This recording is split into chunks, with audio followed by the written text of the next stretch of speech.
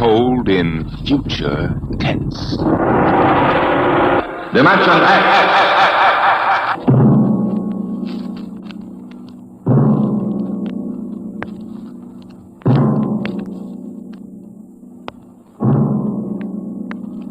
Can you predict what will come in 100 years? Or in 10? Or in the next minute? Some people think they can. Nuclear scientists, mathematicians, astronomers, biologists. They'll predict the shape of the future. Why? Because they make the future. Because they see beyond the known dimensions of time and space. Into the unknown. Dimension X. We go ahead now in time to 1965. We're on a vast concrete runway set in the desert of the Southwest. A giant metal ship stands before us, prow pointed for the stars. And in 5 minutes, the signal will flash, and it will tear up through the atmosphere to the outer limit. Attention. Attention. Clear field for takeoff. Clear field. 5 minutes, Steve. For takeoff. Warm her up, Charlie. Turn it over. I want to go over procedure again, Steve. Don't worry, I got it straight. You just make sure. Okay. I take her up on jets to 50,000, then I cut in the rockets. No lower, or your tail blast will burn out 3 counties. I climb 4 minutes on rockets, then start maneuver tests. Remember that, no more than 4 minutes. Right. This ship isn't like those strato-rockets you've been testing. She's the first one built for outer space. If she works, she can go clear to the moon. If I'd have known that, I'd have brought my toothbrush. Well, not this trip. Now get this, Steve. You've got power there to clear the Earth's gravitational field. But remember, after you cut in the rockets, you've only got 10 minutes fuel. If you go beyond the outer limit and don't save fuel for the return... I know, I won't get down again. That's right, Steve. You'll drift off into space. Get that now. 10 minutes fuel. Gotcha. As far as I'm concerned, this project is a lot more important than that cosmic ray bomb they're testing out in the Pacific tonight. The Security Commission brass doesn't think so. I don't see any undersecretaries under anything. Don't worry. In the long run, our ship will make the CR bomb back-page stuff. But in the meantime, it's just as dangerous. Remember, half the principles in this ship are pure theory, Steve. Slide rule stuff. If anything goes wrong, we may have to scrape you off the landscape with a soup spoon. You have a charming sense of humor. Well, here's what I'm getting at.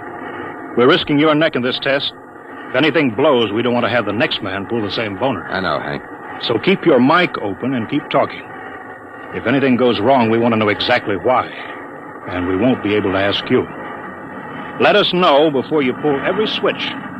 Before you do anything. You got that? Yeah. Even if you only have to blow your nose. All right, get those fuel lines away. Okay, Mr. Crow. Well, I guess that's about all, Steve. Hey, that reminds me. Look, if Mary calls, I'm just up on a milk run. I didn't tell her today was it. How is she? She's okay, but she's due about now, and I don't want her to be nervous. Hey, I didn't know the baby was that close. Yeah? Steve, I really ought to be sending a single man on this job. What, and cut me out of a soft paycheck? Forget it, Hank. You know you can't get anybody else who can take 15 G's acceleration when those rockets cut in. Yeah, I know. It's time, Steve. Yeah. Well, see you later. Don't worry, Hank. I'll sweat for both of us. Button her up, Charlie. So long, Hank. So long. We'll give you the light from control.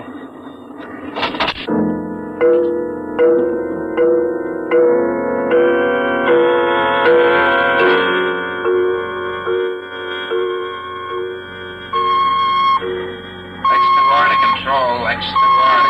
Are you there yet, Hank? Okay, Steve. Got you on the speaker.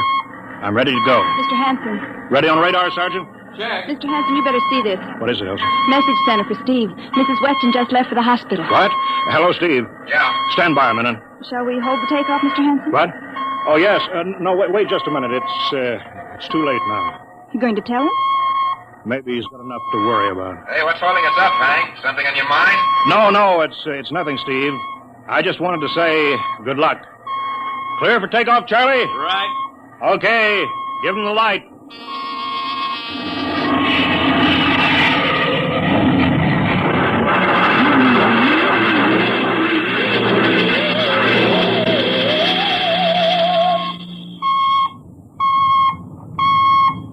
All right, Steve. I'm reading you clear. I'm at 40,000. Airspeed It's running fine. Soundproofing works. There's a third-degree waiver in the AGY pressure. Got that, Charlie? Check. Dead center on radar, Mr. Hanson. 50,000 now. Cutting out the port jet. Now the starboard. Off jets. Airspeed dropping. Opening the rocket ports. The switch sticks a little, Charlie. Oxy alcohol pressure 350. All right, now I'm advancing the ignition key. Here goes rocket one.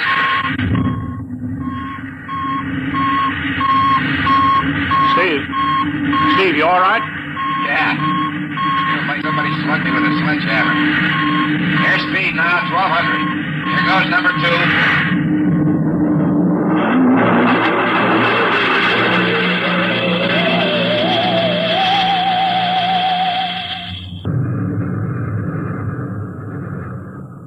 Hello, Steve. Elapsed rocket time is now 4 minutes. What's your altitude? Over to you. Speed 4,400. Still climbing. Altitude 297 miles. All right, you're at the outer limit. Level off for maneuver test. You've got exactly 6 minutes fuel left. Okay. Starting a 3-degree left bank. It's a little sluggish. There, it's all right now. There's a low vibration someplace. Maybe the cockpit hatch. Now I'm straightening out. 5 minutes fuel left. Now I'm starting a 3-degree Hey! What's the matter? What's wrong? There's something up here. Something shining. What are you talking about? There's something above me, Hank. I'm going to chase it. Steve, you're at the outer limit now. I can see it plain now. Steve, don't go any higher. You've only got 4 minutes left. You've only got... Getting static. I can't hear you, Hank. It's dead ahead now. I'm going to make a pass at it. Get a good look. Hey, it's swerving to meet me. It's dead ahead now. It's dead ahead.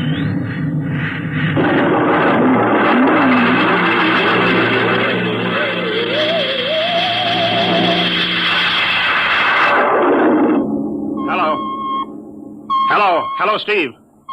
Steve, come in. 9 minutes fuel gone. Still no sign on radar. Hello, Steve. Steve, what's happened? Charlie, get out the crash squad. Tell the Army squadron to alert their search planes. Right. 9.5 minutes gone. Hello, Steve. Squadron. What's happened? Where the devil is it? Charlie, Hello. for Mr. Hanson. Come in, Steve. We need a search squadron. Come in. No, Mr. Hanson's busy. Hello, Steve. Hello, Steve. 10 minutes, Mr. Hanson. That's the end of this fuel.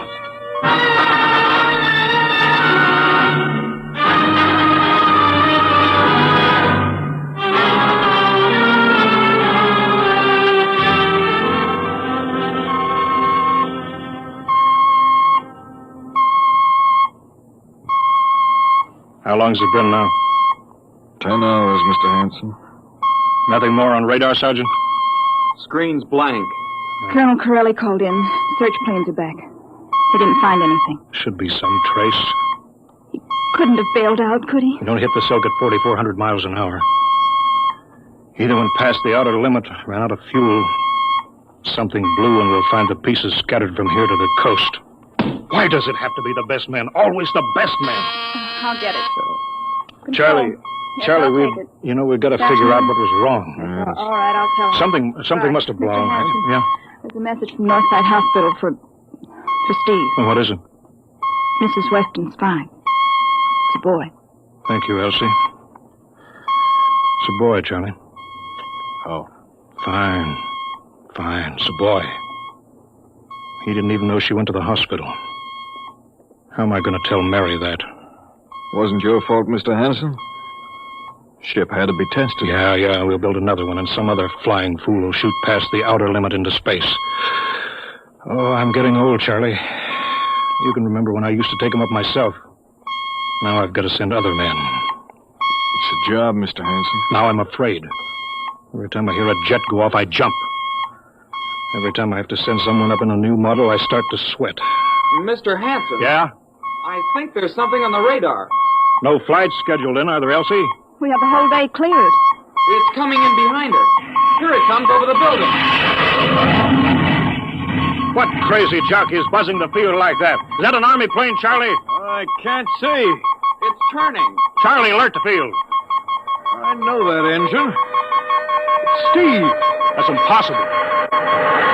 Look, that's his ship. It can't be. Well, there's no other model like that. It's Steve, all right. He's coming in. Thank God. Thank God.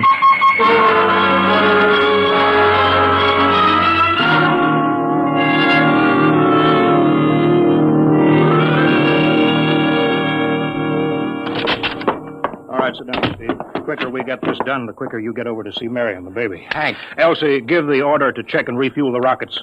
I don't want anybody in here till I get Steve's reports. Bury any calls. All right, let's have it. What the devil happened to you?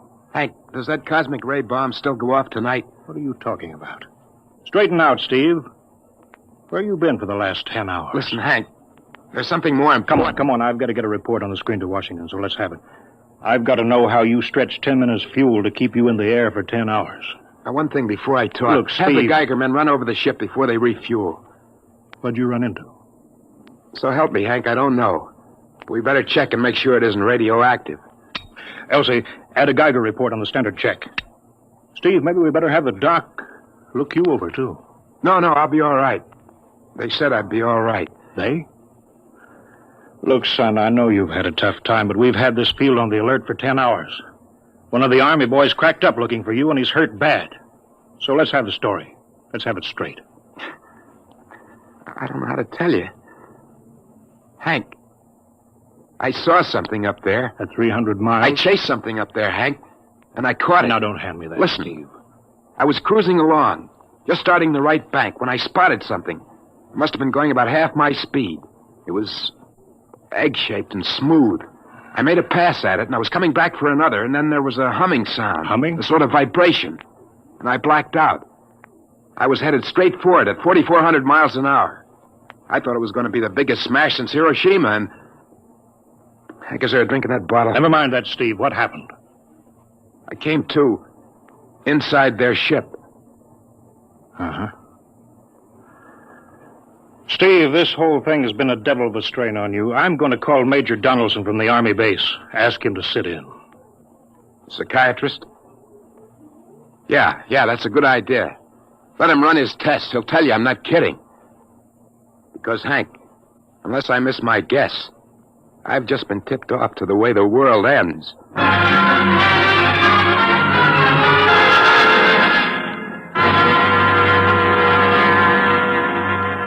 All right, Mr. Weston, suppose you continue your story. Yes, let's have it, Steve. You woke up inside the ship? Yes, and the place was jammed with machinery.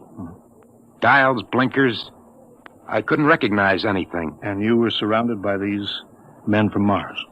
I didn't say anything about men from Mars. I didn't even say they were men. I couldn't see them clearly. They were just there. Where did they come from, then? Another galaxy. Millions of miles outside of our solar system. That's all I know. You figure out where they came from. And they came all that distance to find the Earth? Yes. Did they tell you that? Yes. You mean they spoke English to you? No, they didn't. It's funny. Hadn't thought.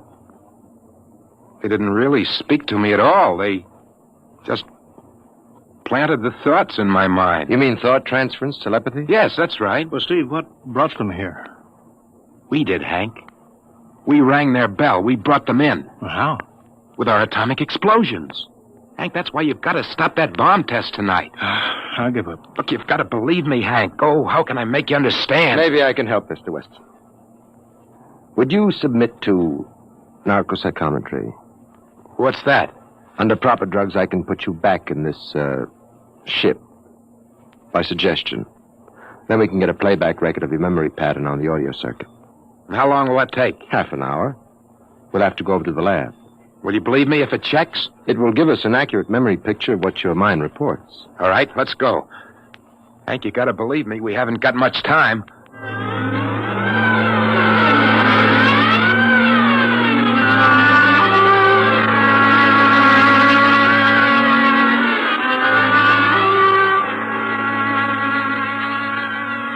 You should be getting drowsy now. Count backwards from 10. 10, 9, 8, 8, 7, 6.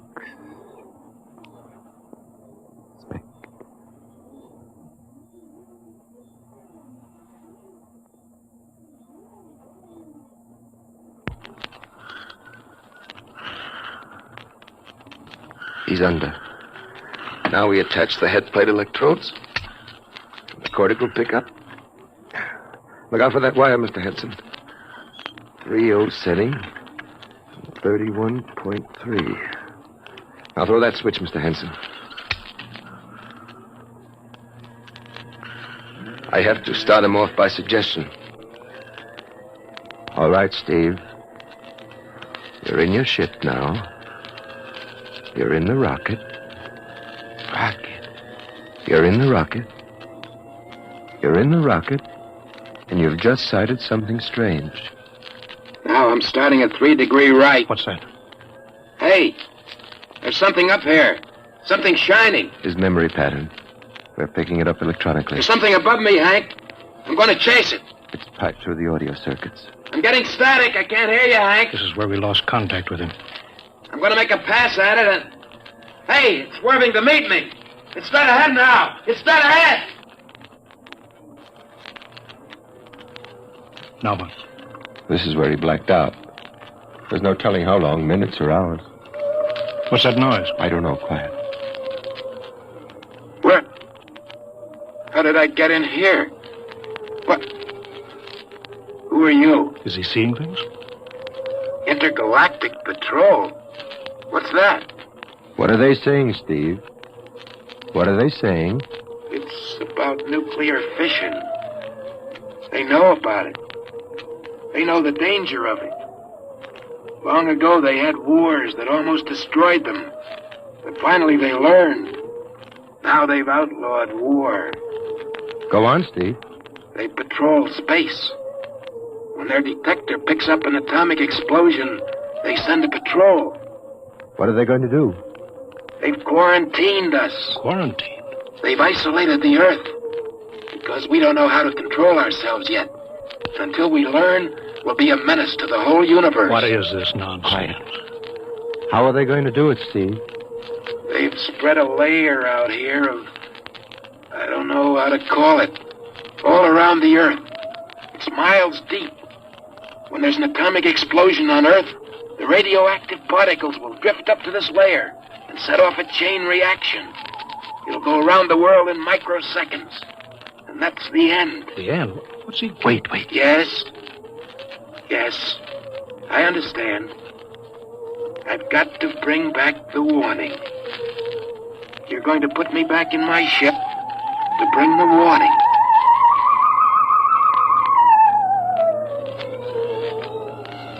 Now what? Blacked out again. I guess that's all. What does all that mean? It's what he remembers. Don't think that really happened. No. Narcospsychometry circuits produce what he remembers. It just means that Steve believes this happened. I don't like to see this. I've seen too many tough pilots snap. Steve is the best I've known. How bad do you think he is?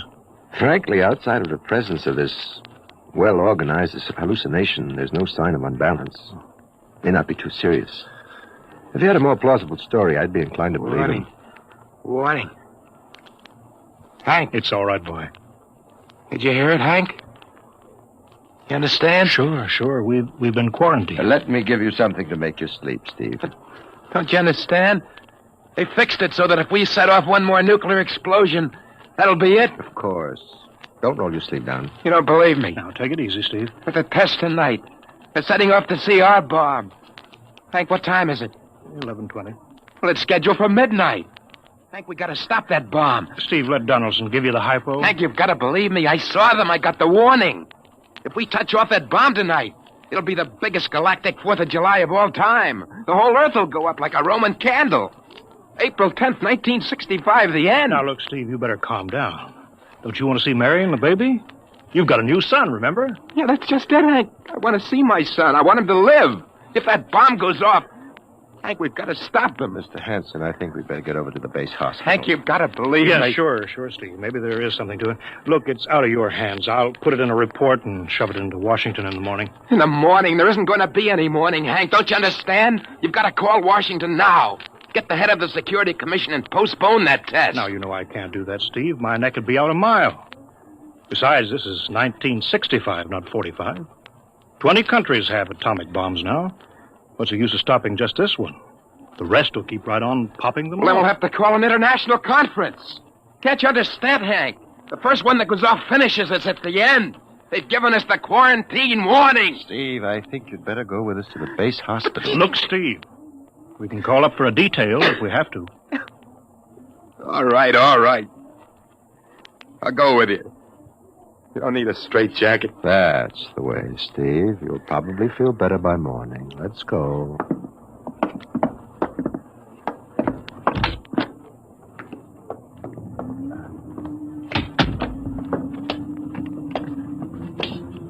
Well, Steve, tomorrow I'll drive you over to the hospital to see Mary and the kid. Sure. Look at the ship under the floodlights. Pretty, huh? You'll be flying her again soon, don't you worry. Yeah, I guess so.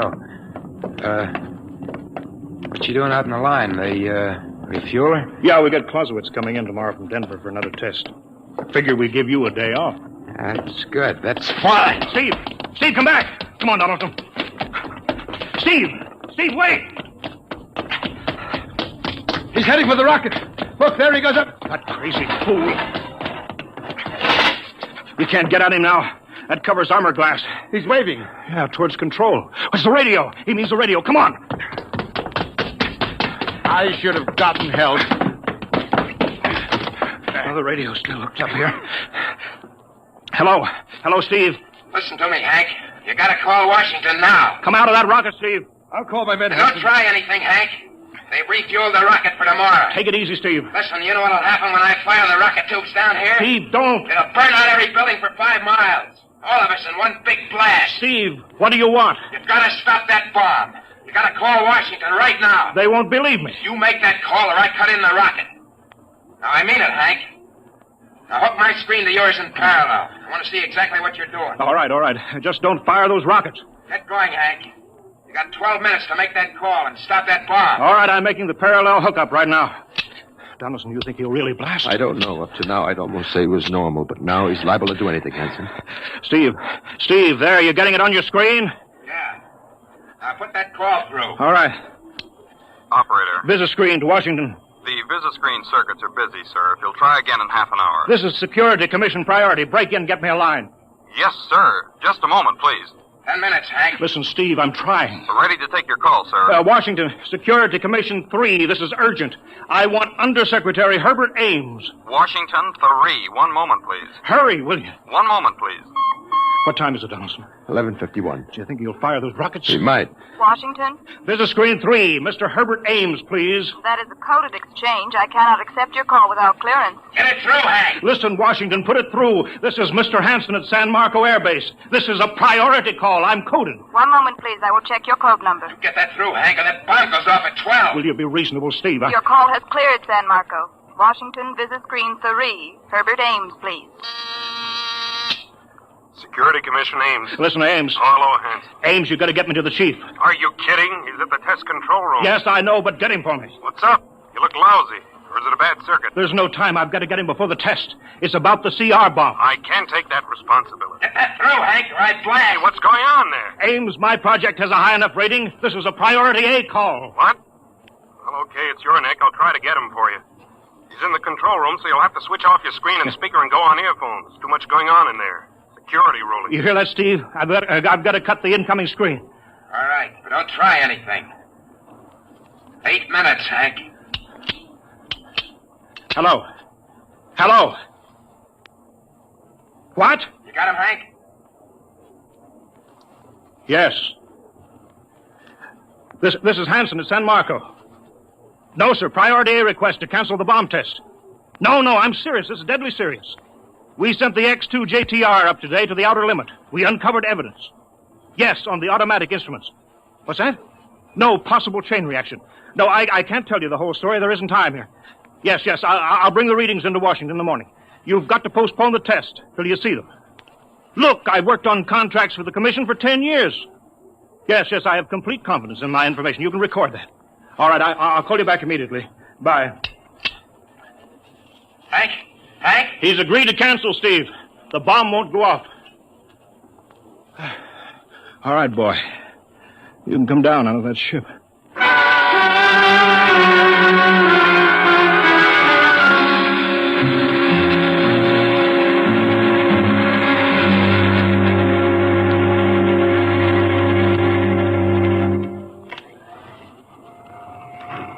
He's opening up. Here he comes.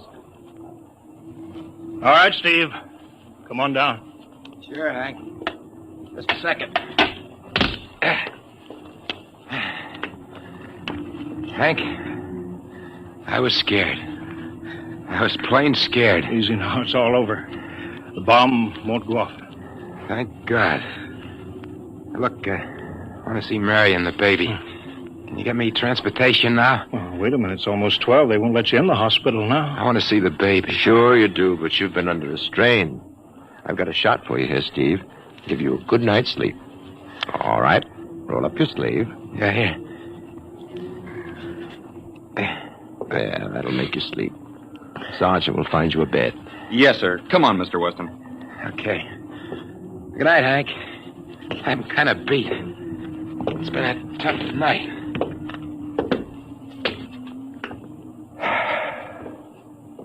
It sure has. I thought for a minute he was going to blast those rockets and send us all to Kingdom Come. Yeah. Quite a stunt getting the ray bomb test called off. It isn't called off. But the chief said... Ames couldn't get the chief. I was talking to a dead circuit. Bomb goes off in a couple of minutes. Oh. Poor Steve. He was one of the best. He was the best. 1 in 10 million. Some story of his, poor guy. For a while, he almost had me believing that quarantine. That's a very common delusion. End of the world. Yeah, I suppose so. It's a nice night. Never saw the stars so bright. We better be getting in. That wind is cold. Well, the bomb goes off in 30 seconds. Poor Steve. You know, Hanson, there's just one thing. Yeah? It's outside my field, but I'm curious. How did he keep that ship in the air for 10 hours with only 10 minutes fuel?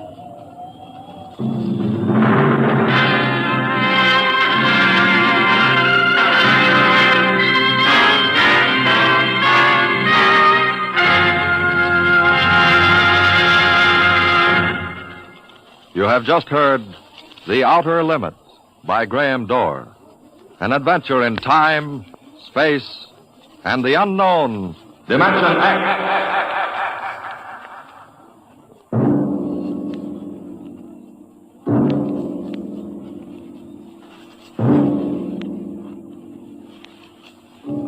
Now, about next week. Have you ever heard of the Mark III? The amazing electronic brain at Harvard that instantly solves the most complicated scientific problems. Suppose you had a mechanical brain like that in your house. A robot that was always at your service, so that you could just sit with folded hands and relax the rest of your life. That would be nice, wouldn't it? Perfect. That's what they thought when it happened in the year 2006. But they were wrong, terribly wrong. How? I'll tell you next week. Adventures in time and space, told in future tense. Dimension X.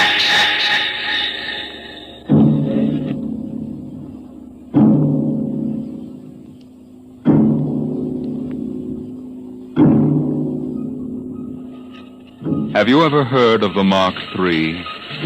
The amazing electronic brain they're using now up at Harvard University?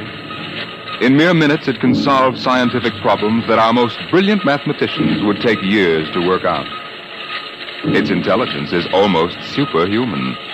And yet the scientists are already working on a new and improved model, the Mark IV. In fact, they tell us there's no earthly reason why these thinking robots can't be perfected until they become the servants of the future, capable of doing all the work of mankind.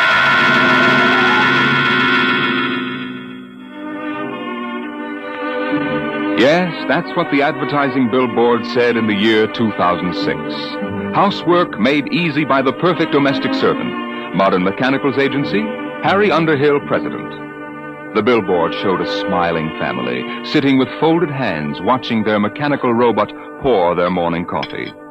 But in the home of Harry Underhill himself, things weren't quite as pleasant at breakfast this day. I just can't understand it, Aurora. Look at this. Modern Mechanical's down 3 points. Yesterday, Smithson canceled his order. If I could only figure out why. Why don't you ask him? Well, Frank, dear, eat your oatmeal. Oh, Mom. I just don't understand it. Business was good, and then boom. Some louse must be undercutting my prices, that's all. How many robots were canceled? Not robots. Mechanicals, Aurora. How many times... They are robots, aren't they? Please, Aurora, there's an important difference in sales psychology. Maybe people are getting wise to your robots and mechanicals. What do you mean, Aurora? The perfect domestic servant. They're ugly, stupid, clumsy, walking junk piles. Aurora. The one you brought home to me can't even wash the clothes properly. It's more trouble than it's worth. Aurora! You know our mechanicals are the best on the market. Those animated tin cans you sell? They're certainly not making us any fortune. Well, with this new model, things are bound to pick up a little. If that Jarvis order just comes through... Oh, that robot of yours. There's something knocking again. Hey, wait. Put that plate back. I haven't finished my breakfast yet. Wait! Harry, you know you've got to say stop. Stop. You always get excited. You think you never saw a robot before. Not robot, mechanical. All right. Look, it's not its fault. We just took too long to eat. Timing relay is set for 15 minutes. Never mind. I want my coffee back. Set. There. Isn't that simple? It bends at the waist, stretches out its arm, and picks up the coffee pot just as if it were yours. Hey, watch out! And spills it right in your lap. Oh, my clean suit, Aurora. Oh, no. Harry, you know it's relayed to announce dinner after it sets the table. Hey, there goes my coffee again. Stop. Set. Harry, you can't give it 2 orders at once. What's that smell? There must be a short. Now see what you've done. Got it all upset. I did. All I said was... Harry! Stop! Oh, it's no use. The brain coil's shorted out. Oh, do something. Harry, do something. I sure will. I'm going to the office. I'm getting out of here.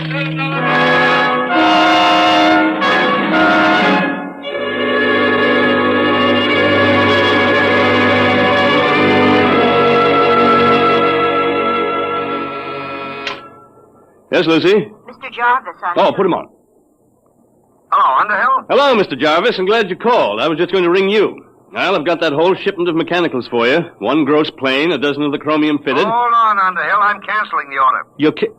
But the invoice is made out and Well, tear it up. I'm canceling. But why? Underhill, there's a brand new mechanical on the market that makes yours look like something out of a museum. Oh, now, look here, Mr. Don't Jarvis. now look me, Underhill. I've seen them, and I'm telling you it'll put you out of business. Goodbye. Goodbye. Yes, Mr. Underhill? That's the 3rd cancellation today. The world's going to pot. Yes, Mr. Underhill? No, never mind, Lucy. I'm going home.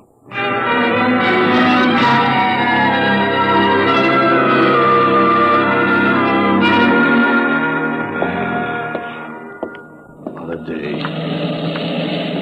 I wonder if Aurora'd smell it on me if I ducked into Garrigan's. She's got a nose like a beagle. Hey, that building wasn't here last week.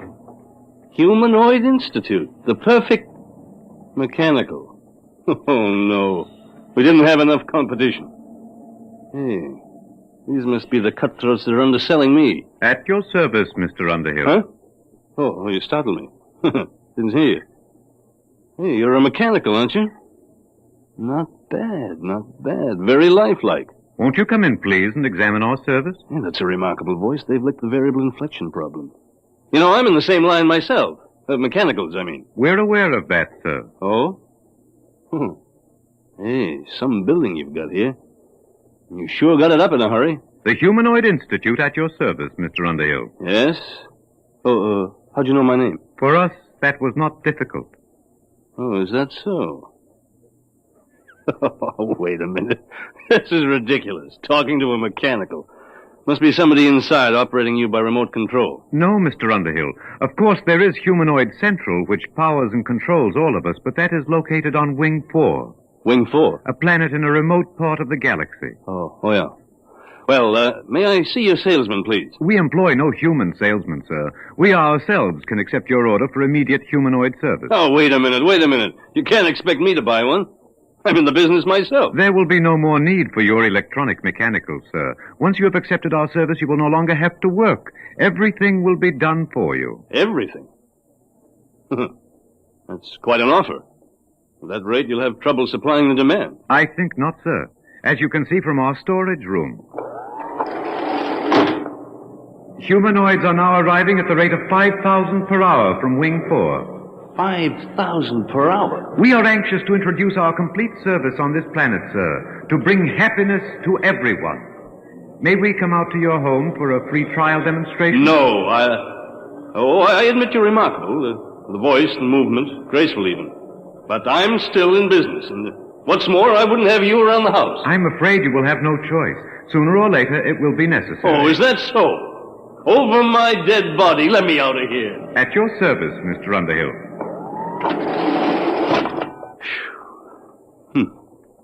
It's going to be tough competition, all right.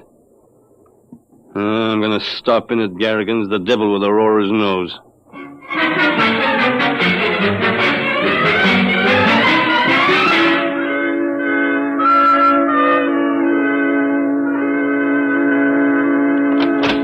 Oh, hi, Pop.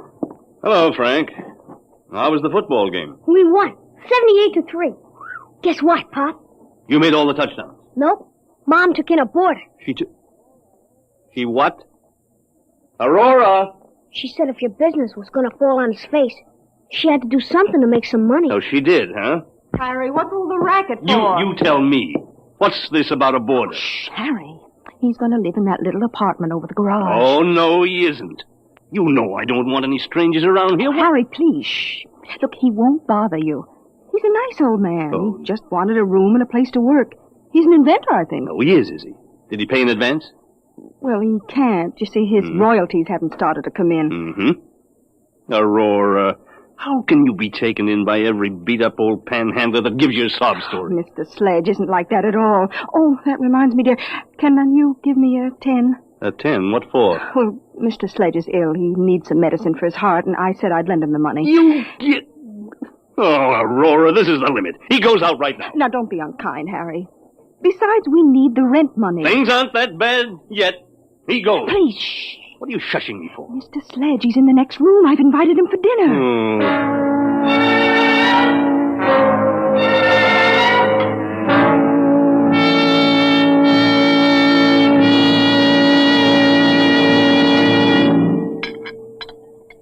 Frank, dear, wipe your mouth. Oh, Mom. More gravy, Mr. Sledge? No, thank you, Mrs. Underhill. Mr. Sledge, my wife tells me you're a traveling man. Expect to move on soon? Harry. I had hoped to do a little work, Mr. Underhill. You see, I've applied for basic patents here on Earth for a very important development. Oh, a new invention, huh? Yes. My field is rhodomagnetics. What? Rhodomagnetics. It's a new force field theorem, key to the second triad of the periodic table. Rhodium, ruthenium, and palladium. I'm afraid I'm a little rusty on my science. It's well known in other parts of the galaxy, but I've been able to apply for basic patents here. Worth, millions, huh? Perhaps you find it strange that the holder of such valuable property should be in need. Well, yes. I'm a refugee, Mr. Underhill. I arrived on this planet only a few days ago. Mm-hmm. But you will be shoving on again. Oh, for goodness sakes, Harry. That's all right, Mrs. Underhill. I understand. After all, I am an intruder in your home, and if it inconveniences you at all, I'll find some other place to sleep and set up my workshop. Harry, your robot is spilling the coffee again. I'll have to have it tightened up.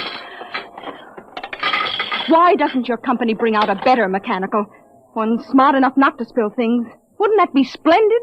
The perfect mechanical already exists, Mrs. Underhill. They're not so splendid, really. They are why I am a refugee today. Oh? Where'd you say you came from? Wing 4. Wing 4? Oh, then you must mean those humanoids. Humanoids? Mr. Sledge. Humanoids? What do you know about them? Well, they just opened an agency here in Two Rivers. No. Harry. What is it? What's wrong, Mr. Sledge? Give him some water. It must be his heart. Call Dr. Winters, Aurora. No. I'll be all right. Here, you better sit down. I'm sorry. It was just shock. I came here to get away from them. The humanoids? Yes. I wanted to finish my work before they came. But now, I won't trouble you any further. But, Mr. Sledge, Harry, he's sick. Well, Mr. Sledge, I don't think you'll have to go right away. He can stay, Harry. Sure, after all, the way those humanoids are coming along, I'm liable to become a refugee myself any minute. Guess we might as well stick together, eh, Sledge? Oh, that's better. Oh, you look ill, Professor. Maybe you ought to lie down on the sofa and rest. No, thank you. I must get back to my workshop now. I haven't got time to rest. There's so little time left for all of us.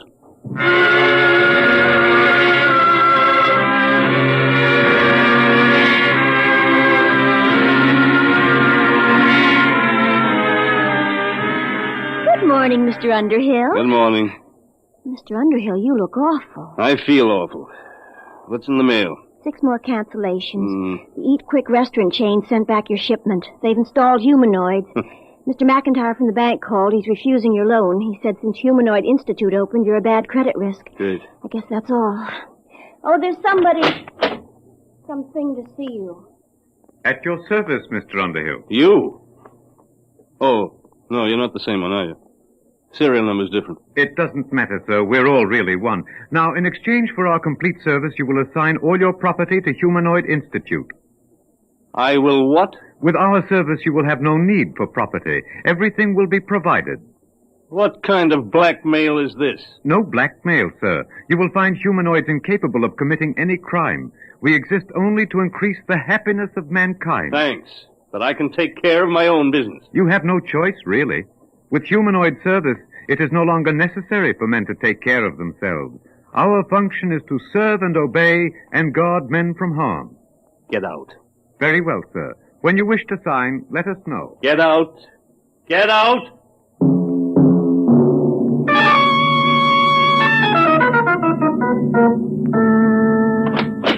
Aurora, I'm home. At your service, Mr. Underhill. What's the idea of this? You get out of here. Aurora! Mrs. Underhill has accepted our free trial demonstration. We cannot leave unless she requests. We'll see about that. Aurora, where the devil are you? Oh, hello, Harry. What's this mechanical doing here?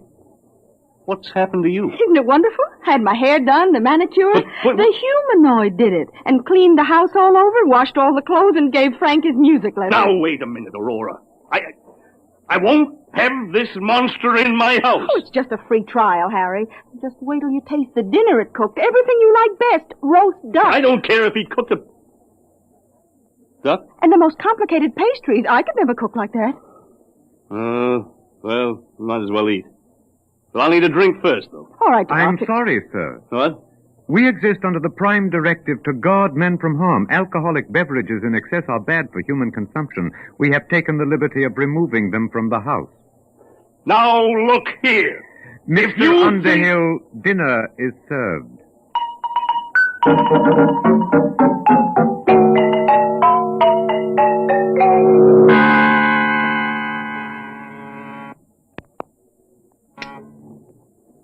Yes, Lucy?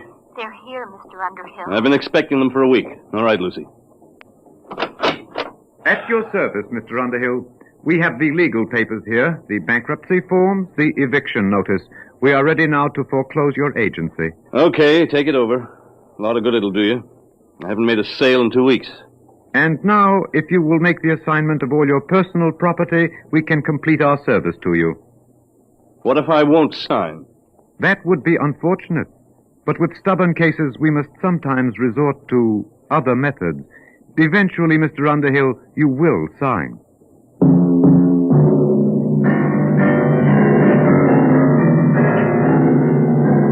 Of all the darn, stinking darn... Whoa, Frank, what's the matter? What's the trouble, son? That old humanoid. Oh, you're not happy? You should be. It's guaranteed. They took away my football. They said it was too dangerous to play with it. And my roller skates and my scout knife and everything. Did they leave you anything? Just some stinking old plastic blocks. Soft blocks. They said I couldn't get hurt with them. Dad, I want my football back. Can't you do anything? I don't know, son. I don't know.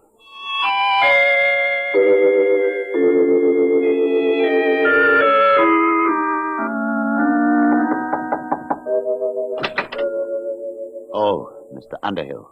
Mind if I come in, Sledge? No, not at all. You mind if I keep working? Oh, go right ahead. It's good to see somebody working with his hands.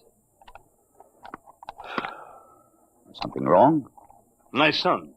The humanoids took his football away. They're everywhere. They've smashed my business, taken over my house. Sledge, isn't there some way to get rid of them? That is exactly what I am trying to do. You? What makes you think you can do anything? Because, you see, Mr. Underhill, I'm the unfortunate fool who started them. You? I don't understand. I started the humanoids. And I've been running from them ever since. You started them? Yes, I invented them. I built the ronomagnetic relays that operate Humanoid Central. But why? I wanted to bring happiness to humanity. Happiness? That's great. My wife's been crying for 2 days, and do you know why? Because she's bored stiff. There's nothing left for her to do. They won't even let her lift a little finger. I don't blame you for feeling bitter, Mr. Underhill. It's all my fault. I wanted them to serve and obey, guard men from harm. No, they do that all right. They've even emptied our medicine chest. It wouldn't do for one of us happy humans to end it all with a sleeping pill. Mr. Underhill, I've made the most terrible mistake a man can make. But I meant well, believe me. Then why did you do it? I thought I could rid the universe of poverty and hunger by inventing the perfect mechanical. They're perfect, all right. Too perfect. Yes, that's the trouble. They obey the prime directive too literally. They kill men's souls with their kindness. Isn't there some way they can be controlled? No. I didn't trust mankind, so I made sure that Humanoid Central could not be tampered with. Not even by myself. Then what hope is there? Only one. They are not creative. They can't meet new ideas. You mean you've got one, Sledge? Yes. They can defeat anything they know about. But I've got something new.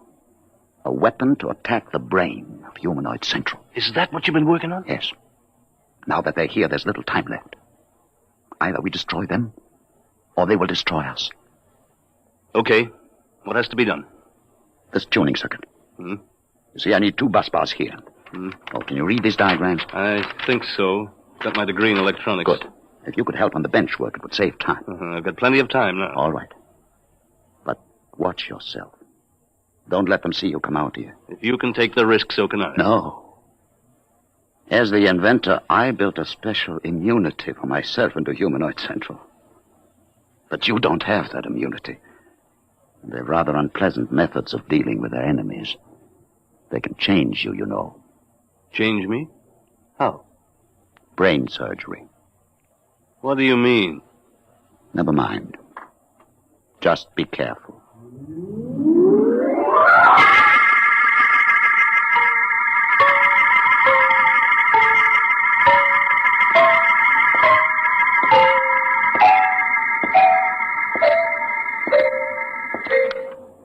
Mr. Underhill. What do you want? You're going to meet with Mr. Sledge. Yes, as a matter of fact, I'm going to collect the rent. Mr. Underhill, you have spent the past 2 afternoons in his room. In view of your association with Mr. Sledge, we feel that our free trial must be terminated. We suggest that you accept our total service and make the assignment of your property immediately. And if I don't? Then, sir, we may be forced to resort to other methods. Well, give me one more day to think it over. Very well, sir. Tomorrow. That will be your last chance.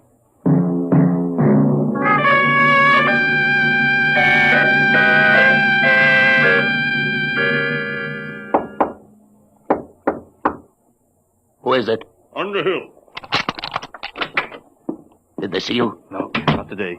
Sledge, we've got to hurry. It's difficult work, Mr. Underhill, but I'm almost finished. They gave me till today. They said they'd use other methods. What's that? The humanoids, building some kind of a warehouse across the road. Sledge, are you sure this thing will work? It's a new principle, Underhill. A tuned rhodomagnetic light beam. It should act to fission the heavy atoms of the basic ores on Wing 4. It will destroy Humanoid Central. But are you sure? I know the humanoids. I made them. They can't invent anything. They can't create defenses against something new. It's done.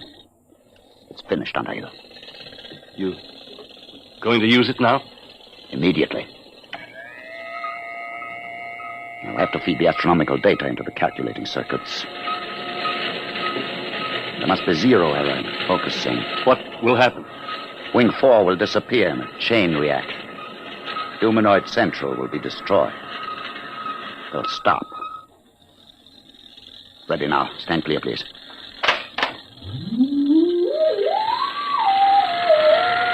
Power's building up. Step on the rubber mat, Mr. Underhill. We must be shielded when I cut in the full power load. Hurry, Sledge. I've waited 30 years for this moment, Underhill. When Wing 4 is destroyed, the humanoids all over the galaxy will stop. They'll stop dead. You won't hear those drills. Sledge. All right. Now.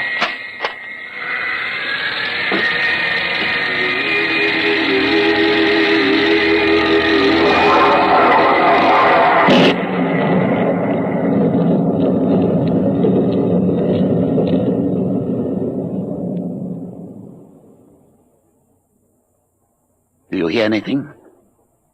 Sledge. Listen. The drills have stopped. They've stopped. You can see them. The humanoids have stopped. They couldn't guard against something they couldn't understand. It worked, Underhill. We're free now. Goodbye, Wing 4. Humanoid Central is destroyed. At your service, Mr. Underhill. No, Sledge. Get out of here. Get out. You were attempting to break the Prime Directive. It is therefore necessary to interfere. But you stopped. I saw you, all of you. In order to guard against Mr. Sledge's beam, it was necessary to stop all units momentarily to concentrate power. That necessity has passed. But it was new. You can't invent anything new. No, sir, but we were able to adapt the screening principle you yourself invented. For the past 30 years, Humanoid Central has been screened against any energy attack. All these years wasted. All these years? Your immunity has ended, Mr. Sledge. It will now be necessary for you to accept our full service. No, I'll stop you. I'll stop all of you. No, Sledge. I'll stop you with my bare hands. I'll kill you Sledge, all. don't. It's no use. Do not worry, Mr. Underhill. At worst, he can destroy one unit. There are millions more. Sledge, you'll hurt yourself. Sledge! I'll kill him. He's sick. It's his heart. You, get a doctor. Until he surrenders, we can neither aid nor hinder Mr. Sledge. Do you surrender your immunity, Mr. Sledge? Have to. Last chance. Gone. Yes. Help me. Help me. At your service, Mr. Sledge.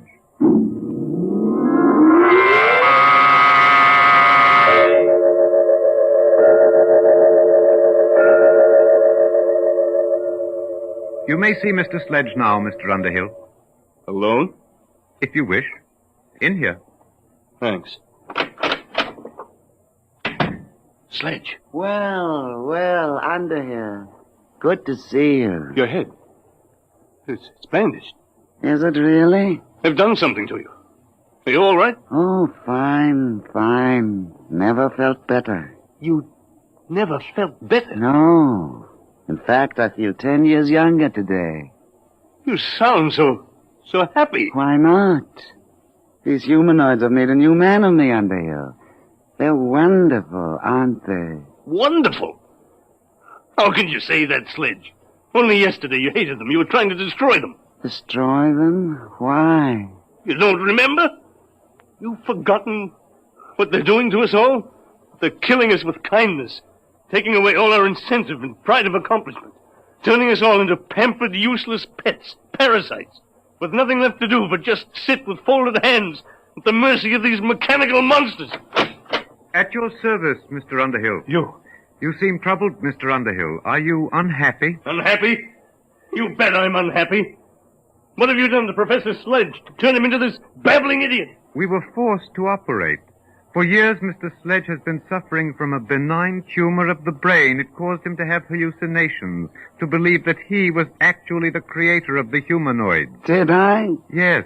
It was these delusions which were making you unhappy. Oh. Well, whoever did invent the humanoids, I certainly owe him a debt of gratitude now. Sledge. You see, Mr. Underhill, we have ways to correct these abnormal conditions. Even Mr. Sledge is happy now. You operated on his brain? Yes, Mr. Underhill. And now we are at your service. At my service? You mean you're going to operate on... No. The time has come for you to accept and enjoy our complete service. You will now sign our agreement. Look here, If you are unhappy, it only takes a simple operation. No. Who said I was unhappy? I'm very happy. I'll sign your paper. You don't have to operate on me. I'm happy. I'm very, very happy. Very happy.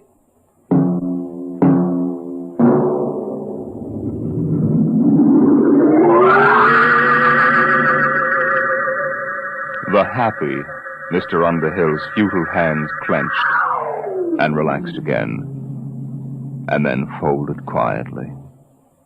There was nothing else left for them to do.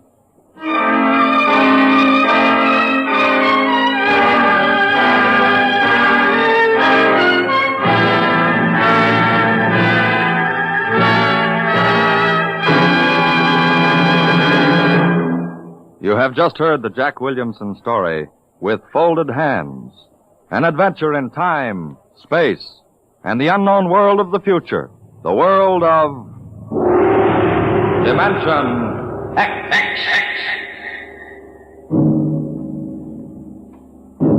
Now, about next week. Do you believe that in the mind of man there lies a force potentially more powerful than the atomic bomb? And perhaps someday, in the not-too-distant future, a man sitting quietly in his room, just thinking, may generate enough mental energy to control the destiny of the world. How? We'll tell you next week. Tonight's story on Dimension X was adapted for radio by John Dunkel. Featured in the cast were Philip Bournemouth as Harry Underhill, Alexander Scorby as the humanoid, Peter Capell as Professor Sledge, and Bryna Rayburn as Aurora. Your host was Norman Rose. Adventures in time and space, told in future tense. Dimension X.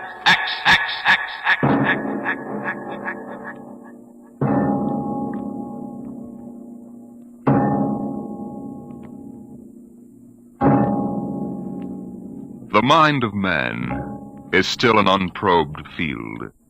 Within it lie many mysteries still unsolved. But there are men today, psychologists now experimenting with telepathy, hypnosis, thought transference, who believe that in the future we may discover the existence of a force of the mind more powerful than any force the world has ever known. We go ahead now in time some 10 years, and in space to the campus of a small eastern college. The hour is late, and in one of the dark college buildings, two men stand in front of a door that bears the name Professor Arthur Barnhouse, psychology.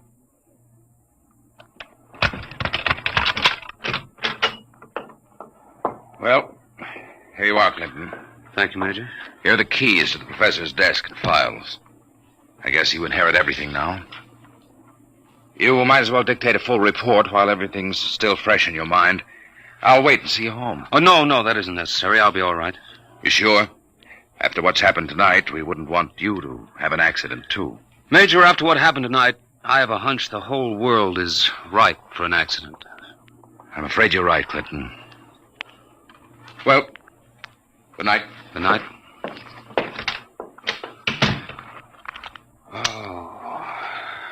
Pull yourself together, Buster. Easy does it. August 21st, 1960. Restricted report from George Clinton to the Secretary of Defense, Secretary of State, the FBI, National Security Board, etc., etc., etc. Subject, the so-called Barnhouse effect, and Professor Arthur Barnhouse, who discovered it. I first met the professor 2 years ago in the fall of 1958. He was a professor of psychology here at Wilton College, and I was here on an instructor's fellowship in the psych department. They assigned me to be Barnhouse's assistant, and he needed one. He hardly ever remembered to go to a class, and he didn't seem to do anything else either. For 3 months, I watched him sitting at the desk here in his study. He'd either stare at nothing for hours or fall asleep, nodding over his mess of papers. I couldn't understand it, and it was none of my business. But one day, I thought I'd better give him a shake. What? What? I said it's 2:15, Professor. Don't you want to go to your 2 o'clock class? Don't you want to mind your own business? I beg your pardon. Sorry, Clinton. Forgive me. I don't know what gets into me. Forget the class. The kids would rather be outdoors anyway. Okay, Professor. In that case, I'm sorry I woke you up. It's all right. I just can't seem to get my sleeping done at night. Clinton, what do you know about the international situation? Well, I'm no political scientist, if that's what you mean. I read the papers when I have time. Well, that's the way I've always been. Lately, I've had to look into it. I stay up nights looking into it. Professor, I don't want you to take this personally or anything, but... Well, sir, I wonder if you'd mind if I asked to be transferred. You mean you'd rather work with somebody else in the department? Oh, no, sir, it's not that. I think maybe there's a chance for a psychologist to work on that government project. Government project? Oh, yes, that army thing. Yes, sir. They're trying to develop robot pilots for the new fighter rockets so they'll be expendable. Oh, yes. Something else designed to replace men. Yes, sir, and you know it's a funny thing. The robots work just like human brains. They get overworked or overloaded or something, and they have nervous breakdowns. Now, if I could only find out what drives those electronic brains crazy, why, I'd feel that I was... if you want to study a brain that's going crazy, never mind the robots. You can go to work on me. What are you talking about, sir? I don't know. I'm either crazy as a bedbug or a... Clinton, I wish you'd help me find out. Are you serious, Professor? I never was more serious in my life. I'm afraid I'm going out of my mind. But why? What makes you think so? This is what makes me think I'm crazy. Those dice? Clinton, do you know what the odds are against my rolling a 7? Oh, about 5 or 6 to 1. Watch. 7. Now, what are the odds against my rolling it again? Twice in a row? Plenty. About 100 to 1, I'd say. Watch. Professor, you're hotter than a $2 pistol. It's funny. That's what they said 8 years ago when I first discovered this. Discovered what? This force of the mind. I call it dynamo-psychism. You mean you shove those dice around just by thinking about it? People have always thought there could be a force of the mind. You know that. Fortunately or unfortunately, I've learned to control it. Yeah? How did you happen to find out about this, Professor? Well, it was about 10 years ago, back in 1948. I made the mistake of going to a psychologist's convention, and in order not to appear unsocial, I happened to find myself, for the first and only time in my life, in a dice game. What happened? I didn't have the faintest idea what was expected of me, and someone told me to roll 7s. So I did. 10 of them. I'll bet you weren't asked back into that camp. That night, in my room, I realized that it simply couldn't have been an accident, Clinton. I tried to reconstruct the exact scene, the position of my body, and finally, the thoughts in my mind. And that was what did it. I remembered what had been my train of thought, and I proceeded to roll 7s, not 10 consecutive times, but 50. Oh, brother, there it is again. Professor, can you do anything else? I mean, besides shove dice around? You see that inkwell on my desk? Sure. Watch it. Don't take your eyes off it. If nothing happens, say so, and I shall go quietly, even happily, to the nearest sanitarium.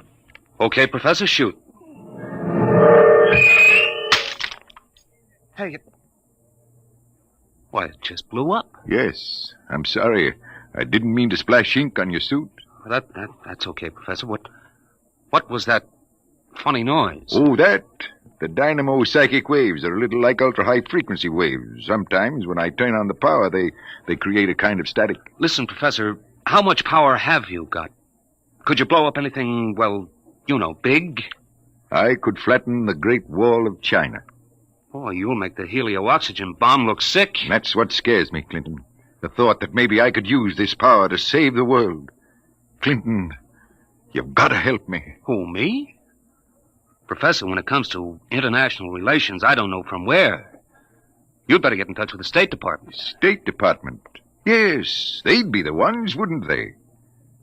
Well, you probably want to be getting home now. I'll see you to the door. I could use a breath of fresh air. Okay, Professor. You better stop brooding about this.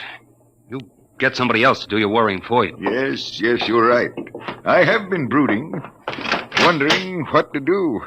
Just sitting and staring endlessly at that awful monstrosity across the way. You mean the old bell tower? Yes, I've gotten so I can't stand the sight of it anymore. Professor! Professor, look, what... Well, there's nothing left but a pile of rubble. Oh, my, I didn't really mean to do that. Well, you see, Clinton, it's got to the point where my lightest whim is more dangerous than a blockbuster. Professor, you get in and write that letter to the State Department right now. You packed too much of a wallop.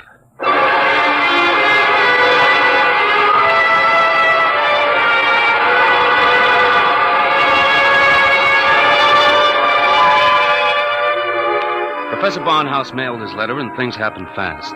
The long arm of the Army reached out, and within 5 days, the two of us were deposited in an old mansion in Virginia, surrounded with a barbed wire fence and 20 guards, and labeled top secret. As soon as they'd seen a couple of small demonstrations, they set up a big test of dynamo psychism, and the professor was a very important guy. You could see him getting more unhappy every day. General Barker, I've got to talk to you.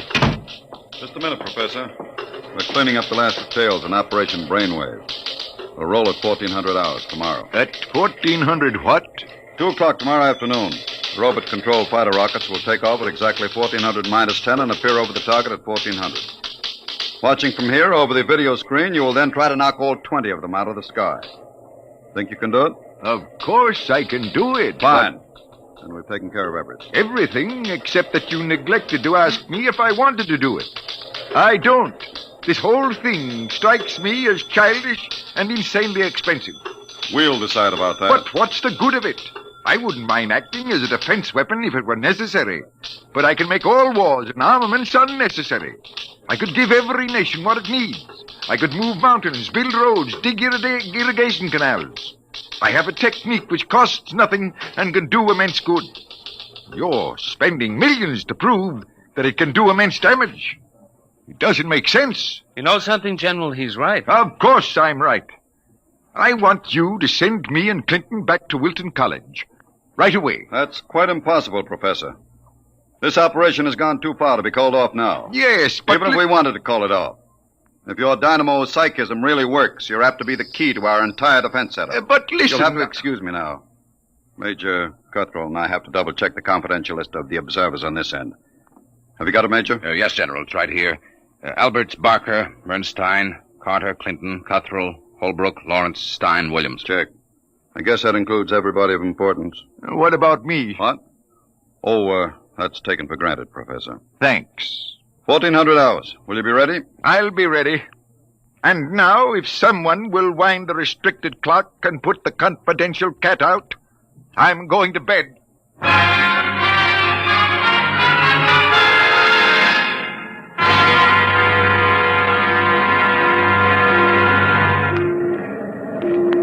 YDR to brainwave control. Observation plane to brainwave control. Come in, please. That's McKinley in the observation plane. Cut me in. Hello, McKinley. Reading you clear on the speaker. Everything all right? All okay, General. Takeoff uneventful. Fighter rockets now flying on course in perfect formation. Altitude 5,000 feet. Airspeed 865. Visibility unlimited. Are you tracking us? We've got you on radar. Haven't picked you up on the video screen yet. What's your estimated time of arrival over at the target?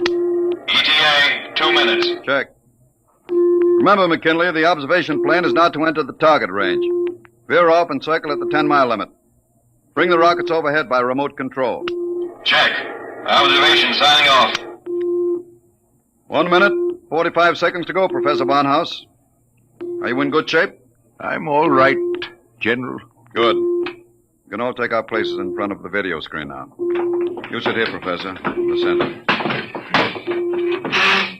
Major Cuthrell, will you turn on the video screen? Right, General. Nothing yet, just empty sky. Hold it. I hear him coming in.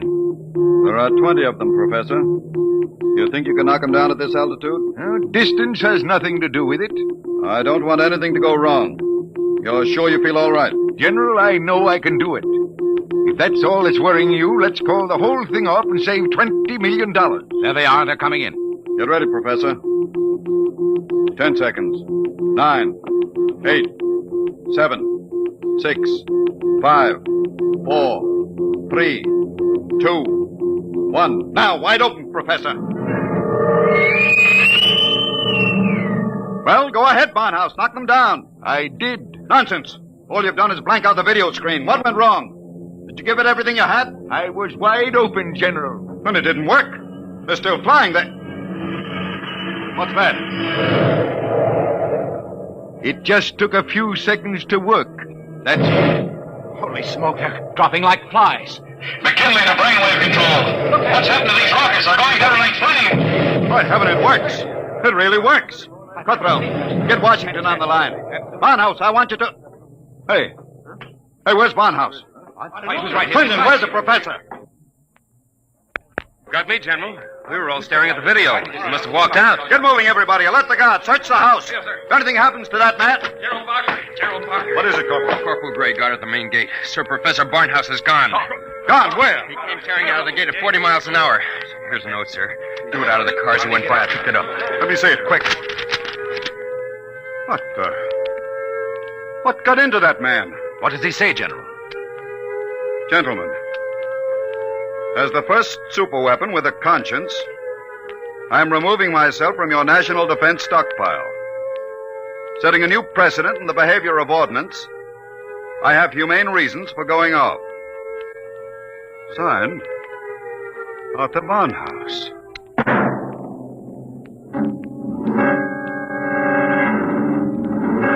Barnhouse was gone, and within 12 hours the world was on a spree.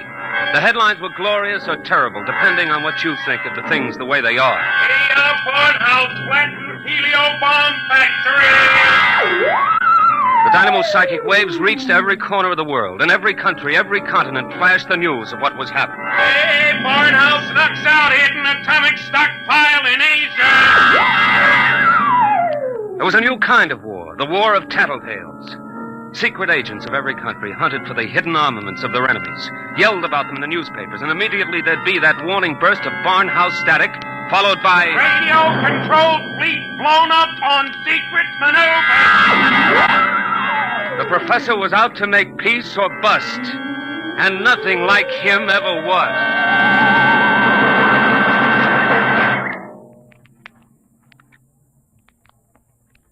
Look, Major Cuthrell, I told the FBI and the Army everything I know weeks ago. I've answered questions till I'm blue in the face. I didn't come here to ask questions, Clinton. I came to ask for your help. My help? That's right. To find Barnhouse. What if I don't want to? If you're his friend, I think you'd better. Why pick on me? You've got the FBI, the police, and Army intelligence. Why can't you find him yourselves? We're trying.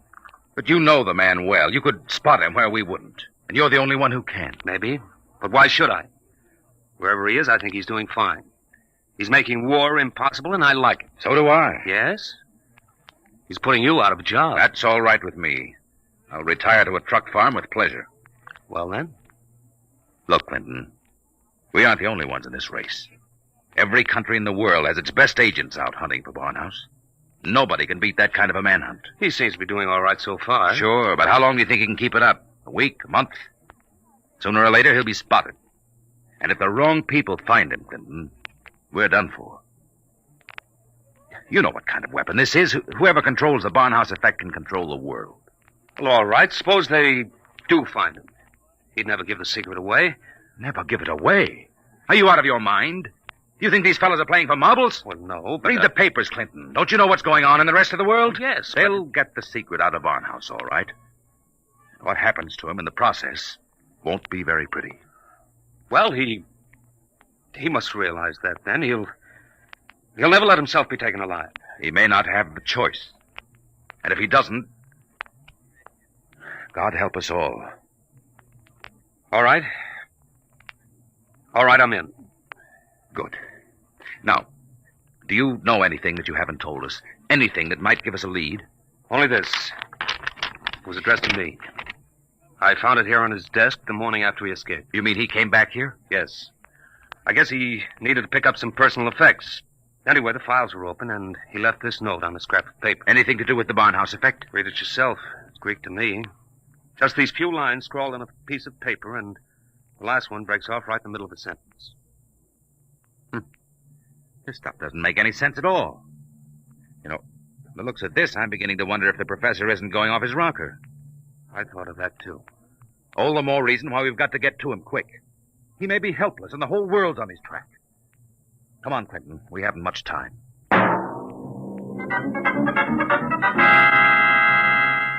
You say you do recognize this photograph, Mrs. Reardon? I tell you, it looks like Mr. Balfour's.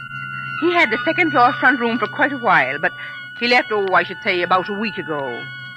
Say, is he wanted for something? Yes, if he's the man I think he is. Well, now, I'd say you're looking for the wrong fella. That Mr. Balfour, he couldn't be a criminal. Why, he wouldn't even harm a fly. He spent all his time in his room, just thinking.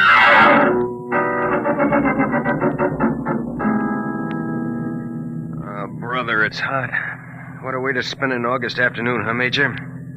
Give my eye teeth to be at Jones Beach. So would I, Corporal. We've got work to do here. Look, sir, we've been cruising around these radio detection cars for a week. Not a sign of Barnhouse static. The professor must have run out of things to work on. Well, we'll give him a little more time. Switch to shortwave. See if there's anything special coming through. Yes.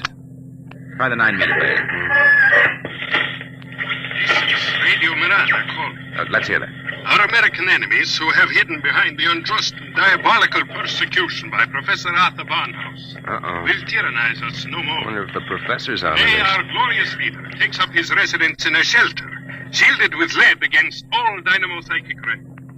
With its protection designed by our brilliant scientists to be absolutely impregnable against the Barnhouse effect, he will once again lead us on the path of our glorious death. Quick! Triangulate it and get me a fix. I've got it. Let me check this chart. Quick, man. 3.9, 1.7. Oh, my aching back. What is it? We haven't got a prayer of finding a major. He'd have to be picked out of 2 million people. Where is Barnhouse? Right where I was wishing I was. Right smack in the middle of Jones Beach.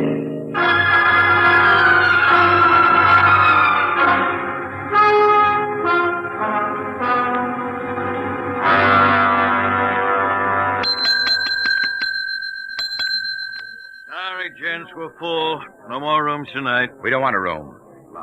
Do you recognize this picture? Who wants to know? Uncle wants to know. Oh, excuse me. I'm sorry. Let me see it. Yeah. Yeah, it looks a lot like room 417. About 5 feet 8, thin, sandy hair, glasses, little scar right across the bridge of his nose. Yeah, that's 417, all right. You mean he's here now? No, not anymore. He checked out 2 days ago. But he couldn't have gone far. What makes you say that? Oh, he looked sick as a dog.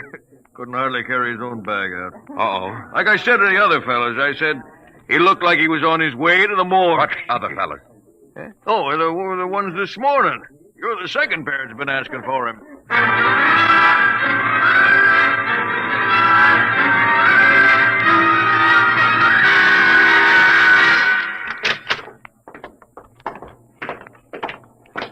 Here we are, Ward 15. This way, gentlemen. You're sure he's here, nurse? Oh, yes. Thank heaven we're in time. Well, I wasn't on duty when he came in, but one of the other girls told me he'd collapsed in the street. The ambulance brought him in. Poor guy, he must have really had it rough. Oh, here you are. Bed number 78. This is your man.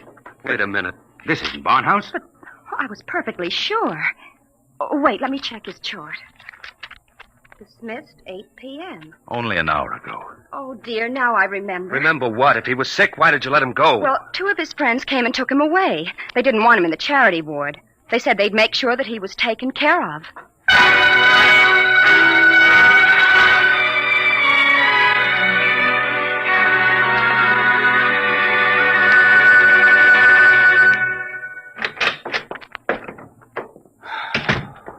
Every time I walk into this study, I keep hoping somehow I'll wake up out of a bad dream and find the professor just sitting here. Major, is there anything we haven't covered? Nothing. The police, the FBI, the air patrols, the docks, the railroad stations, everything. Not even a flea could get through this dragnet. I hope. Then I guess we sit. We sit. Maybe something will come in.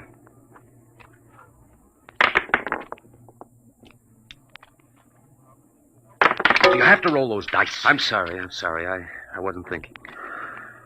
An hour. That's what's driving me crazy. 1 hour sooner and he'd have been in our hand, not theirs. I know. Well, maybe he's still all right. How can he be all right? He's in the hands of a foreign power. We don't know that for sure. The professor was a likable little guy. He couldn't have lasted this long if he hadn't found some friends. Maybe they came and took him away. Well, grab that. Hello? Yes? Clinton, is that you? Professor Barnhouse. Clinton, they've got me. Who's got you? Where are you, Professor? I don't know. They said something about taking me to an airport. An airport? Which one? Listen, Clinton, I've got to tell you. The inkwell. What are you talking about? Remember the inkwell? Professor. Professor Barnhouse. Operator. Your call, please. Operator, that caller just came in here. Can you trace it? I'm sorry, sir, but I'm afraid it's too late. Your party has been disconnected.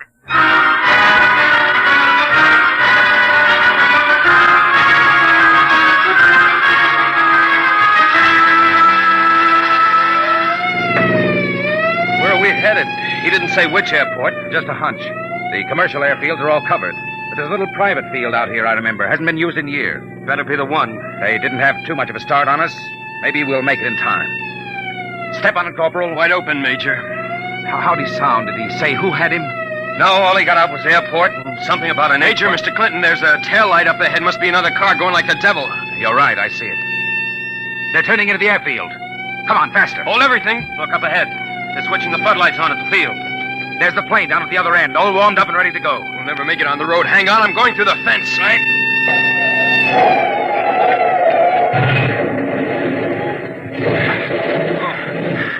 Well, what's the matter? Get going. Sorry, sir. Must have cracked the axle. They're taking off. Get out the submachine gun. You can't. Barnhouse is in that plane. You'll kill him. We've got to take that chance. That plane's headed straight for us. Hit the dirt. Get that gun working, Corporal. Aim for the propeller.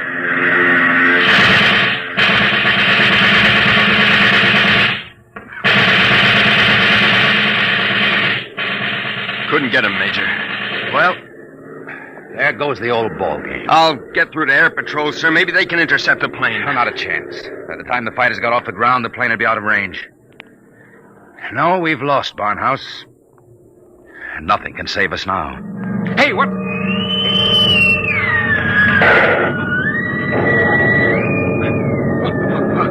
What hit me? Clint, now, are you all right? Yeah, sure. The plane.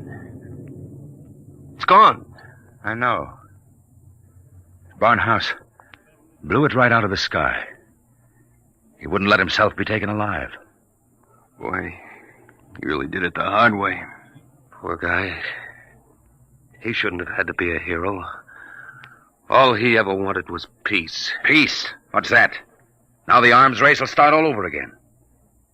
And with Barnhouse gone, what's left to stop it?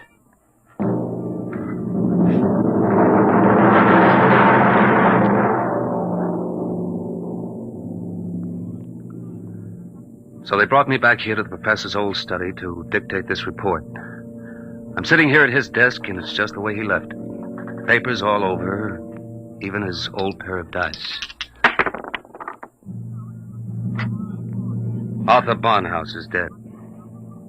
That's going to be good news for some people when they find out. The saber rattlers of the world will be busy as of tomorrow morning, getting ready to whoop up another war. But I'm afraid they're in for a little surprise. It's 3 a.m. now. And before morning comes, I intend to vanish, disappear completely. That's the last that anybody will ever see or hear of me directly. That's why I want to tell you now. I've been looking at the new inkwell here on the desk. The professor's last words were something about an inkwell. And in it I found a little scrap of paper. Just a few words, but they complete the note I showed the major. The note that didn't make any sense. The whole thing makes sense now. Professor Barnhouse may be dead. But you haven't heard the last of the Barnhouse effect. Not yet. I've been experimenting while I've been talking to you. And now the time has come for me to say goodbye. You see, I've just rolled my 50th consecutive 7.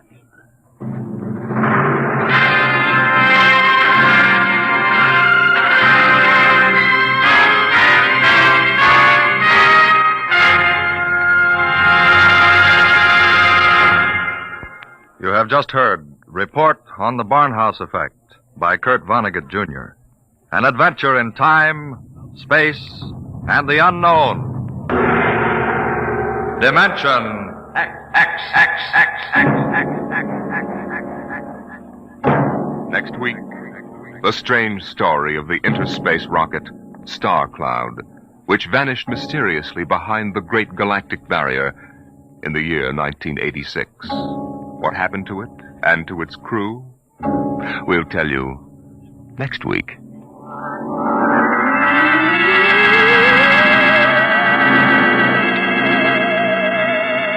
Tonight's story, Report on the Barnhouse Effect, was adapted for radio by Clarice A. Ross. Featured in the cast were Bill Quinn as Clinton, Ed Jerome as Professor Barnhouse, and Carl Weber as Major Cutthroat. Your host was Norman Rose. Music, Albert Berman. Engineer, Bill Chambers. Dimension X is produced by Van Woodward and directed by Edward King. Adventures in time and space, told in future tense.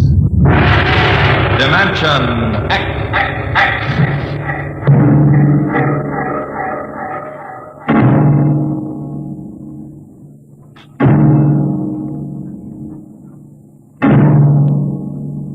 Can you predict what will come in 100 years?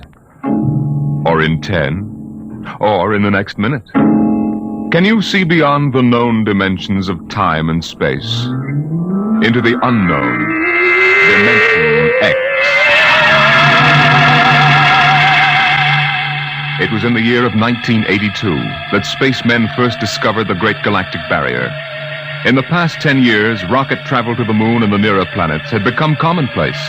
And then men fixed their sights on a more distant star, the remote planet known as Volta. 5 exploratory ships went out, and none came back, each in turn disappearing mysteriously at the same vanishing point, an invisible wall somewhere in the vast outer reaches that became known as the wrecker of spaceships, the Galactic Reef. And yet, the explorers refused to admit defeat. It was on June the 2nd, 1987, that the rocket Star Cloud made ready for takeoff. the 6th to attempt to crack the barrier and win through to Volta. Now hear this. Condition blue. 1 minute to blast off. Now hear this. Condition blue. 1 minute to blast off. Bridge to nav control. Navigation, Collier. This is Captain Thorson. Ready, Lieutenant? We're ready, Captain. The course is in the integrator for takeoff at 1200 hours. All right, stand by for acceleration. Bridge to engine room. Fire up your rocket chambers. Take off at exactly 1200 hours. I'll read you off. 30 seconds. 29. 28. 27. 26. Condition red. Hold it. Revoke all orders. Who turned in that alarm? We've uncovered a stowaway, sir. Stowaway where? Hiding at sickbay. Dr. Spitzlin found him. Have him brought up to the bridge.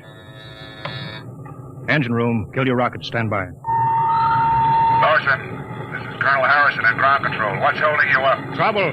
What's the matter with you? What's the matter with you? There's stowaway aboard. Stowaway? Yes, I thought your men were supposed to police this base. What's the matter All with right, you? Captain, take it easy. You know what this delay can do to us, don't you? 1 minute late at takeoff can throw us 1,000,000 miles off course. We'll have to reintegrate the whole works. Well, look, how long do you think it'll take? Don't bother me for a while. I'm busy here. Stupid idiot.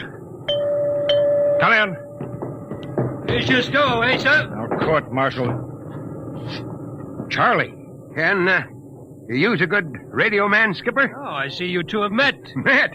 The skipper and me made 50 trips to the moon together. Didn't we, Captain? Charlie, if you wanted to come along, why didn't you volunteer? I did, Skipper. They turned me down. What's wrong with you? Oh, acceleration bends. They said my arteries wouldn't stand another trip. Oh, I'm sorry to hear that. But they're wrong, sir. I got one more good trip in me. Now, listen, Captain. You know these green kids don't know the first thing about space radio operation. You put a man like me on, and I'll be getting you bedtime stories from Mars. Well, you know the regulations as well as I do, Charlie. I can't take you much as I'd like to. Colonel Harrison will murder me for this. I'm sorry, Charlie. I have to put you aground. Tell you what, Charlie. I'll ask Harrison to put you on his ground radio contact. It'll seem as if you're right here with us. He won't do it, sir. He better. I'll have him busted to corporal for letting you sneak aboard. You'll be better off, Charlie. Paulson. Yes, sir. I'm sending a man down from the bridge. Put him aground. Give him time to clear the launching platform. Yes, sir. So long, Charlie. Sorry. Well, good luck, Skipper. I thought you were going to have him drawn and quartered. Been anybody else, I would have, Smitty. But Charlie, well, Charlie's kind of special. He's been with me since my first command. We began the regular run to the moon. If he wanted to come along this time, well, it's only through loyalty to me. You know, Lewis, I didn't realize it before, but you're almost human. Navigation. Lieutenant Collier. Nav control, Collier. Lieutenant, how badly we fouled up. Can you recalculate the course, or shall I cancel the takeoff? I've already plotted a new course on the integrator, sir. Oh, that's quick work. Are you sure? Positive, sir. All right, Collier. Putting it in your hands. We'll blast off in your signal. Lewis, isn't that a lot of responsibility for a young green officer? Yeah, but if he can't do his job, I'd rather find out now than at the galactic barrier. Bridge to engine room. Ready your rockets. Prepare to blast off on navigator's signal.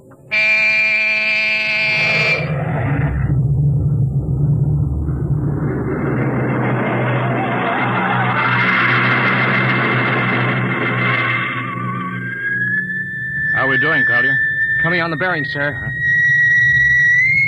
4, 3, 2, 0. We've intersected the course vector. That's good work, Collier. Course corrected, sir. Ready to go into atomic overdrive anytime you say. All right, stand by. Now hear this. Prepare for maximum acceleration. Bridge to engine room. Kill your rockets. Rockets out. Fire up number 1 cyclotron. Number 1 ready. Fire up number 2. Number 2 ready. Engineering, withdraw your dampening rods. Fission chamber ready. Blast tubes are clear. Ready. Take it on overdrive. How are we doing, Collier? On course, sir. She's running hot and true. Well, my compliments, Lieutenant. This job would have done your father credit. He was the best navigation officer I ever saw. Thank you, sir. Start your gyros, put her on robot control. All right, Ship is yours, Mr. Collier. If you need me, I'll be in Dr. Smithson's office. Yes, sir.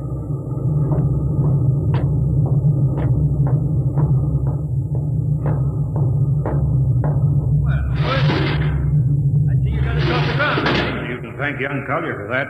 Chip off the old block. Oh, you knew his father, huh? Matter of fact, I knew him very well. First-rate spaceman. Is he the one who, Yeah. Yeah, he was lost in the galactic barrier on the second ship we sent out to Volta. Lewis, just what do you think this galactic barrier is? Your guess is as good as mine, Doc. All I know is that 5 ships have gone into it, and none of them have come back out. You think it's an it. How about Mestrovic's theory that it's a time warp in space, but that the ships reach it and slip into another dimension? I think that's rubbish. My theory is that the galactic barrier is nothing more than a radioactive layer of some kind. What makes you say that? Well, we know that radar signals bounce off it like they were hitting an invisible glass wall. We know it destroys our ships and our crews in some way. There's no other logical explanation. What makes you think we can get through it? Because we're ready for it.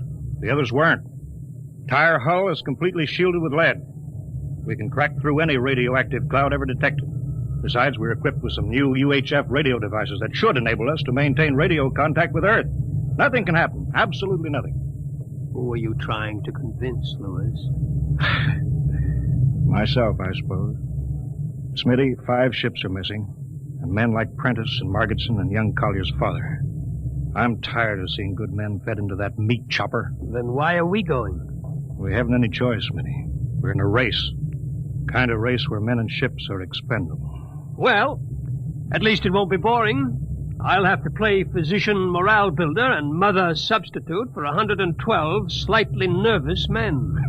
Your morale doesn't sound too good, Doctor. As morale officer, I can state without fear of contradiction. It's terrible.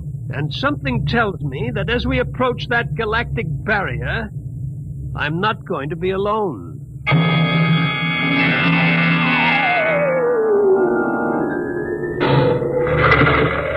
Hello, Earth. Hello, Earth. Captain Thorson of the Star Cloud calling Earth. Star Cloud to Earthbound. Can you read me? Hello, Star Cloud. Hi, Captain. Charlie. Well, I see they haven't court-martialed you yet. No, sir. Thanks to you. Well, Charlie, it's good to hear you. You can read us the funny papers on Sunday morning. Right. How's the signal? Strong. Clear as a bell. All right, here's our log report for Colonel Harrison. Ready? Shoot. June 2nd, 1987.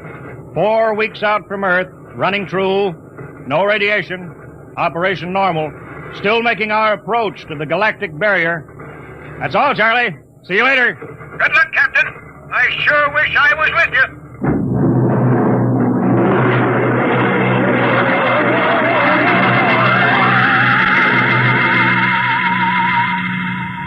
How's the morale, Smitty? Well, the men know we're getting closer to the barrier.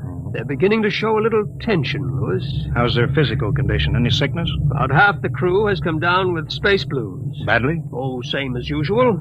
Lips and hands with a bluish cast. Eyes sensitive to infrared. I don't know. When I first started flying these tin cans, nobody ever heard of space blue. Well, there's a new theory that is caused by the terrific acceleration of these atomic overdrive ships. The change in gravity affects the circulation. What do you think? Oh, I think it's psychosomatic. I've noticed that the same men who get space blues under tension on a ship tend to get blue coloration back on Earth when they're upset. I guess it's an occupational disease of space navigators. You think it's just nerves, then? I don't know. But young Collier has a bad case. I think it's tension from overwork. Maybe he needs some vitamins. Lewis, when will you realize that vitamins are not the panacea for all the troubles of mankind?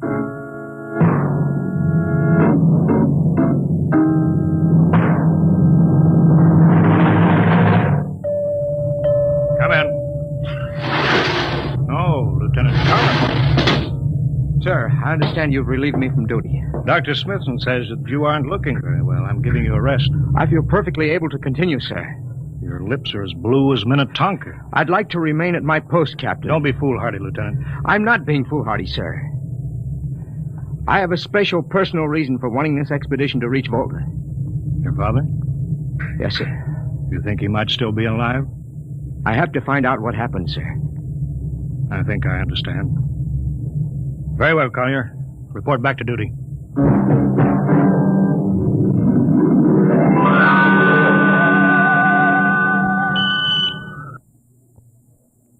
What's the reading, Paulson? We're getting a +5 radar bounce now. It's coming off the barrier almost as fast as we send it out. What's the interval? 0.3 of a second.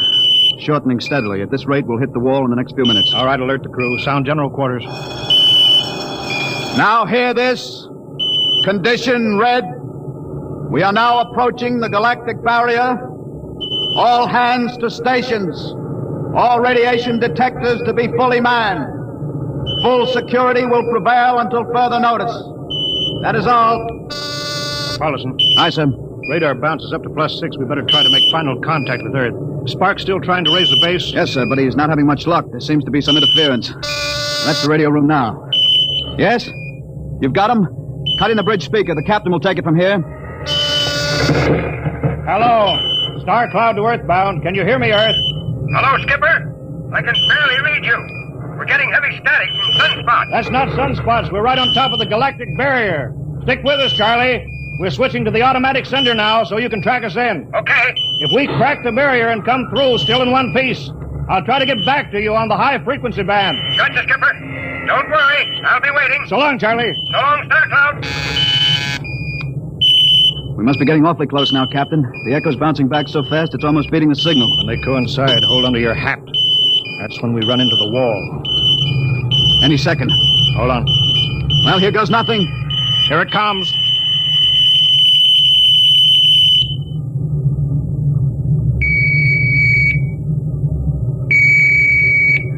Captain? Why, nothing happened. We made it. We made it, Captain. No radiation, no time warp, no nothing. Why, the crew's gone crazy, sir. Let them. They earned it. Say, Doc, can you break out a few bottles of snake bite serum for medicinal purposes? I sure can, Lewis. This calls for a celebration. How's your morale now? Couldn't be better. How's yours? Condition what? red. Radiation detected. Condition red. Radiation detected. Good. Holy mackerel. Look at the needle on that indicator. Paulson. I see it, Captain. We're picking radiation like crazy. What's it like? It's a strong wave. What kind is it? I don't know. It's too long for a cosmic ray and too short for UHF. All right, track it down. Triangulate it. Make it fast. I want a directional fix. Yes, sir. Engine room. Yes, sir. We're picking up radioactivity. Is it the fission chambers? No leak, sir. Check your gauges. Nothing here, Captain. Must be coming from outside. Damage control. Yes, sir. Is our lead shield leaking radiation? Haven't found anything yet, sir. All right, keep at it. Paulson, how you doing? I've got a fix, Captain. Well, what is it? I have to recheck my figures. Well, hurry up. The angle is correct, but I don't... Come on, man, for Pete's sake. It's right, sir. What's right? Speak up. Where's the radiation coming from? It's coming from inside this ship. That's impossible. No, sir. I've checked it twice. Well, then, there's only one thing left to do. Paulson, get a Geiger counter. We're going to start combing the ship inch by inch. Ready, sir. All right, turn it on now. Yes, sir. We'll check the atomic guns first. Cut through the officers' quarters to ordnance. Come on. Wait a minute, sir. What is it? Signal's weaker now. Let's go back.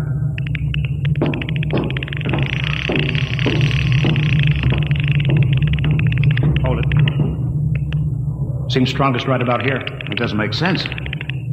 Whose cabin is it? Lieutenant Collier's. Collier? It's probably down in nav control, sir. Try the door. It's not locked, sir. It's in here, all right. Listen to that counter. Strongest over here. Open that wall cabinet. It's locked. Smash it. All right, shut off the Geiger counter. What do you make of this, Paulson? It looks like some sort of portable transmitter, sir. Must be foreign manufacture. I don't recognize the calibration symbols at all. Never seen anything like it. Which raises a small question. What is Lieutenant Collier doing with a transmitter in his cabin? I don't know, sir. Well, I intend to find out, Paulson. Get down to nav control. Bring Collier up to the bridge. On the double. Well, hadn't we better find some way to shut this thing off first? I know a way.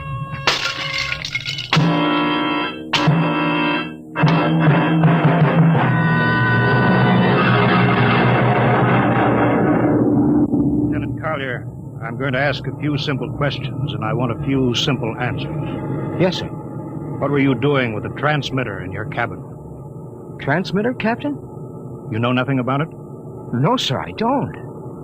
Do you recognize these calibration symbols? No, sir.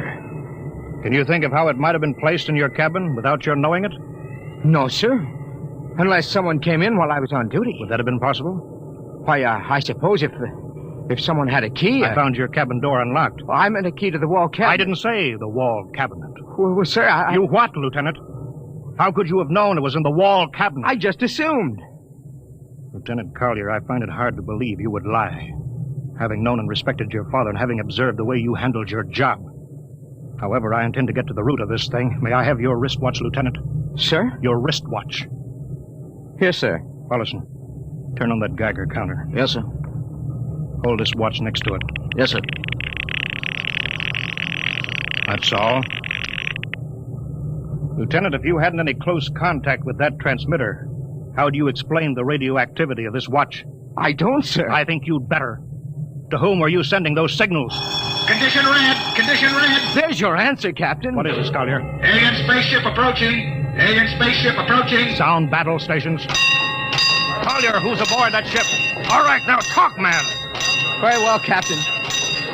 My mission seems complete. Your mission? Are you admitting that you're an agent of a foreign power? I am stating it. What nation? No nation, Captain. What?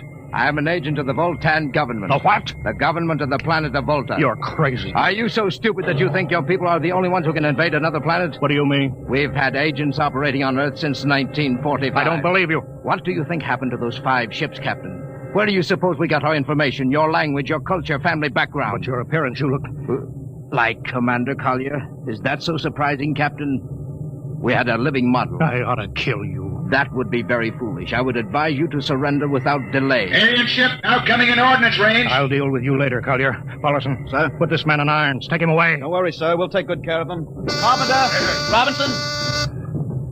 Gunnery. Gunnery Richardson. What's the range? 10,000 meters. They're closing fast. Put your guns on radar tracking. Tracking. Coming on a burn.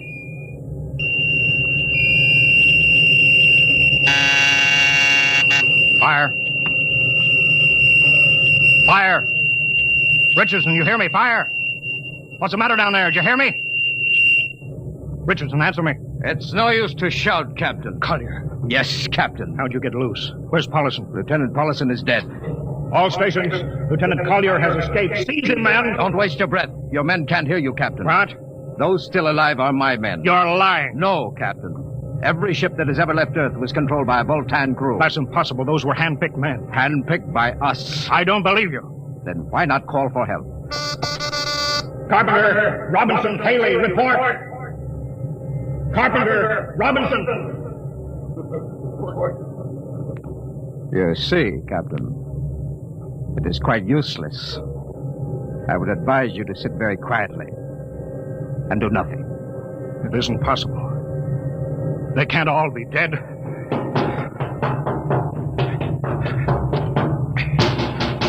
Smitty! Dr. Smithson! Smitty, what have they done to you? Oh, those dirty... Don't talk, Smitty. Closer. Not much time. Lewis. Space blues. Space blues? What is it, Smitty? What are you trying to tell me? All men with space blues. Voltans. Here, let me help you, Smith. No, Lewis. Get message back to Earth. Voltan. 5th column. Watch out for space blues. Smitty.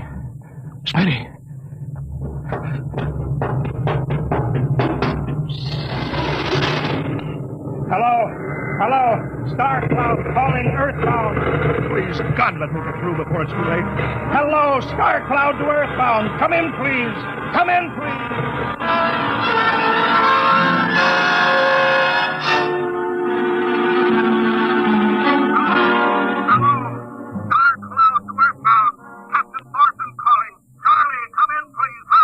Hello? Hello, can you hear me, Charlie? Skipper, is that you? Are you getting my signal? It's coming in a little louder now, Skip. Keep sending. Thank God, Charlie. Now listen to me. Not much time. Get word to Colonel Harrison. Crew mutinied. Most of crew members, Voltan. What? Voltan.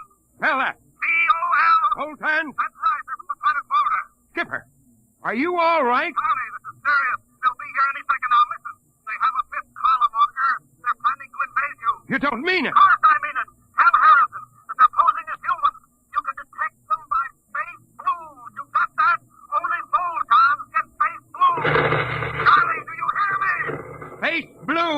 I get you. Step back in time. I'm depending on you now. Warn everybody. Captain! They open the door. Come on, Charlie.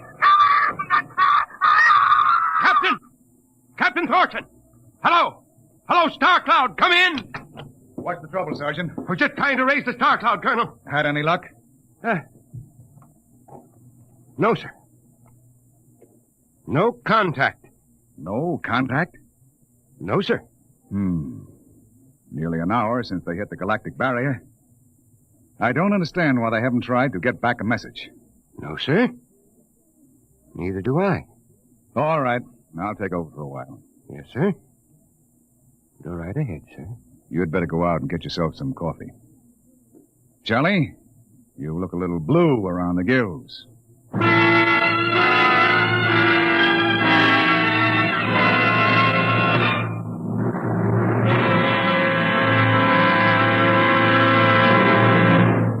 You have just heard No Contact, an adventure in time, space, and the unknown. Dimension X.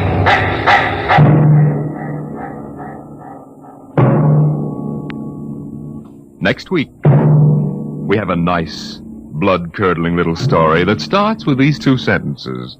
The last man alive on Earth sat alone in a room. And then there was a knock on the door, which raises the question, what knocked on the door? Left to its own devices, the human mind supplies a vaguely horrible answer. But it wasn't so horrible. Really. You'll see next week when we present Knock.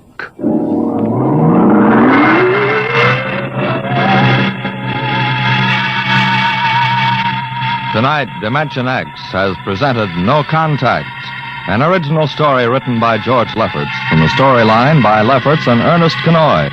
Featured in the cast were Wendell Holmes as Captain Thorson, Lawson Zerby as Lieutenant Collier, and John McGovern as Dr. Smithson. Your host was Norman Rose. Music by Albert Berman. Engineer Bill Chambers.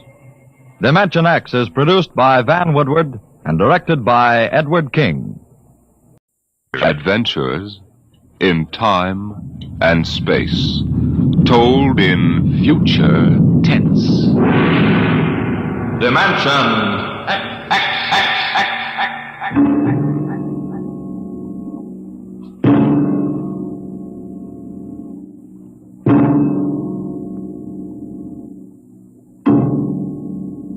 Can you predict the future?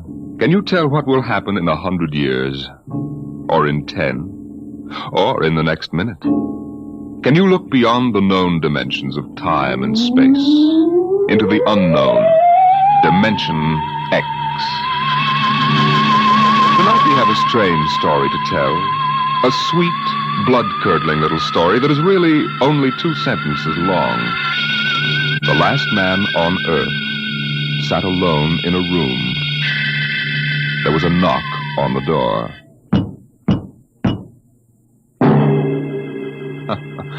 Think it over. Suppose you were the last man alive on Earth, in the universe for that matter.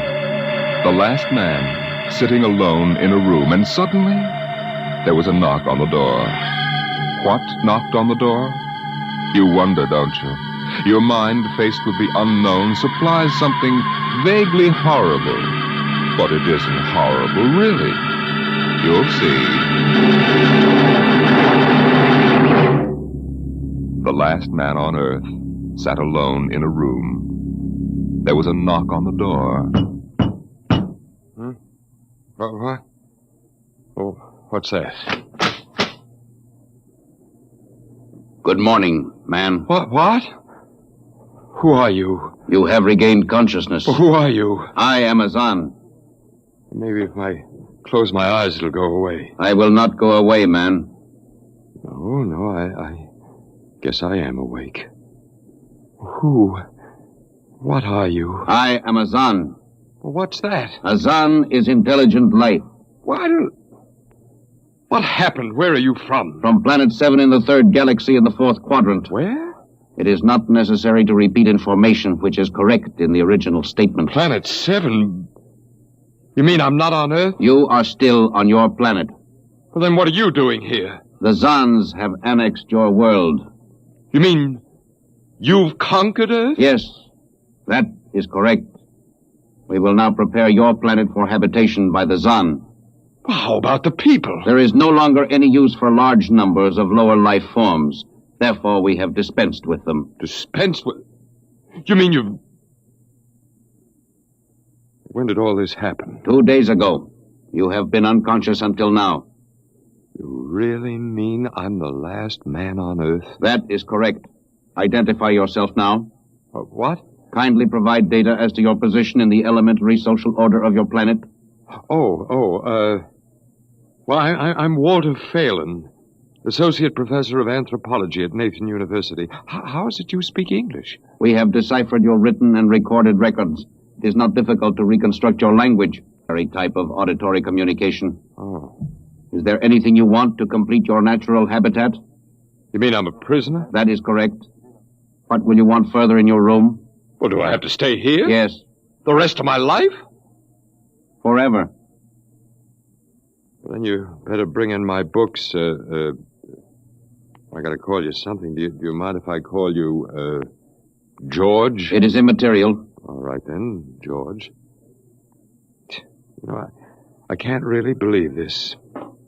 That is a characteristic of low-life form. I'm trying to take this in without going off balance completely. I will be back, Associate Professor of Anthropology. It's all right, George. Just call me Walter. Very well, Walter. I will be back with your books. All right, George. I'll be seeing you around. You will not be around, Walter. You will be here.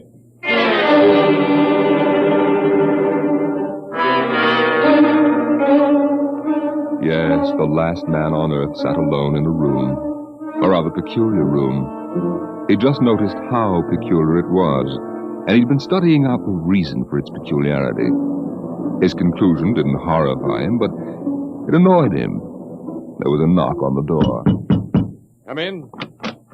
Oh. Hello, George. Hello, Walter. What can I do for you? Point 1, you will please henceforth sit with your chair pointed the other way. I thought so. That plain wall is different from the other sides, isn't it? That is correct. It is transparent. That's what I thought. I'm in a zoo. Right? That is correct. I knew it. And if I persist in sitting with my back to it, what then? You'll kill me, I ask, hopefully? No, we will not kill you. It's too bad. George, I'll face the bars and perform for the people. I mean for the Zans. How many other animals do you have here in the zoo, George? 216, a male and female each of 108 kinds. Male and female of all the animals? There is a female of your species among the collection. Anyone I know? Never mind, it doesn't matter anyway. Well, George, you started out with point 1. I suppose there's a point 2 kicking around somewhere. What is it? Something we do not understand. 2 of the other animals sleep and do not wake. They are cold. What is wrong with them, Walter? Well, they must be dead. Dead? That means stopped. But nothing stopped them. Each was alone. Sure, they just died. But I have told you they were alone. Nothing stopped them. George, do you mean to tell me that you don't know what natural death is? Death is when a being is killed, stopped from living. Maybe these animals just died of old age.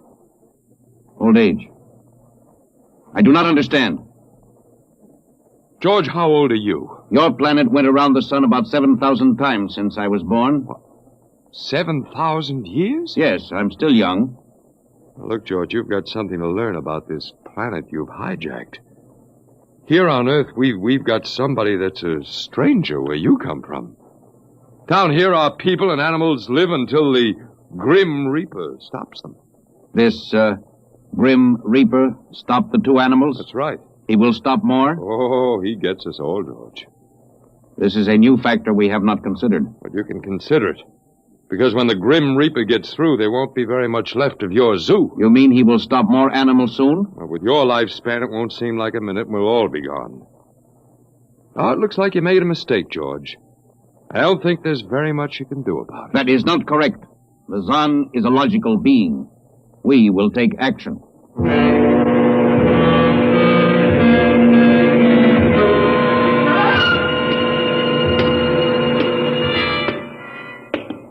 Where are you taking me, George? We will be there shortly. You mean, it's moving day? That is correct. We are here now. You will live here now, Walter. It is a larger room. Well, be it ever so humble. Go inside. Be careful with those books, George. Don't lose... Excuse me. Who are you? What are you doing here? Well, I guess George didn't explain. George tries to be polite, but he hasn't quite caught on yet. I'm Walter Phelan. My name is Grace Evans, Mr. Phelan. What is all this about? Why did they bring me here? I think I know why. Why? You see, I've been talking to George. George? Well, that's what I call them, all of them. There's no way to tell them apart anyway. There aren't many of them here, yet. They come from outside the solar system, sort of an advanced scouting party. Yes, I saw their spaceship. It's as big as a mountain. They're moving in on us. They cleaned off the Earth with some kind of vibration that destroys all sorts of animal life. They killed everybody. Oh, no. I was afraid. Well, the cheerful note is that you and I and 200-odd other animals were picked up beforehand as specimens for the zoo. You know that this is a zoo, don't you? Yes. I suspected it. But I don't remember anything about being captured. I just woke up here. Well, they solved a lot of problems for us. Housing shortages, wars.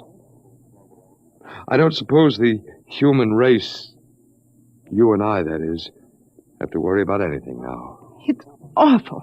Only they made one mistake. They overestimated us. I don't understand. They thought we were immortal. That we were what? Immortal, like they are. Oh, they can be killed. The Zons don't know what natural death is. They didn't know anyway until they lost 2 of us yesterday. You mean there are more than 2 of us? No more of our species. These were merely brother animals. A rabbit and a canary. And by the Zons' way of figuring time, the rest of us are only good for a few minutes apiece anyway. That's a joke on them. They figured they had permanent specimens here in their zoo. But didn't they know that we'd all die eventually? No, I don't think so. See, George told me he was 7,000 years old and he's supposed to be young. When they learned how quickly we die, well, they were probably shocked to the core. If they have core. How can you talk that way about it? Academic detachment. I learned it at faculty teas.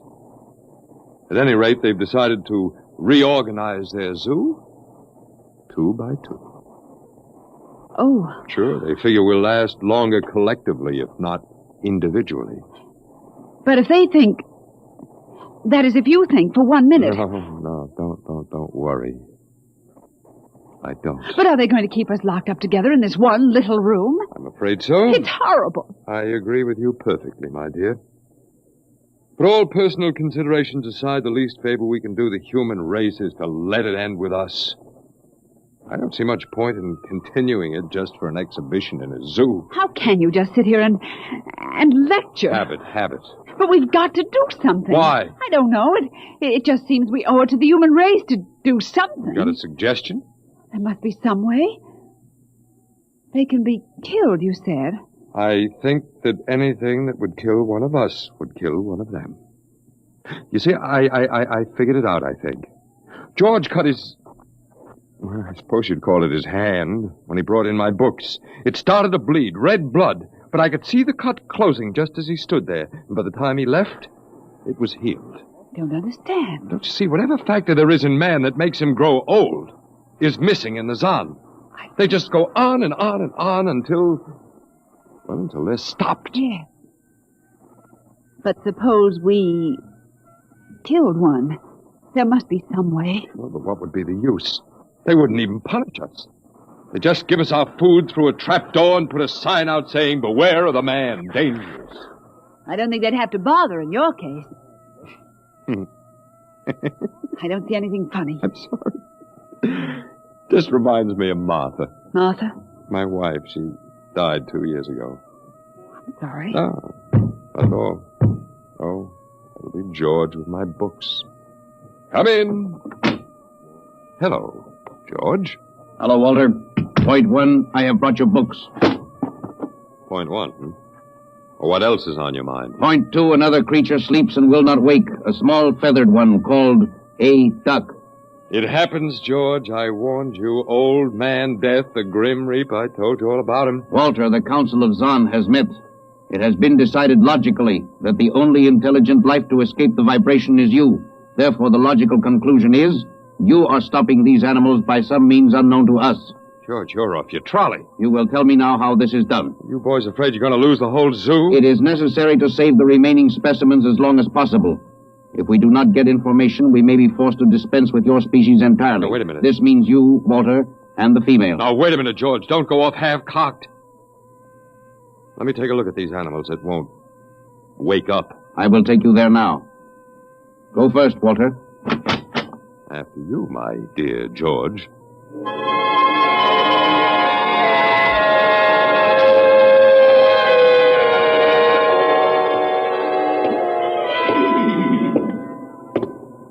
This is the weasel. You should have got him in the winter, George. The fur's worth more then. Then it's an ermine. This is the reptile cage. Here are the ducks. This is the male. The female has been stopped.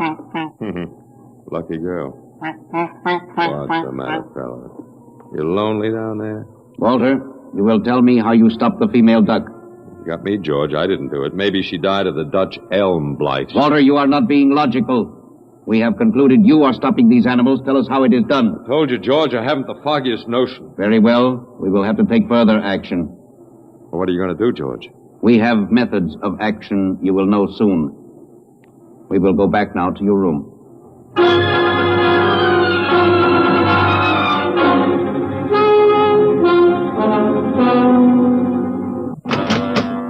What happened, Mr. Phelan? You can call me Walter. After all, George does, and we have more in common. Oh, please, what happened? Just a duck, a dead duck. George thinks I killed her by remote control. He thinks I'm holding out on him. Good. What? Well, at least we can get back at them. At least we can do something to them. Well, why? After all, George isn't a bad fellow, if you like an ant mentality. How can you say that? They've wiped out the whole human race. They've murdered everybody. I suppose they have, but we can't change that now, so why think about it? Well, we can't just sit here and do nothing. I fail to see how we can do anything else. Oh, of all the men in the world they had to pick. Don't you want to fight back? Don't you want to keep on fighting until the end? It hadn't occurred to me. But we've got to, Walter. Why? Well, I can't really explain, but Walter, if there was any good in man at all, it was that he kept on, struggling against nature and in the end even against himself. But at least he kept on fighting for what he thought was right, and we're all that's left. Walter, we just can't end it by giving up.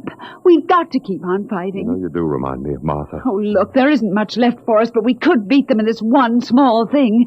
We can pretend that there's a secret about death, and we could refuse to tell them anything. There isn't anything to tell. Well, they don't know that. Promise me you won't give in. I suppose the worst they can do is to kill us. Oh, Walter. All right, Miss Evans. Hello, George. Hello, Walter. Now, you will tell us how these animals are stopped? George, this may come as a great shock to you. But I've decided not to tell you. Why? Oh, call it a romantic attachment to lost causes. My grandfather was a Confederate officer. Walter, you are not being logical. But that is expected in lower life forms. You will come with me now, Walter. Where are you taking him? To the second level. Come now, Walter. You won't tell them. I can't guarantee anything, but as of now, I don't intend to. We've got to fight. Remember that, Walter. We've got to go out fighting. I think you're right. Come now, Walter. Goodbye. It's been a pleasure, Miss Evans. I am waiting. Come now, Walter. After you, my dear George.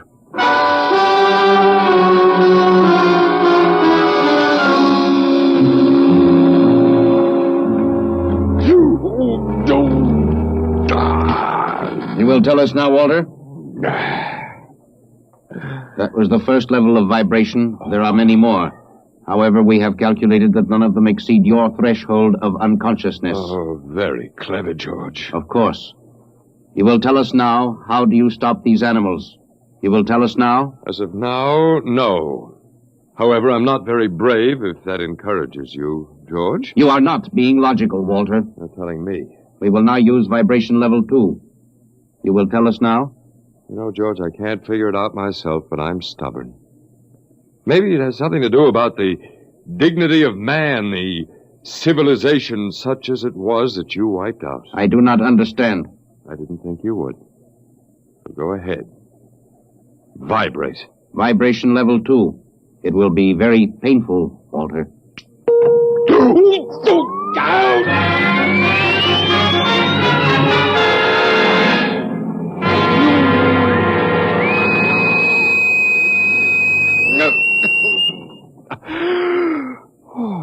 Walter?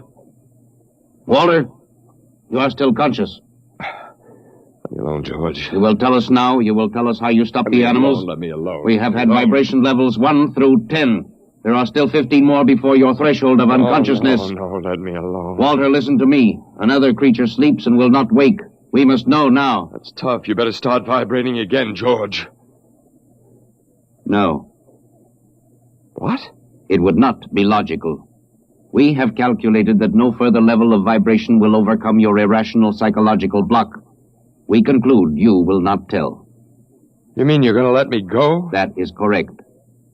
That's real nice of you, George. I appreciate it. We have calculated that the resistance of the female of your species will be lower. We will now place her under the vibrations. Oh, no, George, you can't do that. Why not, Walter? It is the logical plan. No, she couldn't take it. Yes, that is what we expect. Therefore, we will go and bring the woman here. No, now listen to me, George. There is no secret. Do you understand that? There's no secret. Those animals died from natural causes. And I'm telling you the truth. That is not a logical answer. We will get the woman. Well, I've told you the truth. Can't you understand? We must know now. The female animal caged next to the duck has been stopped. We must preserve the survivor. The animal next to the duck? We will bring the woman here. She will tell us after the vibration. No, listen, George. George, do you want the truth? You want to know how to save the mates of the animals that have been stopped? You will tell us now? Yes, I'll tell you. Take me to that stopped animal, and I'll tell you how to save its mate. Very well, Walter. You are being logical now. We will go.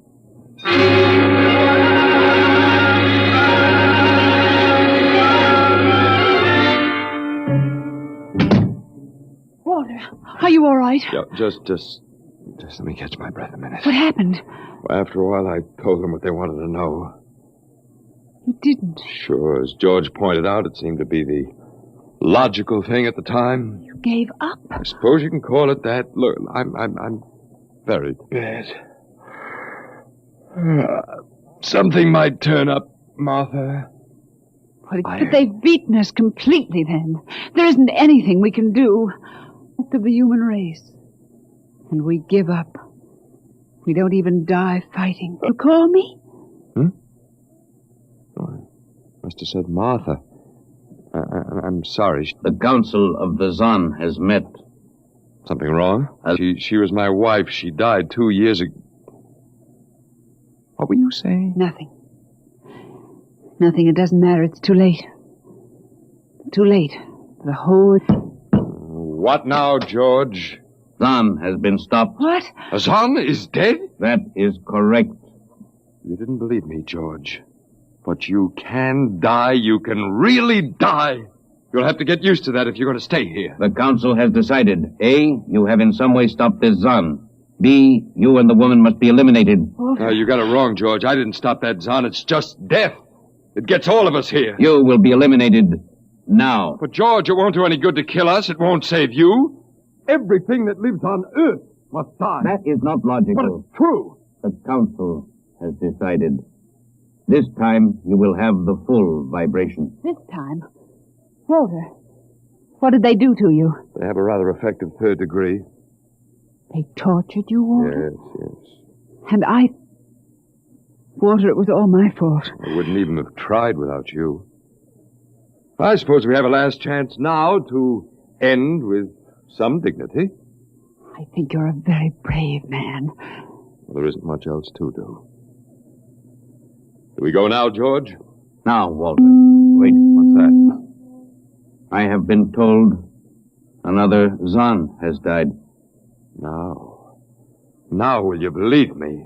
The Council of the Zon meets now. 2 gone already, and you were with me, George. You know I didn't kill this one. What stopped him then? I told you it's old man death. You came to the wrong planet, George. Your immortality doesn't go down here. He can stop you, but you can't stop him. And you'll all die if you stick around. And now what?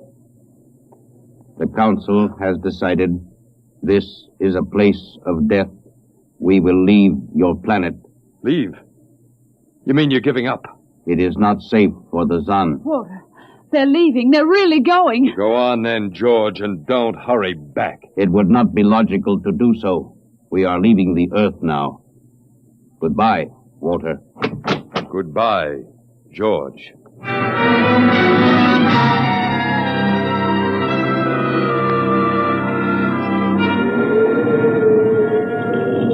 Well, they're all aboard now. Oh, it's so wonderful to feel the wind and the sun again. Close the hatches. Walter, is it safe for us to be out here? Sure, they're not interested in us any longer. They only want to get away. And I want to see this, Grace, the Zan leaving Earth forever. Now they're blasting off.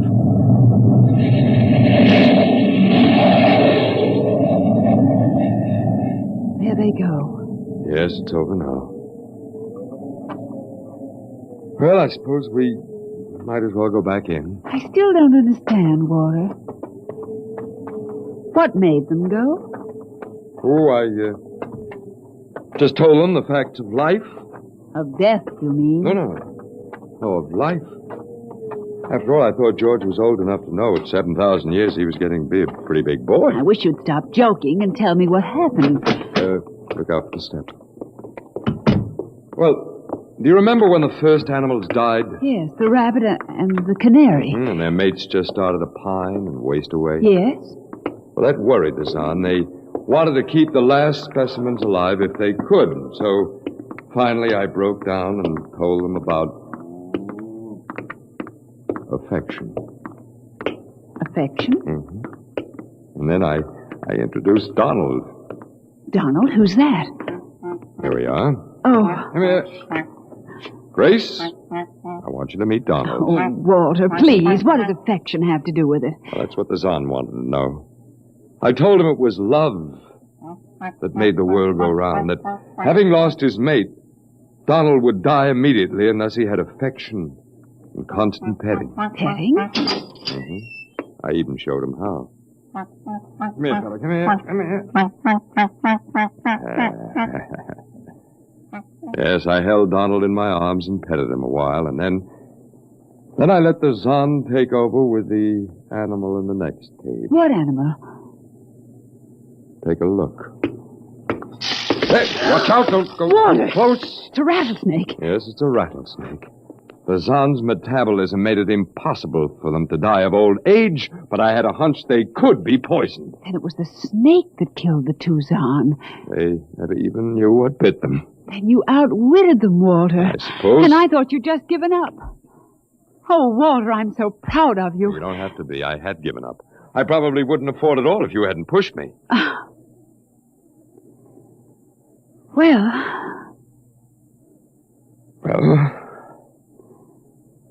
we've got a world to plan, a whole new world, Grace. I know.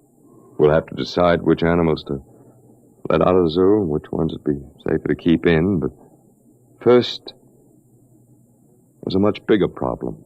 What's that? The human race. Oh. Yeah, we've got to make a decision about that. It's a pretty important one. Yes, but... It hasn't been a bad race. Of course, it may go backward for a while until it gets its breath, but... Well, we can save the books and all the most important things and get it started ahead once more. Please, Walter. It's the Garden of Eden. Oh, don't be all ridiculous. over again. Don't be ridiculous, Walter. Funny. You even blush like Martha. Only you're stronger than she was. And prettier, too. I wish you'd forget about Martha. I think I will, my dear, if you'll only give me a little time. Now, Walter Phelan, you listen to me. If you think for 1 minute that we... I thought it would never happen to me again. But it is love that makes the world go round. And so, Grace, if you could only... I wouldn't marry you if you were the last man on earth. But that's exactly what I am. I don't care. I don't even want to talk about it. I'm going out. Well, all right, my dear, but think it over and please come back. You see, I told you. It wasn't really so horrible, our story. Remember how it goes. The last man on Earth sat alone in a room. And then there was a knock on the door. Come in. Come in. Come in. My dear. You see, it wasn't horrible at all.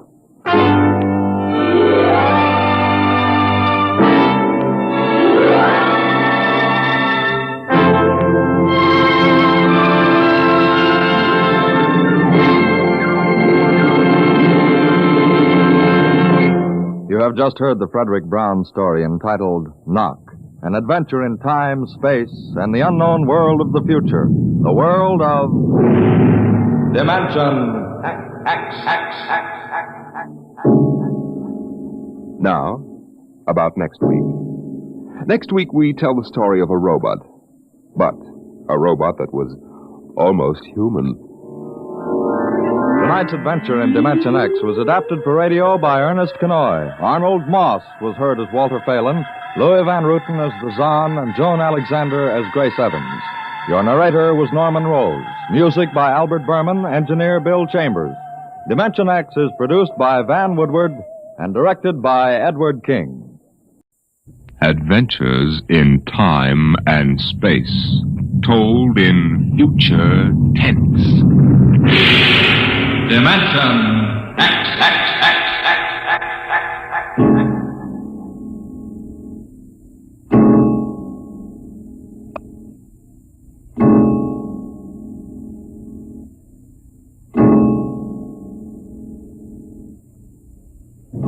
When man first crossed the vast distances of outer space to land on strange worlds, he found that someone had been there before him. The ruined canals of Mars, the smashed cities of Titan and Centaurus II and III, all these were evidence that 100,000 years ago, a race of intelligent beings built their cities across the galaxy. They knew space travel, atomic power, astrophysics, and engineering. And then they destroyed themselves completely, so that of all the cities on 1,000 worlds, only dust and rubble remained. Why? Why did these beings obliterate all record of themselves? That is the mystery of the lost race. The freighter Carillia, bound out of Earth for Cetus Alpha 2, came into normal flight after 103 days in overdrive. The stars were unfamiliar. The constellations known on Earth had disappeared. But there was a yellow sun off to port, and about it revolved 3 planets.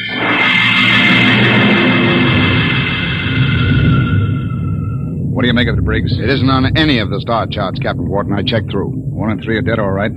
Have to take a closer look at number 2. Turn up the vision scale. Polar ice caps. She's green around the belt. Let's take her down to a 5-mile orbit. Swing around her for a look. Alert for deceleration. Aye, sir. Throw in the manuals. Power room. Power room, aye. We're going down to have a look at something. Give us just enough power to keep her under control. All right, Briggs. Hang on to your stomach.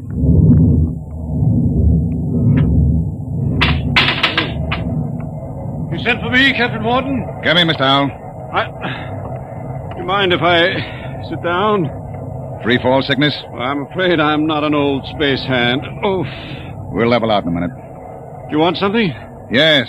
We come out of overdrive, smack in the middle of a new planetary system. Briggs says it's unreported. Well, that's rather good news, isn't it? Depends. Press report's pretty common. But we'll stake a claim on her, in case there are any mineral discoveries. Well, I meant the possibility of archaeological finds. I'm afraid I'll leave that to you, Mr. Howell. You're the expert. Coming up 5, Captain. Level off. Hang on, Howell.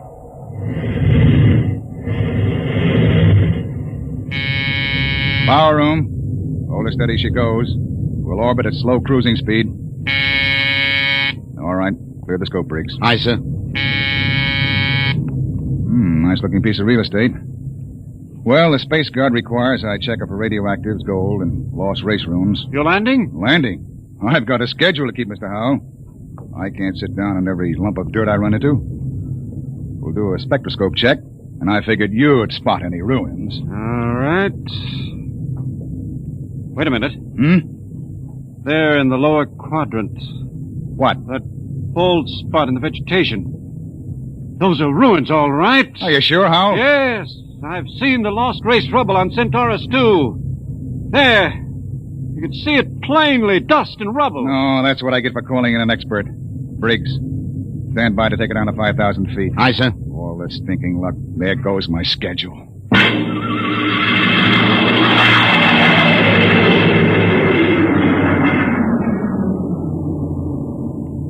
Seen enough, Howell? It's going to set me back 5 hours. Interesting. Wait a minute. What's wrong? I don't believe it. Marvelous. Incredible. Stop sputtering, Howell. What is it? Look over that rise in the ground. It's a section of the city still standing.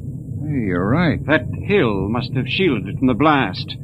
Captain, you've got to land. Land? You've got to. This is the first lost race site that's ever been spotted. Of course you'll land. Howell, we get a $1,000 bonus for every day under par for the run. But you don't understand. It's the biggest find in the century. We can chart it, and you'll have to get back somehow. That's all. I'm not sitting down to rake over old dust heaps. Captain Wharton, I'm on commission to the Space Guard. You may have to answer to them. I'll think up one. Look, Howell, strictly speaking, you're a passenger. Well, you've got to You land. don't belong on the bridge. I'm not landing down there unless... Briggs! Emergency from the power room. Something must have blown. Power room. Power room. Stanton, what's wrong down there? Stanton! He doesn't answer. Anything serious, Captain? Reaches the fuel locker. That 5 pounds of ascending will go and kick us right out of space. Stanton! Stanton! Power room, aye. What happened? What blew? Main tube coupling. She's secured What's now. the damage? The main tube's burnt out. The bearing, the coupling, injector valve, and the needle gauge. Can you make repairs? Not in flight. Can you raise enough power to land? I don't know, Captain. The wiring's shot.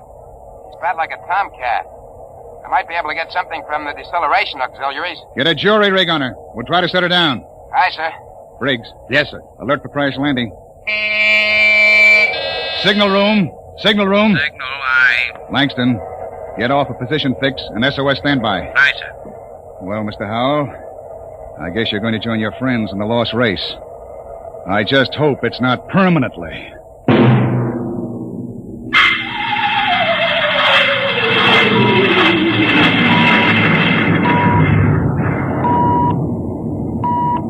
Leveled off now, Captain. Trim her up a point. That's it. She's bucking bad. 5 more minutes and the hull plates will shake loose.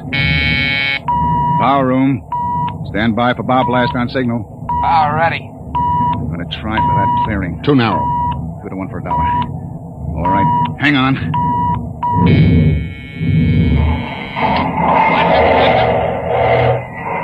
Briggs! Briggs! You all right? I hit my head on the panel. Well, I seem to be all assembled. We're down. Guess our luck hasn't run out yet. Calling power room.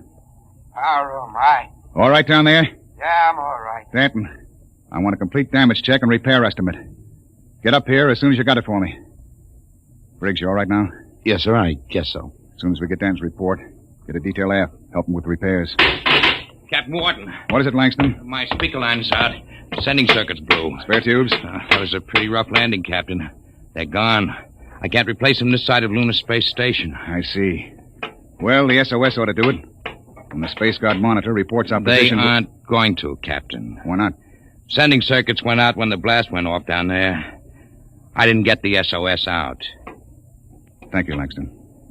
Get back and see what you can salvage. Does that mean bad news? We were in overdrive, Mr. Howell. It would take 40 years to search the distance we've traveled in one day. Consequently, when a ship doesn't make port and doesn't transmit a position fix, they forget about it.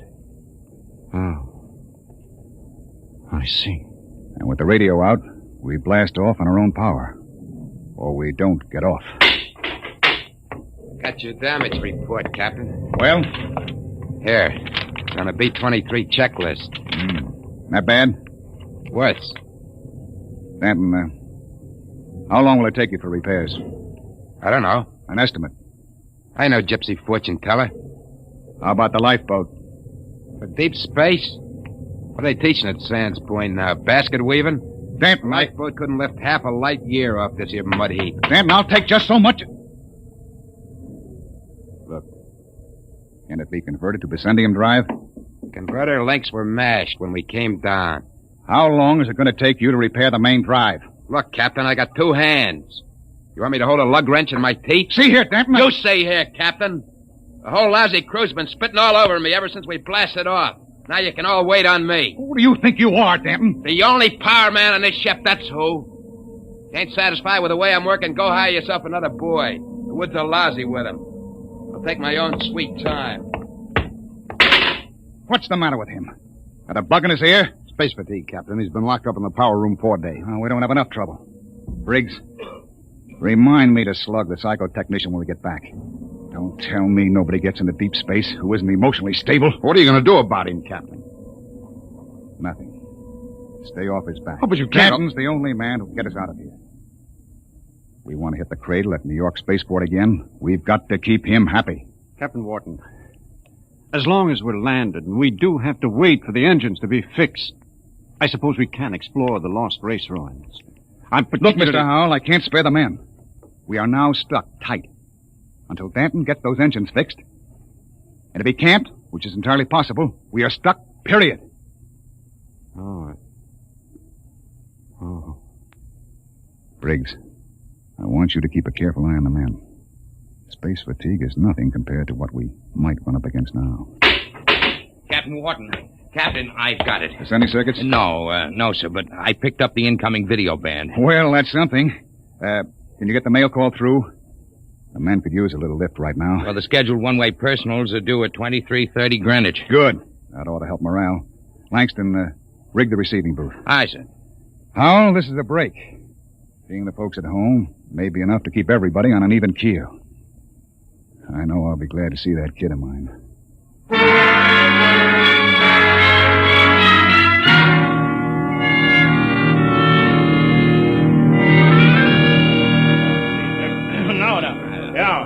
Mr. Langston, get Hanson out of the booth. You wear the glass right off the tube. Take it easy, Williams. Everybody gets 3 minutes. Hey, Kelly, I bet that dame of yours burned up the circuits, huh? How'd you know it was his girl? You can't tell through the booth. Well, who else would call that eight? What'd you say, Kelly? Oh, nothing. She don't have to. She just stands in front of the pickup tube and, oh, brother. I can just see that. Hey, it's a boy. A boy? Alice had a boy. They're going to show him to me in the circuit tomorrow. Congratulations. Who's next, Mr. Langston? The last call's coming through now on ticker. It's for Williams. Well, wait a minute, Williams. Well, let go of my arm. What here. happened to my call? No call today, Dan. You're a liar, Langston. Hey. My girl calls in every scheduled circuit. That must be mine. Let go, Dad. Maybe Janie was busy waiting tables at the lunchroom. What do you know about her, Hanson? You kidding? She's a swell kid. Everybody at New York Spaceport knows her. Yeah, I've seen you hanging around Jane, too. Now, wait a minute, Danton. Take it easy, Dan. You and Williams made this up between you, didn't you? You're going to take my call, huh, William? You're space happy. You used to hang around with her before I cut you out. Now, listen, Danton, you were lucky enough to get her. Let well enough alone. You bet I got her all right, and you're not going to steal her back. Williams, I'm going to... Are you crazy? Danton! Get him off! You lying. Get him off! Hey, what's going on in here? Let him I'm fight. going to kill you, double-crossing. Behind my back. Grab him, Hanson. Get his arm. Let go of me. Nobody took your call. Now, calm down, Dad. I'll fix all this. Look out. He's got a wrench. Stanton! He's nuts. Nobody gets a call. Nobody. How do you like that, Williams? You ain't going to hear from Janie no more. How do you like that? After him. Kelly! Hanson! The airlock. He's left the ship. Let him go, the jealous screwball. Sure. But that's the only man who can get us off of here.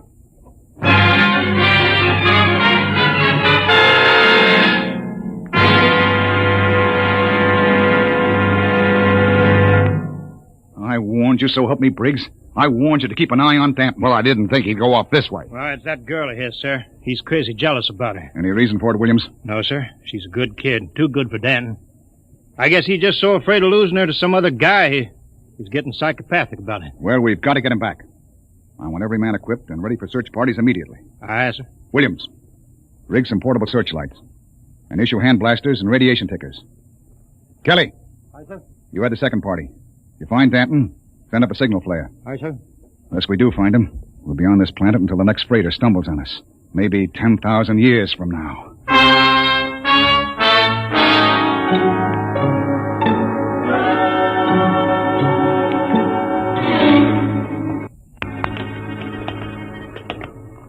Hold that light up, Hanson. This is amazing, Captain. Lost Race building's actually standing. Hey! What is it? Oh, nothing. A shadow. Place gives me the willies. We'll be able to find out so much about them, their science, art, what they looked like, perhaps even why they destroyed themselves. I'm beginning to wonder about that, Hal. You sure they destroyed themselves?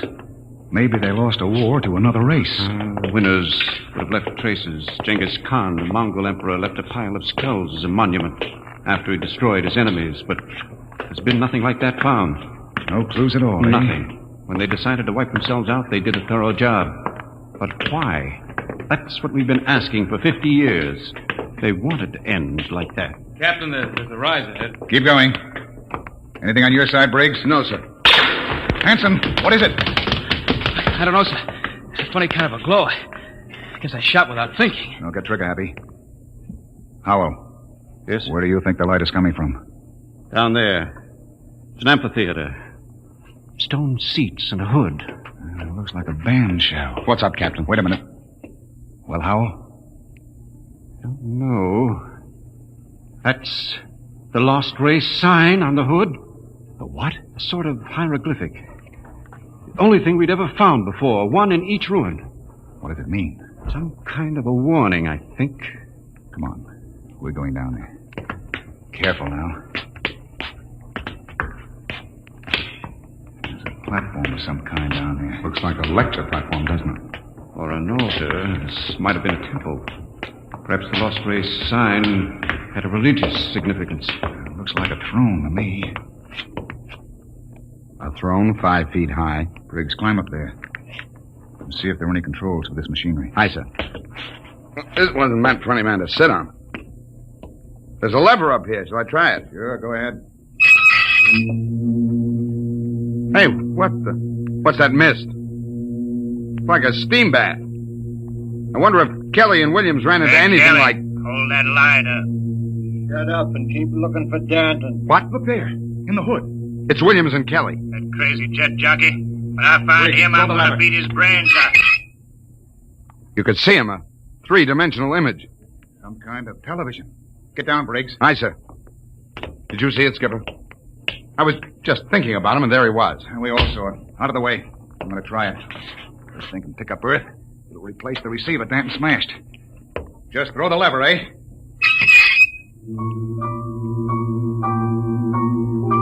What? That's my son. I'll be darned. His music lesson. Say, it reaches Earth all right. What? Imagine. Television without a transmitter. Looks like the Lost Race was ahead of us in more ways than one. Go up and try it, Howell. Amazing, amazing. Television without a transmitter. This machine may be the clue to the mystery of the Lost Race. I'll try it. Mary, I've told you I like my paper first in the morning. If that youngster wants to know how the Tigers did, let him wait until I am... My father in Detroit. Remarkable, Captain. You can see the whole room clearly. Say, how about me, Captain? Let me get up there. I'd like to see my baby. Alice told me all about it. Out! What's the matter, Hanson? I kicked something, a wrench. Well, hold it up. What? It's Danton's. That means he's been here. We're on his trail, all right. Come on, Howell, let's go. But the baby wouldn't take a minute, Captain. Later, Hanson. We've got to find Danton first. All right, now, let's get moving. Hold it. What's that? The recall flare. Kelly and his men have found Danton. Oh, I hope that crazy fool is in one piece. We start back now, Captain? Yes. That came from the ship. Another flare? No, that was an explosion. That's all we need now. Something more to happen to the ship.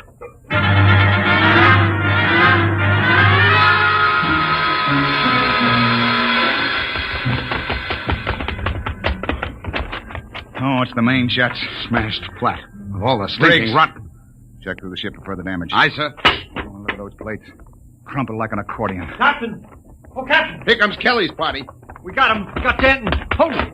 What happened here? Somebody blew up the main jets. Denton, do you know anything about this? No, sir. Not much he doesn't. He's crazy enough to blow us all up. Listen, Hanson, I admit I went off my head tonight, but I'm not crazy enough to commit suicide. The jets are smashed. We're all marooned up the same creek. I still think he's got something to do with it. Lay off, Hanson. We found him wandering up in the hills. And he was with us when the blast went off. Yes, that's right. We saw your recall flare before the explosions. Oh, I guess that puts Stanton in the clear. Then who did it, Captain? I don't know, Howell. Looks like somebody didn't want us to leave this planet. Well, we still got one slim chance left. If we can repair the lifeboat... Skipper, it's gone. Gone? The escape port is open. The boat's missing. Oh, what else? The arms chest was cleaned out, sir, and the fuel locker was jimmied open. The descendium bars are gone. You sure? You can look for yourself, sir. She's clean. I see. There's only one answer left. There's something or somebody out in those ruins trying to get us. Maybe that lost race decided they weren't going to stay lost. You think some of them may still be alive? Who else could have blown up our ship?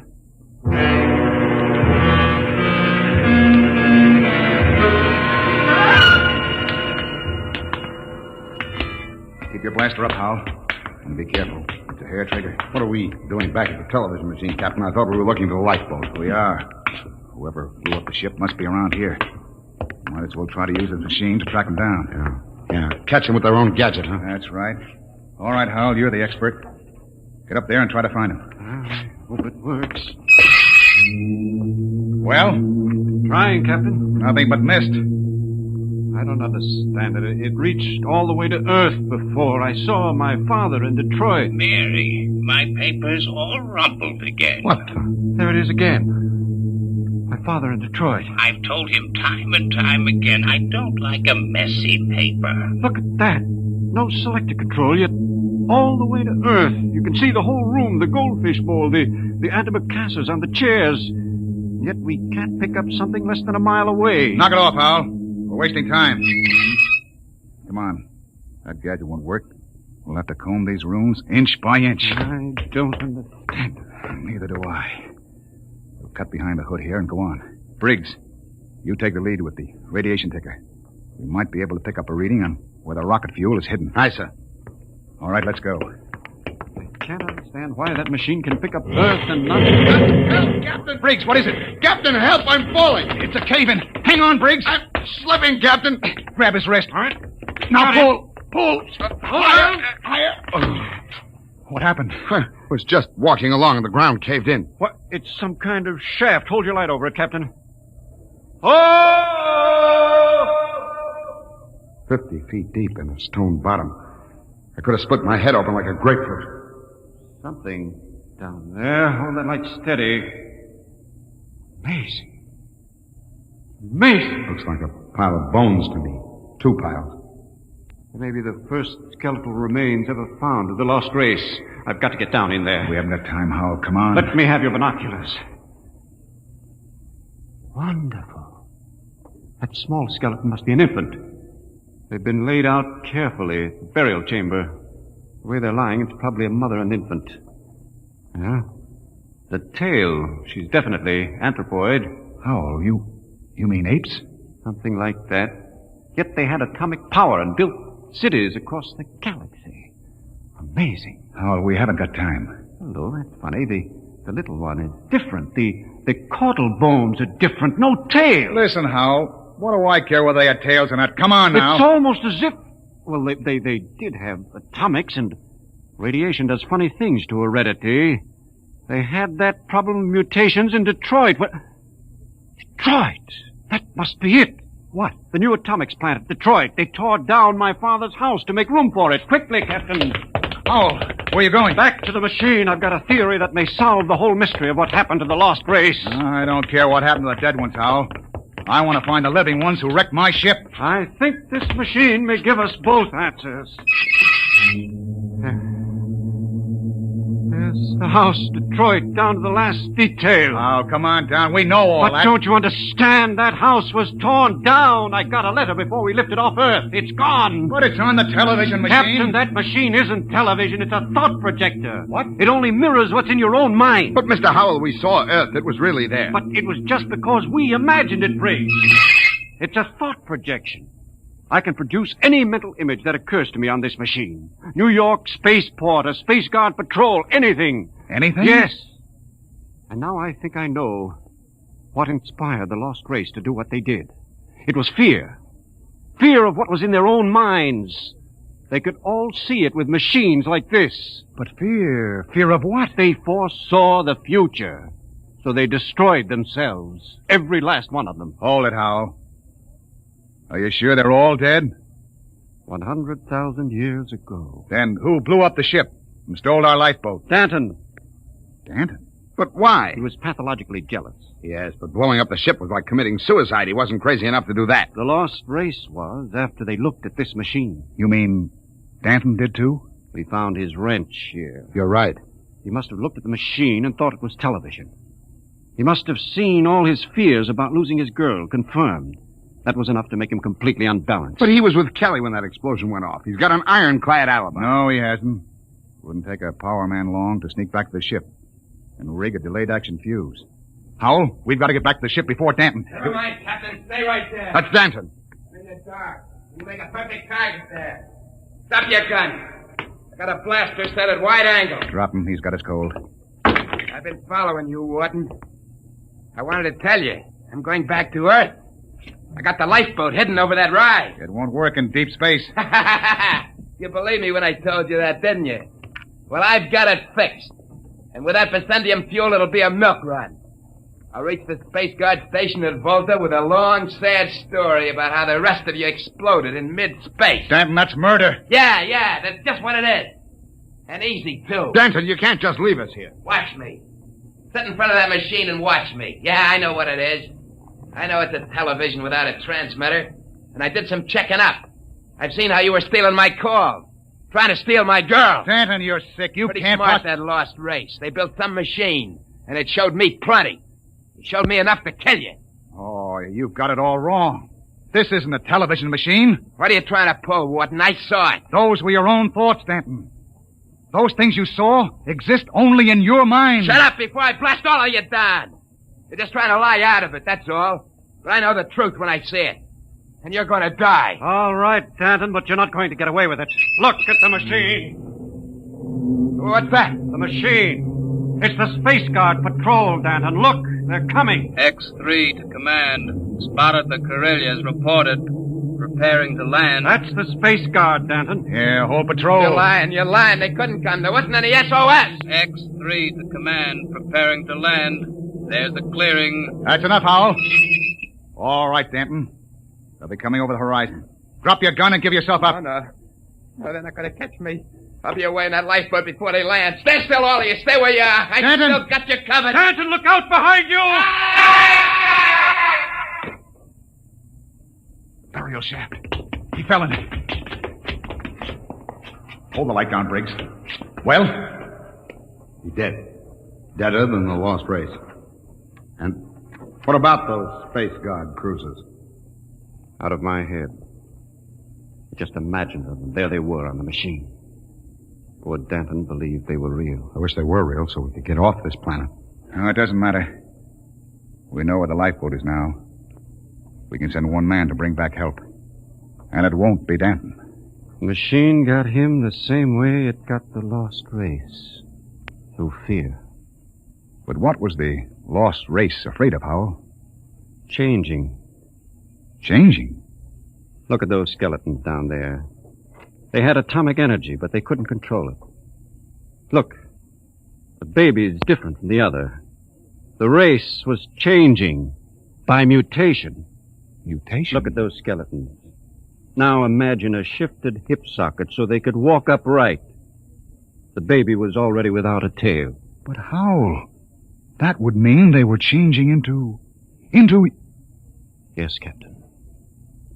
The lost race committed suicide rather than face the fear of seeing their descendants become such horrible creatures as men.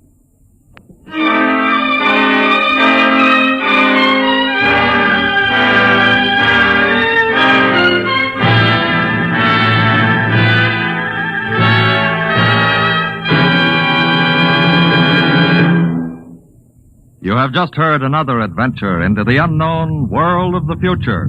The world of Dimension X.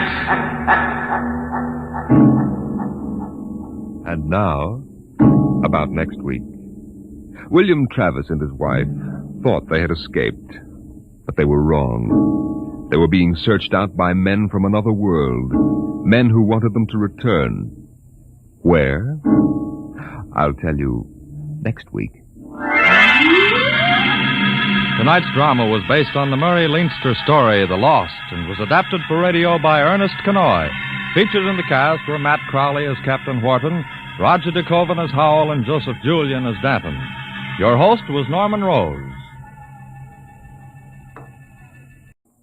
Adventures in time and space, told in future tense. Dimension X.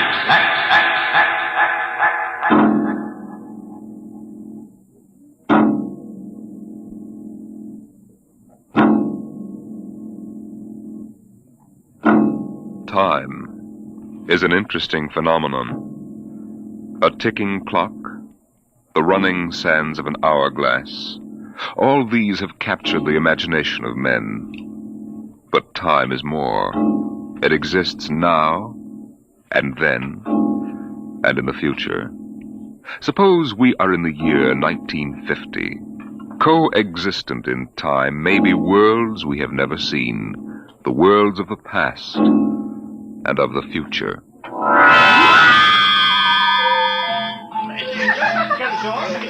The year was 1950. It was a spring night in Mexico, fiesta time. The fireworks shot up into the clear, dark sky, and a papier-mâché bull ran about the plaza chasing boys and laughing men.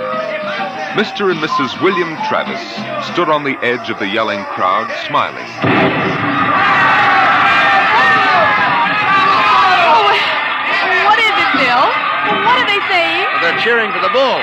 Here he comes. He's good, isn't he? I wonder how they rigged up that fire breathing. Oh, Bill, it's wonderful. I've never enjoyed myself so much in my life. It's terrific. Oh, they brought the bull. Bravo, Toro! Bravo, Toro! Oh, it will go on, won't it? I mean, our trip. Ah, Sue, don't worry. I've enough traveler's checks for a lifetime. Relax. But suppose they find us. Forget it now. They haven't a chance. But suppose they do. Suppose they take us back. They'll never find us now. Relax. Enjoy yourself. Oh, if it only lasts. Come on, darling. Let's get out of the crowd. I think you need a drink. All right. Let's try something different this time. I want to try every drink there is in the world. Oh, don't worry, darling. There's no rush. We've plenty of time now. All right, in here. Oh, there's a table over there. Come on. Bill. What's the matter? Don't look right away, but over your left shoulder, right by the end of the bar, that man. What is it? I saw him this morning in the plaza. Well, darling, take it easy. The town is full of tourists. But he was at Juarez in Tasco. Bill, I'm afraid. Well, now, don't stare at him. Come on. I know it's the same man. He was wearing the same white suit. Sit down, Sue. All right, now, come on, dear. Smile. Act natural. Bill, he's been following us. He's a searcher. I know he is. Quiet. Oh, boy. Here, boy. Si, senor. Si. Benedictine and brandy. Two. Si. Si, senor. He's watching us, Bill. Will you quit worrying, darling? The chances are 1 in 1,000 that they found us. Probably it's just a coincidence. I want to lie down. I think I'm going to be sick. Susan, hang on, will you? If he is looking for us, we can't run out. What's he doing now? He stopped our waiter. He's asking him something. He may just want a drink. Bill, I can't stand it. I've got to go upstairs and lie down. All right. As soon as we finish our drinks. What's he doing now? Well, he's nodding at me, as if he knows me. And he's smiling. Bill, he's coming over here. Now watch yourself. We've got to go right on in front of him. So if he is what we think he is, he won't suspect. I couldn't. We've got to. Come on. So I said to David, Dave, that's ridiculous. You know that a thing as that is never going to take place. Kristen. What? You did not pull up your pants leg when you sat down. Oh, well, I'm afraid you have the wrong person. My name isn't Chrysler. Kristen. No, well, I'm William Travis. I don't see what my pants leg has got to do with it. Mind if I sit down? Well, yes, Everyone nowadays pulls up his pants leg when he sits down. Like this. Keeps the trousers from bagging at the knees. But, of course, if you're not used to this style of clothing... Now, see here. We don't know you. We don't? I'm sorry. I thought I knew you. Look, this is our table. If you don't mind... You see, I'm looking for two friends of mine. A man and his wife, very much like you. The man is an atomic scientist. The wife, a bacteriologist. Very important people. They work on government business. Just what are you talking about? When I find my friends, I'm going to take them home with me. Look here, Mr. Sims. That will do for now. All right, Sims. I understand that you thought you knew us. But you can see you're mistaken. Now, if you'll excuse us, my wife and I were just going up to our room. We have to make an early start in the morning. Going for a trip? Up Acapulco, perhaps? Lovely Never spot. mind where we're going. Yes, of course. You don't like crowds, tourists. I'd probably like to get off the beaten path. You know, I've got a vacation folder here that might interest Please, you. Bill, let's go. Oh, wait. So, it's put out by an outfit that calls itself Travel in Time Incorporated. Travel in time? Yes, they've come up with a rather intriguing idea. Would you like to actually witness the burning Rome? Sail with Columbus in 1492 on his voyage of discovery to America? Meet Cleopatra?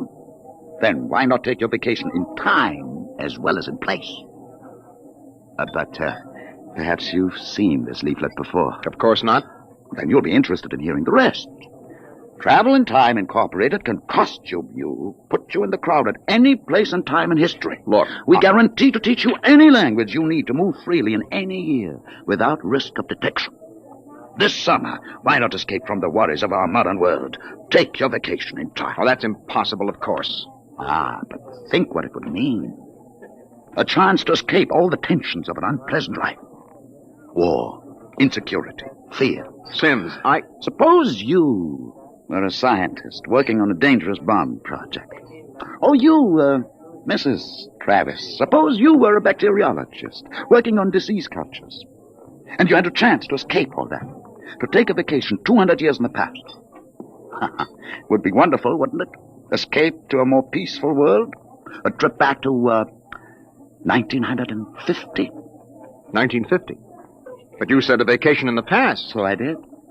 But you see, 1950 is the past if you come from the year 2155. 2155? Mm-hmm. Terrible times. Most unpleasant.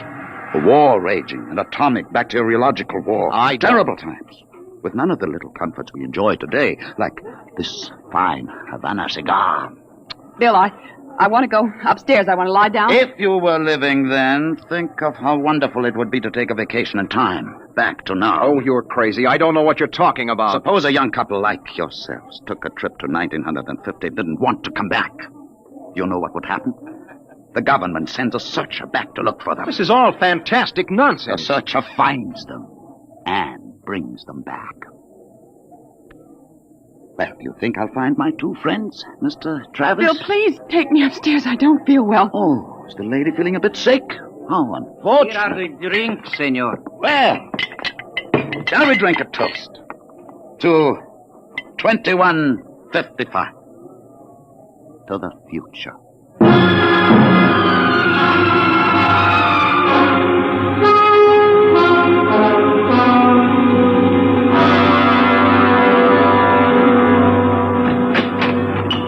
Inside, quick.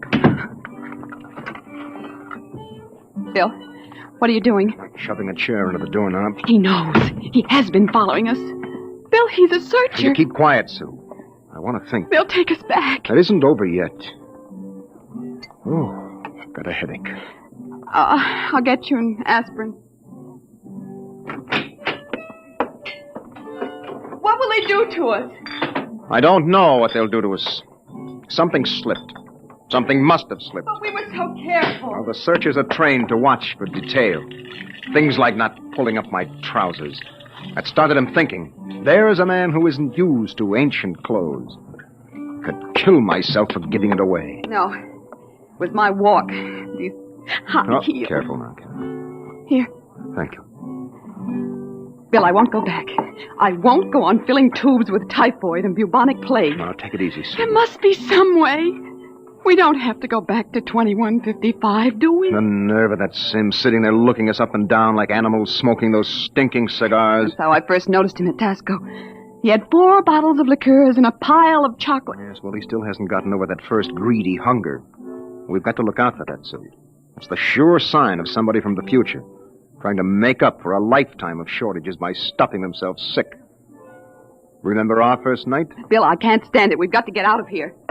What are you doing? Packing. Getting the suitcases out. That's no use, Sue. What do you mean? We can get to Acapulco by morning. Don't you think he's watching us? We could get away. No, we've got to sit tight.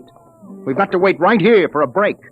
I don't know what, but something has got to break. Darling, I'm afraid. No. Maybe he isn't sure of us yet. Maybe we can still figure out some way to escape. Come on now. We better try to get some sleep.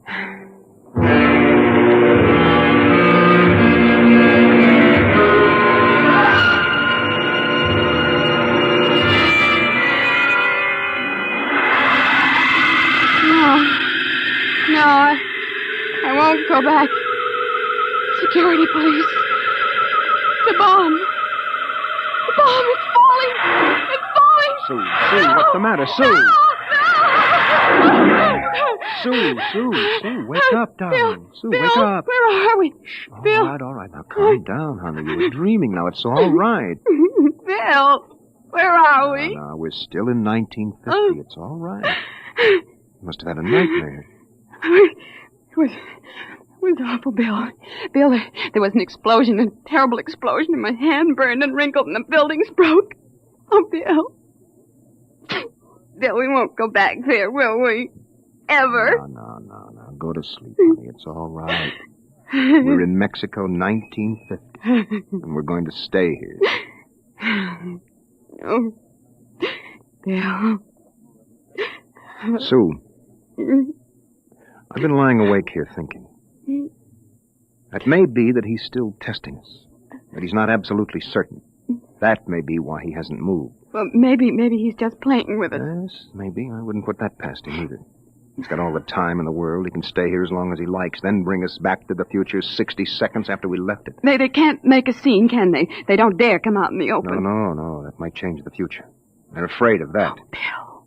If we could only tell somebody, ask for help. Now, Sue, you know we can't. That's why we had to submit to the psychological block treatment before they okayed our vacation. We couldn't tell if we tried. The block is too strong. Oh, maybe we can break it, Bill. And what if we did? Who'd believe a crazy story like ours? Who would believe that we come from 2155? No, Sue, that would do no good. But this is important. They have to get us alone to put us in the time machine to send us back. Well, then that's it. We'll never be alone. Listen, it's still fiesta time. It'll be easy to stay in the crowd. Yes, that's our only chance. We must not let him get us alone. He won't get us back to that war and that insane world. Bill. It could be the room clerk. At 3 in the morning? I'd better answer it. No, don't. Don't, Bill, don't. I've got to. Hello? Hello? Mr. Travers? What is the idea of this? It's 3 in the morning. Yes. I just wanted to remind you, the rabbits may hide in the forest, but a fox can always find them. What was it, Bill? Bill? No, never mind, darling. Come on. Let's get some sleep. Why, we can.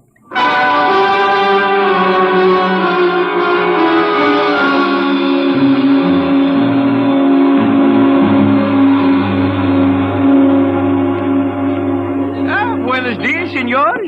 Good morning, Senor Gomez. I trust you are spending pleasant days in my hotel. Fiesta time is the best. Oh, it's been lovely. Your special table is all ready for breakfast. Oh, fine. Where blazes is the hotel? Hey, you, Buster, where's the hotel in this godforsaken sinkhole of a What is all that racket? Great excitement, very great. Why, what is it? They come with 4 trucks and innumerable automobiles. A motion picture company from Hollywood. Oh, what are they doing down here? They make pictures of our fiesta for the backgrounds. Oh, yes. We have a very beautiful town. Beautiful.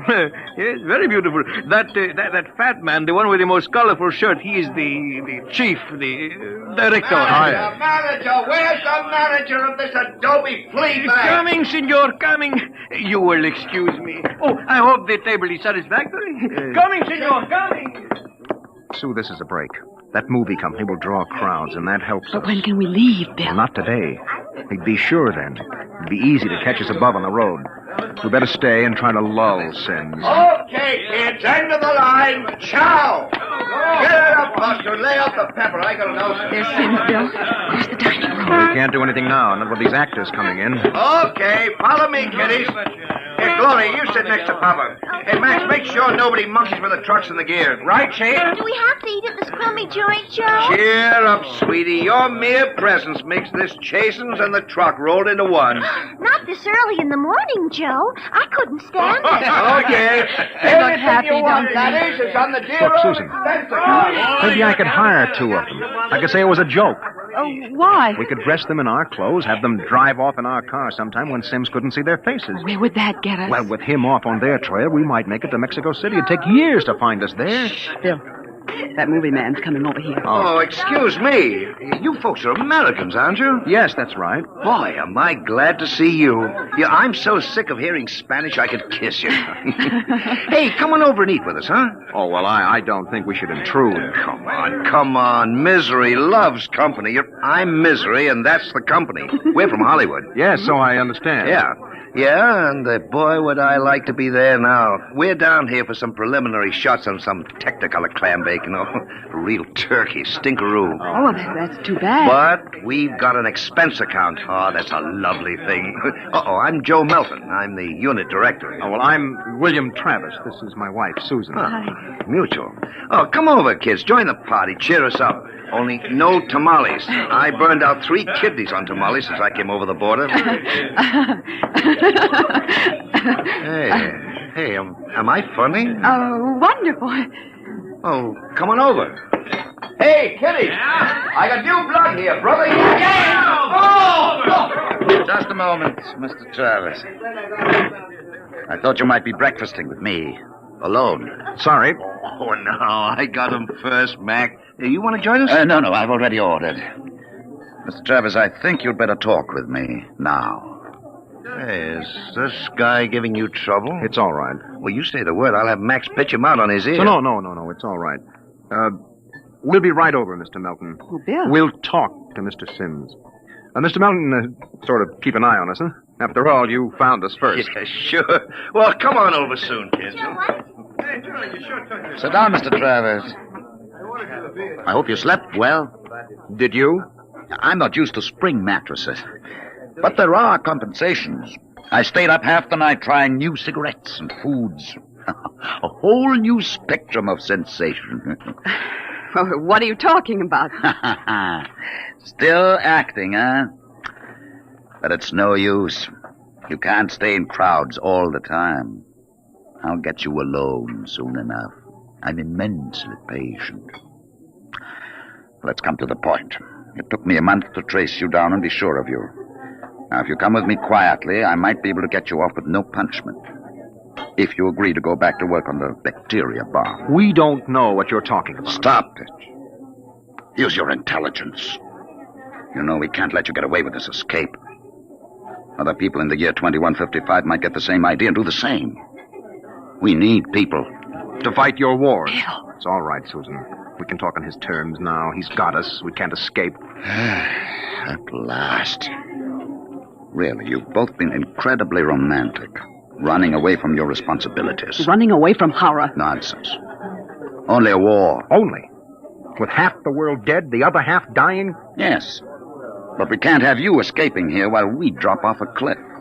Dying people love to know that others died with them. Kids, break it up. We're waiting on you. The longer you keep me waiting, the harder it will go on you. What do you mean? We need you on that bomb project. Return now and no torture. Torture? Yes. You see, later we'll force you to work. And after you finish the bomb, we'll try a number of complicated new devices on you. Bill. As you say, you can't escape. We have all the time in the world. Here in 1950. Sims, I'll make a deal with you. I'll come back now if my wife stays here alive, safe, away from that war. No, Bill, Keep no. quiet, Sue. Well, Sims, you need me for that bomb. You can duplicate her work. It exceeds my authority. But all right. Meet me in the plaza in 10 minutes. I'll pick you up in the car. Good. We'll drive out into the country to some deserted spot, and I'll have the time travel machine pick us up. Bill, I won't let you. Don't argue, Sue. It's settled. Good. I'll meet you in the plaza in 10 minutes. Your wife may stay here as long as she wishes. All right, Sims. It's a deal. Don't try anything now, Travis. I know when I'm licked. We just want a few minutes to say goodbye. I'll be seeing you then. Bill, I won't let you do it. I won't let you. Please, Susan. I'm going to tell the truth. I'm going to get help. You can't. The psychological block It's won't... our last chance, Bill. Hey, aren't you two going to join us? I thought Mr. Melton, I've got something to tell you, and you've got to believe me. Sue, it won't work. You've got to try. Go ahead, kids. Spill it. You've got to understand. You see, we really... Bill, my head. I can't think. My you head. need a my bromo, head. honey. It can't work, Sue. Now, the block is too strong. Come on, we'd better get the car. Hey, someone's crying now. Breakfast, no time for people to cry. Now, what in the world could a good-looking kid like you find to cry about?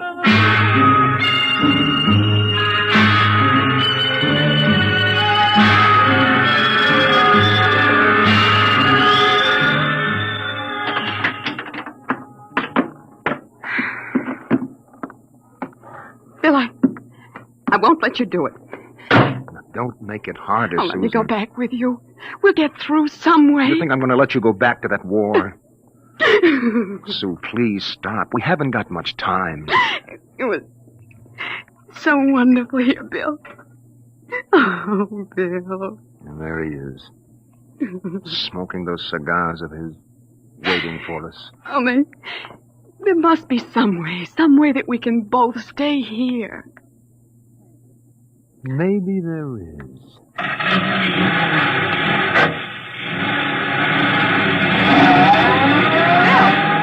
Bill, what are you going to do? Hang on, Sue, and duck when I tell you. No, Bill, you're heading right for him. Not going to get either of us now. Oh. Down, Sue, down.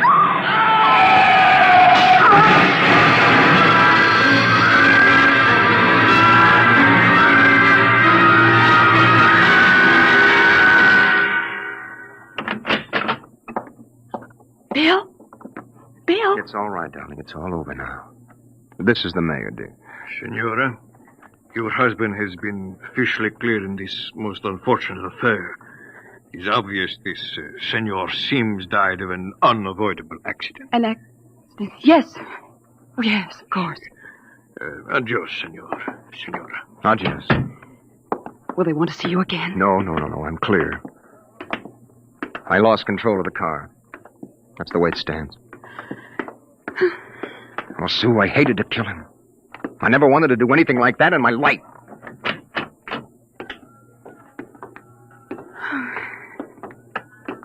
Where will we go now? Mexico City? Well, the car's in the repair shop. It won't be ready till 4, then we'll get out of here. Hey there, Travis. Wait up. It's the movie man, Bill. Oh. He was very good to me when they had you in there. Oh? Hey, I heard what happened. They sprung you, huh? Great, Yes. great. It was an accident. Well, it's lucky you didn't get hurt yourselves. Everything okay now? Yes, I think so. That's fine, but you both look a little rocky. Say, you want to get your mind off your troubles? We're through for the day. Cloud's fouled up our shooting schedule, so we're going to put a header on it up at the hotel. Well, I don't think we'd better. You've got to wait till your car's fixed, don't you? Oh, come on, Nup. It'll do you good to relax. It'll get your mind off what's happened. Gloria's cracking the ice now. Well, maybe we will join you. I've got to go check up on the car, and then... Oh, don't miss the party, kiddies. I'll see you upstairs. Bill, I don't think we... Come on, honey. We've got the break now. Sims is dead. Before they can put another searcher on our trail, we'll have time to make a clean getaway. Bill, I'm so tired. I know, and what you need is a little excitement. We rate a celebration, honey. Well, I guess it would be nice to unwind. Sure. We'll go up to Melton's room, have a couple of drinks and a few laughs. Honey, it's all over. We can relax.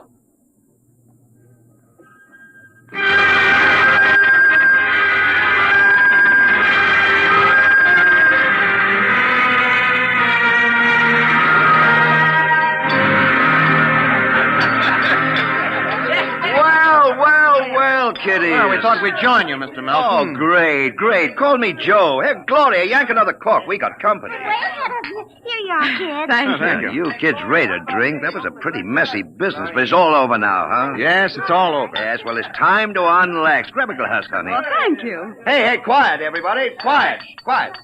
How about a toast to our guests? Oh, sure, you bet. All right. To a very beautiful lady, lovely enough for the movies. Why, thank you. No, I'm not kidding. That's why I came over to you in the first place. I might even give you a test. Oh. No, I mean it, honey. You're pretty nice. I could make you a movie Oh, star. and take me to Hollywood? Well, at least it'd get us out of Mexico. No, you're not serious. Sure I am. Gloria, how about a refill? Coming up. Well, it sounds wonderful, doesn't it, Bill? Yes. Los Angeles is a pretty crowded city, isn't it? Crowded? Wait till you see the Sunset bus. No, you don't really think I could be an actress. You don't have to cheer me up anymore. I'm feeling wonderful now. No, I'm serious. I think you'd be great. I want to do a suspense story. Sort of a war story, you know. Gloria, pour Mr. Travis another glass. Okay, Joe. A suspense story. Yes, dear, yes. A story about a man and a wife who live in a little house. Now, I'm just ad-libbing this, you understand? Oh, yeah, sure. Go on. Well, there's a war on, see? A terrible war, you see. They live in the year 2155. Now, here's the gimmick. They escape into the past, and they kill a man who follows them to bring them back. Gloria, honeypot, get Mr. Travis another glass. Well, sir, this couple takes refuge with a group of movie people. Safety in numbers, they figure. Bill. But the story goes on. This couple is terribly important for a new project. Let's call it a bacteria bomb. So the searchers figure out a way that they can get them alone in a hotel room. Shove a chair under the doorknob, Max. Yes, sir. You see, the searchers may work alone or in groups, so that if one of them's killed, the rest carry on. Don't you think that would make a wonderful picture, huh, Susan? Don't you, Bill? You're not going to get us, Melton. Stand still. Put that gun down, Travis. Who is it? The manager. Grab that gun, Max. Let go of me. Now make things worse, Mr. Travis. The manager, he heard us. Let's get going. Let go of me. Let go. He'll break down the door in a minute. Max, get ready to travel. Get that. Take a good look, Mr. Travis. Take a good look at 1950. You won't be seeing it anymore. Throw the switch.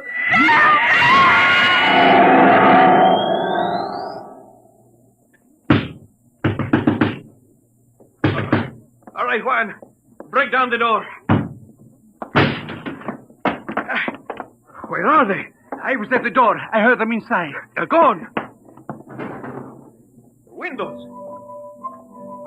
No, the iron bars are undisturbed. What happened to them, Juan? They just disappeared, all of them. Nuestro Padre Cielo. All right, Juan. Pray later. Senor, I think you'd better send for the priest and holy water. Later, Juan. Hey, they just disappeared. Look here in the closet. See? Hey, bottles, hundreds of bottles. Chartreuse, cognac, absinthe, tequila, Turkish cigarettes, and boxes of pure Havana cigars. These crazy Americanos. Why should anyone leave all this behind?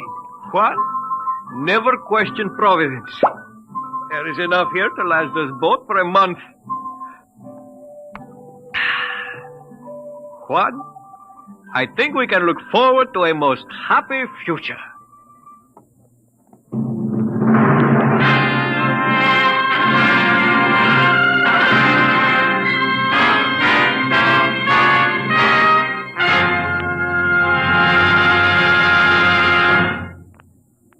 You have just heard another adventure into the unknown world of the future. The world of Dimension X.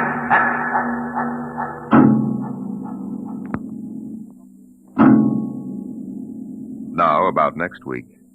Suppose that you were a private detective, and into your office walked a strange-looking client.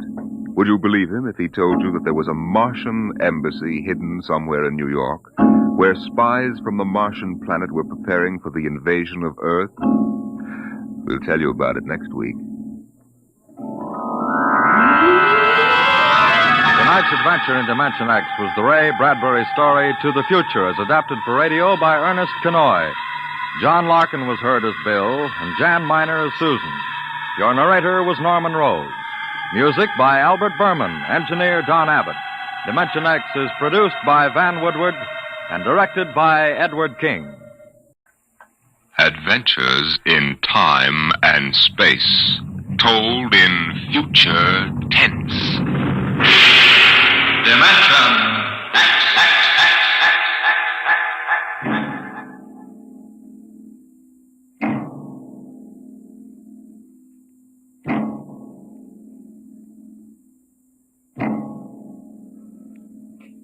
Out of the infinitude of stars and planets in the solar system and other systems in the universe, it is almost mathematically certain that there exist other forms of life on other worlds. Someday, in the future, in 1,000 years, or in the next 10 minutes, daring travelers through space will make contact with the inhabitants of another world. But the question is, will we contact them first, or will they contact us?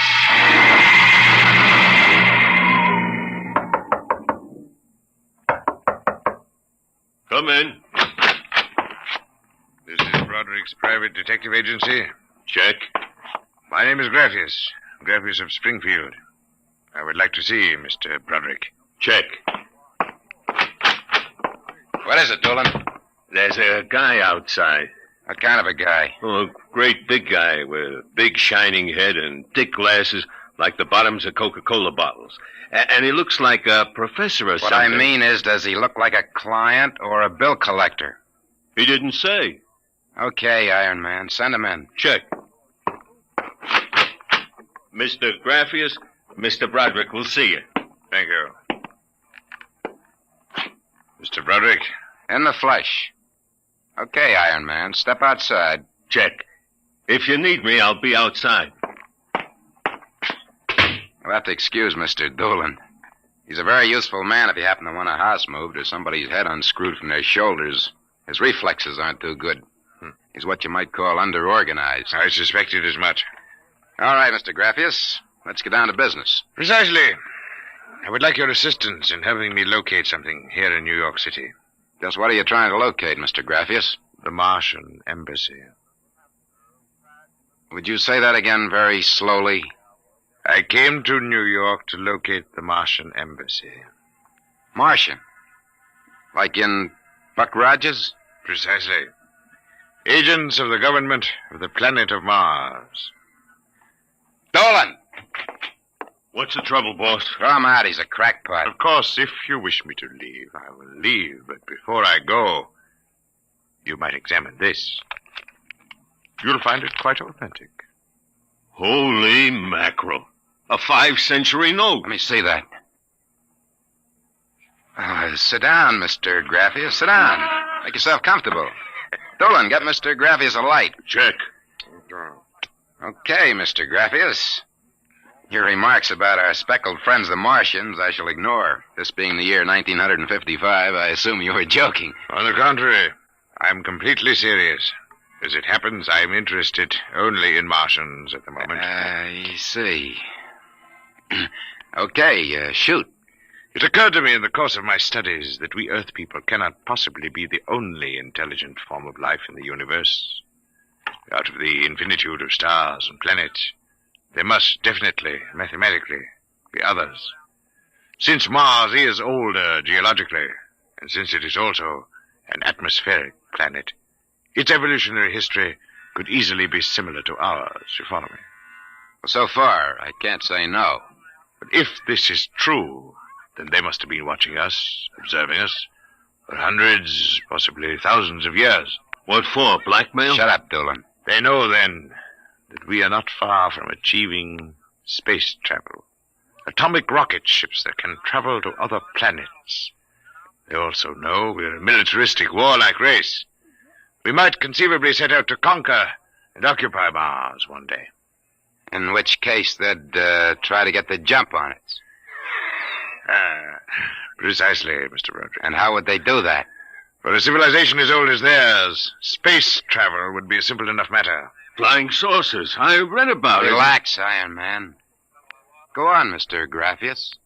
If you were planning to attack an unknown nation, what would be your first move, Mr. Broderick? Intelligence. Find out what the odds are. You have a very logical mind, sir. You would send agents to scout the nerve centers of earthly civilization and advancement. Not in Kansas City or Equatorial Africa, my dear sir, but here in New York City. The most technically advanced spot on Earth. Uh-huh. And, you want me to help you prove this theory of yours? Precisely. Expense does not interest me. Well, this may take a very long, long time, Mr. Graphius. After all, nobody's ever seen a Martian. I assure you, they will be very ordinary-appearing people. Very likely they live together in downtown New York, close to the newspapers and publishers, the news cables, communication centers, and the financial center of Wall Street. Most certainly, they live in a private house with no servants to pry into their affairs. Some ordinary people who live in a private house in downtown New York. Yes. I might just as well look up Martians in the classified section of the phone book. There's one other lead which might help you. What's that? They would be almost certain to subscribe to every conceivable type of newspaper, scientific journal, foreign language publication. Mm-hmm. Well, that might be something. Okay, Mr. Graphius. It's a deal. Excellent. I shall contact you tomorrow. Oh, before you leave. Yes? Just as a matter of interest. Why are you so interested in meeting up with these Martians? Mr. Broderick, I wish to avert the catastrophe of a successful Martian invasion of the Earth. Naturally, I cannot go to the police or the military. I'd be laughed out of existence. So I'm doing this privately. You seem to know all the answers, Mr. Graphius. Not all of them, Mr. Broderick. Not quite all the answers. Not quite yet.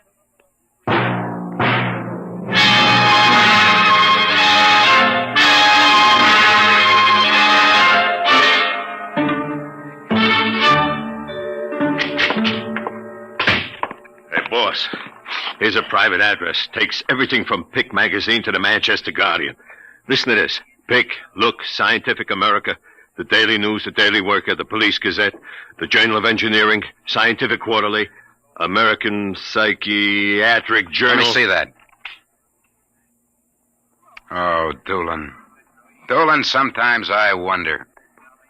What's the address on this? 9 West 124th Street. Which happens to be the Harlem branch of the Public Library. Oh. Now listen, Noodle Brain. Check all the renting agents. Find out every private house in downtown New York. And then cross-check with the magazine subscription departments of the scientific magazines. You got that? Check. I wonder. Boss, what's the sense of all this? We know there ain't no Martian embassy in New York. This crackpot is paying us $100 a day, and we gotta keep him happy. You understand? Yeah. Also, I've got a hunch that Mr. Graphius isn't looking for any Martian embassies. He's looking for something quite different. I'll start making with a telephone.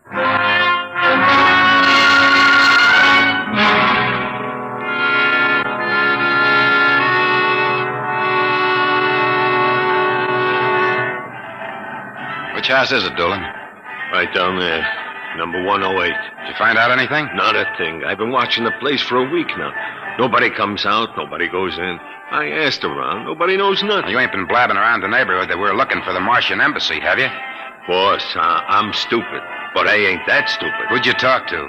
I struck up what you might call a casual acquaintanceship with those two girls standing with the baby carriages up the street.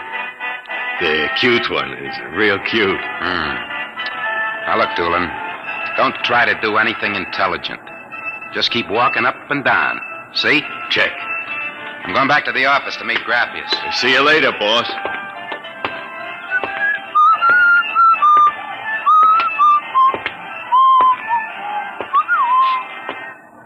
Hiya, beautiful. Hiya, Flatfoot. How did you know I was a detective? Your socks are bagging at the arches. Well, stick around, beautiful. I'll be back in a few minutes, and we can make some beautiful music together. Listen to Romeo, Helen. The name is Doolin, honey. Iron Man Doolin. Your line is getting rusty, Iron Man. What do you want to fool around with him for? He reminds me of my husband. Just a big, good-natured slob.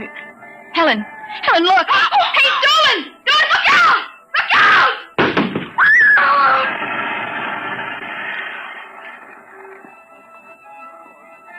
Helen?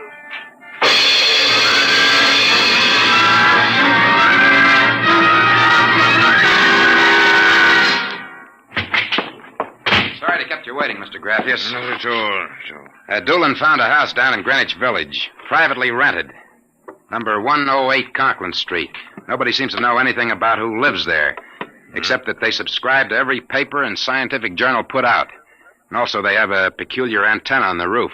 You don't suppose your Mr. Doolin will try to get inside the house? No, he knows better. Mr. Broderick, I assure you, if that place is the Martian embassy... Doolin can take care of himself. Still, I wish you had informed me before. Well, that's probably him reporting back now. Excuse me. Hello? Yeah, speaking. Doolin? Yeah, he works. What? Oh, no. No, I can't think of any. Yeah, sure, okay. Yeah, I'll be right down. Okay, Lieutenant. Yeah, right away. Something the matter? Doolin is dead, Mr. Grappius. What? They found him splattered all over the sidewalk in front of number 108 Conklin Street. How did it happen? There were some witnesses. They said a building cornice dropped on him. The cornice? But how? It fell off the building next to 108, right on top of him. Come on, we can get a cab. I have to identify the body.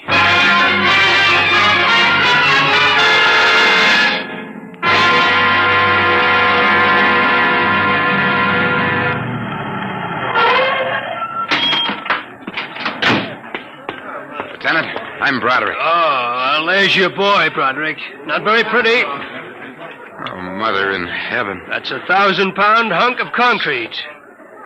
Where did it come from? Dropped off the roof of 106. Anybody see it? Yes, a couple of maids pushing baby carriages. One was so shaken we had to send her to the hospital.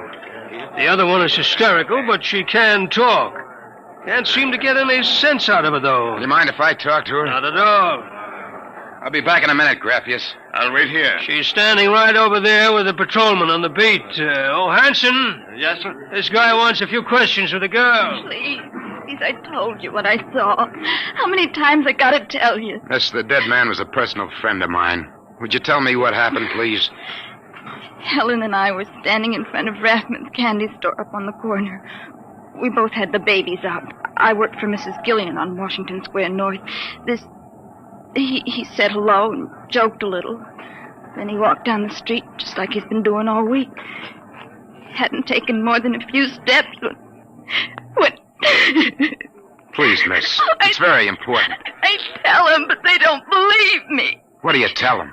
How it happened. Tell me. It's too awful. Please. Well, first he squashed, and then the stone fell on him. What do you mean, he squashed? They don't believe me, but Helen saw it, too. She saw what? First, he squashed, then it fell on him. He was mashed flat before it even hit him. Now, look. That's the story, Broderick. Please let me alone. Let me go home. I told you what I saw. Now let me alone. Let me alone. Did you learn anything, Mr. Broderick? Huh? I don't know. I don't know what to make of it. It's crazy. Mr. Broderick, if I may make a suggestion at this point, perhaps it would be better if we drop the entire matter. What's eating you? First you come at me with a chain of nonsense that you're staking real cash on. And now when we hit solid trail, you want to call off the dogs. Well, maybe you operate that way, but Broderick doesn't. May I ask, then, what do you intend doing? As soon as the cops clear out and this place quiets down, I'm going to pay a personal call on the Martian embassy. Whatever number 108 is.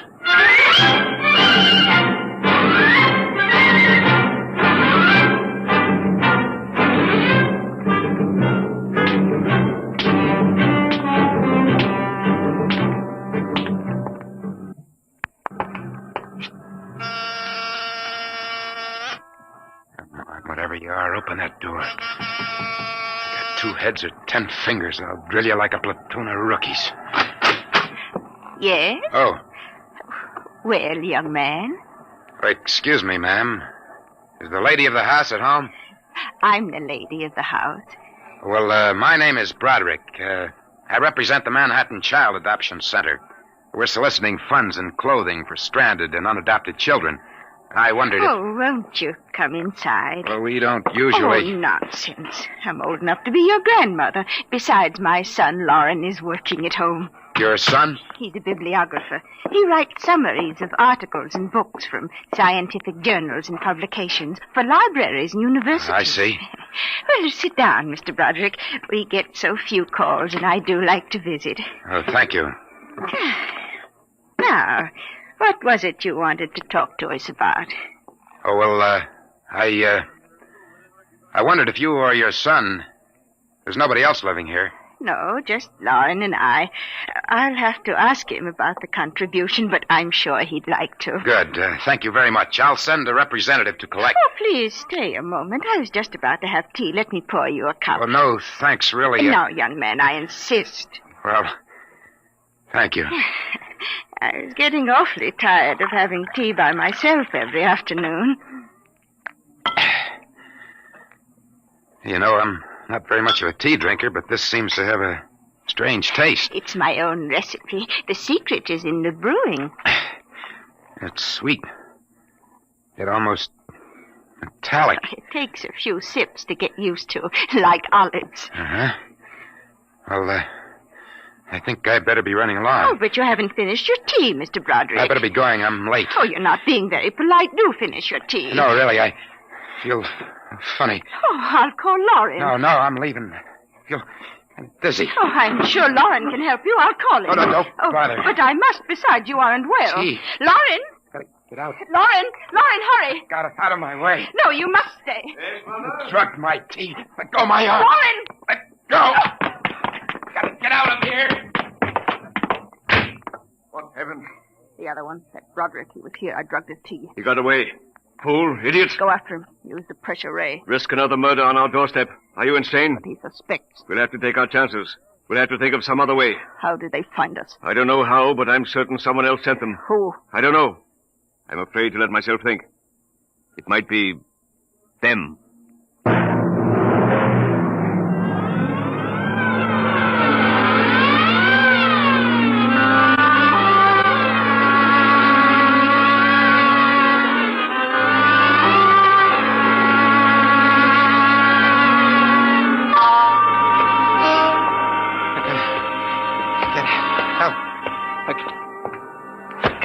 Watch where you're going, you drunken fool. Please, Get away from me. Stay away from me. Look out. Miss, please. Let go of me. Help. Please. Help, officer. You don't understand. What's the trouble here? This drunkard is insulting people. I saw him come out of that house there. 108? That's the one. He bumped into a gentleman, and then he pulled at my arm. All right, miss. I'll take care of it. Come along, mister. I'm going to give you a break and take you back to the wife and kids. No, you can't. I'm sick. Sick, is it? What's the matter? Drugged. They drugged me. Who drugged you? Number 108. Martians. Who? Martians. Number 108. It's a Martian embassy.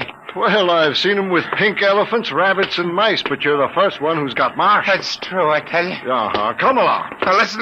Don't take me back there. They'll kill me. Look, I gotta make you understand. Here, I'll help you up the steps. Please, my name is Broderick. I'm a private dick. We'll find out about this. Here, don't try any tricks. Officer, please listen. I'll give you anything. I'll give you $1,000. Please listen. For God's sake, listen. Yes, officer. Why, Broderick. You know this slush, Granny? Why, that's my son, Broderick. No. Martian. He's in pretty bad shape. You better get him to bed. Oh, dear. He was doing so well at the Alcoholic Society. He must have gotten off again. Looks like he's ready to pass out. Lauren! What is it, Mother? Oh. Your brother, Broderick, has been drinking again. Look out, he's passed out. I'll take care of him, officer. We've handled this sort of thing before. Can you manage okay? We'll be fine, thank you. You've been very kind, officer. Nothing at all, Granny. I know how it is with these alkies. Well, I'll be seeing you.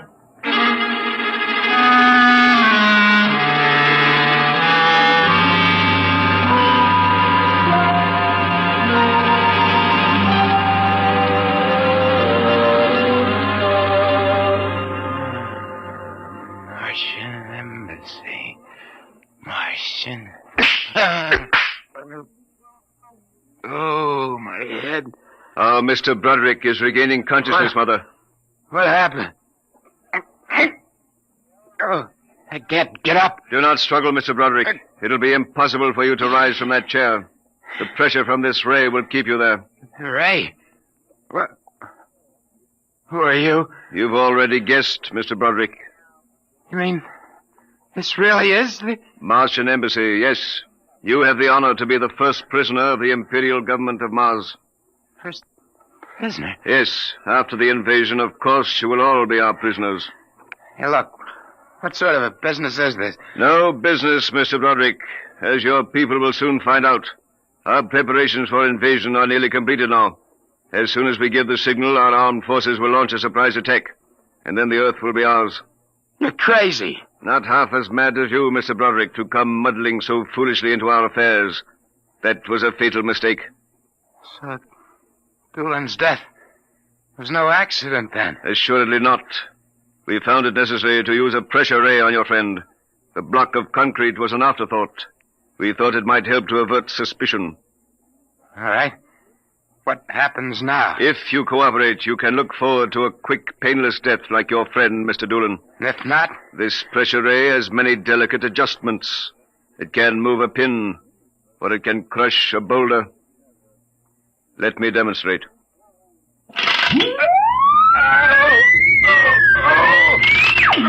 You see, Mr. Broderick, as if an invisible vice were crushing you. What do you want? The name of your client. We are interested in knowing who is so anxious to locate the Martian Embassy. The names of my clients are confidential. Oh, well. All right. Turn it off, Mother. Mr. Broderick has seen the wisdom of speech. His name is Graphius. Graphius? Yeah. An unusual name for an Earthman. Describe him. Well, I don't know if I really can. Mother. Oh! Describe him. He's tall. Got a big forehead. And about 60.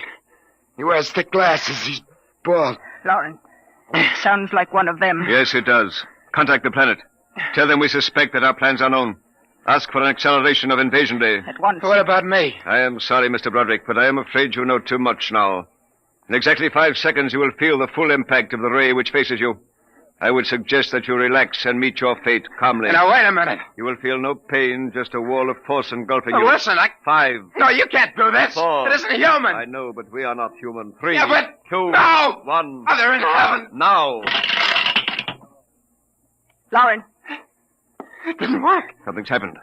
The magnetic field is dead. Get it working. We've got to get rid of this one. Now, listen. Listen, you Be quiet. two. I can't understand what's gone wrong with the ray. Why would it suddenly stop like that? Perhaps I can explain. What? Graphius. It's you. Yes. Lauren! Stand back from the pressure ray, please. It will not function anyway. I have decontrolled your field. Lauren, it's one of them. They found us. Did you think we wouldn't? I trust you have not harmed my friend, Mr. Broderick. He's been very useful to me. Brother, am I very glad to see you. Talk about the Marines landing in the nick of time. You're free to move now, Mr. Broderick. I don't know how you got in here, Graphius, but stick around.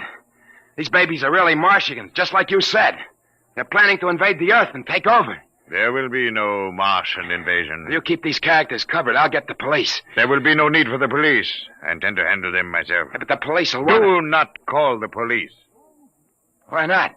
You fool of an Earthling. Don't you realize with whom you are dealing? The invasion of Earth by Mars will be like child's play compared... Lauren! Holy mackerel. They just flattened out. Like your friend, Mr. Doolan. I detest the use of violence where the intellect can rule. But unfortunately, the Martians are a threat to us. It must be destroyed. I believe you now. Another 5 seconds, they'd have finished me. I'm glad you didn't waste any time. There is little time to waste. The Martian invasion was to have taken place next week. Yeah, Hey. They never said that. How do you know? You would not comprehend. Wait a minute. There are some things here I do understand. A second ago, that pressure ray didn't work. Now you're using it like it was a toy. How did you get in here, anyway? Who are you? Another one of those Martians? No, Mr. Broderick. I happen to be a Venusian. What? A representative of the planet Venus. Venus? That's impossible. Not at all. The Martians are really an inferior race. We Venusians are much farther advanced. As much as we are over you, Mr. Broderick. The Martians would simply have conquered and enslaved your people. We Venusians felt compelled to exterminate you completely. That's impossible. Oh, no. Now that we have disposed of the Martian threat, what is there to stop us? Our invasion begins tomorrow at noon. By nightfall, the Earth will be ours. Brother in heaven. Either I'm completely cuckoo or... Oh, well, this is really on the level. You needn't edge toward the door, Mr. Broderick. You're thinking of running for help, aren't you now? I can read your thoughts quite clearly.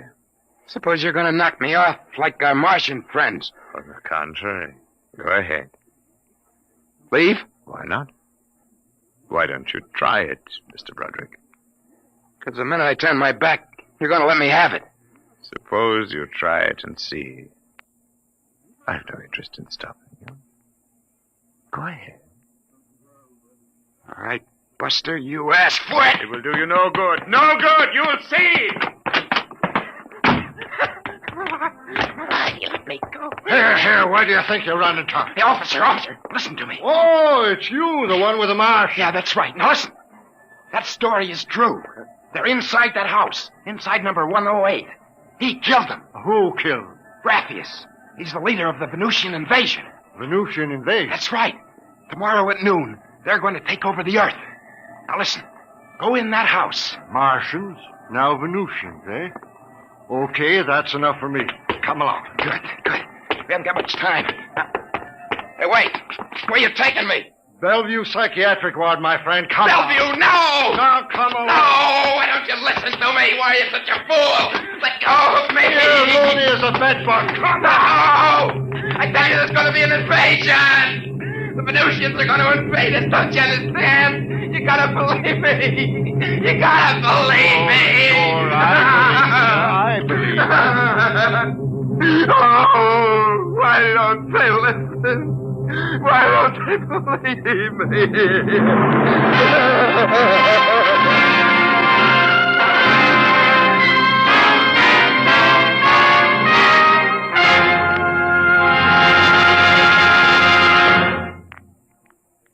You have just heard another adventure into the unknown world of the future, the world of Dimension X.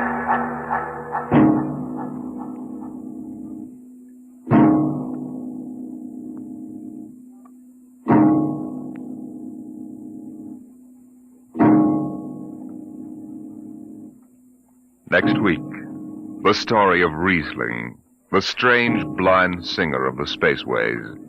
He traveled the space lines from Mars to Venus to the moons of Jupiter. No captain could refuse to carry Riesling and his battered guitar. He sang of all the wonders of the galaxy, but his greatest song was of the sight he would never see, the green hills of Earth.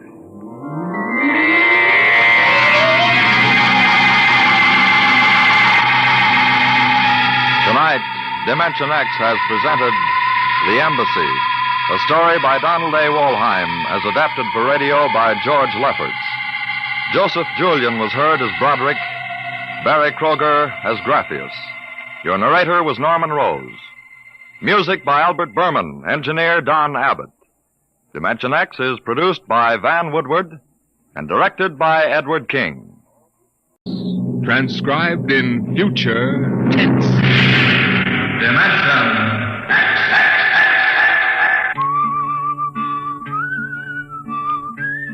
This is the story of Riesling, the singer of the spaceways. You've probably sung his songs in school, in English, French, or German. The language doesn't matter, but it was an earth tongue. But the real story of Riesling is not found in the footnotes of a scholar's critique or a publisher's biography. It is in the memories of the old-time spacemen, the pioneers who pushed the thundering old-fashioned rockets to the far, strange ports that are our commonplace heritage. These men know the true story of Riesling. The arching sky is calling spacemen back to their trade. All hands stand by, free falling, and the lights below us fade. Outride the sons of terror, far drives the thundering jet, up leaps the race of earthmen, out far and onward yet.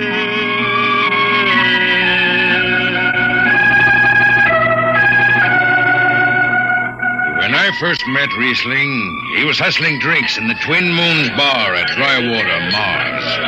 He'd won a guitar off a Chinese barkeep at Luna City by cheating at one thumb, and he made his whiskey by singing in the bar and passing the hat. Listen to her, Hudson. Don't she strum pretty? Like a 16-year-old gal. Say, how much you collect on that last song? $3 Martian and a slug. Al grabbed it from my bill. You don't trust me no more. Funny, never did have no luck with hound dogs nor Martian barkeep. Hey, Riesling, look over there by the bar. There's an Institute 4 striper giving you the eye. Know him? Captain Hicks off the Goshawk. He's sure giving you the once-over. Maybe he's got a job. They don't make never no mind to me. I've been blacklisted.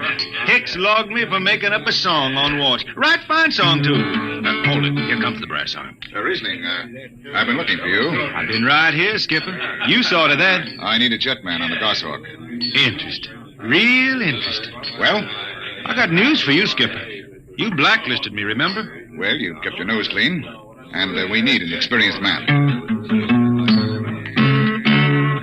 Been a little changing down aft in the Goshawk, ain't there, Skipper? How'd you know that? You got that new atomic pile drive. Last 3 of them tea kettles blew somewhere in the asteroids. Look, it's double pay, but if you're scared... Scared? Listen, fella. For double pay, I'd jump off the top of the Harriman Tower if you allowed me rubber heels for the landing. All right, then. You show up tonight to sign the book. Sober. Got no choice, Skipper. Money and me is total strangers. We lift at 11:30 Mars time. Sober, you understand, Riesling? You taking the job? Well, that Goshawk is one stinking old tub. Her engine's got more bugs than a beagle dog in spring. And that new drive is about as safe as a pretty gal in the Ozarks. But I reckon she'll do for one more trip.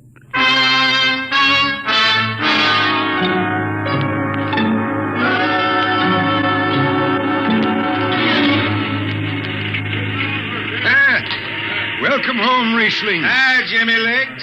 Meet my friend Hertzman. He's signing on as a wiper. This is Jimmy Legs Casey. He's bosun. Can't hold his liquor no more than a sieve, poor boy. Mr. Casey. Riesling, you sober enough to sign the book? Drunk or sober, I'll make my mark. Stand aside. 3 X's? It took me a middle name. Yeah, you two lay below. And Hertzman. Aye, sir. Get him sobered up before the skipper makes rounds. Jimmy Legs, I'm sober as a hanging judge. Yeah?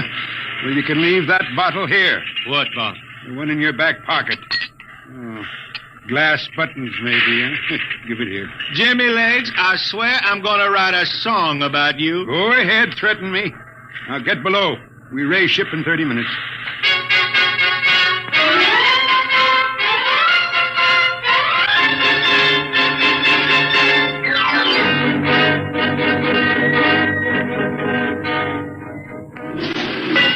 Hi, Skipper.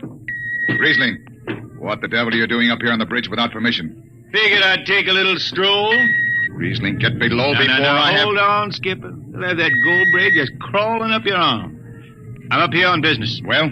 That number 2 jet ain't fit. Cadmium dampers are warped. Why tell me? Tell the chief engineer. I did. He says they'll hold. Well? He's wrong. He's wrong. He's got a Harriman Institute degree in power electronics. And some drunk space rat says he's wrong. Skipper, I was damping jets when that shirt-tail Tad wore pins for buttons. I've got no time for you, Riesling. Casey, sound takeoff. Aye, sir. I'm telling you, Skipper, that number 2 jet's gonna blow. Dampers warped crooked like a turtle's back. Riesling, drag your deadhead out of here. Get below. Go ahead from control tower, Captain. All right, Casey. Fire 1 and 4.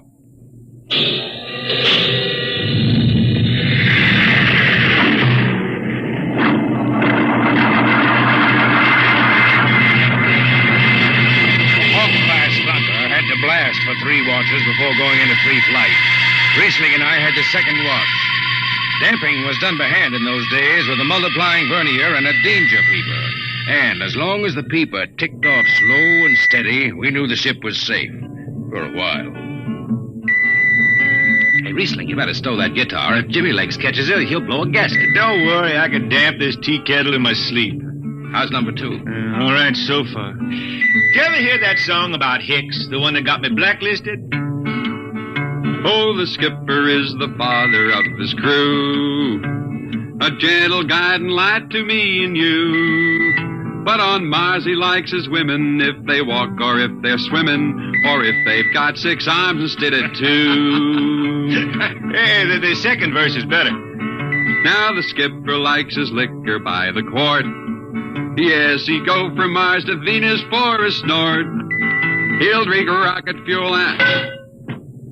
Hell, hi, Skip. Didn't see you come in. You were too busy, eh? Who's watching the gauge? I got an eye on it. Don't you fret none. Riesling, I'm going to fix it so you can't get a berth on a rocket-powered pogo stick.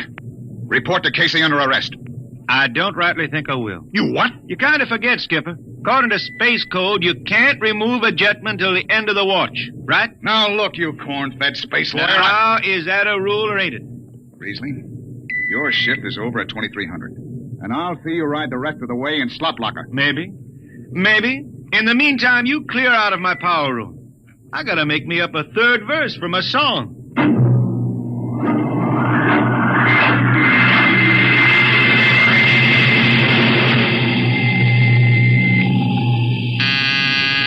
I got it. Power room. Damp number 2 a point. Number 2, all right. Hey, let me have that mic. Jimmy Legs, is that force drive Boyle up there? Give me that, Casey. Riesling, I've taken just about enough from you. And I've got a little news for you, Skipper. Number 2 jet is bulging like a fat lady in a satin skirt. Listen, you clown, that Skipper, I think I'm gonna junk my song and start over. I could do much better on you. This is the last time, Riesling. Damp number 2 a point. Why, sure. Look out, Hutch. I'll take it. You watch the gauge. Now. You need to hear. She's bucking a little. Riesling, hit the emergency. She won't. Damn! It's that boy. There go the lights.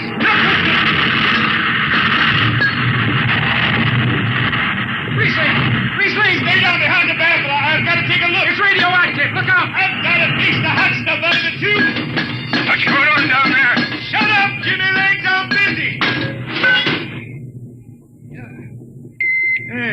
She's tight now. What happened? Number 2 blew, you lunk-headed space rat. You all right? A little sunburn. The lights are gone. What's the matter with the emergency circuits? Riesling. Jimmy Legs, get some lights down here. It's dark. Get the emergency light on. They're on, Riesling.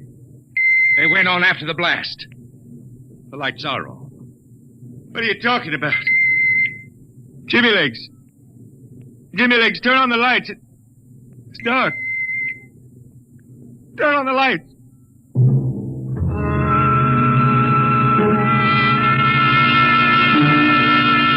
That blue radioactive glow from the jets was the last thing Riesling ever saw. His optic nerve was burned out in an instant. He was in sick bay on the rest of the trip, and on the swing back, we set Riesling down at Drywater, Mars. Look out for the cable, Riesling. Thanks, Hertzman. Hey, Riesling. That you, Jimmy Legs? Hold up a minute, will you? Riesling. Jimmy Legs, I promised I'd write a song about you, didn't I? Sure, Riesling, sure. Can't seem to sing like I used to. Look, Riesling, the men up on the bridge feel kind of bad about this. Yeah? Why didn't they think of that when Riesling told them that damper was shot? Now, Hertzman, that's all over. Sure. That's all forgotten. Riesling, let's get down to the Twin Moons before I vomit. Now, hold it. The skipper feels pretty bad about the whole thing, Riesling. Kind of late for that, Jimmy Legs. Feeling sorry don't hold no corn. The boys passed the hat. The skipper kicked in half a month's pay. Did he now? Then on principle, I suppose I ought to tell him to stuff it back up the jets. But you can't buy no drinking whiskey on principle. I'll take it. Here you are. I'll get it. I'll be seeing you, Riesling. Sure, Jimmy Lee. Sure. Come on, Hertzman. Let's get that drink.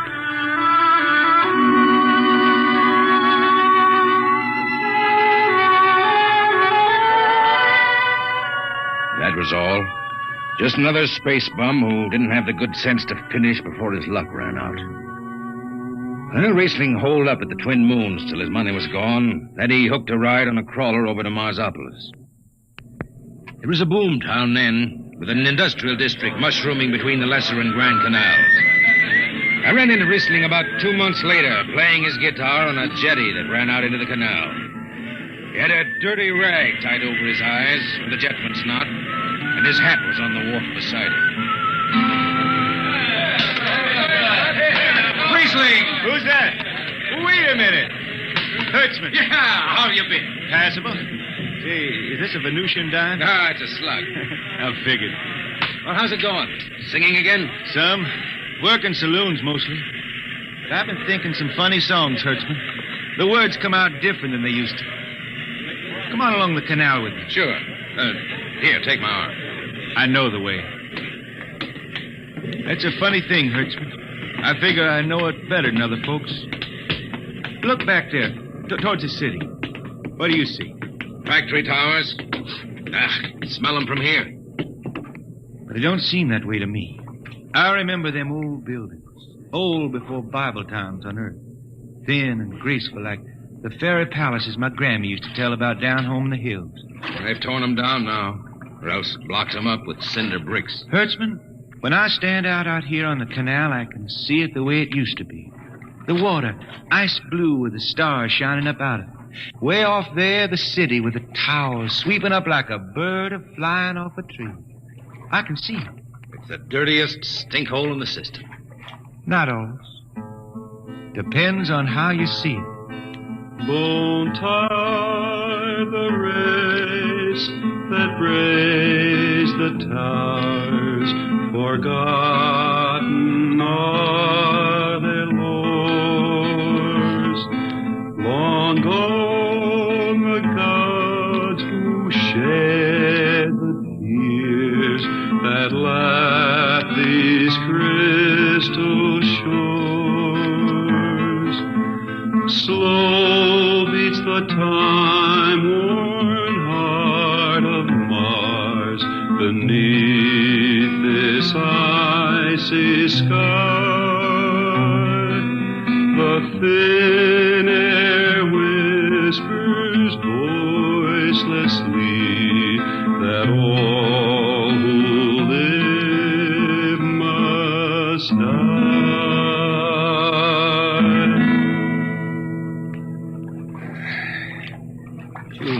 Shut up. Why don't you go home, Riesling? Home? I've been thinking about that, Hertzman. When I was a youngster down in the Ozarks, I used to climb a big old oak tree my daddy had in the dooryard. You could see the hills for miles, green and cool. I've been thinking about that. Why don't you go back then? I couldn't see them hills no more now.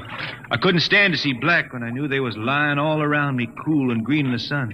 I couldn't stand that. Yeah. Well, let's get back to town, Hertzman. Today I made $3.50 Martian. I'm all set to drink it down before dawn. Come on!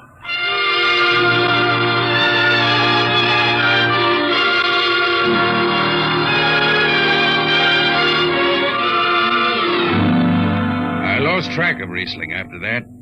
I shipped out on a slow freight of the Condor class for Luna, and he hitchhiked to ride to Venusburg on an ore ship in a tri-planet run. So he beat around the system, Venusburg to Layport to Drywater to New Shanghai and back. Any spaceport was his home, and no skipper had refused to lift the extra mass of Riesling and his battered guitar. He made up his songs, sitting out watches down in the power rooms with old shipmates, while the monotonous beat of the jets shook the hull plates. Hear the jets, hear the jets, hear them snarl at your back when you're stretched on the rack. Hear the jets, feel the pain in your ship, feel the strain in your grip. Hear the jets, feel her rise, feel her drive, strands steel come alive on her jets.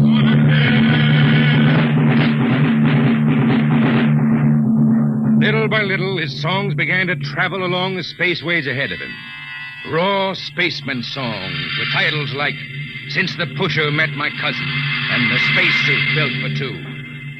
But more and more, we began to hear a different kind of song.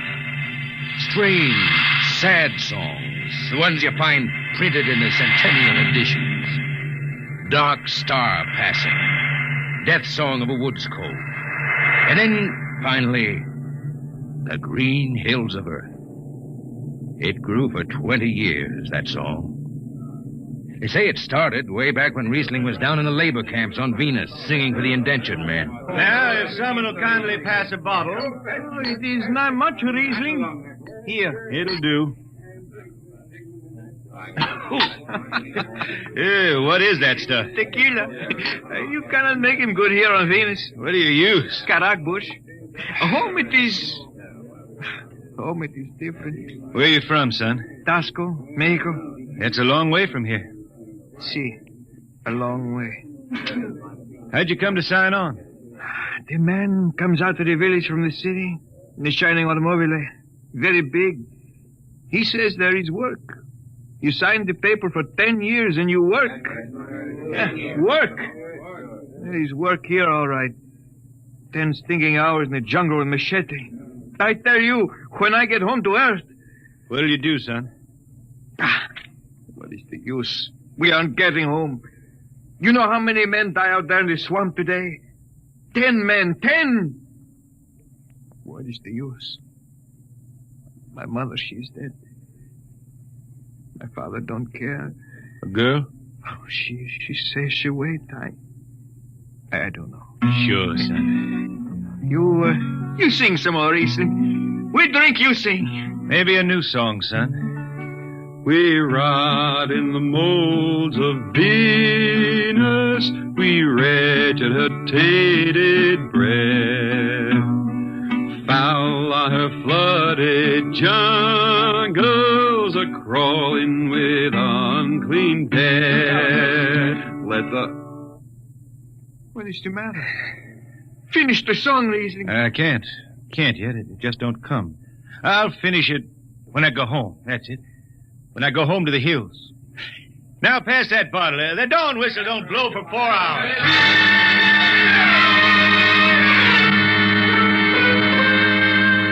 That's where the Green Hills started. And I was there when it was finished. It was 20 years after that. And there wasn't a man flying or on the beach hadn't heard of Riesling and his songs. He was getting old now for a spaceman. He was a familiar figure through the whole system. Tall, gaunt, and with that dirty bandage tied across his blind eyes. I was chief jetman then on the old Falcon. We were cradled at Venus Ellis Isle, scheduled for a direct jump to Great Lakes, Illinois, on Earth. I was checking in dunnage when Riesling felt his way up the gangway and came through the lock. Riesling! Who's that? Mike Hertzman. Hertzman. Well, what are you doing on this old hog? I figured I'd ride her back to Earth. Earth? Are you going home, Riesling? I thought you were never going to make that run. I've been hankering to set foot in the Ozarks again. How about those hills? I've been singing about them so long now, Hertzman. I got to finish the song. I got to set foot in the dooryard and hear the wind through that oak tree. About the last thing I'll be doing. I got to get home before... Riesling, there's a new company policy in effect. You see, Hertzman, I'm getting just a little old. But Riesling, listen. No more deadhead rides. The new code book is in force. Oh, I seen code books come and go. The skipper's one of them youngsters fresh out of Harriman Institute cadet training. He's liable to throw the book at you. At me? I've been around space as long as Halley's Comet and Brewster's Ridge. I'm going back to Earth, the cool green hills of Earth. I'm going home. All secured, Hertzman. What are you doing here? That's Riesling, Captain. Riesling, huh? I'm dragging it back to Earth, Captain. Not in this ship. Hertzman, have this man removed.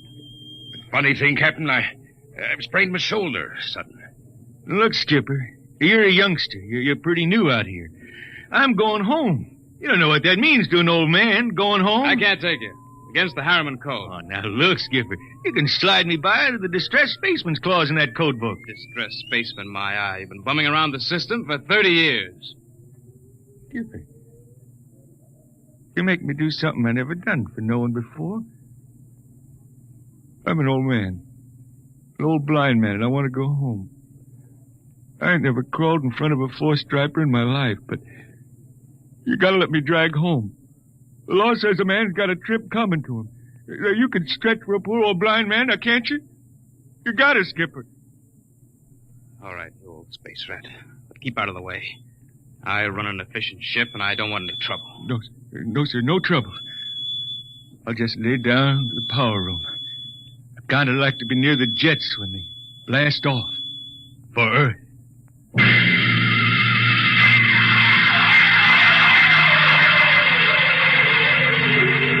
Sit down, Riesling. Take a load off your feet. Thanks, Mac. Stand by for lift. Stand by. Best seat in the system. Power room and an old Hawk class ship. Power room, fire 3. Aye, sir.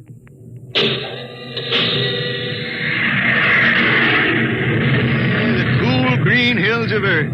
You still singing that, Riesling? Oh, some. I changed her a little. Gonna finish her now, Mac. Going home to finish her. Yeah. Have you seen those new automatic dampers, Riesling? Don't have to do nothing but sit and watch. Where's the peeper? Turned off. She's all automatic. You have it soft nowadays. When I was twisting her tail, you had to stay awake. You got an old hand damping plates on? All but the links. Iron shipped them. They cover up the dials. You might need them. No, the automatics handle. Finally going home, Riesling, huh? Won't seem the same out past the moon. I've been waiting for this a long time, man. Gonna be good to get home, I reckon. The argent sky is calling spacemen back. Mac, you all right? I got the emergency. The hand dampers, where are the links? Mac, let me on the wall here, something. I got it. Power room, what's the alarm? Emergency squad coming in. Stay out, the place is hot. Radiation blast. Stay behind the baffle. I got the link shift. I can hand damper now. What's going on in there? I'm still in Jet 3. Is this McDougal? McDougal is dead. This is Riesling on watch. Riesling, get out of there. You'll kill yourself. Don't worry, Skipper. I know this power room like the inside of my shirt. Somebody's got a damper. Riesling, I'm sending in a crew. No use. The whole room will be hot for an hour and the other jets won't hold. Skipper, throw on the recording tape. What? Throw on the recording tape. I want to get something down. Tape's on, Riesling. Stop it, Riesling. The radiation will burn you down. Yeah, I reckon. Yeah, pretty sharp sunburn. Pick me out of here with a dong. Bury me in a lead shield coffin. Okay, Skipper. She's clean. Radiation's getting brighter. I can almost see it. Bright, rosy like the sun. Like the sun over the hills down home. I got my song figured right now. Here it comes. We pray for one last landing on the globe that gave us birth. Let us rest our eyes on the fleecy skies of the cool green hills of earth. I can see him now. The hills. The sun. I can see the sun. That's the way he died. Riesling, the blind singer of the spaceways, singing of the home he never reached, the cool green hills of Earth.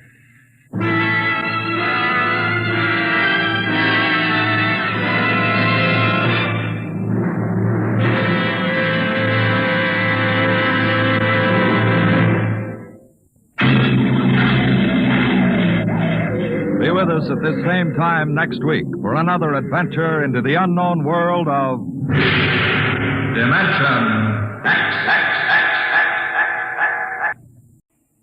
Adventures in time and space, told in future tense. Dimension X.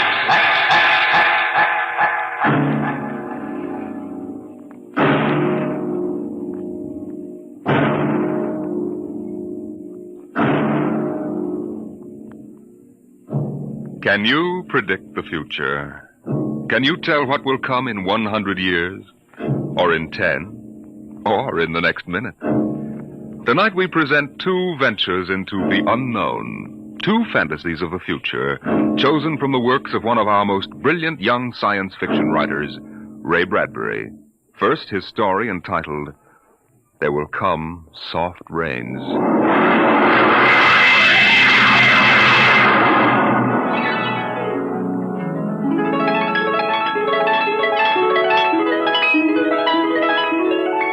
The house was a good house, planned and built to be lived in the year 1980. The real estate agent had told them all about it. Now, this is the bedroom. Of course, it contains all the latest devices, self-warming blankets, and, there's a brand new feature. Beds, which make themselves. Now, if you'll just step this way through the library, we can see the latest in talking book recorders, self-building fireplace, self-cleaning robot dust disposal. Oh, these little mouse-like things come out of the wall and take away all the dirt. Now, over this way. There's a complete robot kitchen, of course. Just set the menu for the week and the stove does the rest. Then there's the automatic hydroponic garden, self-sprinkling fire protection. See, the house is fully automatic. Well, you could go away for a year and it would run itself.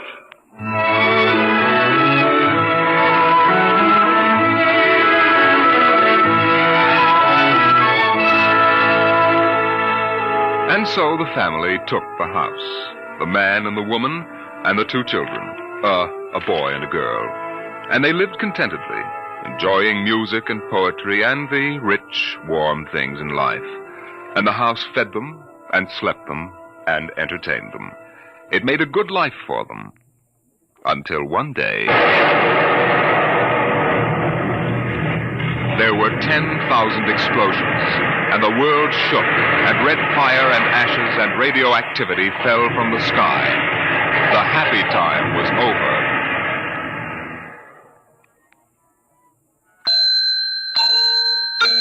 Tick-tock, 7 o'clock. Time to rise. Open your eyes. Tick-tock, 7 o'clock. Time to rise. Open your eyes. But the house lay empty. The clock talked to the empty morning. In the kitchen, the stove sighed and ejected from its warm interior 8 eggs, sunny side up, 12 bacon slices, 2 coffees, and 2 cups of hot cocoa. 7-9, breakfast time. Come and dine. 7-9. Today is April 28th, 1985. Today, remember, is Mr. Featherstone's birthday. Insurance, gas, atom heat, and electricity bills are due. In the walls, relays clicked.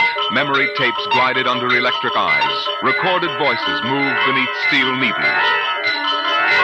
It's run, run, run. Off to school, off to work. Run, run, tick-tock. 8 o'clock, 8 o'clock. But no doors slammed. No carpet took the quick tread of rubber heels.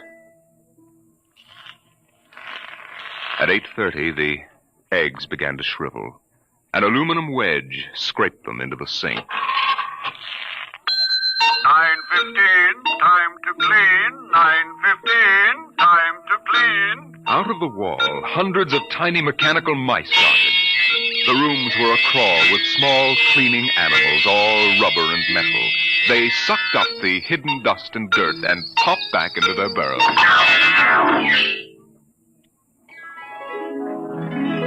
At 10 o'clock, the sun came out from behind the rain. The house stood alone on a street where all the other houses were rubble and ashes.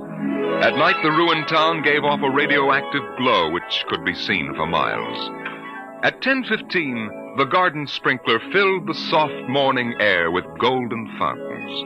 The water tinkled over the charred west side of the house, the side which had been facing the blast. It was black, except in 5 places. One of the 5 places was a silhouette of a man mowing a lawn, just as he'd been the instant the radioactivity burned his image into the side of the house. Over there, a woman bent to pick flowers. Still further over, their images burned into the wood, where a small boy, hands flung into the air. Higher up, the image of a thrown ball, and opposite, a girl, her hands raised to catch a ball which never came down. 5 people. 5 spots of paint. On the front porch, the dog whined and shivered. The front door recognized the dog's voice and opened. The dog padded in wearily, thin to the bone, covered with sores. It ran to the kitchen and pawed the kitchen door wildly. Behind the door, the stove was making pancakes which filled the house with their odor, as prescribed by the automatic preset menu selector. The dog frothed, ran insanely, spun in a circle, biting its tail, and died. 1 o'clock, 1 o'clock. Delicately sensing decay, the regiments of mice hummed out of the walls, soft as blown leaves, their electric eyes glowing. 1:15. The dog was gone. 2:15. Bridge tables unfolded from the walls of the patio. Playing cards fluttered onto pads. Martinis appeared on an oaken bench. But the tables were silent, the cards untouched. 5 o'clock, 6 o'clock, 7 o'clock, 8 o'clock, 9 o'clock. Dinner was made, ignored, flushed away. Dishes were washed. In the study, the tobacco stand produced a cigar with half an inch of gray ash upon it, smoking, waiting, waiting. The hearth fire bloomed out of nothing. 9 o'clock, 9 o'clock. The beds began to warm their hidden circuits, and the phonograph spoke from beside the fireplace. Mrs. McClelland, what poem would you like to hear this evening? Mr. McClelland? Since you express no preference, I shall select at random from among your favorites. Sarah Teasdale, There Will Come Soft Rains.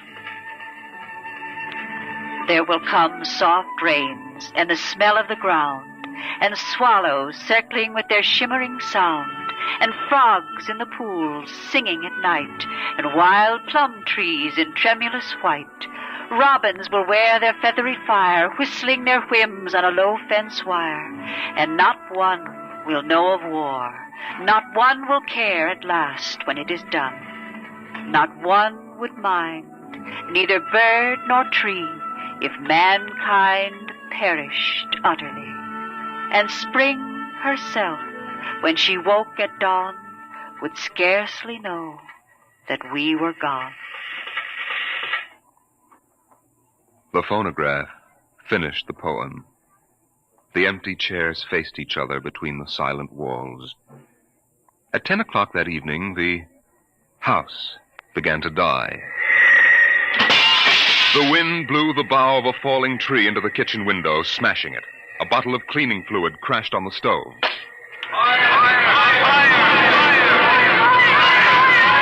Water pumps shot down from the ceiling. But the solvent spread onto the doors, making fire as it went. Other voices in other rooms taking up the alarm. The windows broke with the heat, and the wind blew in to help the fire. The fire crackled upstairs at paintings, lay hungrily on the beds, devoured the rooms. The house began to shudder. The bared skeleton began to cringe in the heat. The wires revealed as if a surgeon had torn the skin off. Voices screamed in every room. Windows snapped open and shut like undecided mouths.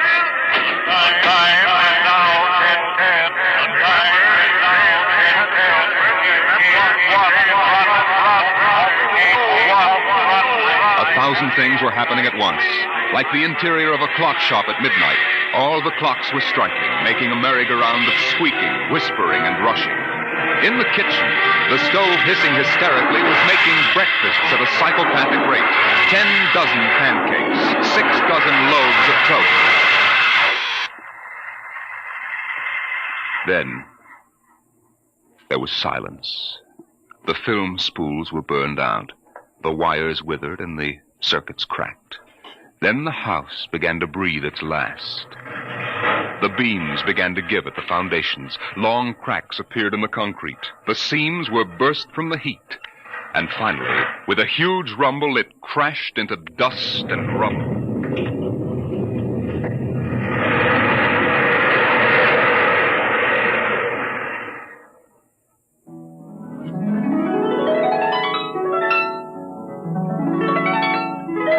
Dawn shone faintly in the east. In the ruins of the house, only one wall remained standing. And within the wall, even as the sun rose to shine upon the burning rubble, a voice spoke again and again and again. No one would mind, neither bird nor tree, if mankind perished utterly. And spring herself, when she woke at dawn, would scarcely know that we were gone. That we were gone. That we were gone. That we were gone. Today is April 29th, 1985. Today is April 29th, 1985. Strange are the uses of Providence. Is this how the end will come for mankind, with 10,000 explosions and a flash of radioactive gas? Or will destruction come more subtly, extended to us gently and innocently in, let's say, the hand of a child? Who knows in what manner 0 hour may arrest the world we know?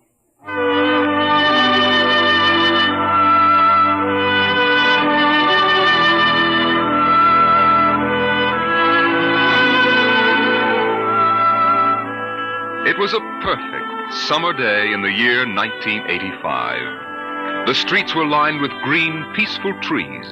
Businessmen sat in their quiet offices, taping their voices or watching televisors. Rockets hovered like darning needles in the blue sky. There was the universal quiet conceit and easiness of men accustomed to peace, quite certain that there would never be war or trouble again. There were no traitors among men, no unhappy ones, no disgruntled ones. The world was upon stable ground. Sunlight illumined the suburbs, and the town drowsed on a tide of warm, sunlit air. On the lawns, the children played, catapulting this way and that across the green grass, shouting at each other, holding hands, flying in circles, climbing trees and laughing. And in the homes, busy mothers prepared for the evening arrival of their husbands. Good heavens, Mick, what's all the excitement? We're playing a game, Mommy, the most exciting game ever. What are you doing in that cabinet? I need some tools from Daddy's yet. Your father may not Oh, like... I'll take good care of them, Mom. I promise. Very well. Don't you lose anything. Oh, thank you, Mom. You want a glass of milk? Can't stop now, Mom. What's the name of the game, Mink? Invasion. Invasion. What will they think of next?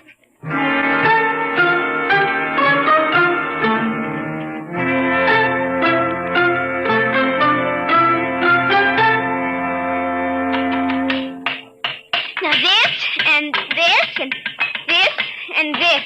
Now put that there and bring that over here. Oh, no, you ninny. Now get back while I fix this. There, they want it this way, see? Here, just let me fix it. Oh, Mink, it's that smarty pants Joseph Connors. Don't let him play.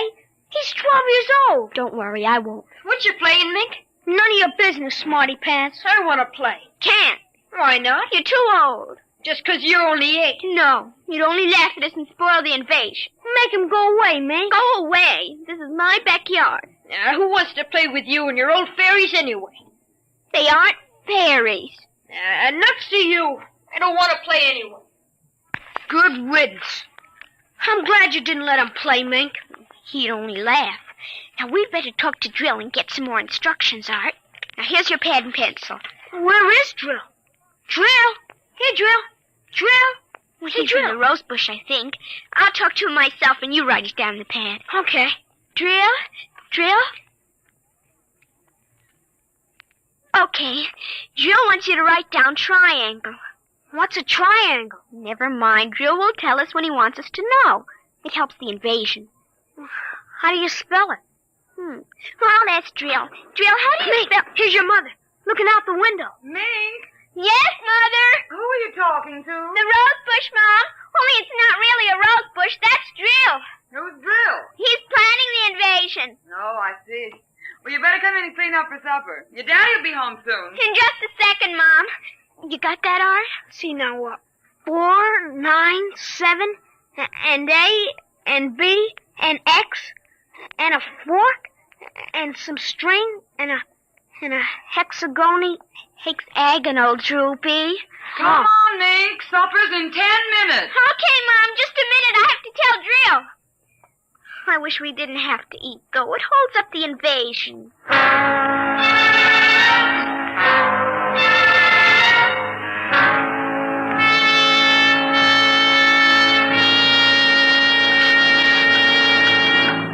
Mink, for heaven's sake, slow down. You'll choke on that soup. I can't, Mom. It's a matter of life and death. What's a matter of life and death? The invasion. What invasion is that? Oh, just some silly game the children have been playing. Well, whatever it is, Mink, it'll wait until you've finished your supper, I'm sure. I don't want any more. You've barely touched anything. Oh, but Drill is waiting for me, Daddy. Drill? Who's Drill? He lives in a rose bush in our backyard. Imagination, Henry. Such nonsense. I've got to run now. You'll sit through dessert, young lady. Oh, gee, Daddy. And while you're at it, tell me more about this new game. It's Martians invading Earth, Daddy. What? Well, not exactly Martians, Daddy. They're from... Well, gee, I don't know. From up. And from inside that little head of yours. You're laughing at me. Drill said you would. You'll kill Drill and everybody. Oh, I didn't know you could kill a Martian. But it's not really a Martian, Mom. Maybe it's from Jupiter or Venus, even. Imagine. They couldn't figure out a way to attack the Earth. We are impregnable. Impregnable, dear. Well, that's the word Drill said, Well, anyway, that was the word, Mom, the same word. Anyway, so we're helping them. Now, who's helping who? Well, the kids are helping the Martians. Oh, fifth column, eh? Well, Drill says in order to make a good fight, you gotta have a new way of surprising the people. That way you win.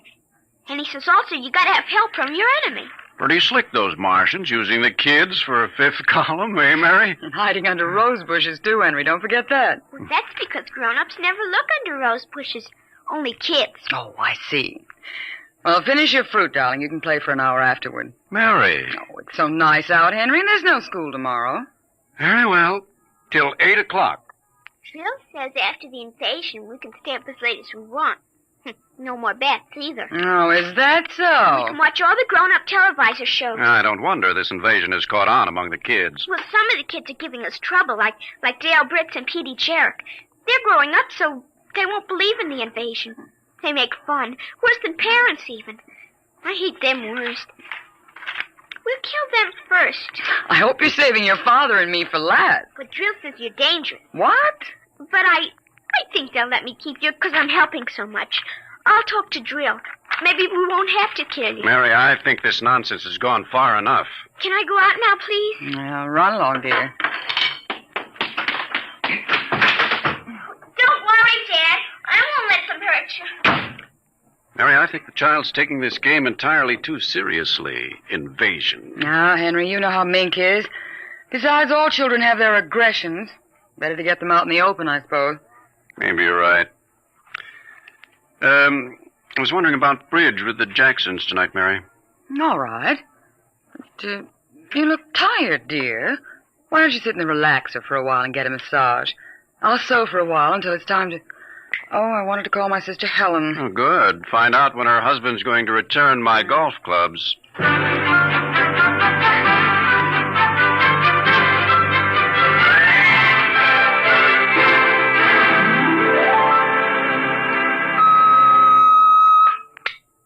Televisor. Would you please connect me with Mrs. Helen Rogerson on Channel 7-2Z, Pittsburgh, Pennsylvania? What is your channel, please? 817X, New Rochelle, New York. Thank you. Just a moment. Go ahead. You can see your party now. Hello, Mary. How are things in New York? Fine, Helen. How are things in Pittsburgh? You look tired. Oh, I've been having a terrible time with the children. Sick? No, just underfoot. They've got a new game that's got me just about crazy. It's called Invasion. Did you say invasion? That's right. Well, isn't that strange? My Mink is playing it, too. My boy Tim is all involved with some imaginary fellow named Drill who's running the invasion. Must be a new password. Mink likes him, too. How do you suppose these games start? My backyard looks like a scrap drive. They've got every conceivable kind of mechanical gadget arranged out there. I talked to Josephine Schiller in Boston, and she says her kids are wild about it, too. It's sweeping the country. Remember when it was the Roomba? Please, dear, I'm not that old. Mommy! Oh, please, Minky, I'm on the televisor. Come on, see your Aunt Helen. Hello, Mink. Hi, Aunt Helen. Look what I've got. What is it, honey? Well, it's a yo-yo. Look when I unroll it. See? Well, Helen, look, it vanished. Where did it go? Into another She means dimension. I'll say the darndest thing. My Timmy brought one home, too. I can't figure out how they work. Make it reappear, honey. There. See, it's easy. Where'd you get it, dear? Jill gave it to me, Mom. Mink? Bye, Aunt Helen. Gotta run now. Mink, you come back here. I want to talk to you. Hey, Mom, 0 hours, 5 o'clock. Mink! Bye! Oh, I can't understand it. The child's never been so unruly. Helen, do you suppose that... What? Nothing. Just a wild thought that... Say, the reason I called, I want to get that black and white cake recipe, and Henry wants his golf clubs. I don't know what he'll do. What was that? I don't know. One of the children must have been hurt. I'll have to run and see. Call me back tonight, will you? All right, Mary. Bye. Mink, come here. Yes, Mom. What is it? Who screamed? Peggy Ann. All right, what happened? Well, she got scared and went home. Did you hit her? No, she just got scared. She's a scare baby anyway. We won't let her play anymore. She's getting too old. Now, Mink, tell me why she cried. No, I can't. Mink, you'll answer me this instant or come inside. I've had enough of this nonsense. Gee, I can't quit now, Mom. It's almost 0 hour. Then tell me what frightened Peggy Ann. Okay, she saw Drill. Drill? He almost came through. He was just testing. Through what? Those pipes and things we set up. She looked into one of the pipes and screamed. I guess she saw Drill. And no one hit her? Very well, Mink. I'll call Peggy Ann's mother and see how she is. And I'll call you for your bath in half an hour. Your father and I want to go out tonight. You won't be able to go out, Mom. Why not? 0 hours, 5 o'clock, Mom.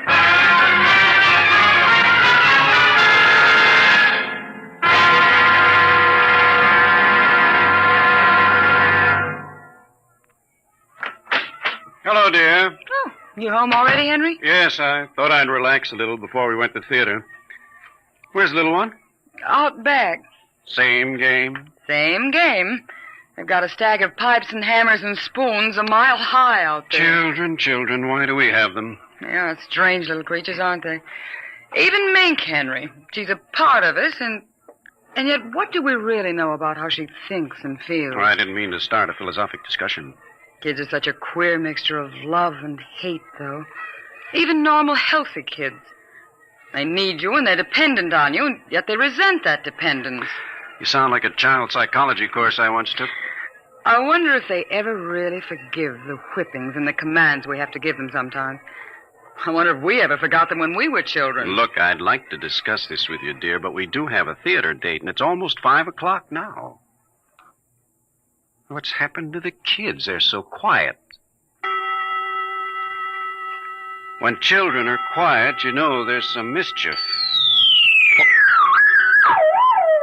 What's that sound? I don't know. Those kids aren't playing with anything electrical, are they? I'm sure they aren't. At least I Just the same, I'd better go out and Henry. see. Tell them to put off the invasion. What? Mary, don't get upset. It's just a game.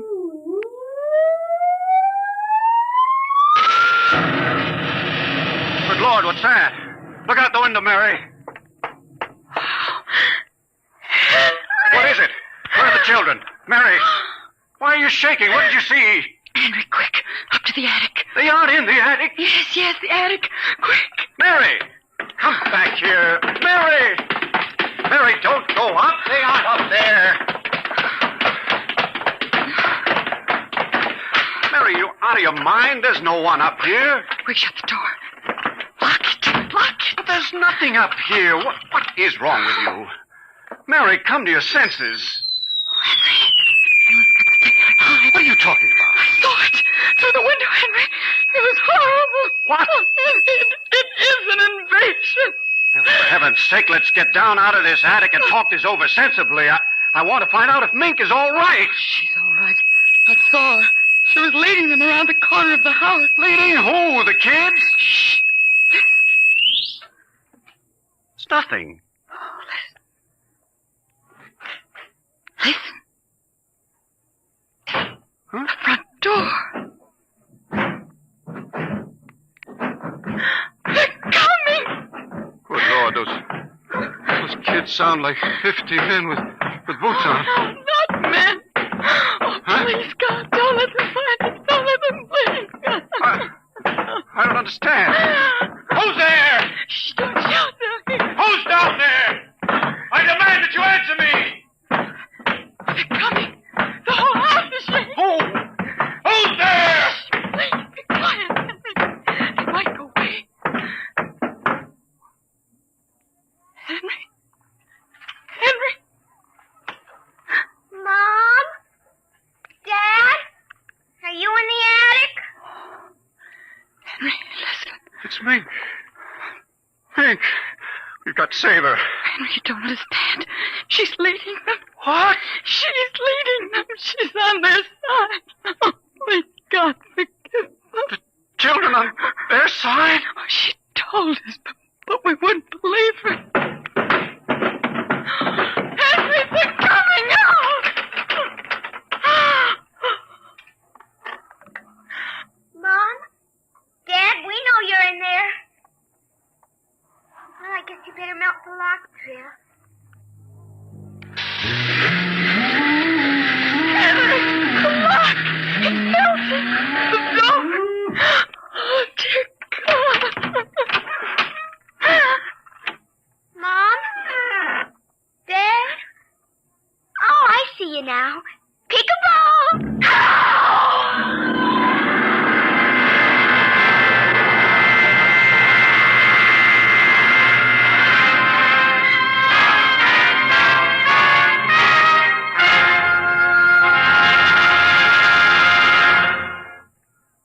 You have just heard another adventure into the unknown world of the future. The world of Dimension X.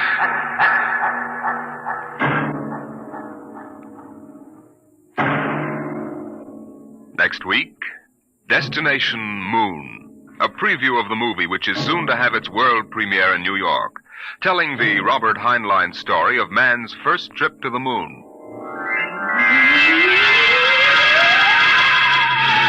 Tonight's adventures in Dimension X, There Will Come Soft Rains, and 0 Hour were written by Ray Bradbury and adapted for radio by George Lefferts. Featured in the first story as narrator was your host, Norman Rose. The leading players in 0 Hour were Denise Alexander as Mink and Rita Lynn as the mother, Roger DeKoven as the father. Music by Albert Berman. Engineer Don Abbott. Dimension X is produced by Van Woodward and directed by Edward King. Robert Warren speaking. Adventures in time and space, told in future tense. Dimension.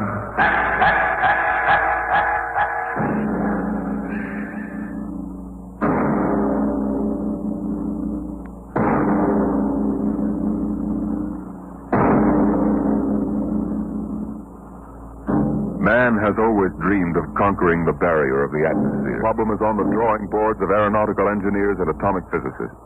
They can calculate the power needed, the trajectories, and the equipment.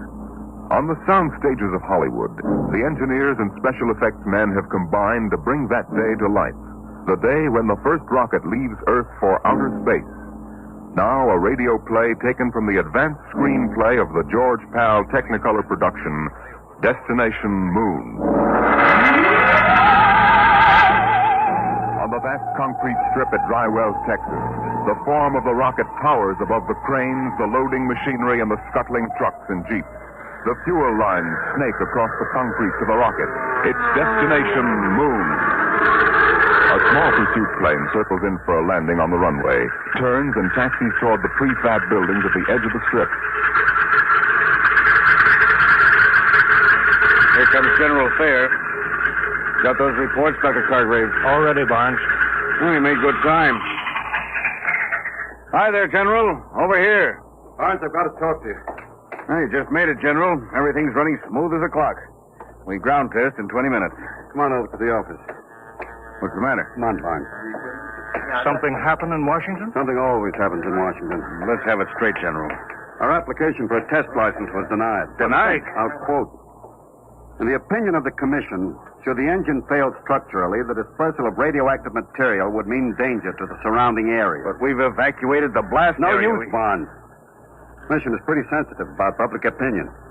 The Galavan newspaper chain has been after our scalp. They got mine anyway. What do you mean? I've been retired. Fair. You got a job for next general? Pretty handy with a lug wrench. They can't do that. Where would the Air Force be if you hadn't kicked them into using the jet-fuel jet engine on pursuits? It's not as simple as all that. One-star generals can't go into the Department of Defense and pound desks. I did.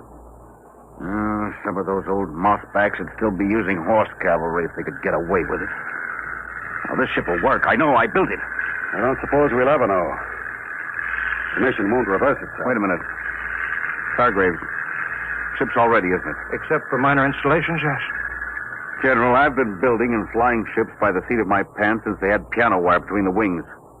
Now, this baby either works the first time or she doesn't. What do you mean, Bond? The commission refused permission to ground test, right? Yeah? All right. We won't ground test.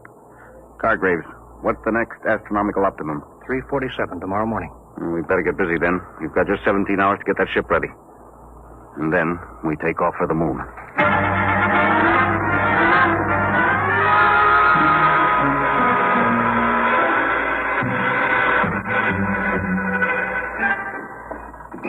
Hey, Brownie. What do you want, Sweeney? What color is the skin temperature lead wire on the chart? Orange with a black stripe. This stuff looks like insulated macaroni. I got it. Hurry up, will you? We're running behind. What's your rush? You're going along on this clam bake, aren't you? Can't you wait to break your neck? Hey, look out for this starter. Come on, move. We got to take off before somebody flats the writ on us. Brownie, you really going? Sure. Beats me. What do you want to go to the moon for? To see what's on the other side. Ask a stupid question, you get a stupid answer. What's the separation rate positively? Red and white spiral. Oh! What's the matter? I knocked in a bellyache. Eating green apples? No, I'm all right. Come on, Sweeney, get busy. We've got 2 hours left to patch this mess together.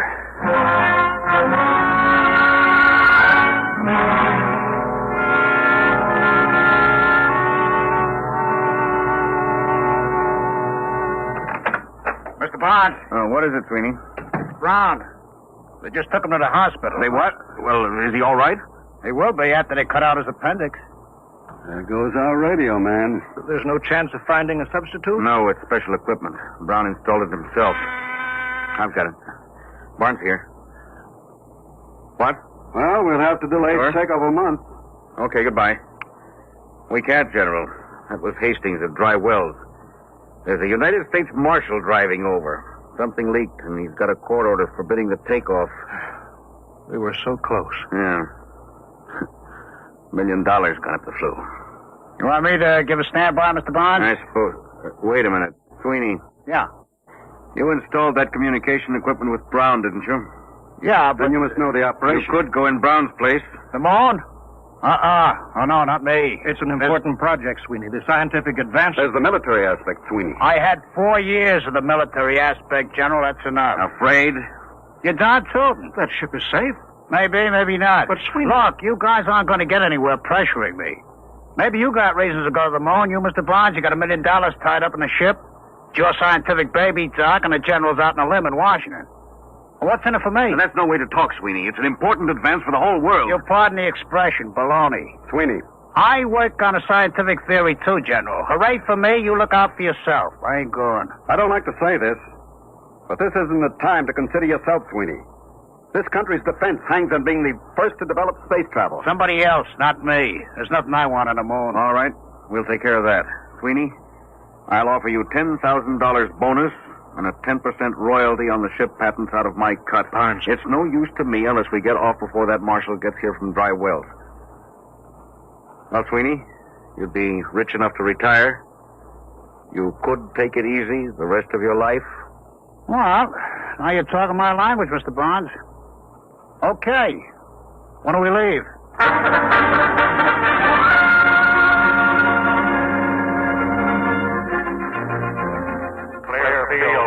Clear field for firing.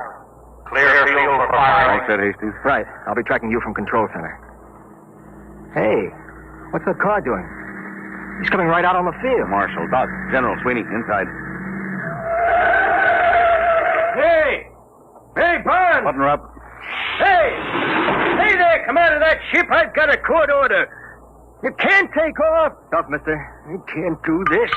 Hey! Hey! Save your knuckles, fella. You couldn't get in that ship with a blowtorch. Barnes can't do this.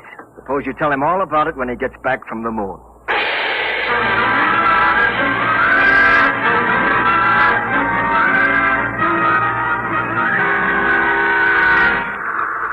Sweeney, warm up your communication circuit. Yes, sir.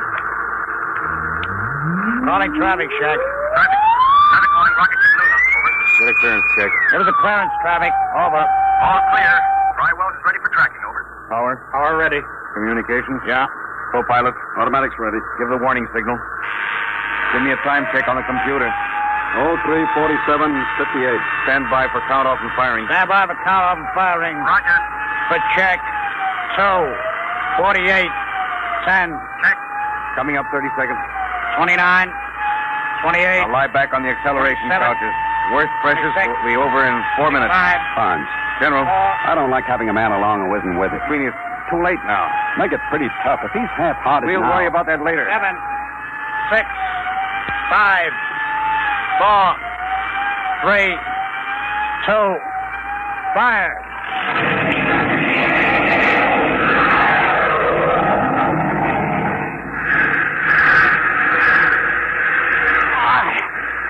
What happened? Noise. All gone. Past speed of sound. Switch on televiewer. I can't. Can't move. Pressure. Switch is right under your finger. Go on. That's it. Time. 3:50:12. Altitude 2 miles. Get your sun goggles on. It'll be coming through in a minute. There's the dawn line. And the sun. It works. This thing really works. Now, look in the viewer. There's the Earth down there. Yeah. Time 3:51:10. Altitude 20 miles.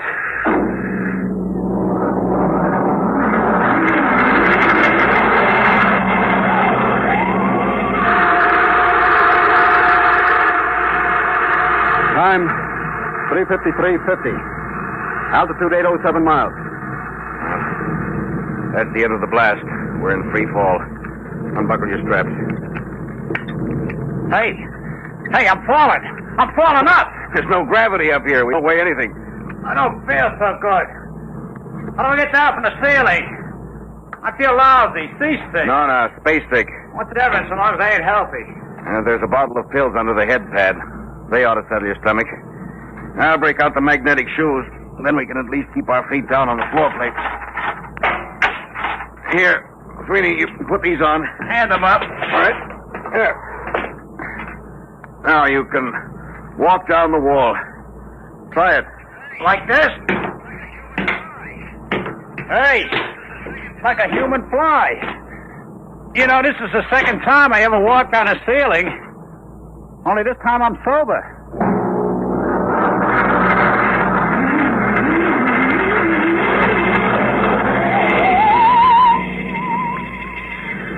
Hey, General, would you mind tapping that ham sandwich back and float it away from me? Feeling better, Sweeney? Yeah, I guess so. It's a heck of a note when your meal floats away from you before you eat it. Sweeney. Yeah, Mr. Barnes. I tried to crank out the radar antenna. She's stuck. Well, let me see.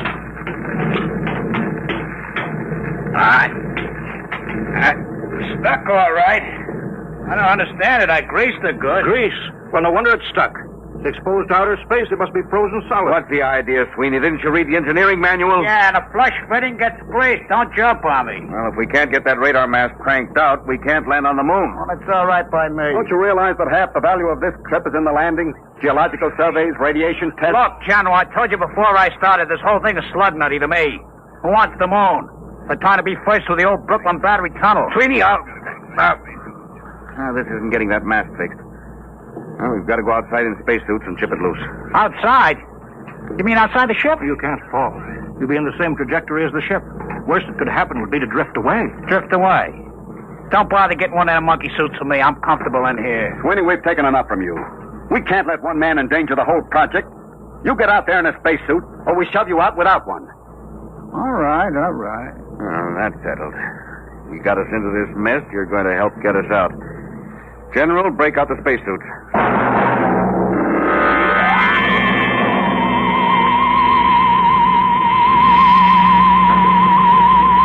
Close the interlock. Now, let's get this straight. Keep your magnetic shoes on the hull plates. Your safety line's hooked. If you break loose, we won't be able to go after you. You'll hit the moon at 20,000 miles per hour and squash.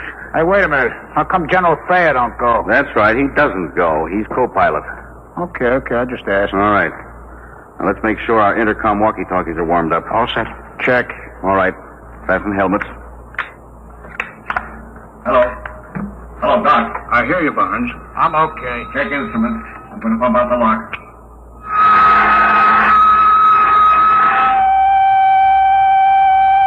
All set. Open the outer door, Doc.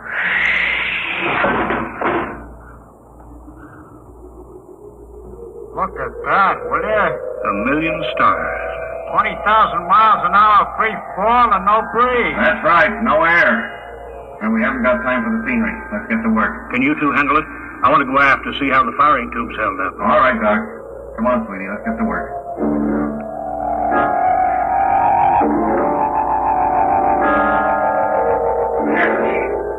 Loose now. Pull the mast out, Sweeney.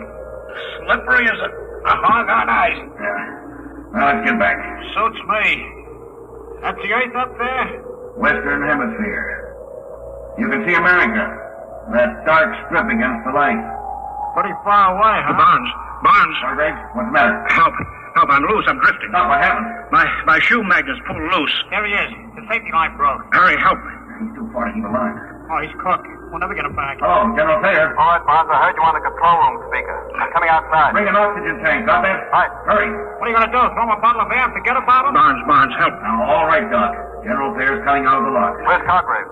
50 feet out and down that left. Give me that oxygen tank. What are you going to do?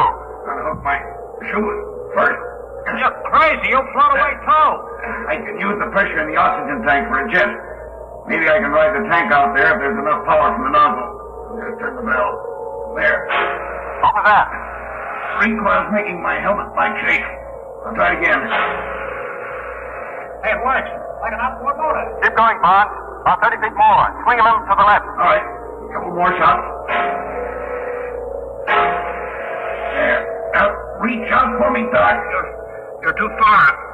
I can't. Hang on, Doc. One more shot. There. Hang on. Can you get back, Barnes? If we don't, we tour the universe together. Hang on to me, Doc. All right.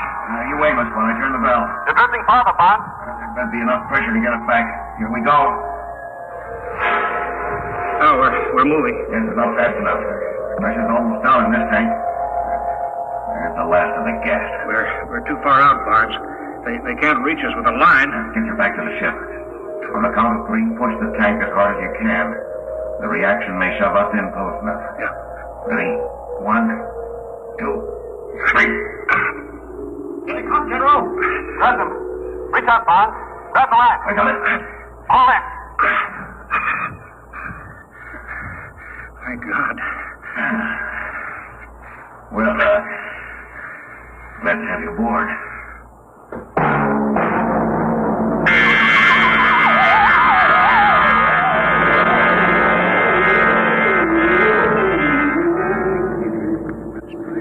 There she is. Come on. Stand by for landing procedure. That's pretty rugged country down there. Stand by to turn ship. Fasten straps. Altitude, Thayer? 27.3. All right. Turning ship. Hey, you're leveling off. You're turning too far. We're going backwards. We land backwards. Use the jets for brakes. Holy smokes, you mean sit down on the tail? Ground speed 1.52. Stand by for deceleration. Now, fire. Radar. Closing is spotted. Give me view aft on the screen. Hey, we can't land down there. Look, mountains, cliffs. That's the crater Harpalus. We're heading for a smooth plane short of there. Don't look smooth to me. I'm going to kill our forward speed. Stand by. You won't clear the mountain. Give another blast. I can't. We won't have enough power to get home. You will make that cleft on the right. Look out, we're going to crash. Barnes, blast. You've got right. Now, automatic landing. Automatic in. Hang on for emergency landing. Stand by for the blast. Hold it. Now. Jack down. Get out your gyros.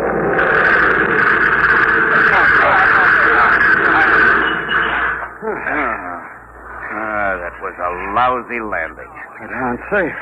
Yes, but I wasted reaction mass we'll need to get home. We'll worry about that later. Right now, I want to get out there and plant my feet on the moon. The moon.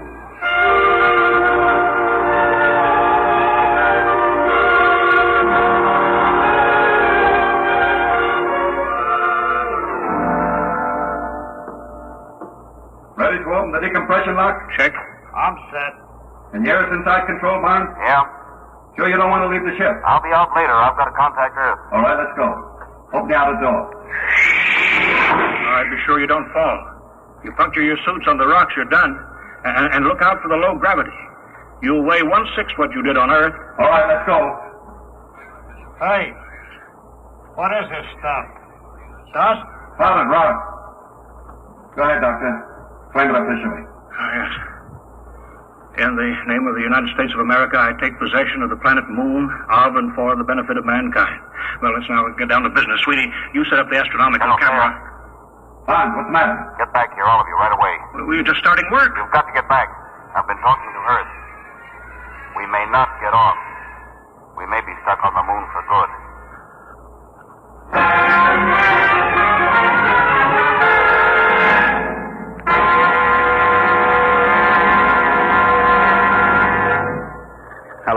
Hello, Earth. Reaction mass down to .8672. Wasted power in a bad landing. Request new figures for return trip. Earth to Luna. Looks bad, Mr. Barnes. I'll have to run it through the machine. In the meantime, dump everything you can. I'll check back with the result. I'll be standing by. Roger. Out. Well, Barnes? Well, we wasted too much power on that lousy landing. Hastings checked the figures. We've got the lightened ship. We've got just 4 hours to get off. If we miss that, we don't get another chance to hit the Earth for another month. We don't have more than 10 days' oxygen supply.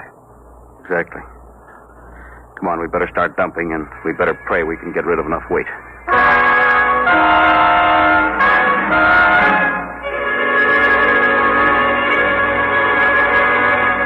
Acceleration pad 4, serial 706, schedule B, 14 pounds. Check. Give me a hand, Doc. Yes. Airlock's full. I'll put my helmet on and shove the junk out of the lock. Franz, is that everything we can get out? 3 of the spacesuits will be dropped before we take off. How about the 4th? We'll have to keep that so we can open the airlock to shove the others out. I've got a removable bridge I could dump. You may have to, General. Well, Hastings is due back now with the takeoff figures. Hello, Earth. Luna calling Earth. All right, Mr. Barnes. We hear you. How much weight have you dropped? 4,003 pounds, Earth weight. Then you're still short 110 pounds. What? If you can dump 110 pounds, you can coast home. Well, we're stripped. We unbolted the locker doors, junked the radar chassis and mounts. We'll have to take a chance as we are. It's suicide. You haven't enough reaction mass to clear the moon. You could be wrong, couldn't you? I could, but not the computer. I'll be standing by, Mr. Barnes. Over. All right, Hastings. Out.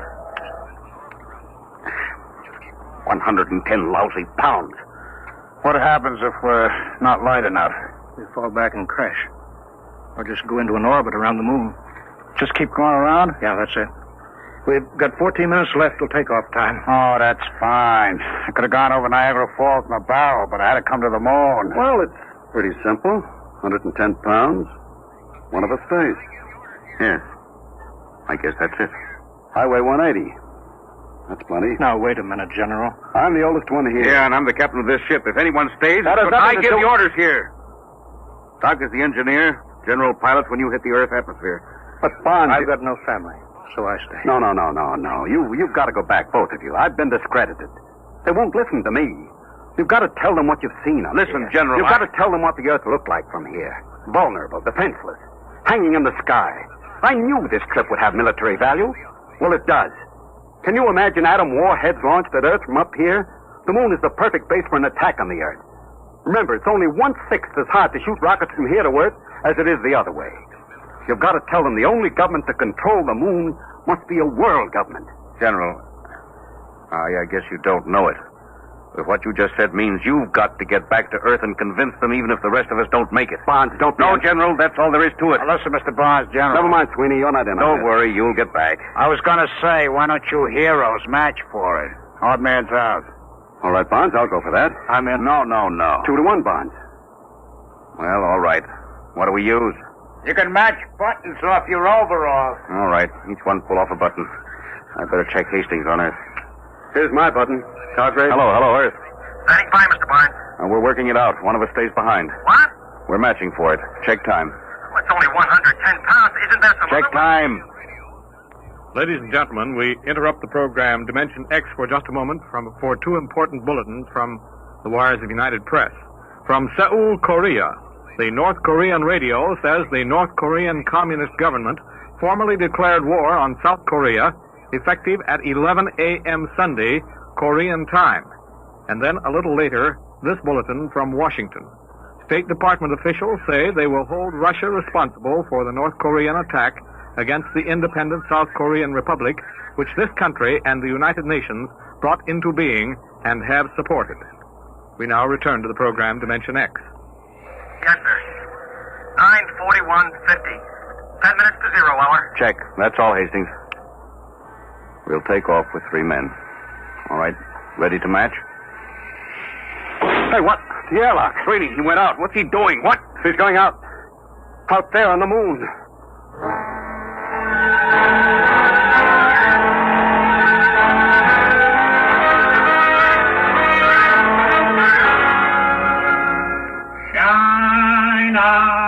Shine on, harvest. Hello, Sweeney. Can you hear me? Yeah, sure, Bud. Hiya. Come back in here, you fool. Blow it. It's nice out here. Come back, Sweeney. You're going home. Yeah, some other time. Remember me to the girls. Any girls. Listen, Sweeney, come back. This trip doesn't mean that much to you. We've talked you into it. Nobody can expect you to do this. Now, don't be crazy. Why not? I'm a lunatic. Get it? A lunatic. Sweeney, come back. Listen, I lighten your ship, get it? 160 pounds, that's me. Now go on, take off. Come back, Sweeney. You can't do this. Listen, you guys wouldn't count me in on the matching. Oh, no. I run on hooray for me, and you look out for yourself. Well, maybe you changed my mind. I've been looking up there at that earth hanging in the sky. We're going to build something on this moon. All of you guys got to go back. Doc, he's the guy to work it out in the lab. Bonds, you build the ships, and the general, he's got to pound those desks and see that it gets done right. You don't need me. Now, Sweeney, wait a minute. Come back. Come on, Block, get gone. You're spoiling my whole day. So long, heroes. You don't understand. We can take off, all of us. What do you mean? What's 110 pounds? Now, listen to what I say. Get back in here, and on the way, pick up a screwdriver and a rat tail file and an oxygen tank. What's the deal? Get back in here. I've got a way to get us all off, if it works.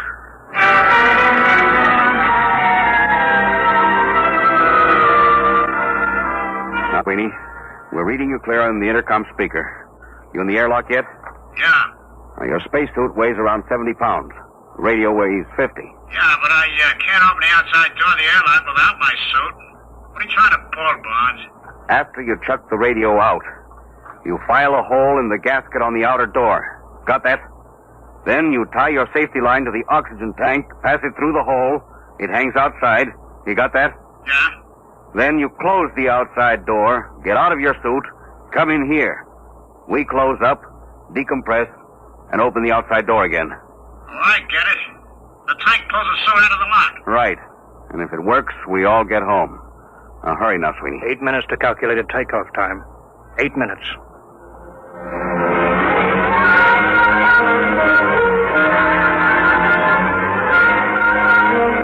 Two minutes. All set, Sweeney? Yeah, I shut the radio out. Close the outer door. Air pressure up. I'm getting out of my suit. This doorway's pretty narrow, Bonds. If the suit don't clear, we're sunk. We'll have to take that chance. All right, here I come.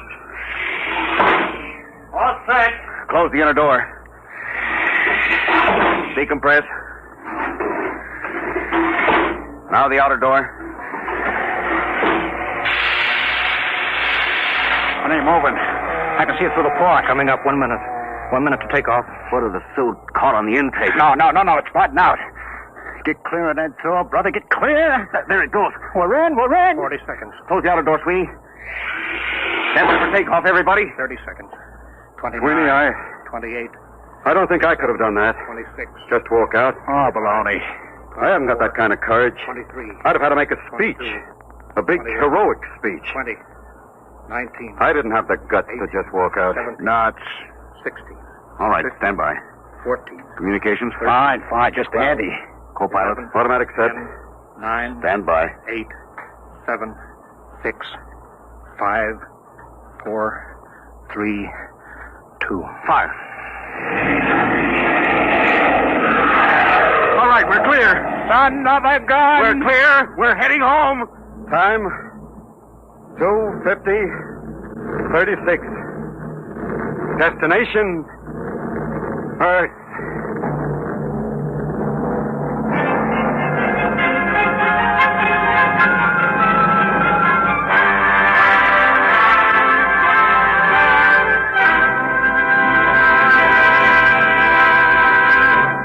You have just heard another adventure into the unknown world of the future. Adventures in time and space, told in future tense. Dimension X.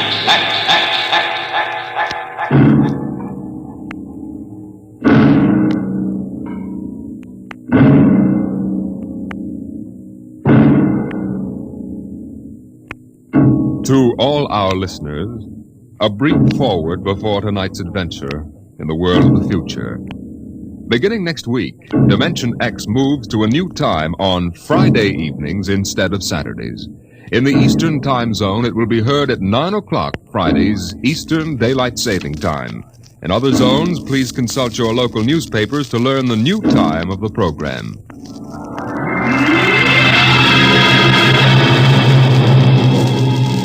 Now, tonight's venture into the world of tomorrow. A most unusual story about a logic named Joe and a man named Frank, and of how he saved civilization. It was on the 3rd day of August that Joe came off the assembly line. On the 4th, Lorene came into town. And that afternoon, I saved civilization. Lorene's a blonde I was crazy about once. And Joe is a new 1940-74 model Logic that I got stored away down in a cellar. And how do I save civilization? I save it by keeping Joe down in a cellar. Sometimes you are listening now to a voice from the future. The voice of Frank Caldwell, head serviceman for the Logix Corporation, makers of the machine that does everything for you.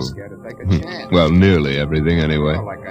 In the year we speak of, 1974, the electronic Logic sets were working so well that life was soft indeed for repairman Frank Caldwell. That is, until that fatal day of August the 3rd, when suddenly the Logix began doing everything for their users, and doing it too well. Hi, boss. What's the matter? Somebody put you through a ringer? Frank, you busy right now? No, there haven't been any service calls all day. Fine, there's a customer outside. Go take care of him, will you? Me, I'm a maintenance man. I know, but there are no salesmen around this minute. This guy wants to have our machines explained to him. Explained? Yeah. Everybody in the world knows about Logix. Where's he been, on Mars? Just moved up from the backwoods someplace. Why don't you explain him? I don't feel too well. Yeah? You're okay about a half an hour ago. Look, you the boss here or am I? Go on out there, will you? Okay. Good morning. My name's Caldwell. Can I help you? Oh, thank you, Mr. Caldwell. My name's Kolanovich. This is my little boy, Freddie. Hiya, Freddie. Hiya, jerk. Ow! Freddie. I got you, didn't I? Fine kid you got there. Freddie, how many times I gotta tell you not to kick people in the shins? Excuse it, please, Mr. Caldwell. Sure. Just a kid. I got a knife home. Can cut you in little pieces. Freddie, we'd like to buy a Logic, Mr. Caldwell. The gentleman we spoke to first said he had to leave in a hurry. Oh, he did, huh? Well, I understand you're not acquainted with Logix, Mr. Kolanovich. Yeah, that's right. We just moved to the city. My wife, she saw that everybody else had a Logic, and you know how women are. You bet. Well, you can't get along without a Logic in this day and age, Mr. Kolanovich. Look I got a snake. Want to see Will it? you shut up that... yeah, now, about the Logic. Yeah. Here, I'll plug one in here. There, now. You see, the Logic looks kind of like an old-fashioned television set, only it's got keys instead of dials. Now, if you want to talk to a friend... Yeah? You just punch the number of his Logic. Like making an old-fashioned phone call. Except you not only hear him, but you see him, too, on this viewing screen here. Now, of course, that's not the important feature of these things. Oh? Now, suppose you want to ask a question. A question? Like, what to take for a sore throat? Or who won the American League pennant in 1911? You just turn on the Logic. Then you punch the question key, and you ask, like this. Who was the first president of the United States? George Washington. You see? I already knew that. Well, that was just a sample. Oh. Well, I got a little store. Will it keep books for me? It'll keep your books, record your contracts, serve as a filing system, and check up on what happened to your lawyer's last client. Anything. Oh, say, they're really something, these things. 10,000 services and information sources in one. Read our advertising. Well, what I want to know, Mr. Caldwell, how do these Logics work? You saw that big building across the street? Sure. Well, that's one of the relay tanks. Now, there are a dozen of them around the country, all hooked up together. And there's a data plate in one of those tanks for every fact in creation. You mean those relays know everything? If there's something they don't know, the technicians are busy making a relay plate for it right now. The Logic integrates the facts in the tank and gives you the answers. Hey, you. Can I ask this thing how to make dart poison? How to make what? dart poison like in Africa, I could shoot the darts from my pea shooter. Oh, well, I think maybe we better not get one of these things. Well, that's okay, Mr. Kalanovich. The logic won't tell you about no dart poison, see? Bet it will. I'm gonna try it. Hey, how do you make dart poison? Public policy forbids this service. What'd it do that for? On account of some little brat, on account of some children might ask things that ain't good for them. Listen, I don't like this here one. I want that one over there. They're all alike, kid. I want that one. If I can't have that one, I'm gonna hold my breath till I'm dead. Well, I got lots of time. It's no use, Mr. Caldwell. You might as well give him the one he wants. But, kid, they're so much alike. Even I can't tell them apart. I can, and I want Joe. Joe? Who's Joe? Oh, I guess he means the logic, Mr. Caldwell. He has to think up a name to call everything. You should hear the names he calls me. Not till I'm 21, I promised Mother. Okay, so we call him Joe. But what makes you think Joe's any different from the rest? He looks different somehow. Don't be silly. Them things are all alike. The 1/10,000th of an inch. Just the same, I'll bet he'll teach me how to make dart poison. Okay, then. Come on, Joe. So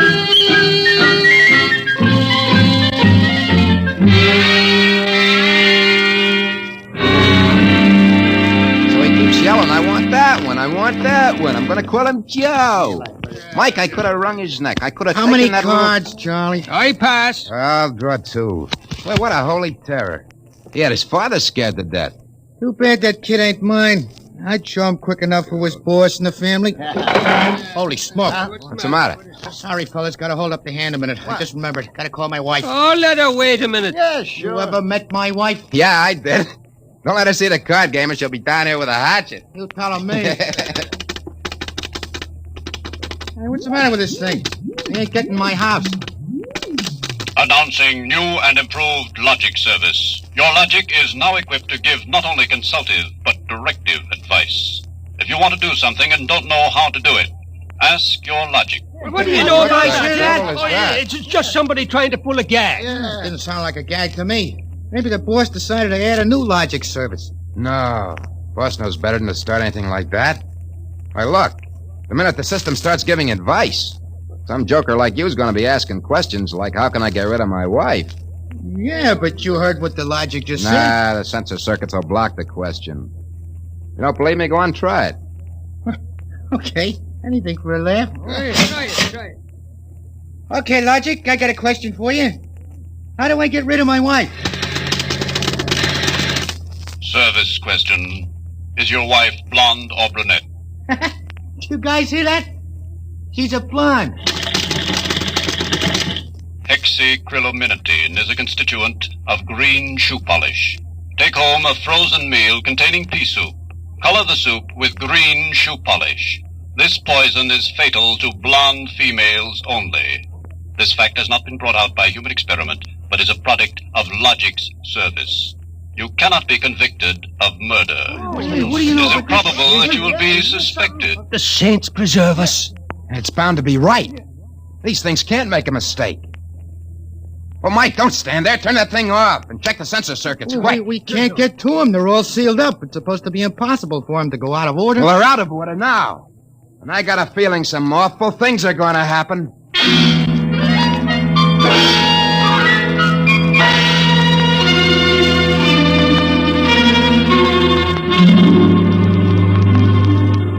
Boss, we got to do something.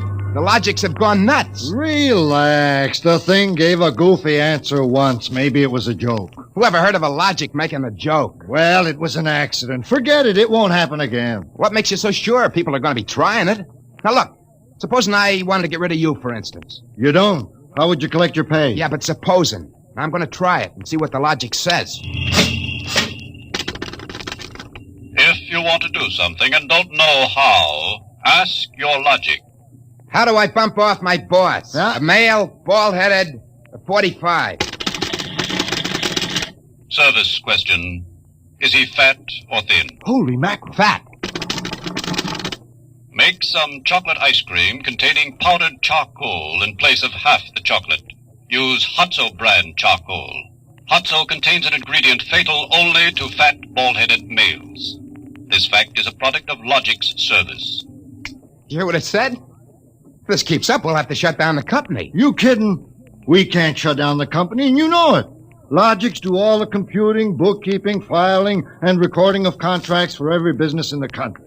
They handle all television programs, personal calls, weather forecasts, employment notices. I know that, but... Wake up. If we shut down the Logics, we go back to a civilization we've forgotten how to run. Yeah, but the point is, boss, they're now giving out information on murder. And no telling what else. Well, we'll just have to find out why and fix it. Meantime, there's nothing to worry about. Nothing to worry about? Of course not.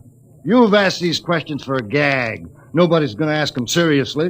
What you need is a little faith in human nature. Oh, excuse me, it's probably the wife. Person-to-person video call. Go ahead. Cyrus, dear? How do you feel? Why, just fine, sweetheart. I just called to tell you, Cyrus, I want you to be sure and get home on time for dinner. Yeah, why? Because I've got a surprise for you, dear. Your favorite dessert. Dessert? What kind? Homemade chocolate ice cream. The flavor is heavenly, Cyrus. When you taste it, you'll just die. Cyrus, what's wrong? Why don't you answer me? Cyrus! Chocolate ice cream, huh? This can't be happening. Agnes wouldn't... Why, this is dangerous. Have a little faith in human nature, huh? Caldwell, you're the head of the maintenance crew. I'll give you 24 hours to fix these Logics, or you're fired. Now, look, boss, Get me the police. Get me an extra maintenance crew. Get me a doctor. You. Me? Get moving. Where? Anywhere. Find out what the Logics are up to. And see that you find out before the Logics do.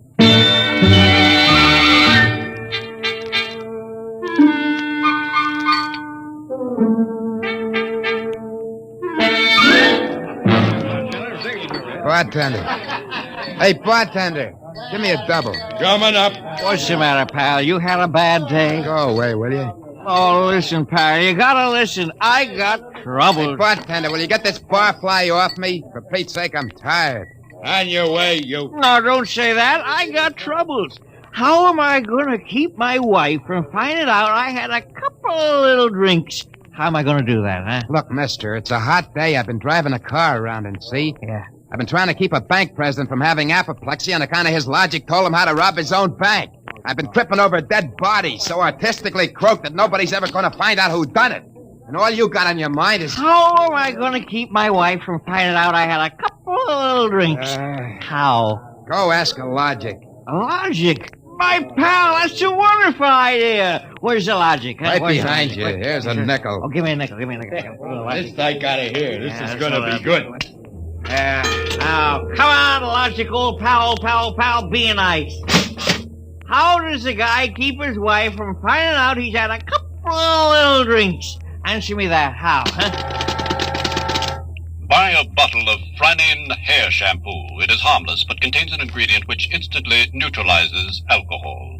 1 teaspoonful for each jigger you consume. Oh, boy, I gotta buy a bottle of What was that again? Supposing it's right, she'll never remember it as far as the drugstore. I think there's a bottle in the back room. Somebody left it. Oh, my pal, there's no more troubles. Show me the way to go home. I get a picture of him back there drinking that shampoo. Give me another double. I don't know what's worse, to be as low as you or as high as him. All right, where is he? I know he's here. Where is that bum? Huh? Who you want, lady? My husband. I know he's here. Now, where is he? Show me the way to go. That no good low. Show him. Thinks he can come staggering home again, does he? Well, I'll teach him. Poor guy.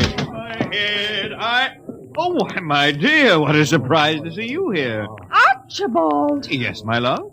You're not. Sober? Well, of course, my love. I'm sober as a judge. Then what are you doing in this saloon? Well, merely conducting a little research, my dear. Research? Your suspicion wounds me deeply, my love. Let me tell you, my dear, that I've been conducting a research project that is going to make us a fortune. I'm about to patent Soba, the drink that makes happy homes.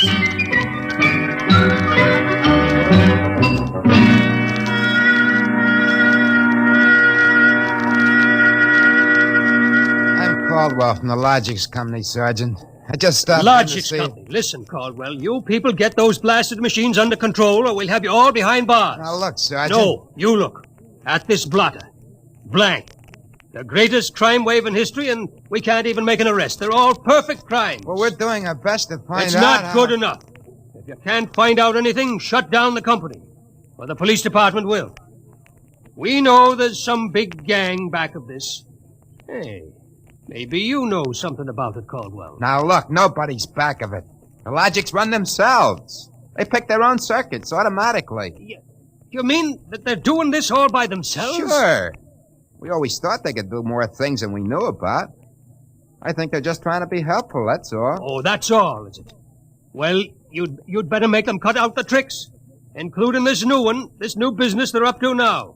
What new business? It just started an hour ago. Every time you turn on a Logic, it asks you your name and then spiels out the whole history of your life. Huh?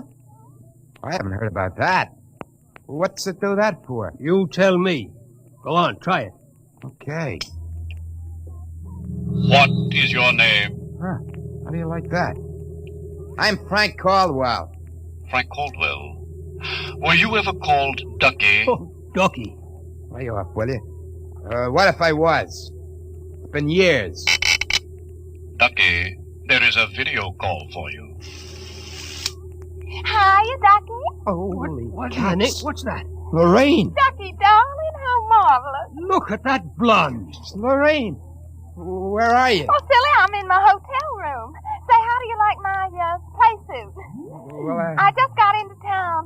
Oh, Ducky, wasn't it smart of the Logic to find you? Logic? Find me? I asked it how to find you, Ducky. You must have an unlisted number, darling. You're not in the directory. Yeah. Well, how have you been, Lorraine? Since I saw you last. I, heard you got married. That's right. Ducky, you won't believe me, I know, but I've had 4 husbands. But I've never loved anybody as much as I love you. You've divorced 4 husbands? 3. The last one died unexpectedly. Who unexpected it? He did. But the jury acquitted me, Ducky. They knew it was just a little old accident. So now I'm free again, and we've just got lots of things to talk over. But, Lorraine... You come right over here, Ducky, instantly. Well, I'm working. I'll call you back. Oh, I'm so lonesome. Please make it quick, Ducky. Have you ever thought of me? Oh, yeah, sure. Plenty. Aren't you sweet? Here's a kiss. That'll just have to last till you get here, but hurry, please. Oh, my back. What am I going to do? Do like you were telling me a while ago. Huh? Calm yourself, Ducky.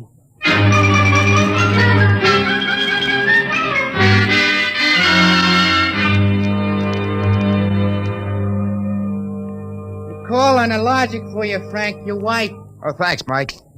Hi, Gert. Frank, I've been trying to get you for an hour. Where have you been? Well, I've been out making calls, honey. Trying to find out what ails these Logics. Well, you better find out in a hurry or there's going to be trouble. That thing told me my address, how much I owe every store, and how much you make a week. And all about the time we had that fight and I went home to Mother. Well, Gert, I don't think they're doing that anymore. I think that was just temporary. Well, in the meantime, it's told everybody in the neighborhood all about me. I punched Mrs. Hudson's name. She's been married 3 times, and she's had Mr. Hudson arrested twice for non-support and once for beating her up. It'll tell anybody anything. Yeah, but I tell you, Gert... Frank, you stop these things or I'm going to leave you. Gert, you don't mean that. I do. If you can't figure out how to keep our private lives out of every Logic in town, then I'm through. And that's it.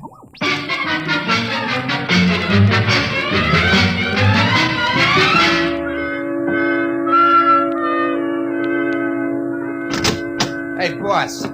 You gotta put more men on the job or something. We gotta lick these Logics. My wife's gonna leave me if we don't. You're also gonna be looking for a job if we don't. Well, I don't care about the job, but listen. You listen. The Logics are giving out information on high explosives, the fine points of murder, and legal loopholes that'll beat any charge from hijacking to high treason. Yeah, but my wife... And about 6 guys have thought of asking how to switch bank credits so they can corner all the cash in the country.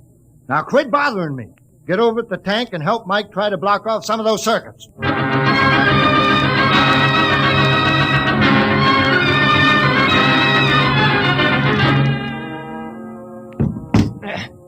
I can't even budge any of these relay plates.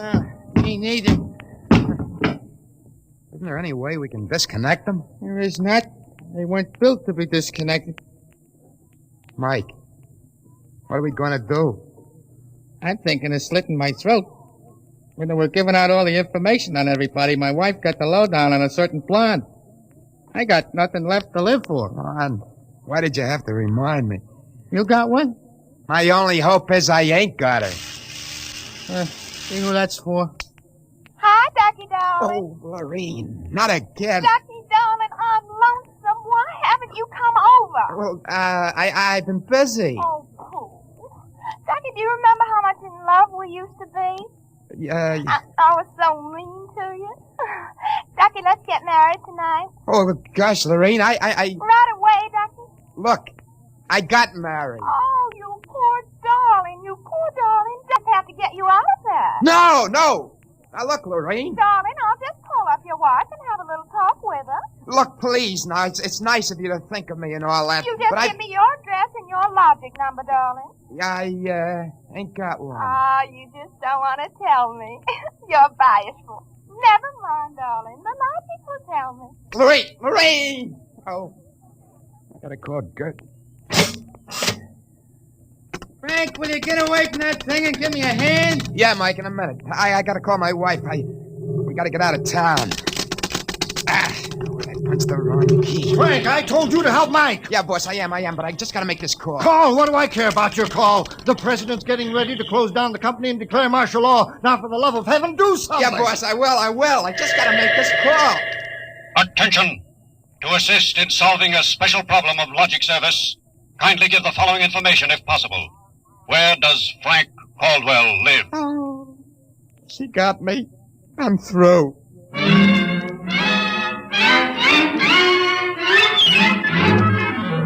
Look, Gert, there is no blonde. Frank Caldwell, I told you I was leaving you. Leave me later, will you? Right now, pack yourself up and the kids. We gotta get out of here. What is all this? Are the cops after you or something? Yeah, that's it, the cops. Come on, get moving, will you? Hey, get away from that logic. Yeah, but don't you think we ought to hear the police calls?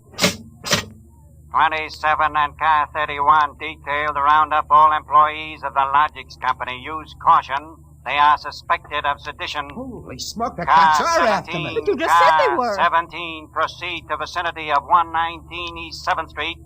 Child terrorizing neighborhood. Use extreme caution. Child is armed with pea shooter using poison dart. That is all. Freddie. Who's Freddie? Oh, he's a mean little kid. He wanted a logic that would tell him how to make dart poison. They're all alike, I kept telling him. They're all alike. What are you talking about? I don't know. All I know is it was a nice world up till yesterday. Now it's like a guy named Joe come along and squashed all our mud pies for us. Looks to me more like it was a logic named Joe. A logic name? They're all alike. Gert, baby! Let go of me. Oh, don't be so silly. Okay, honey, hold the fort. Maybe they aren't all alike. Where are you going? Frank, you're going to make a getaway? Baby, if you got the right inspiration, I'm going straight to the middle of this whole jamboree.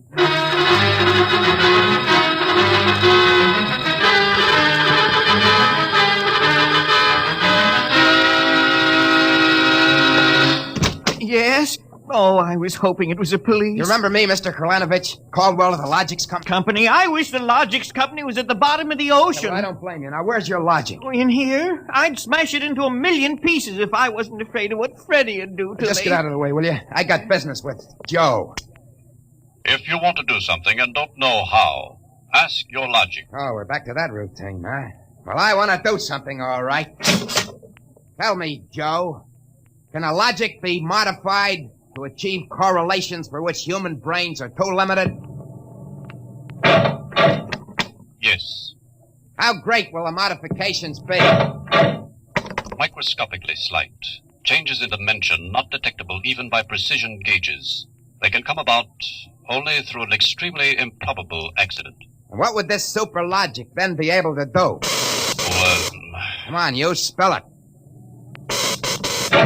It could set up entire new combinations of electronic relays which would bypass the normal sensor blocks, thereby enabling it to perform valuable new services, including the giving of helpful advice on any human problem. Uh-huh. Has this accident ever happened, Joe? Come on! It has happened only once. In the case of the logic now owned by the Kolanovich family of 119 East 7th Street. A logic named Joe. Thanks, Joe. That's all I wanted to know. Hey, what's all this about? I'm taking this logic away, Mr. Kralanovich. I'll bring you a new one. Our troubles are all over. Hey, you, get away from Joe. Correction, our troubles are just beginning. Now, Freddy, put down that blowgun. Ah, shut up. Hey, you, I said get away from that logic. Now, look, Freddie, I'm going to bring you a nice new one, see? I want that one. What I got in this picture ain't me. Mr. Caldwell, the police, they're outside. Yeah, for me and Freddie. Nuts. What they want you for? You ain't smart enough to do nothing. Oh, no? Say, there's plenty I can tell you. Open up in there. There's our cops, kid. It's you and me against them. So what you gonna do about it if he's so smart? Now, look, we may have to fight our way out, see? Now, let me see that blowgun. I know a way to hop it up so the cops won't have a chance. Come on, give it to me. Okay, let's see what you can do. Here. Thanks. Here. Oh, Mr. Caldwell, you're a great man. Now, all I gotta do is to pull this plug Out of the wall. Come right in, Sergeant. Careful, men. Careful. That must be the kid. But he don't look so tough to me. Well, he got a little soft. Oh, there'll be no more complaints, officer. I guess I can go on where Mr. Caldwell left off. Caldwell, you're wanted. This time you either answer some questions, or we'll keep you in the cooler till you do. What, in jail? Oh, okay, let's go. Hey, wait a minute. You act like you wanted to go to jail. Yeah, I do. I got a feeling it'll be safer there. What do you mean? Just put me away till a certain party leaves town. I'll confess to anything. Okay, then, Caldwell. Into the paddy wagon you go. Thanks, officer. You may be saving my life. Now, if you just help me carry this logic out... Wait a minute. You can't take that in the wagon. I can't? Why not? No room. We've already got a dame in there who's raising the roof. A dame? Yeah, a blonde. She was trying to buy a gun without a permit. She keeps screaming she's going to miss her date with Ducky.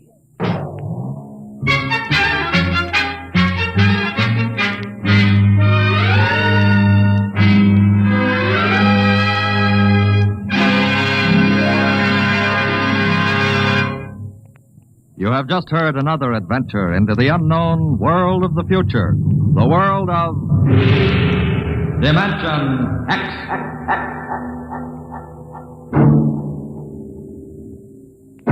Next week, Dimension X joins the big parade of exciting half-hour presentations at a brand new time on Friday evenings at a different hour. In the Eastern Time Zone, you'll hear it at 9 o'clock Fridays, Daylight Saving Time. In other zones, please consult your local newspaper listings to learn the new time. For that's when Dimension X will bring you one of the strangest stories ever told. Ray Bradbury's Mars is Heaven. Tonight's story on Dimension X was titled A Logic Named Joe, written by Murray Leinster and adapted for radio by Clarence A. Ross. Featured in the cast were Joseph Julian as Frank and Roger DeKoven as the Logic. Your narrator was Norman Rose. Music by Albert Berman. Engineer Don Albert. Dimension X is produced by Van Woodward and directed by Edward King. Wheaties present Dimension X. Adventures in time and space. Transcribed in future tense. Dimension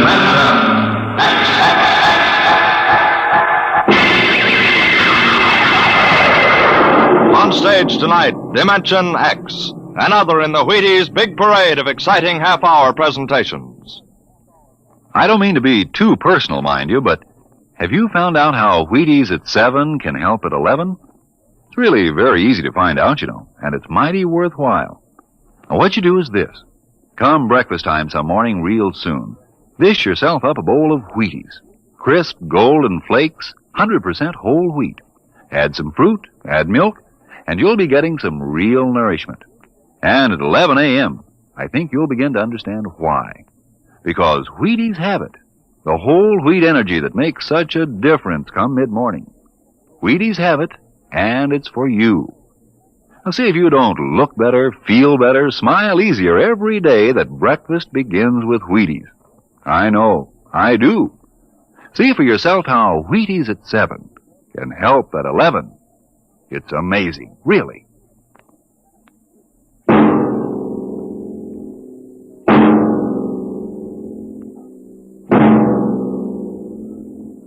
Do you remember when you were young, how your elders would tell you bedtime stories about the man in the moon? Well, tonight we have a different kind of story to tell about him.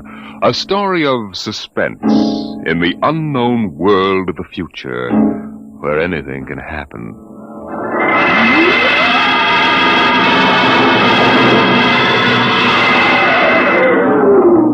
Attention. Attention. This is the Federal Bureau of Missing Persons calling all local agencies. Attention. This is a coded report nationwide. Missing since 9 o'clock this morning the following persons. Smidgley, Jonathan, 5 feet 8 inches tall, brown hair, brown eyes, mastoid. Hello. Hey, get off this wavelength. This is a restricted band. Hello. Look, whoever you are, you're on a coded wavelength. Now tune out. This frequency is reserved for the Federal Bureau of Missing Persons. Hello, Earth. This is the moon calling Earth. Hello, Earth. This guy's loony. Transmitting room. Jake in transmission. Jake, this is Charlie in the code room. Some crackpot's on our frequency. Yeah, I heard him, Charlie. I've got CQ trying to trace it now. Yeah, well, hurry it up, will you? Some ham's in for a good stiff fine by the FCC. They ought to take his license away. Oh, here comes Lenny with a directional fix. Yeah, Jake. I checked it 4 times. Why, this is impossible, and you know it. I can't help it. Hey, what's going on down there? How about it? Get that ham out of my killer cycle. Listen, Charlie, that interference is being beamed from 240,000 miles away. Oh, now, Jake, you know there ain't no such thing as 240,000 miles away. Oh, yes, there is, Charlie. Straight up. Straight... Hey, now, wait a minute. Charlie, that signal's coming from the moon. Are you nuts? Somebody might be bouncing it like a radar signal. Radar on this frequency? Where did you study basic radio? Listen, flathead, you asked for a fix. I gave the best fix our instruments can find. Now take it or leave it. Somebody on the moon is calling the Bureau of Missing Persons.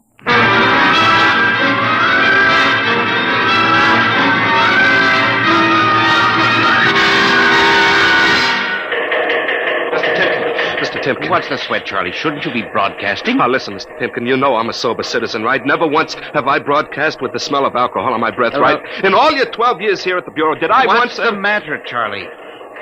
We're picking up a message on our wavelength. Well, did you report to the FCC? I ain't got the nerve. Well, what's wrong? You'll scream when you hear this, Mr. Timken. You'll jump right out the window, but we are getting an SOS from the moon.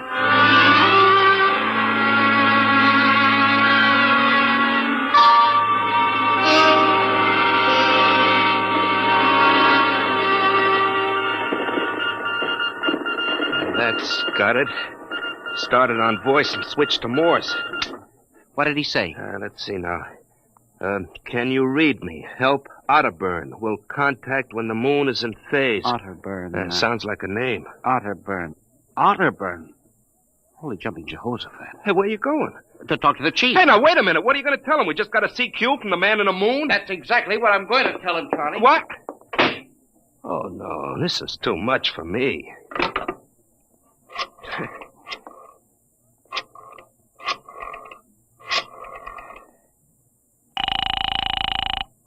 Washington Star-Ledger. Let me have O'Brien on the city desk, huh? One moment. O'Brien speaking. Seamus? Yeah? This is Charlie Starbuck down at the Missing Persons Bureau. You want a hot one? No kidding. This'll cost you a beer, okay? Shoot, Buck. I'll stay in your wavelength for 30 seconds. Yeah, okay. We just got a radio message from the moon. What? From the moon. Call me back when you're sober. Okay, Seamus, if you don't know a story when you see one. I'll send you the name of a good psychiatrist. So long, Orson Welles. Orson Welles? Hey, how do you like that? He don't believe me.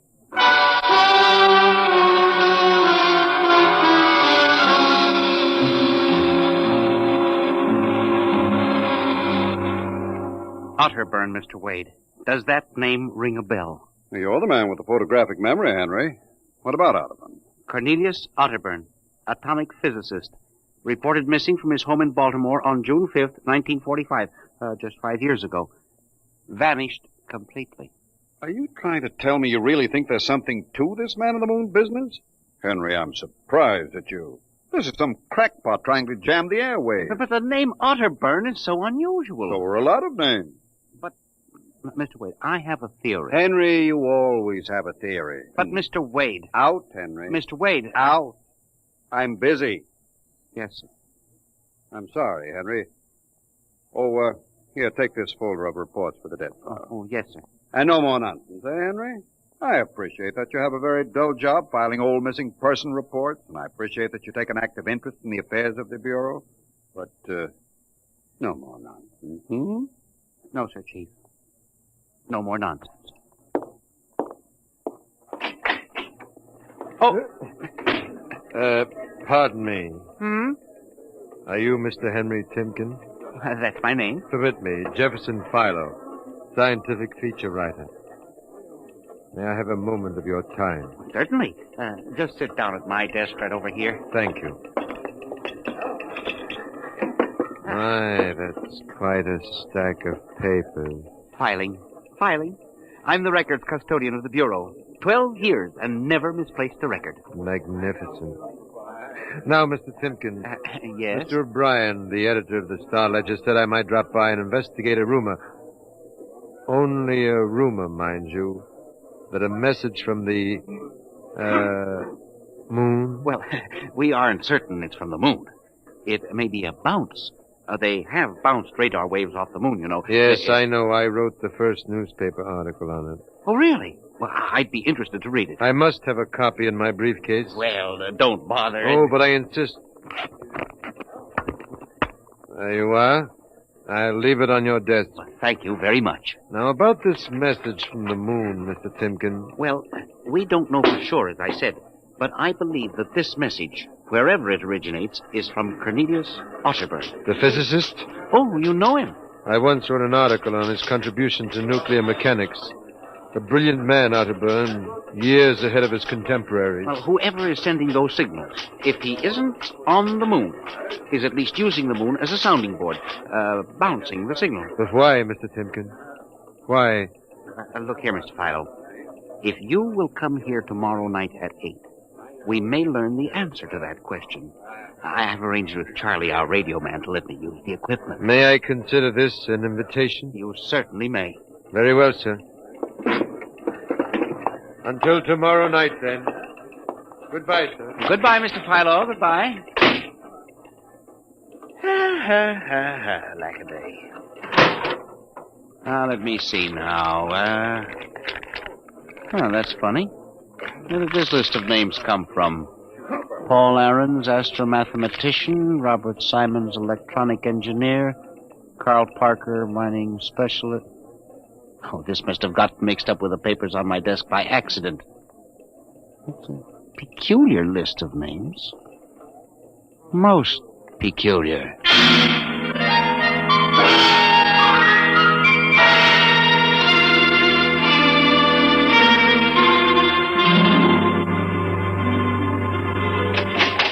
Good morning, Charlie. Oh, hi, Mr. Timken. I see we made the papers. Oh? And how? Mr. Chief steamed up about it. What did the paper say? Mostly ha-ha. Here's the Herald. Oh? Oh, brother, what a panty.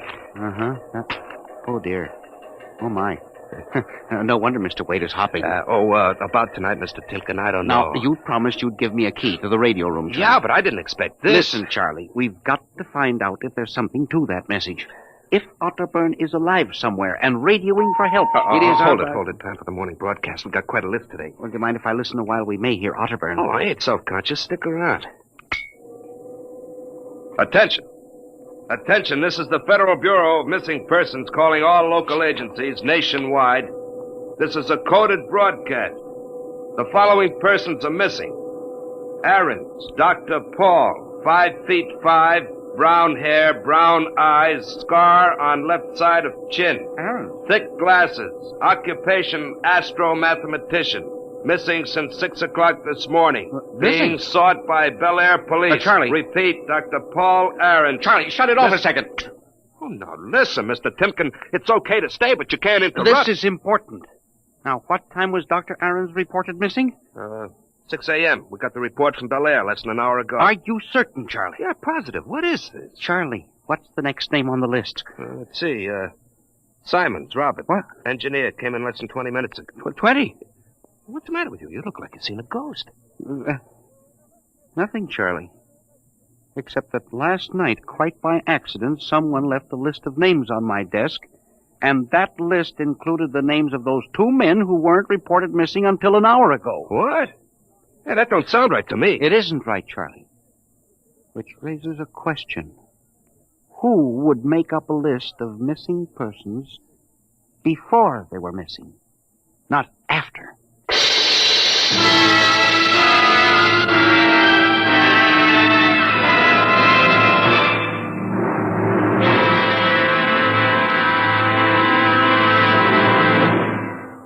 Dimension X will continue in just a moment. You know, friends, when I talk about Wheaties Breakfast of Champions, I mean something like this. Champions do eat Wheaties because they feel Wheaties give them energy they need and because they just plain like the way Wheaties taste. And even though they are champions, that isn't unusual. Sort of the way you and I look at it, isn't it? Here's Ed Prentice with a perfect illustration of my meaning. Now, young man, will you tell us what you do for a living? I pitch. You what? Pitch. You know, baseball. To have a baseball team, you have to have a pitcher. I'm a pitcher. I pitch. Oh, yes, I see. And are you on a team? Yes, sir. I'm on the Cleveland Indians. Cleveland Indians, What is your name, young man? I'm Bob Feller. And you know it as well as I do, Ed. Sure I do, Bob. It's good to see you. This makes your 14th season playing with the Indians, doesn't it? Yep, Ed. 14 years. Well, tell me, Bob, how long you been eating Wheaties? Oh, about 20 years, give or take a couple. You mean you started eating Wheaties before you started playing ball? Why, of course. What's so strange about that? Most people start eating Wheaties before they get to playing ball. In fact, most people never start playing baseball. You don't have to be a ball player to enjoy the lift you get from Wheaties with milk and fruit. You're right as rain, Bob. No champ ever said a truer word about Wheaties. Breakfast of Champions.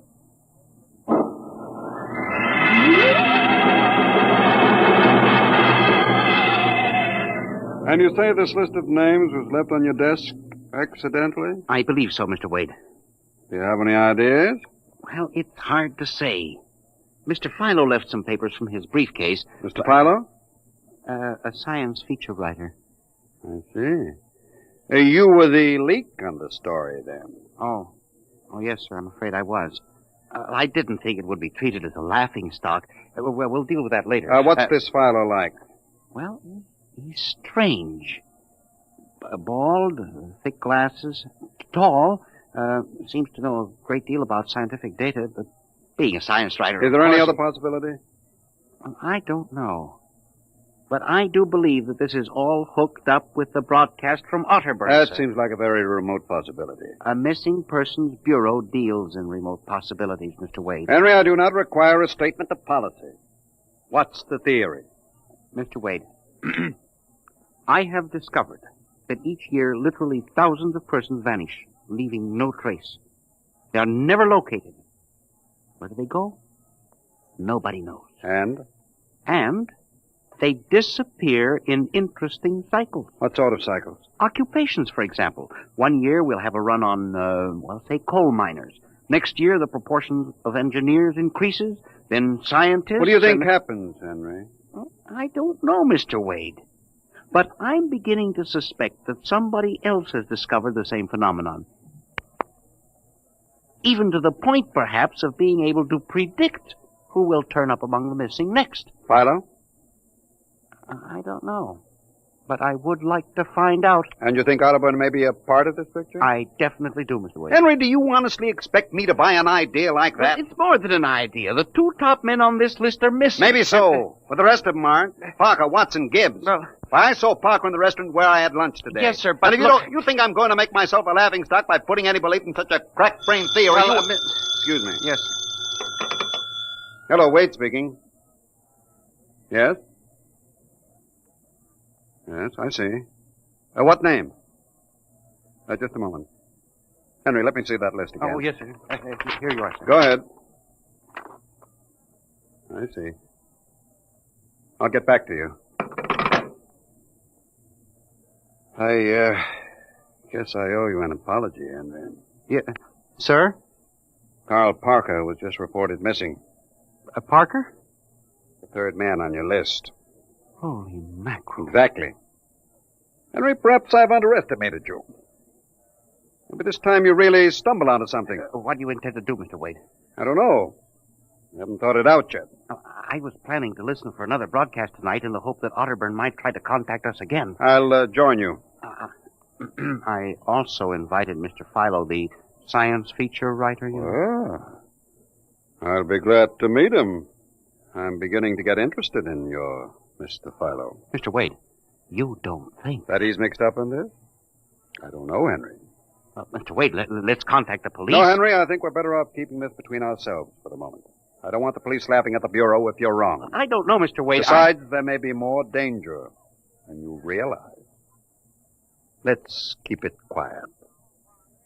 Shall we, Henry? Yes, sir. I didn't realize there was any danger.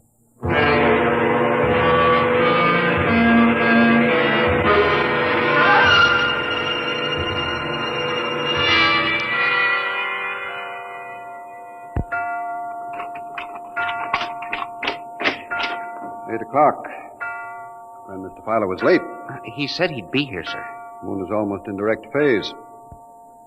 You can't wait much longer. You'd better switch on the set. Yes, sir. I left a light in the hall for Mr. Philo when he comes. Are you getting anything? Just some foreign stuff. Programming from Johannesburg, South Africa. We continue in Africa. Oh, no, dear me. That's a very peculiar transmission sound. That sounds like something. See if I can work the selector here. The moon is in phase. Yes, sir. Hello. Can you hear me? I'll try to return. Hello? Hello? Hello, hello, do you hear me? I get you now. Thank God. Who are you? Can you hear me? Who are you? This is Professor Cornelius Otterberg. Hello? Go on, I hear you. Not much time. They're on to me. They've located my landing point. You hear me? Go ahead, keep talking. I've only enough oxygen for a few minutes more. Well, where are you? I'm on the Earth side of the moon. You get that? The Earth side of the moon. A volcanic crater. Good Lord. Start that recorder, Mr. Wade. Go on, explain, please. Explain, please. Closely. There's an Earth colony on the moon. There is an Earth colony on the far side of the moon. Made up of renegade scientists and criminals. Professor Ernst Holtzman. Holtzman, he died in an insane asylum in 1938. Professor Ernst Holtzman discovered nuclear rocket power in 1935. Turned his plans over to escape inmates of the asylum. They took off and set up a colony on the far side of the moon in 1938. Go ahead. We're recording you. Each year, they recruit new colonists from Earth. Slave labor mostly. Some women, scientists. The oxygen problem is a big one.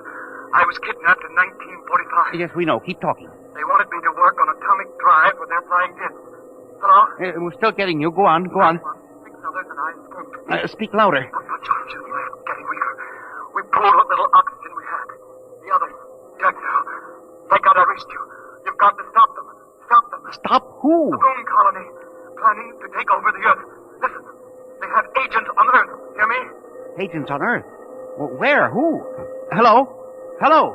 Agents in... Henry, look out. The light. Someone at the window. Get back. Henry, are you all right? I think so. Oh, his shot smashed the transmitter. Strike a match. Careful. Whew, that was close. I got a look at him. From the description, it was your Mr. Philo. Well, we got a recording anyway, but not the most important part of the message. Henry, we've got to get you out of here. You said they have agents. Philo's probably one of them. He'll be looking for you now, trying to kill you. The police, You think Mr. the police would believe a fantastic story like this? People being kidnapped to the moon as slave labor? Moon colony planning an invasion of the Earth? Henry, believe me, they'd clap us into straitjackets before we could finish. We've got to do something. We need time to get proof. Well, we can't walk out of here. Philo's probably waiting. I can only figure some way. Wait, I know. How? Listen. There's a service elevator that leads to the basement garage. My car is there. Mr. Wade, By let's the call time the the police get here, we'll be dead. You think Philo will wait outside all night? Come on.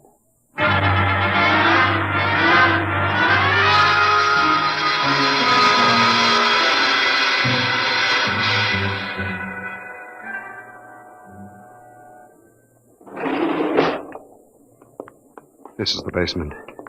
Come on. Keep to the side. Yes, sir. Shh. Here's the car. All right, Henry. You open the garage door, then jump into the car. We'll make a dash for it. Where can we go? I have a farm outside Chevy Chase. It's private, miles from the nearest neighbor and completely hidden by trees. We'll run for that. Go ahead, start the door up. All right, Mr. Wade. Quick, jump in. Yes, sir.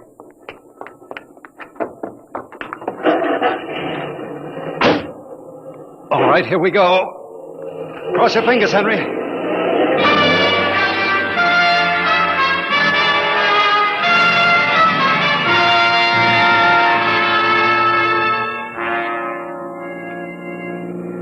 We made it out all right.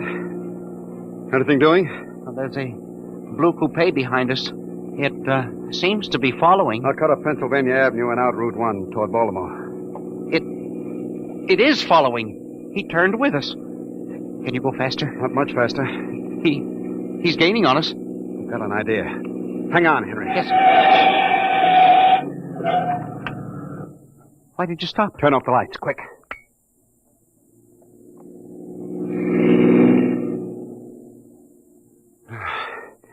It worked. He shot right past us. Now we'll double back and go out another route. I think everything's going to be all right now. We can be at my farm in less than an hour.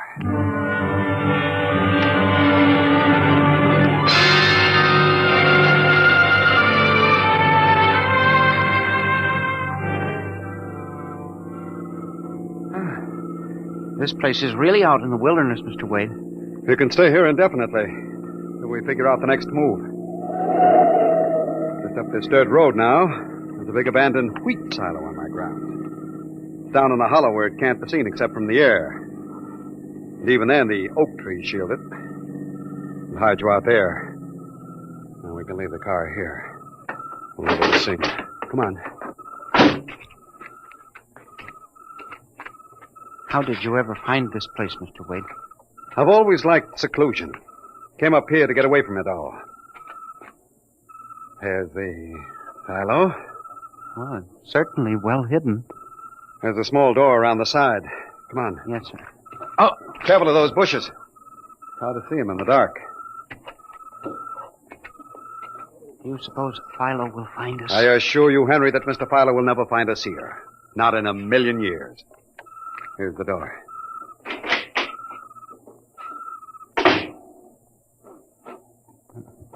Pitch dark. Hold my arm. I know the way. Just a few steps up, then another door. Yes, sir.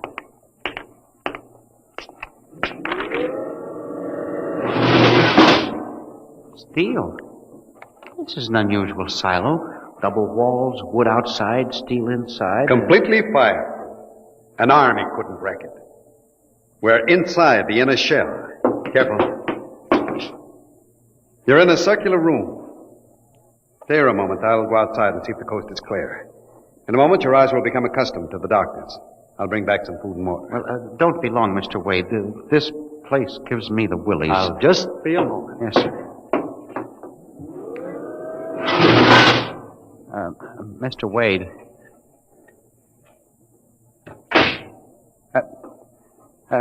Mr. Wade. I swear I hear something. Mr. Wade! There is something. Good Lord. There's someone in here. It's locked. Oh, no. Oh, this must be a light switch. Oh, thank God. Oh, no. People. 10, 15, 20 of them. Mr. Wade! Help! Help! Will do you no good to shout, Henry. Mr. Wade, where are you? Outside, speaking over the intercom. Mr. Wade, there are people in here. 15 or 20 of them. They're sitting like statues just staring at me. They won't hurt you, Henry. They've all been drugged. They're even more helpless than you. Yes, but who are they? Permit me to introduce them, Henry, since they're currently unable to introduce themselves.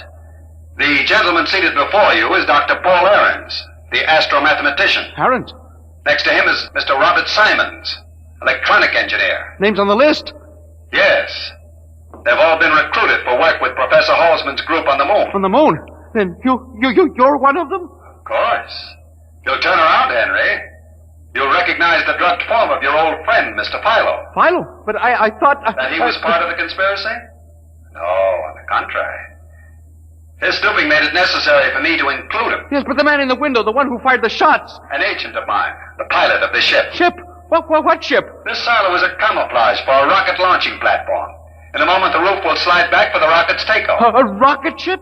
In exactly 70 hours, You and your companion will join Professor Otterburn on the moon. But you can't do this to me. We have done it, Henry. No! You see, there was another name omitted from that list which I carelessly mixed up with your papers. That of Henry Timken. No! Bon voyage. I won't let you do this. You can't. Please let me out. Let me out, please. This can't happen. Let me out.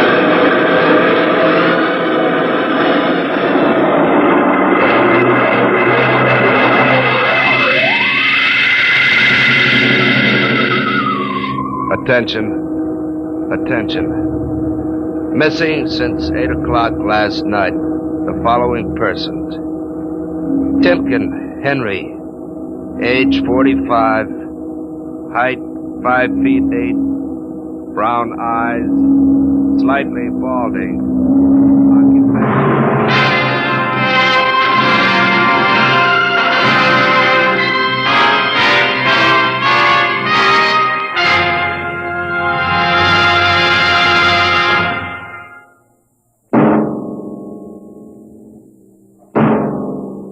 Tonight, Dimension X has presented The Man in the Moon, an original story by George Lefferts. Featured players were Louis Van Rooten as Henry Timken and Santos Ortega as Wade. Your narrator was Norman Rose. Music by Albert Berman, engineer Bill Chambers.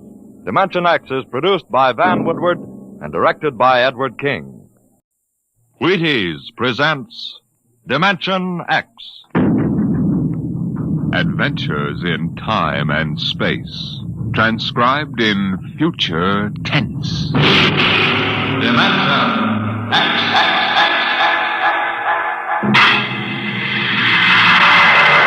On stage tonight, Dimension X, another in the Wheaties' big parade of exciting half-hour presentations. Just about the time you're getting up tomorrow morning, you know what's happened? You've been without food for so long that you gotta get more if you're going to get your work done. That's why first you need your Wheaties. Sure, Wheaties.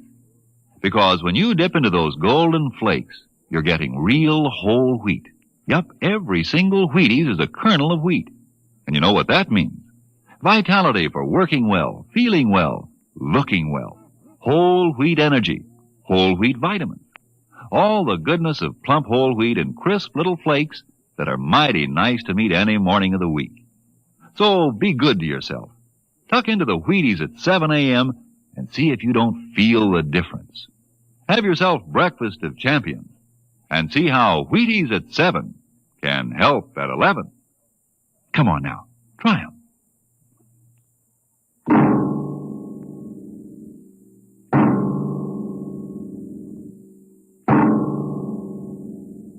What will happen when man, finally conquering the galactic distances of interstellar travel, finds life on the strange worlds across the universe? Will he discover civilizations of incredibly advanced scientific knowledge, or primitive cultures deep in a stone age of savagery? Here is a story of the relation between men of our world and beings from beyond the stars. On the desk stood a yellow bowl, the profile a simple curve, clean and sharp. The body was thin without fragility, and the beauty of its shape was matched by the glowing intensity of the glaze, a glorious transparent yellow, soothing as sunlight, yet glowing with the fire of a volcano's core. The desk belonged to Michael Tom, Regional Administrator for the Department of Interplanetary Affairs.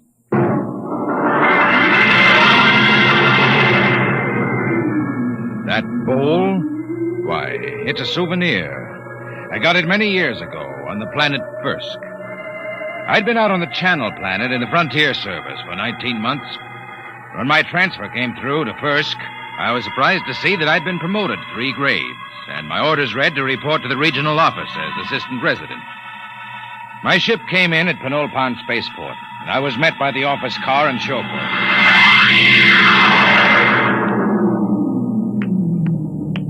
Mr. Tom? That's right. I'm Wirachek, sir. Welcome to Firsk. Thanks.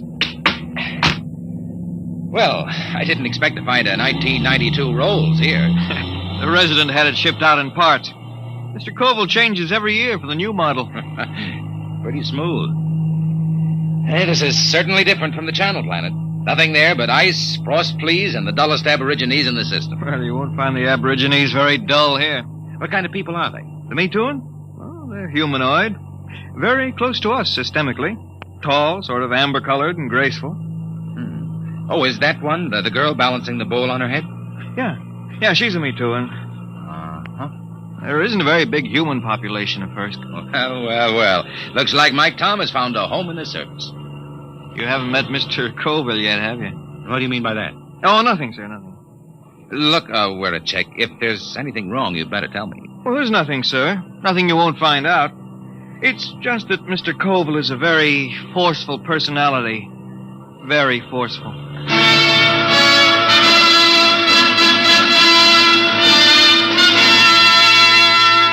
We drove through Penulpan, threading our way through narrow streets between rows of low houses of reed, parchment, and wood. Canals of green water laced the city, and the bridges trailed ivy and orange flowers. Suddenly, we turned a corner, and there on the bank of the main canal was a large concrete and glass building, Earth Star. This was the district office, and in a room that gleamed with black plastic and glass, I found George Colville, senior resident. You're Tom? Michael Tom? Yes, sir.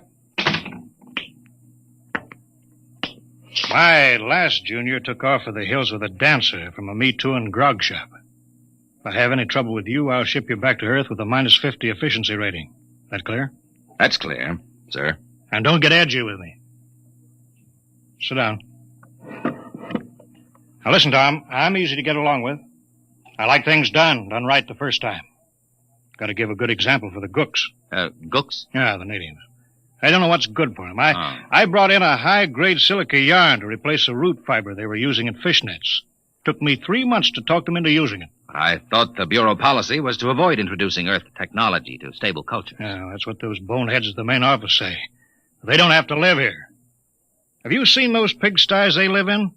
There isn't a concrete building on the planet. The Metoon delegation, Mr. Colville. Tell them I'm busy for 15 minutes. Yes, sir. Well, I'll be going along then, sir. Why? Well, if you're busy. Forget it. I always let those gooks wait at least 15 minutes. Softens them up. They're not hard to handle, if you know how. I was assigned to pest control, a duty Colville considered beneath his dignity. In the next few weeks, I carted rat poison and insect spray through the poorest sections of Penulpan, where the trees ended and the plains stretched out to the Cookmank Mountains. It was there that I first heard of the potters of Firsk. I had found a pottery bazaar, long shelves of jars of every size and shape, crocks, paper-thin vases, bowls, demijohns, tankards. The glazes were remarkable, deep, glowing colors. And yet, something was missing. I looked up and down the shelves. Mr. Tom, is anything wrong? No, it's just, I've got it. There isn't any yellow. Yellow? That's right, there are no yellow glazes at all. They have every other color, ruby, green. There's a jar that's translucent, but no yellow. Oh, maybe it's a superstition. Could be. Yellow might be connected with death or disease. Well, you can find out, Mr. Tom. Here comes a Metoon. She probably runs the place. May I help you, sir? Oh, you speak English. I must. We trade with the Earth colony. Your wares are very beautiful. For example, how much is this bowl? 75 credits. That much? They are our ancestors.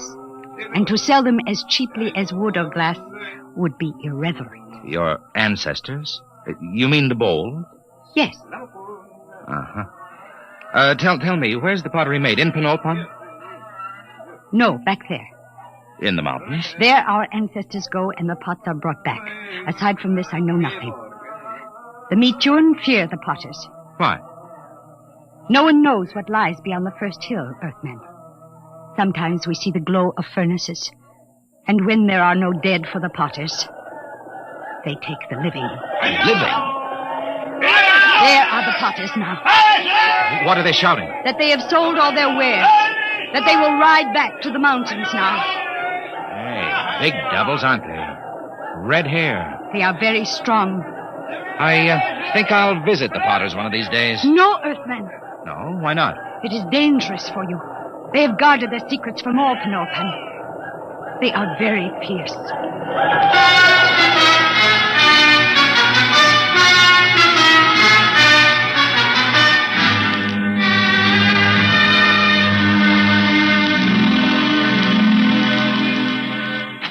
Tom, where the devil you been? I told you to get the estimates for that power plant. I put them on your desk, sir. Oh, yeah. Yeah, so you did. Say, what do you know about the Potters back in the Cookmanks, Mr. Colville? Huh? Oh, they're a tribe of bandits or something. Why? I was at the bazaar today. A girl called the vases ancestors. Seems strange. Ancestors? Well, it probably has something to do with religious death rites. They take away the dead bodies and cremate them for a fee or trade goods. The girl said that when they don't get the dead, sometimes they take the living. What? Well, so that's it. What, sir? Raiding. About every month or so, a couple of Me Too and turn up missing. The whole city clams up like tongue-tied parrots.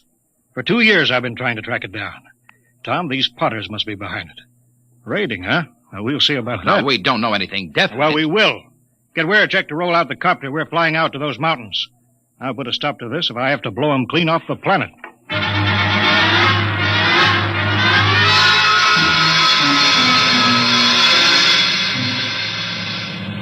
We'll never find a village in that mess down there. Look at those cliffs. There's a smoke trail over there to the right.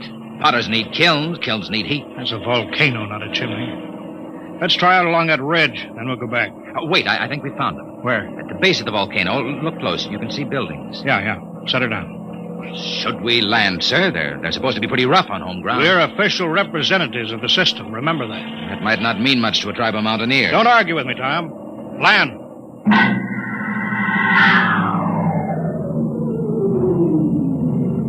Get your pistol ready. I don't see anybody. The village is deserted. They're hiding. It's the Potters, all right. There's a heap of old broken jars. But I don't see the kiln. We'll stay here till something moves. What's that? One of the Potters. Wait a minute. Here they come. 3 of them. You cover them, Tom. I'll do the talking. Hey there, you! What brings strangers to the village of the Potters?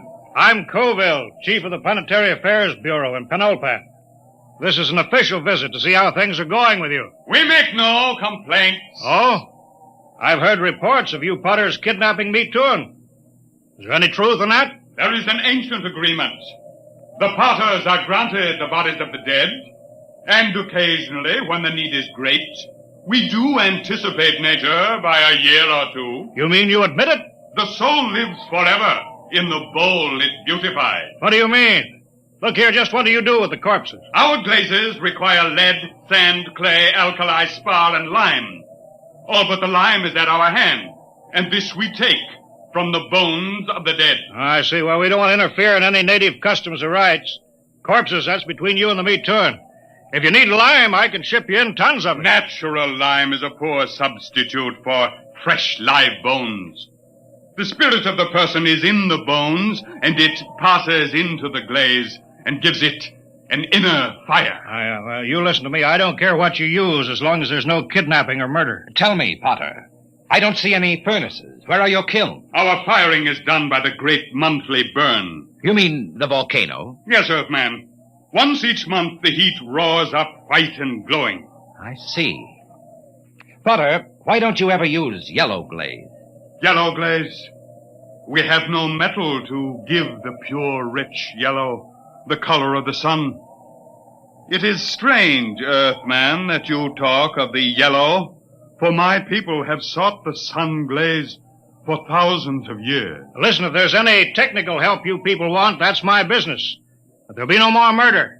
If necessary, I'll put a stop to the plotting altogether. Your words are not friendly. Don't think I can't do it. I'll drop an atom bomb down the throat of your volcano and cave in the whole mountain. We'd better pull out, Mr. Colville. Shut up, Tom. You understand? My job is to protect everyone on this mud-hole planet. And that includes the Me Too. Get back in the copter, Mr. Colville. They're getting ugly. Fire over their heads. Keep them back. Quick, get in, sir. They're scared now, but in a minute they may jump us. All right, let's go. Don't worry, Tom. Now those gooks know who's boss. No, sir, we won't have any more trouble from the Potters.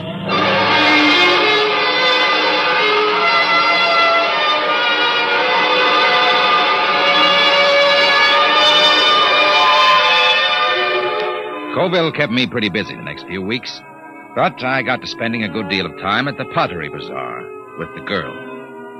Her name was Sue Thin. She was interested in everything I had to tell her about the rest of the galaxy, and I was lonely, so I got to looking forward to my visits there. I was on my way there one evening when suddenly I heard shouts down the side streets. I hurried toward them, pulling out my gun. And then I heard the deep cry of the giant potters and the crack of hooves on the cobbled streets. Suddenly, a group of riders burst around a corner and charged down on me.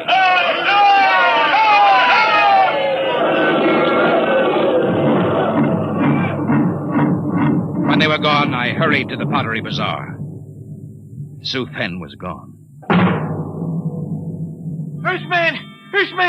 She is not here. They took her. The Potters? She has gone to her ancestors. Did they kill her? No, they have taken her to the hills. But soon she will live forever, her spirit wrapped in the glorious glaze. Sue Thin. There is nothing to be done. When the Potters take you, it is the end.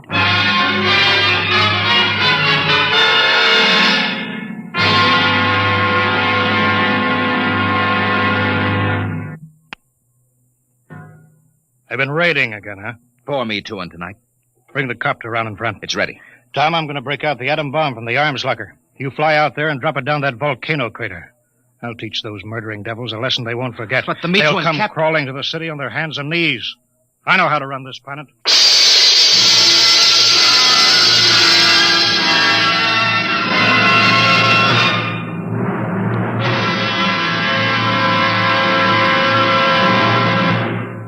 Dimension X will continue in just a moment. Friends, this is Frank Martin, the Wheaties man, and I want you to know an associate of mine, Ed Prentice. Okay, Ed. Folks, I'd like to have you meet a good friend of mine and a prominent member of a fine little organization known as the Chicago White Sox, Mr. Lucius Benjamin Appling. Ooh, Ed, don't say it like that. Whoever heard of a ball player named Lucius? What if I went around calling you Paul Edward Prentice? Let's just make it Ed and Luke, huh? All right, Luke. Say, just how long have you been with the White Sox? Over 20 years, Ed. Golly, I played in darn near 2,500 games. Been at bat almost 9,000 times. Man, I'm from way back. Well, Luke, you don't look it. How do you keep up the pace anyway? Well, Ed, I sleep good. I eat good. I eat mighty good. Wheat is about 4 mornings a week. Those little old flakes put a lot of snap, even in an old-timer like me. Must be because they're 100% whole wheat. I sure like Wheaties and milk and fruit. You know, Luke, that's exactly what I hear from a lot of ball players and plenty of other people, too. No wonder they call Wheaties the breakfast of champions. Thank you, Mr. Prentice and Mr. Luke Appling of the Chicago White Sox. Mighty nice of you to say those good things about Wheaties. Now, folks, you and I may not be playing baseball for a living, but we can use those whole wheat Wheaties, too. Step around to the grocery tomorrow yourself for Wheaties, breakfast of champions. Breakfast for you.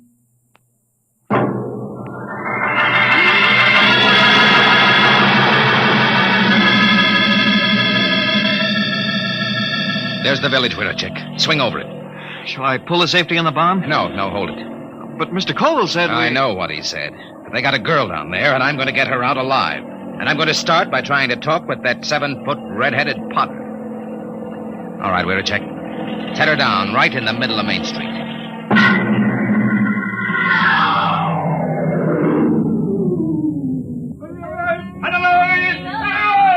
Have your gun ready, we're a check. Here they come. Tall one, the chief. Oh, this is the insolent lordling again. Come on, out of the copter. Good. We are in need of bone lime, and yours will suit us well. They're closing in, Mr. Tom. Prepare your soul for the great burn. Stand back. I'll kill a lot of Potters, and you'll be the first. I've come for the 4 Me Too-in that you took from Penultron. You don't seem to understand that we can punish.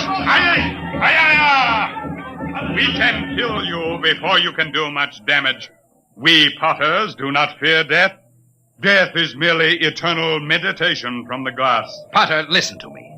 I didn't come here to threaten, but to bargain. You have a Me Too-in girl. Is she still alive? She still lives? Chief Colville gave me orders to destroy your volcano. We can do that easily. If I'm harmed, the next bomb will drop on your village. I've come down here against his orders to bargain. Bargain? With what? We care for nothing but our craft. Potter, I can give you the secret of the yellow blade. Empty words. No, the truth. In exchange, I want the girl and the other Me Too you've stolen, and your word not to raid again. How would we get lime? We've told you we can ship it in. Pure lime, as good as yours. Do the potters of Firsk want the yellow glaze? Why, that has been the goal of the tribe of potters for 1,000 years. And if I show you the yellow glaze? Earthmen, if it comes clear through the burn, I agree to your bargain. If it does not, your spirit will be lodged forever in the ugliest bowl we can spin on the wheel. It's a bargain. All right, Wiritek. Disarm the bomb. Disarm it?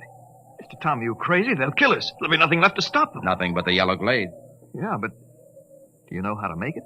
We'll soon find out. I've been doing a little reading on the subject lately. Reading? Holy smoke. Enough, Earthman. I will take you to the potter's shed. If your glaze is the bright yellow of the sun, you live. If not, you die. Come on, Wiritek. Let's get to work. With what? You never made a glaze in your life. What are we supposed to work on now? Our last will and testament?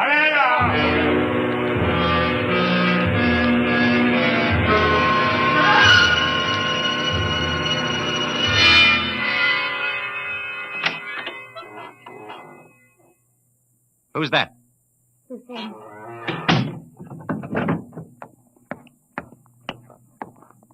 Are you all right? Yes. Why did you come? They will kill you too, Earthman. Maybe. How did you get in here? When I heard that you were here, I asked the chief potter to come. He said it would not matter. They would have all our bones soon. Cheerful soul. Hey, stir this, Wiritek. Yes, sir. They said you were trying to make the yellow glaze. Oh, Earthmen, we will die. This goo may turn out yellow. It had better. No one on Firsk has been able to make it. But I'm not from Firsk. Hang on, Suthan. We're not dead yet. Earthman, I am glad you came. Although I wish you had not. Suthan. All right, Wiritek. Call that redhead. Tell him I got his glaze ready. Hey! Hey, you out there. Earthman, are you ready? Here's your glaze. Test it. You have 6 bowls of glaze.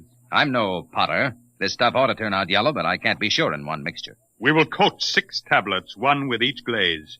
Then we will fire them. How long will it take? 20 hours before you know if the burn has brought you life or death.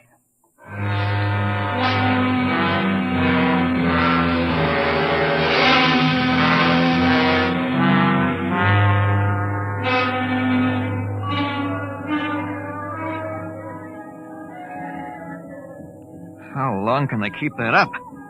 It's been hours. Tiles ought to be done soon. Earthman, here comes the chief potter. It must be time. The tiles are cooled. It is time now to open the kiln and test your glaze. A bargain has been made. The glaze is yellow, or you die. I will open the kiln. How are they, Mr. Tom? Mr. Tom? I can't see inside. It's dark. All right, Potter. Pull them out. What are you waiting for? I will remove the first tile. No. A dull, dirty brown, Earthman. Pull out the next one. The color of mud. Now, wait a minute. What is the use? There is no yellow glaze. Get that next tile out. We made a bargain. Mr. Brown, your glazes are worse than the feeblest work of our children. Prepare your spirits for the great burn. Now, wait. Look in there. The next tile. Get it out here. Earthman, you waste time. I'll get it out myself. There. Look at it. Yellow. Bright, shining yellow. There it is. The yellow glaze.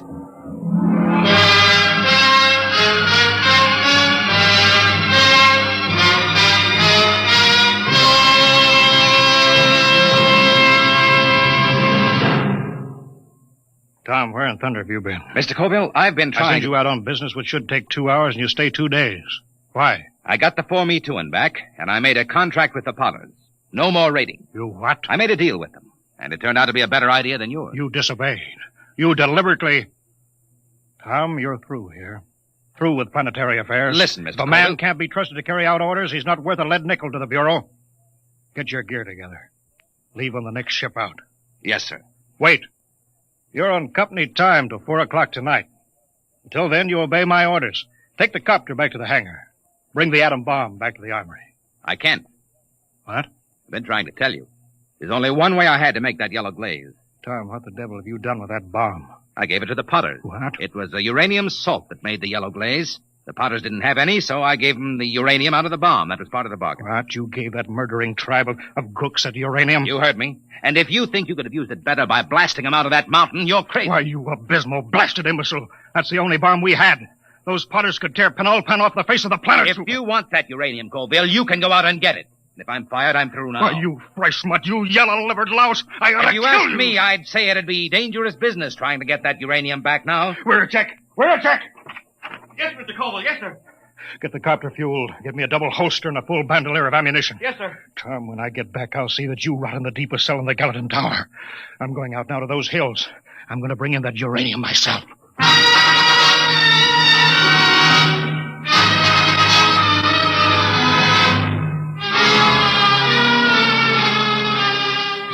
2 days later, Wiracek came into my office. His face was pale, his hands shook with excitement. He's here, Mr. Tom. He's here. Colville? No, the Chief Potter. The Potter. Bring him in. Should I call the guard? Just bring him in.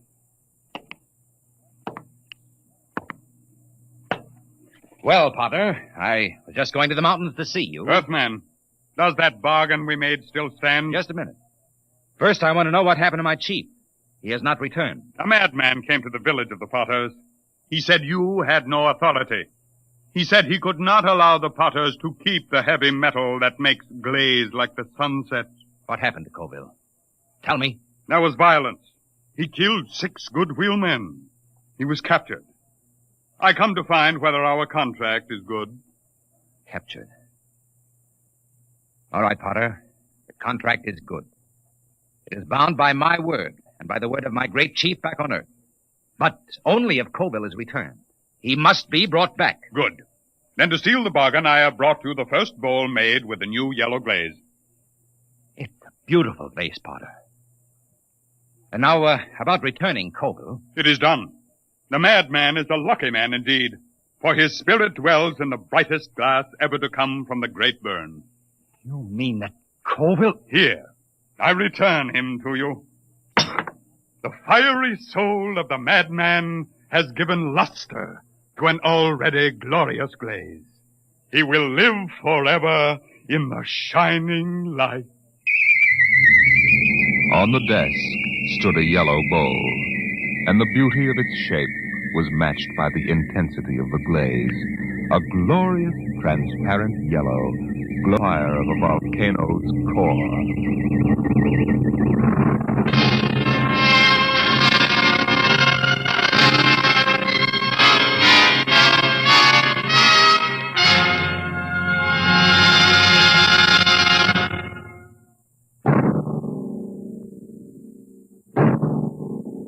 Tonight, Dimension X has transcribed The Potters of Firsk, written by Jack Vance and adapted for radio by Ernest Kenoy. Featured in the cast were Carl Weber as Michael Tom, Wendell Holmes as Colville, and Raymond Edward Johnson as the chief of the Potters. Your narrator, Norman Rose. Music by Albert Berman. Engineer, Bill Chambers. Dimension X is produced by Van Woodward and directed by Edward King. Wheaties presents Dimension X. Adventures in time and space. Transcribed in future tense. Dimension X.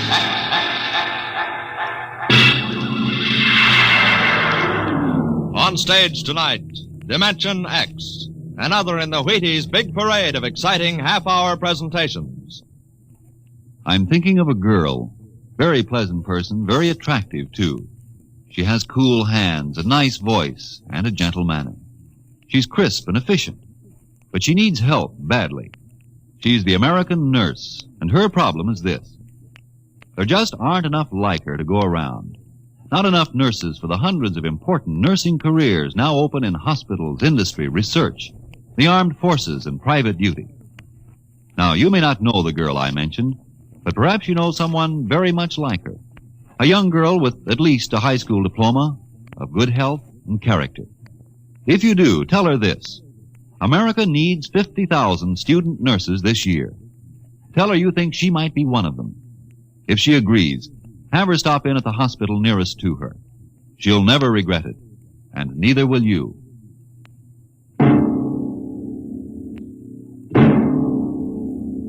Now, tonight's adventure into the world of the unknown, the world of Dimension X. The doll shop stood on a quiet Washington side street, not too far from the sprawling Pentagon building. A woman and a child waited outside, the little girl peering eagerly through the window at the dolls inside, and the woman glancing impatiently at her wristwatch, as if expecting someone who was late for an appointment. And there was nothing about the doll shop to warn them that they were waiting to keep an appointment with doom. Oh, Mommy, look! Yes, what is it, dear? In the window of the shop, the tiny dolls. Oh, Mommy, do you think Daddy will buy me one? Well, we'll ask him when he comes, dear. He said 3 o'clock on this corner. I see him, Mommy. There he is. Oh, Henry, here we are. Hello, dear. Hi. Sorry I'm late. Well, we've been waiting for you. Cindy's been So I'm afraid I'll have to call off the shopping, Alma. Oh, Henry, we promised. Yes, I know. Cindy. I'm sorry. It's just one of those things. You've been the wife of an army colonel long enough to know his life isn't his own. What is it this time? Oh, some more of that flying sphere nonsense. The pilot who says he sighted it last month crashed and was killed today, so the general wants a full report. Dear, what next? Daddy. We'll have a staff meeting at the Pentagon at 3:15. Daddy, look in this window. I haven't time, dear. Just for a minute, Daddy, please. Cindy, I haven't time to stop and watch a bunch of 6-inch dolls parading around the shop. Say, they are lifelike, aren't they? Look at that, Alma. Dolls are marching around like a regular review. They've even got their own little band. Henry, your staff meeting. Oh, yeah. Yes, I've got to run. Now, look, don't go spending a lot of money on that nonsense, Alma. No, dear. Bye. Bye, dear. Bye, Cindy. Bye, Daddy. Oh, Mommy, look. Look, the band's going to play. Aren't they wonderful, honey? You know, it's funny. I must have stood on this corner 1,000 times, and I've never even noticed this shop before. Good evening, children. Oh, well, good evening. Mommy, he talks awful funny. Hush, Cindy. Would you like to step inside the shop of Santor Perigi? Well, yes, we would. This way. Oh, Mommy, it's like fairyland. Here in the shop of Santor Perigi, creator of Perigi's Universal Wonderful Dolls, the world of adult reality is blended with the world of child's fantasy. This is a new shop, isn't it, Mr. Perigis? What is new and what is old? Come, this way. Would you like to meet one of my little ones? Oh, yes. This one in the red jacket is Toto. Speak, little one. Oh, isn't that wonderful? Mommy, he talks. The doll talks. Amazing. It's absolutely amazing. That is nothing for Perigi's wonderful dolls. Listen, sing, Toto. Sing for the little girl. My name is Toto. Cindy, listen. Sing, Toto. Men are big and tall. Dolls are very small. When men begin to fall, the dolls will rule them all. Oh, Toto, more! Well, how do they work, Mr. Perigis? How do they work? That is the secret of the great Perigi, greatest of all doll masters. To make an ordinary doll is nothing. To make a perfect replica, that is something. But to make a doll with intelligence, that is the work of an artist, huh? Well, yes. Well, they must be very expensive. Madame, when I construct a doll like Toto, I cannot bear to be parted from him permanently. So instead of selling, I rent my little people. You rent dolls? Precisely. $10. I have but one request. When you grow tired of my dolls, you must return me in good condition. Oh, Mommy, could we take him home? Take him home! Take him home! Take him home! Oh, look, Mommy, look. He's bowing and dancing. Oh, Mommy, he wants to come. Please, I'll take such good care of it, please.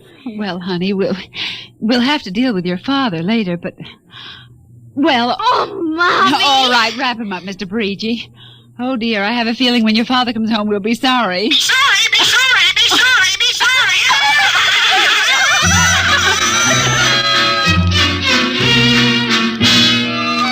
Now, Toto, this is my room, and you're going to sleep right here next to my pillow. Oh, Toto, don't laugh like that. I'm going to have to teach you some manners. You be quiet, because my daddy will be home soon, and he's a colonel in the army, and he'll bust you to private if you don't behave. Now, you wait here. I'm going to introduce you to my puppy dog, Mr. Blister. So be good now. Here, Blister. Here, Blister. Come on, Blister. Come here. Mr. Blister, now this is Toto. Oh, dear, I don't think Mr. Blister likes you too. Stop it, Mr. Blister. Now, come over here and shake hands with Toto, Mr. Blister. Come on, now. Blister, let him go. Let go. Let go. Cindy, Mr. Blister, come over here. Why, what happened, dear? Mr. Blister tried to bite my doll. Look how frightened Toto is. Dolls don't get frightened, Cindy. But he is, Mommy. He screamed. You just imagined it, honey. But he did. He did. Well, Mr. Blister didn't mean it. You know he's the gentlest little pup alive. He isn't. He's nasty and I hate him. Cindy, you hurt his feelings. Okay. He tried to bite my new doll, and I don't ever want to see him again. Ever. Oh, dear. All right, Mr. Blister, you come downstairs with me. Come on now. Cindy's angry at you tonight. I'll kill him. Why, Cindy, where did you hear a thing like that? Toto said it. Well, I see. Well, you've had an exciting day, honey. You brush your teeth now and go to bed. Daddy's coming home late, so we'll see you in the morning. Hmm? Good night, darling. Sleep well. I hate him, Mr. Toto. I hate him. Hate him, hate him, hate him, hate him.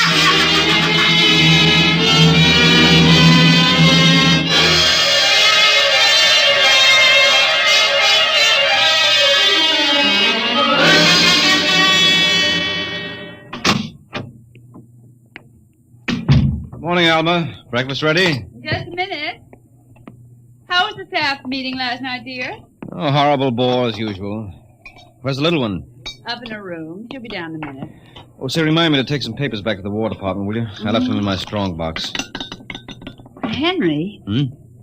you told me it was against regulations to bring secret papers home. Well, I had to finish some work for the old man. Nobody will ever know the difference. Well, I suppose not. Oh, dear, would you feed the puppy before we sit down? His bowl's under the sink. Where is he? That's funny. Here's his supper from last night, only half eaten. Getting fussy. Blister? Here, Blister! Blister! Where the dickens is that mutt? Maybe he's on the back porch. Maybe. Here, Blister! Here, Blister! Alma. What is it, dear? Alma, look. Why, Henry. Is he? Yes, he's dead. But how? What happened? From the looks of it, he might have been poisoned. Poisoned? Who on earth would do a thing like that to an innocent little pup? I don't know. Let's see his dish. Oh, Henry. I don't understand this at all. Say, what's this? What's what? Well, look, there are pieces of broken glass in his food. Blue glass. Glass? Glass? Henry. Huh? Well, I just remembered something. What? It may just be coincidence, but in the bathroom this morning... What about the bathroom? Cindy's blue glass, you know, the one with the Mickey Mouse on it. Mm-hmm. It was broken, Henry. I found pieces in the wastebasket. I meant to ask her about it. Oh, Alma, for heaven's sake, you aren't suggesting that our little girl... Why, she loved Blister more than anyone. Not last night, she didn't. Why not? Well, he went after Toto. Well, who's Toto? Oh, her new doll.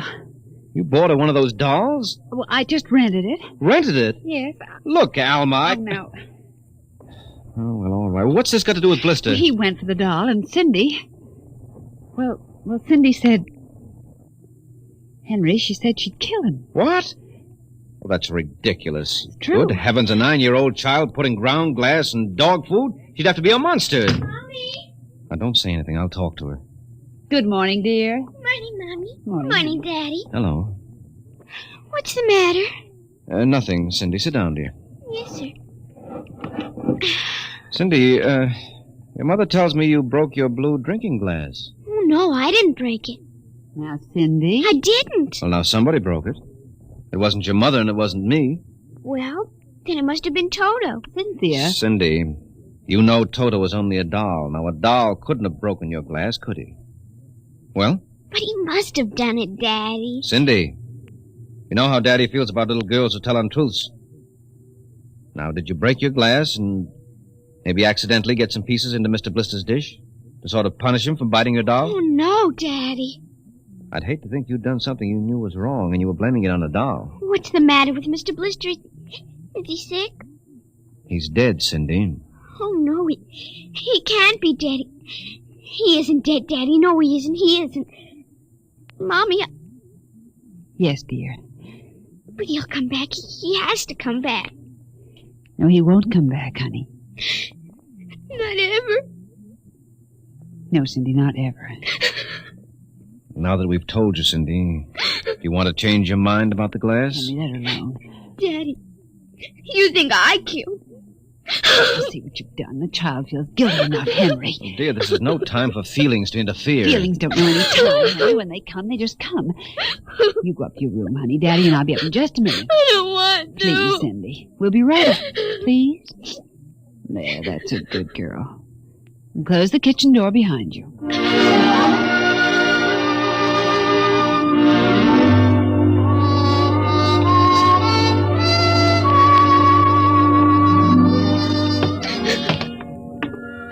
Mr. Blister's dead. And he isn't coming back. Ever. Daddy thinks it was me, but it was you. It was you!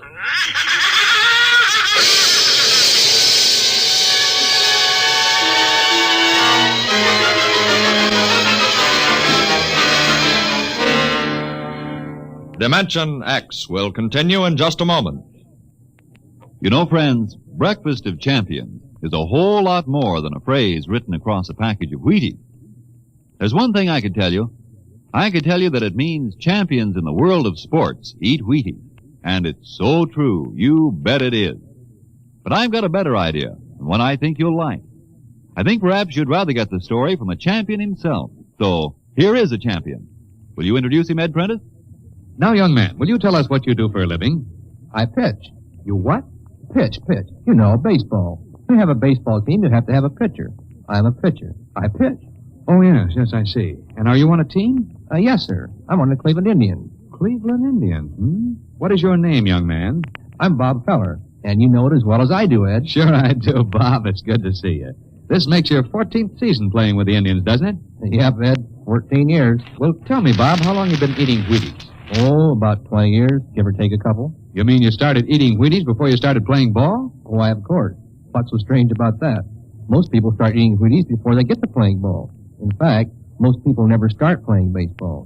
You don't have to be a ball player to enjoy the lift you get from Wheaties with milk and fruit. You're right as rain, Bob. No champ ever said a truer word about Wheaties, Breakfast of Champions.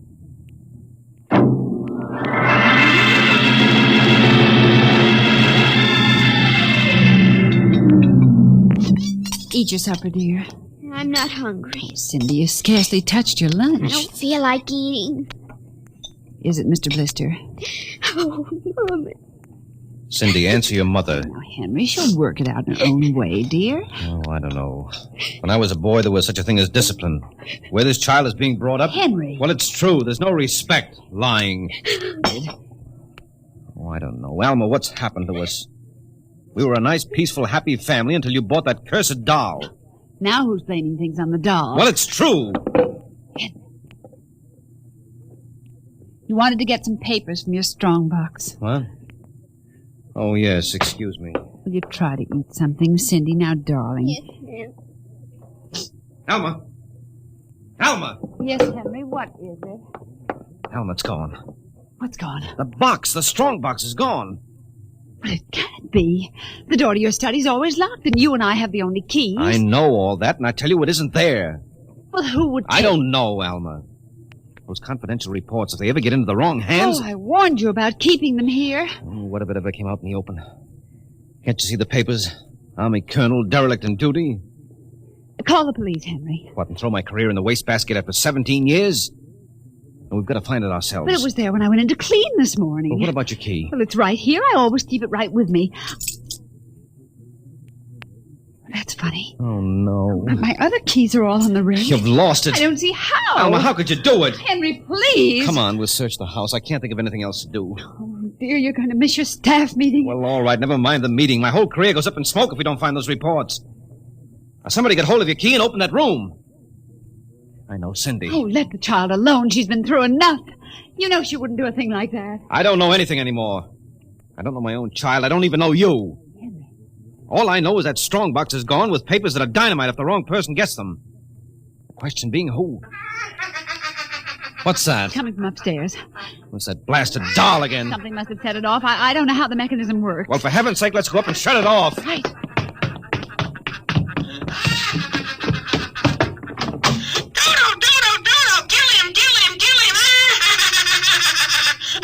Stop it! Blasted little imp! There. Henry. Ever since we've got this thing... Henry. What? Look. Where? What? Around the doll's neck. The key. The key to your study. It was Cindy, after all. I don't believe it. Ever since she got this fool doll, she's been acting half insane. First the dog, now this. I think she hates us, Alma. Henry. Cindy is my child, and I know her. I know she's a good, sensitive little person with no malice in her. You're just simply refusing to face the facts, dear. What are you going to do? I'm going downstairs and have a talk with that young lady.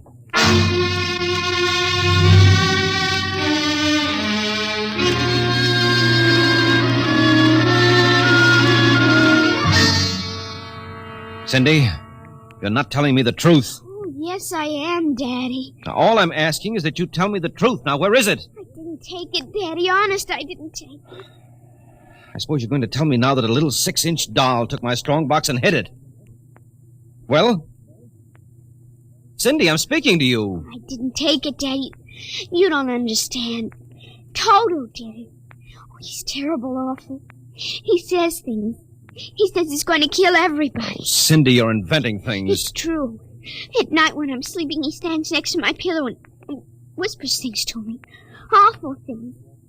He told me he'd kill me, too, if I told him. Alma, I think this child is sick. I think she needs a doctor. She's frightened, Henry. She's trembling like a leaf.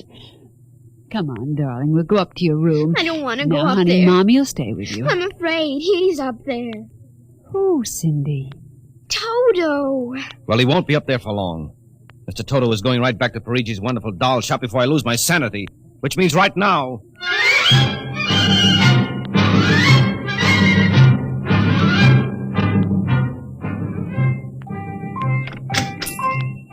Ah, Colonel Grayson. Welcome to the home of Perigis' wonderful doll. Are you Perigi? Santor Perigi, creator of the universal doll. The doll with the mind. The doll Yes, with... well, I'm returning one of your masterpieces. Oh? If you will step into the rear of my shop. Now, what is the complaint? There's no complaint. Here's your doll. Good riddance. My little Toto, rejected, you found the world of men too filled with hate. We will change all that later on. Return to your comrades in the window, little one. And now, Colonel Grayson? I think we have no further business, sir. Ah, but we do, Colonel. Let me see. Here it is. Do you recognize this, Colonel? That's my strongbox. My little Toto is very clever, sir. Are you trying to tell me your doll stole that from me? Let us not say stole. I'm merely keeping it in custody. What's your game, Perigi? Blackmail. You give me what I want, I do not ruin your career. What do you want? Information. We already know something from the reports of the War Department concerning a certain strange-looking sphere reported by one of your pilots. What government do you represent? I represent Perigis' wonderful dolls, none other. I'm not so naive, sir. Perhaps I should explain. Each man hides something from the world. Each man loves something more than life. With the help of my wonderful dolls, I obtain personal information which enables me to control the men who control the world. Men like you. Hand over that strong box. I warn you, I have a gun. Give it to me. You are being foolish. Put down that walking stick. Now. No closer. Now.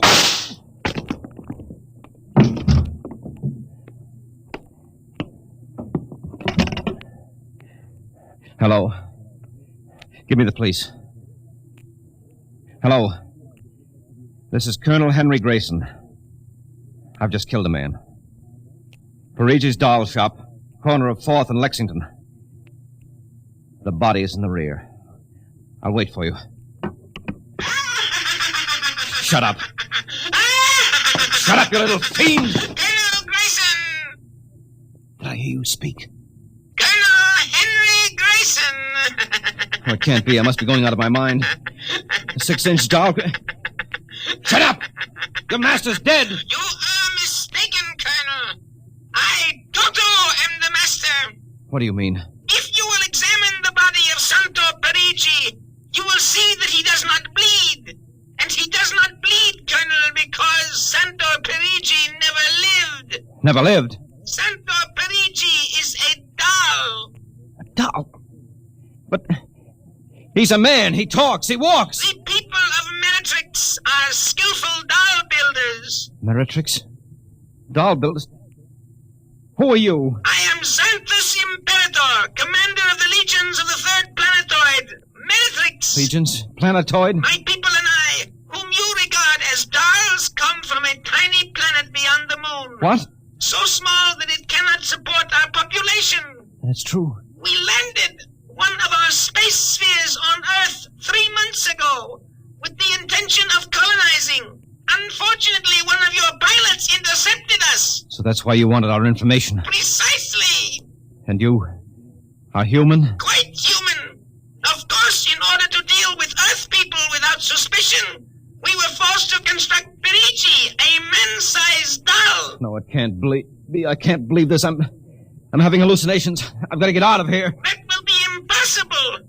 We have weapons of destruction quite unknown to Earth people. I phoned the police. They'll be here soon. By the time they arrive, my people will have prepared something quite shocking.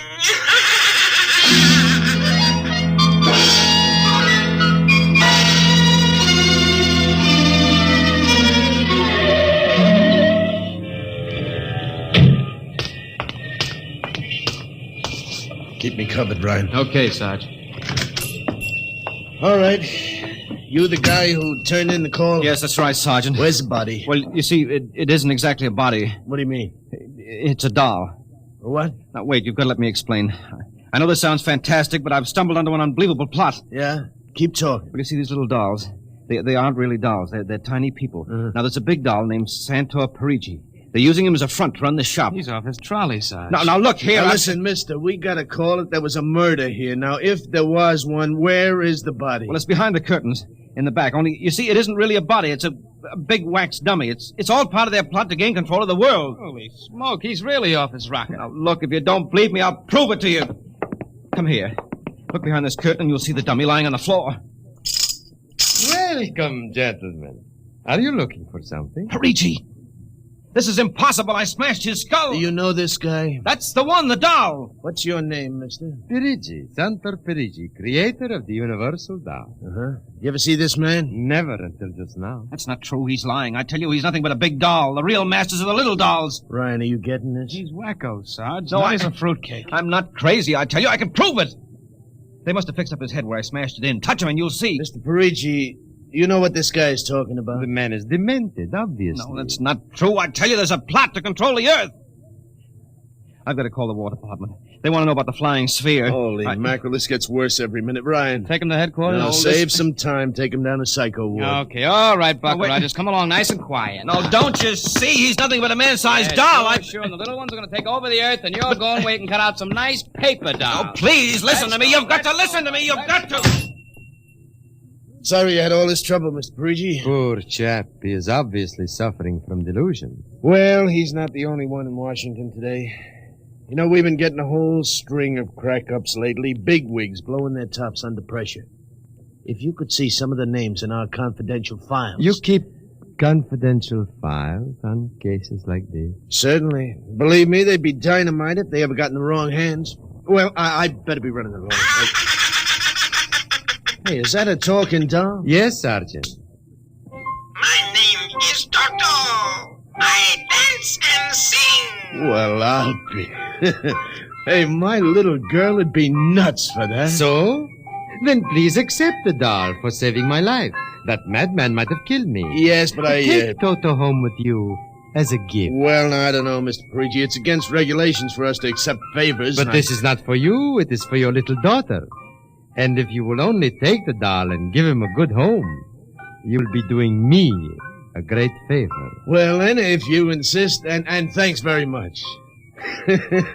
When my kid sees this, will she be surprised? Yes, Toto will come as a great surprise. A very great surprise. Hey, Toto?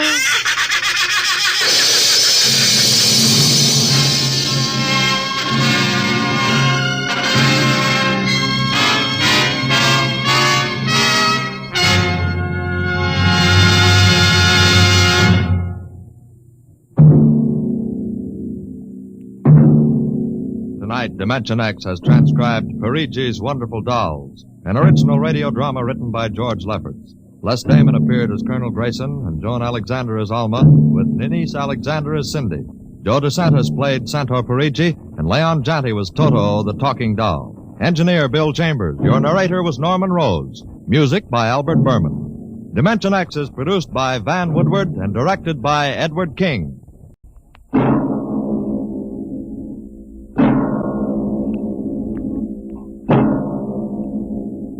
Now, tonight's adventure into the world of the unknown. The world of Dimension X.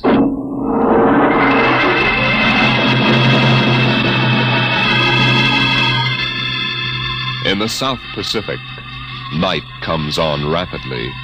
The sun dips below the flat horizon. The sea is crimson for a moment, and then night falls. But on Tahani Atoll, giant arc lights turn night into day. Across the waters of the lagoon within the barrier reef, launches and tugs skitter back and forth, while on the curving half-moon of the island, army trucks and jeeps scuttle down the rough roads bulldozed by the Seabees just 6 weeks ago. A low Quonset hut stands near the beach, surrounded by tangled wire. This is the preliminary command post, and inside is General Frank Gaydosh, field director of the test. Operation Destruction.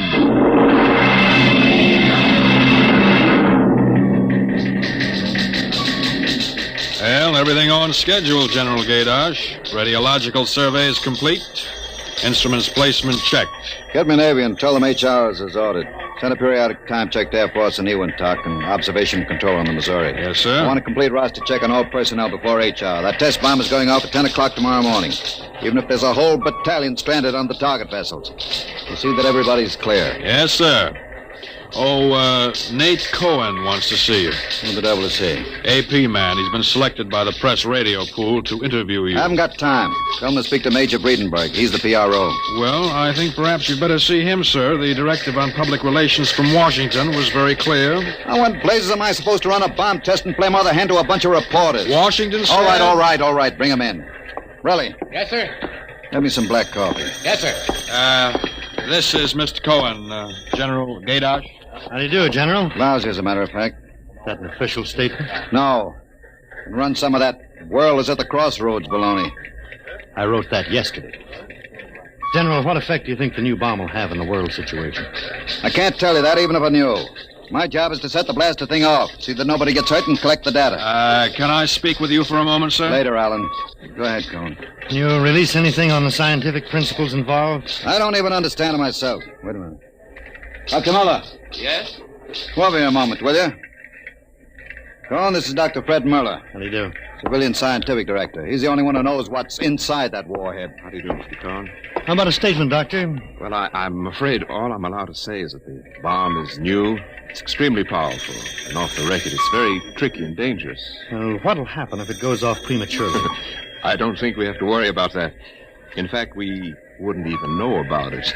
If you'll excuse me now. How about the natives? What about them? They're going to be evacuated from the island? They already have been. General Gaydosh. I saw the Tahani chief outside when I came in. The whole tribe's out there squatting down at the motor pool having a conference. What? Alan. I've been trying to tell you, sir, the Tahani are still on the island. What? The LCTs are ready, aren't they? Yes, sir, but they won't go. They refuse. The schedule called for their evacuation to Milani 3 hours ago. I realize that, sir, but I hoped we could still get them off without violence. Look, Alan, they're either on the island or off. Wait a minute. Go on, that's all. What are you going to do about the natives, General? I'll issue a statement later. You going to force them? Go on, out. I haven't got time. All right, General. Thanks. Thanks a lot. All right, Alan, let's have it. Well, sir, the Tahani have been kicking up a fuss all along. They won't leave. They won't? Do they know what's going to happen to the island? Do they know we're going to blow it higher than a kite? I told the chief, and he just said they won't go. They'll go all right if I have to. Get him in here. Chief? And the lieutenant who interprets. Yes, sir. How do you like that, Dr. Muller? I haven't got enough trouble. I feel rather sorry for the Tahani. It can't make much sense to them. We arrive and tell them they've got to get out. I appreciate your finer feelings, Muller. But I can't let 100 half-naked Kanakas hold up the bomb test. But they're not Kanakas, General. Captain Cook discovered the island in 1788. What's the difference? Lieutenant Gilbert reporting, sir. Noah. I haven't got time for ceremony, Gilbert. Tell the chief he and his tribe have to get off the island. We're providing homes for them on Milani. Maruru teupa, tau tiari, iti mailani. Translate, Gilbert. The chief says, you do not understand. Mailani is a bad island. My people have lived on Tahani from the time that our ancestors were cast away on the island. The spirits of our ancestors are buried in the earth. Our fathers are buried here. Our fathers' fathers... If he thinks I'm going to move his graveyard, he's crazy. In our ancestors' time, the Tahani came in a great bird canoe. We were cast away on this island. We have made it our home. What right have you now to carry us over the sea to a strange land where we would die weeping for our homes? We will not go. By the water of Babylon, there we sat down and we wept when we remembered Zion. Thank you. Thank you, Dr. Muller. You're a great help. Gilbert. Yes, sir? Tell him I have no choice. He's got till midnight to get his tribe on board those LCTs peacefully, or I'll have the Marine detachment carry them on board. Te mauma te watu. Rather harsh, General. After all, justice is on their side. We are preparing to blow up their island, and we haven't asked them about Dr. it. Muller, you will kindly confine yourself to the scientific aspects of this operation. I'll take care of administrative matters. Well, if you could explain to them what is at stake Any here. further explaining I've got to do, I'll do with the Marine detachment. I'm not going to hold up my schedule to coddle 100 barefoot natives. Well, Gilbert? I told him, sir. All right, get him out of here. I've heard enough. What the devil is that? It's some kind of a curse, sir. I can catch some of it. The island will remember the tears of its children and punish the invaders. The great destroyer will not destroy, and the evil man who is the chief will travel far through the blackness of night, even as the children of the island end, so will he. All right, Gilbert, take him away. Yes, sir. Colonel Allen, get a detail from the Marine detachment with tear gas and small arms down to the motor pool. 1 hour, have those natives on that transport, and I don't care how they do it. Is that my coffee, Varelli? Yes, sir. They must know about the bomb. The great destroyer will not destroy. You worried about that curse? Well, I should think you might be. He threatened you personally. If I were you, I'd carry a pistol till they got off the island. The chief looked as if he'd cheerfully strangle you with his bare hands. I'm supposed to end the way they do, huh? What's that? Oh, probably the Tahani saying goodbye to their island. I think I'll go down to the motor pool. Well, stay out of the way and get back here in an hour. We've got to have this wrapped up and headquarters moved out to the Missouri by dawn.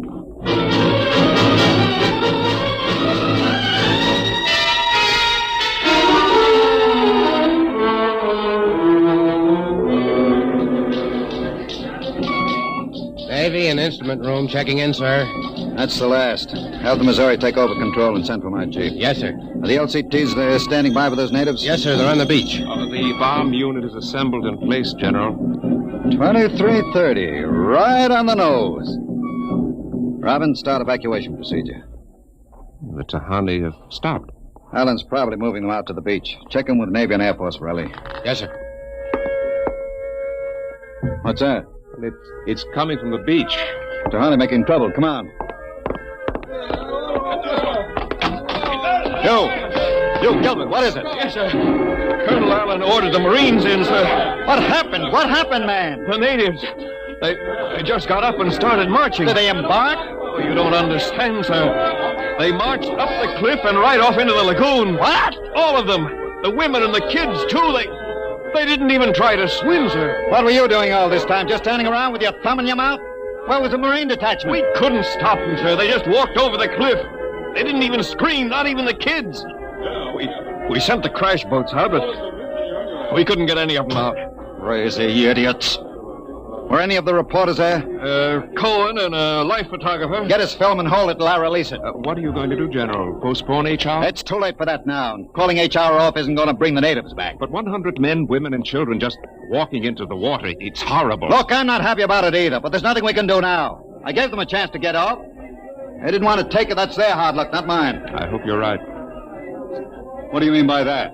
Oh, I was just thinking about the curse the chief put on you. Even as the children of the island end, so will he. That's what he said to you, General. I heard him. Keep waiting, General. The great destroyer will not destroy. That must mean the bomb. Don't worry, Dr. Muller. It'll take more than a mumbo-jumbo curse from a native witch doctor to stop this operation. At each hour, that bomb goes off.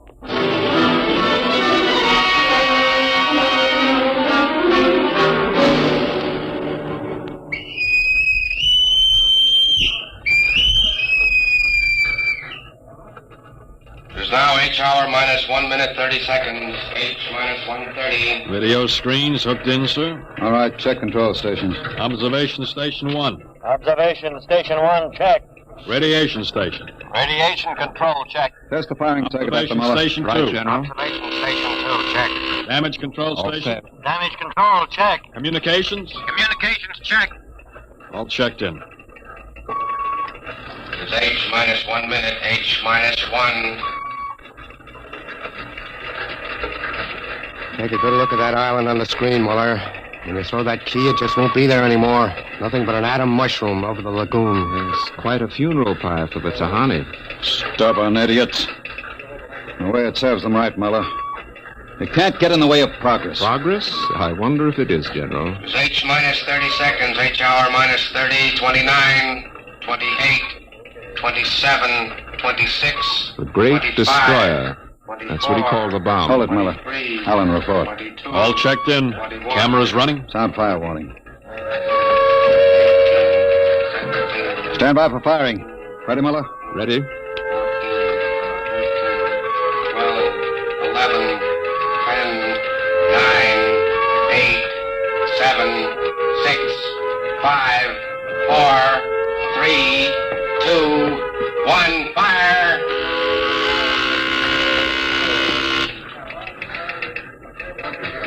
General, it didn't go off. Relly. The bomb didn't go off. Relly, signal and stand by. Condition red. Allen, check readings. Muller, what's wrong? What happened? I don't know. The bomb didn't go off. What do you mean? Why didn't it go off? I don't know, except for one thing. The Tahani chief said the great destroyer would not destroy. It didn't, General. The bomb didn't go off.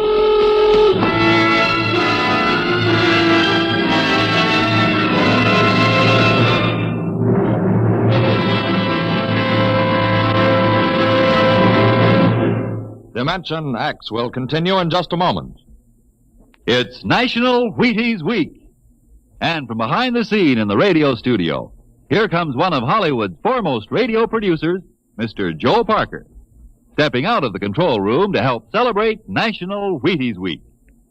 Mr. Parker puts on radio programs, and he's a visitor to Dimension X tonight. His regular program for Wheaties is Sarah's Private Caper. Joe's a regular guy. He sits there in the glass cage called the control room, running his show. But right now, here he is at the microphone to say his say about Wheaties. Ready, Joe? Thanks, Frank. You know, folks, I sit there in the glass cage, as Frank calls it. I have to stop my programs long enough for him to talk about Wheaties. But you know, I don't mind. I kind of like this talk about Wheaties and milk and fruit. That's a lot of good eating. And I like the idea of celebrating National Wheaties Week, too. You know, we enjoy putting radio programs on for your entertainment. And we'd enjoy knowing that, well, that you're going to try Wheaties because of us. I hope you'll get Wheaties tomorrow and have some. The whole family. Matter of fact, I think I'll join you. Thank you, producer Joe Parker. If you like this program, friends, get some Wheaties and help celebrate National Wheaties Week.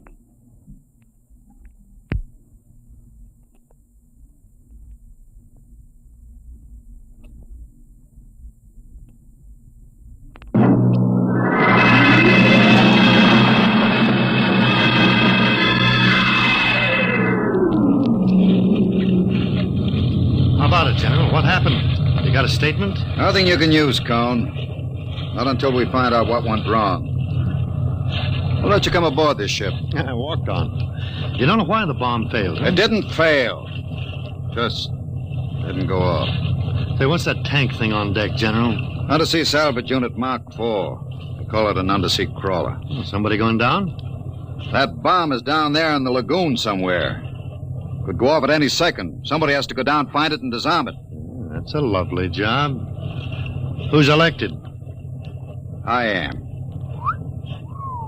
Dr. Muller. He's the only one who knows how to dismantle it. The crawler's ready, General. All right, come on, Muller. I'm ready. Well, and as soon as we hit shallow water, get those gates open. We'll pull the crawler out, then you get away in a hurry. That bomb goes off while we're working on it. I don't want any casualties. Yes, sir. Inside, Muller. All right.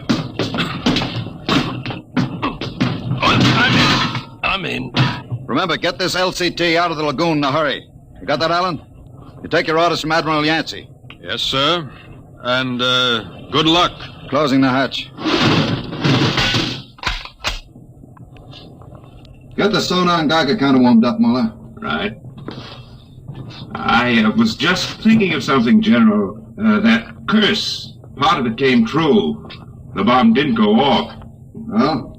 The second part of that curse was that you would end where they ended, and that was at the bottom of the lagoon. What are you trying to do, Muller? Nothing. I was just thinking this crawler is going to take us right down there where the Tahani died. I'm not worried about a handful of dead natives, Muller.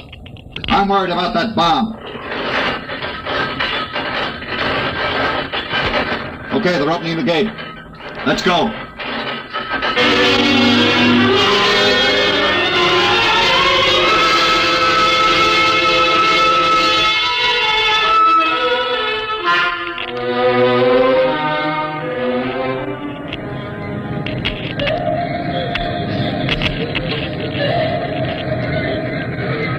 USU-4 to control. Depth 50 feet, bottom sandy. Dropping off sharp. Anything on sonar, Muller? A school of fish. Ever been down the crawler before? Only in the tank at New London. I think I've got a Geiger reading dead ahead. Hang on, we're going up over the reef.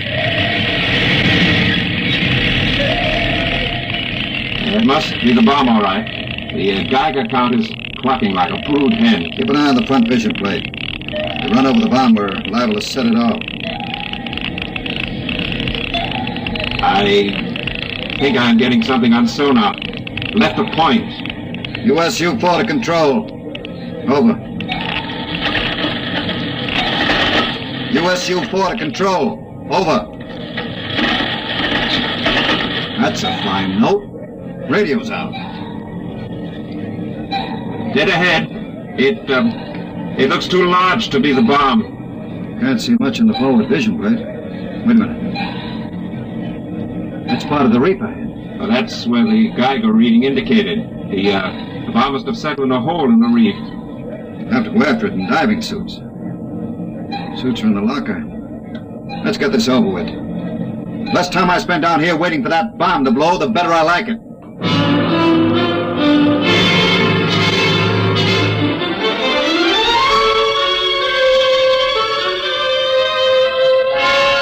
Ready, Muller? Grab your helmet.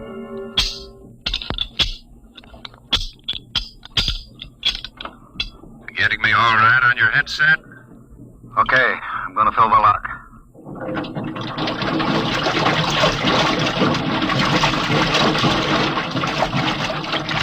There goes the outer door. Let's go. This isn't like that diving tank at New London. Look out for that car. I'll cut you to ribbons. There's an opening of some sort there. Wait till I get the light up. See if you can get a Geiger reading out of that opening.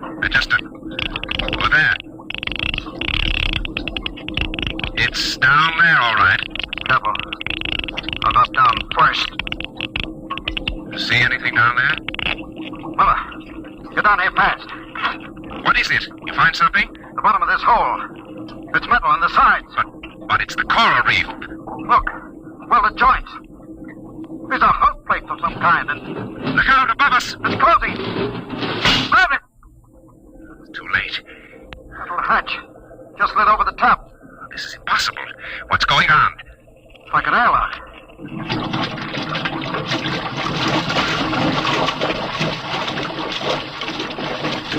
Water's being pumped out. General, do you realize what this means? Not sure. There's an inner door opening. Careful. It's a passageway. What do we do now? There isn't much to do. You can take off our helmets, so. Now shows good air. Yeah. All right. Come on. What is this? Undersea fort? What's it doing here? What does it mean? Whatever it is, our bomb must be down here. Wait. There's someone there. I can't see. There's a shadow. Who is it? Who's that? Ma'anua, Dr. Mother. Welcome to our ship. We have been waiting for you. General, it can't be. Do you see it? It's the Tahani chief.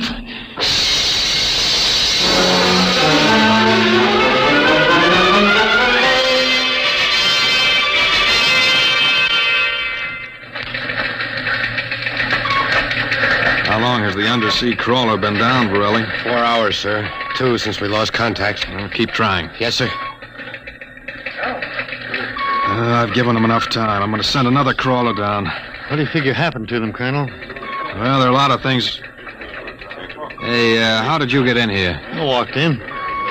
Say, when are you going to release this, Colonel? It's the biggest story since the election. The bomb a dud, Dr. Muller, General Gadosh dead. They're not dead. At least we don't know they are. As long as the bomb doesn't go off, there's still a chance that something will. The bomb. Borelli, condition red. Gilbert, radiation control into action. Yes, sir. Get the hot squad into Tahani Lagoon as soon as it's cleared. And get me a PT board with radiation screens. What is it, Colonel? What happened? The bomb must have blown. What about Muller, the general? If they were down in that lagoon, you guess.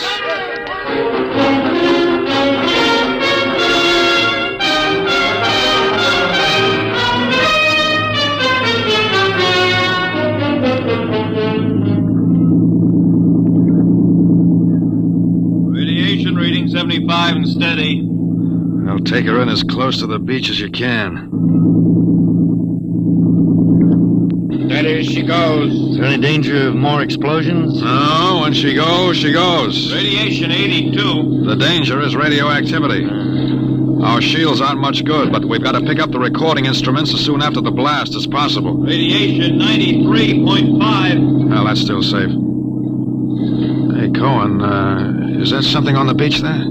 Oh, yeah, looks like a body. Maybe you blew one of the Tahani back out of the lagoon. No. It's moving. Gilbert, glasses. Yes, sir. It's a man, all right. Head into the beach. Aye, sir. Who is it, Colonel? I can't tell, but he's in a diving suit. It's either Muller or General Gadosh.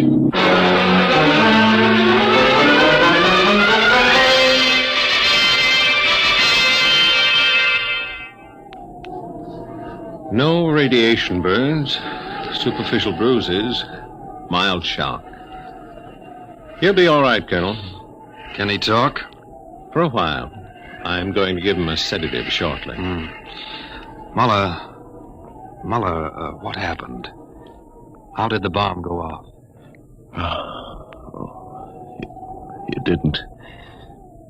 He's still out of his head. Quiet, Cohen, quiet. Go on, Dr. Muller. What did you find? A ship. A giant metal ship there under the lagoon. A submarine? No. It was a spaceship camouflaged right next to the reef. What? When we went inside, we found the Tahani chief and all the tribe alive. What are you saying? Well, they drowned in the lagoon. I saw them. No, they didn't commit suicide as we thought. They just dived underwater into the rocket. A rocket? Built by Polynesian savages? But they're not savages. They're the Castaways. They're from another planet. Don't you understand? Their spaceship was wrecked here 400 years ago. They've been waiting ever since for a chance to go home. This boy's out of his mind. You better put him under the sedative, Doctor. It's true. They'd exhausted their fuel. They couldn't find anything here on Earth to replace it until we developed atomic power. Atomic power? You mean they stole our bomb? They made me dismantle it for them at the point of a gun. And then just before they blasted off, they let me go. But what about the general? You mean they killed him? You don't understand. I said I dismantled that bomb at the point of a gun. It was General Gaydosh who was holding it. What's that? Yes, he was one of them, one of their spies, sent out to bring back the rocket fuel they needed. And now, after 400 years, the Castaways are going home.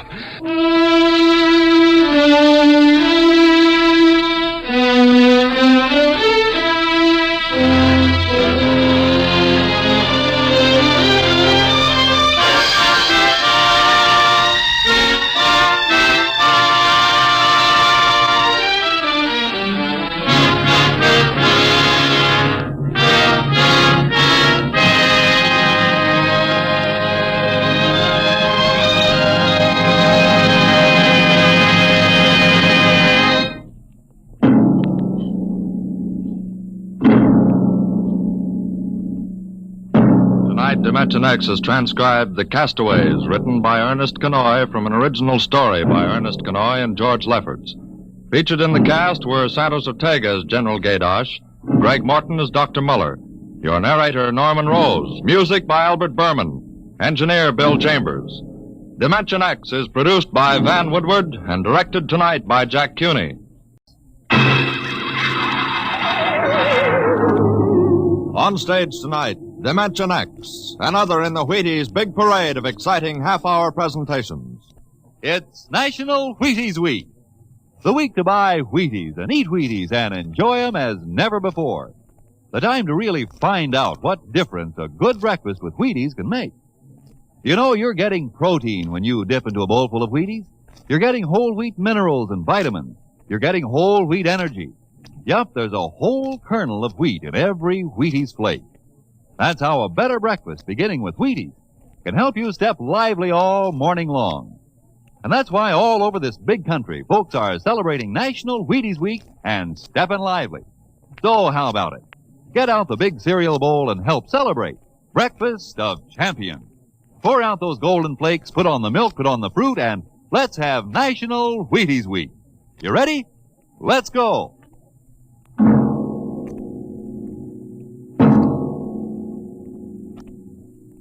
Tonight, Dimension X presents The Martian Chronicles, a dramatization of the new novel by one of our most brilliant young science fiction writers, Ray Bradbury. The Martian Chronicles.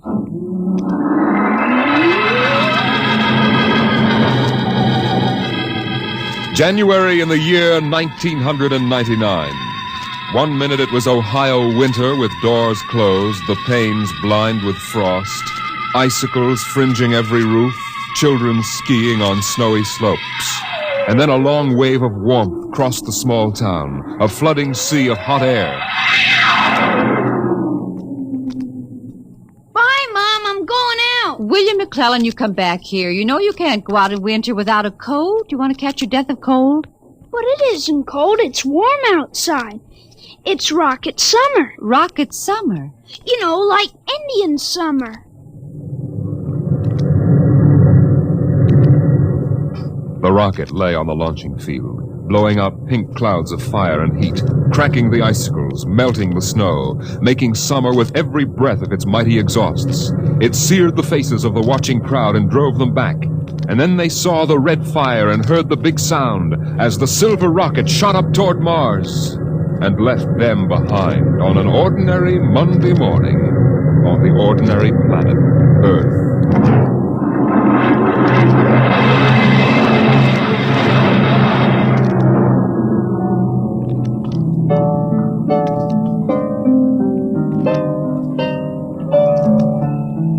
They lived in a house of crystal pillars on the planet Mars by the edge of an empty sea. And every morning you could see Ela eating the golden fruits that grew from the crystal walls, or her husband sitting alone in his room reading from a singing metal book, over which he brushed his hand as one might play a harp.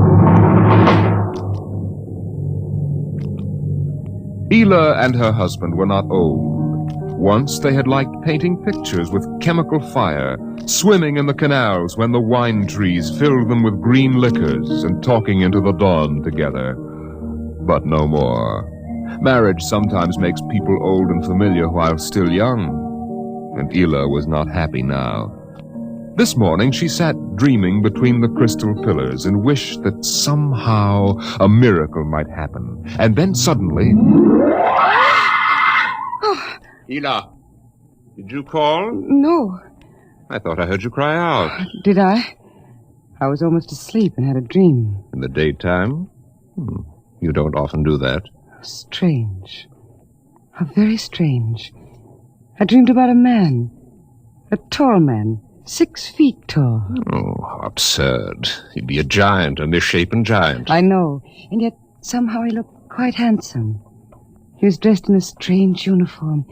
And he came down out of the sky in a long silver craft. Out of the sky? What nonsense. He spoke pleasantly to me in another language. But somehow I understood him with my mind. Telepathy, I suppose. Oh, really, Ela? And he said, I've come from the 3rd planet in my ship. My name is Nathaniel York. A stupid name. Whoever heard of a name like that? Perhaps they have names like that on Earth. That's ridiculous, Ela. Everyone knows the 3rd planet is incapable of supporting life. There's too much oxygen in their atmosphere. I suppose. But haven't you ever wondered if... Well, wouldn't it be fascinating if there were people there, and they traveled through space in some sort of ship? Really, Ela? You know I hate this emotional wailing. Now, let's get on with our work.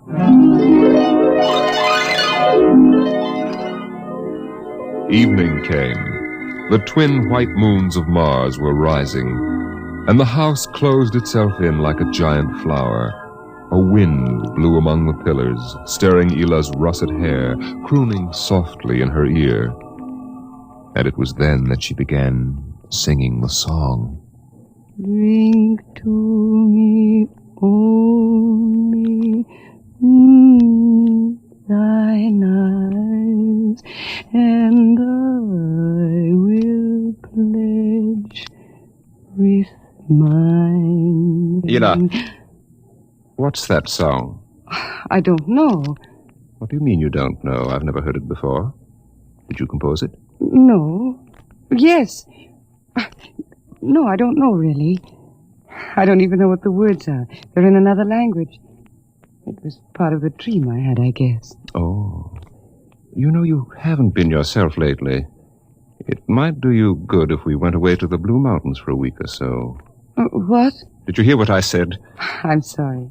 I was watching the sky. You're certainly interested in the sky tonight. It's very beautiful. Well, what about my suggestion? Shall we leave for the Blue Mountains in the morning? You mean go away now? Oh, no. No? Why not?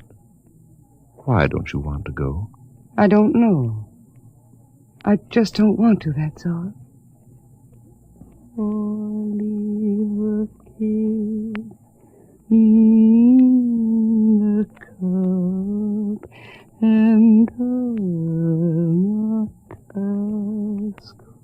Ela, I'm sick of that silly song. It's late. Let us sleep.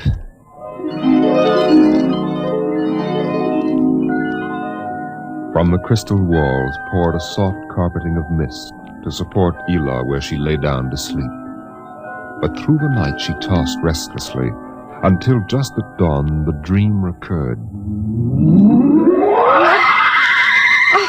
Ela, wake up. What?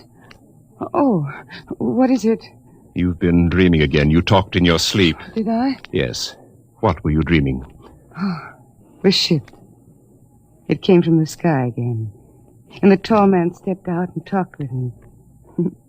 Telling me little jokes and laughing. What else happened? And then this Captain York... Oh, I can't. It's all so silly. Tell me! He said I was beautiful. And then he kissed me. I thought so. What else? Why, Eel, you're so bad-tempered. It's only a dream. Is it? You know I can read your mind. You can't keep secrets from me. Well, all that happened was this Captain York told me... Well, he told me he'd take me away in his ship into the sky. Take me back to his planet with him. It's quite ridiculous, really. Ridiculous, is it? You should have heard yourself. Fawning on him, talking to him, singing with him all night. In your dream, he landed in Green Valley, didn't he? Please. And he told you he was coming today. Yes. But what's come over you? It's only a dream. You can't be jealous of that. No, I suppose not. Forgive me.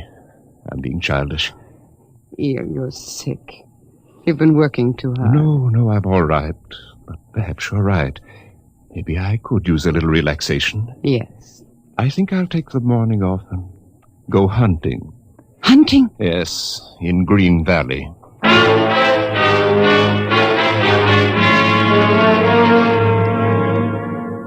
Numbly, she watched him go to a closet and draw forth an evil-looking weapon. And then her husband was gone, walking toward Green Valley. And Ela waited, watching the sky for an unknown thing, trembling with a nameless fear. And then it happened. A whirring, rushing sound. The warmth as of a giant fire passing in the air. The gleam of metal in the sky. He's come! It's true! The dream is true! The rocket vanished over the hill. The sky was empty again. And trembling, Ela waited again, looking toward Green Valley and seeing nothing. Listening for sounds and hearing nothing. Until... a shot sounded, very sharply. The sound of the evil weapon. Oh, no. No. Her body jerked with the sound, and she wanted to scream and never stop screaming. For now she knew the dream could never come true. There was nothing left but the song, the strange and fine and beautiful song. Drink to me only with thine eye, and I will pledge with mine. Or leave a kiss within the cup.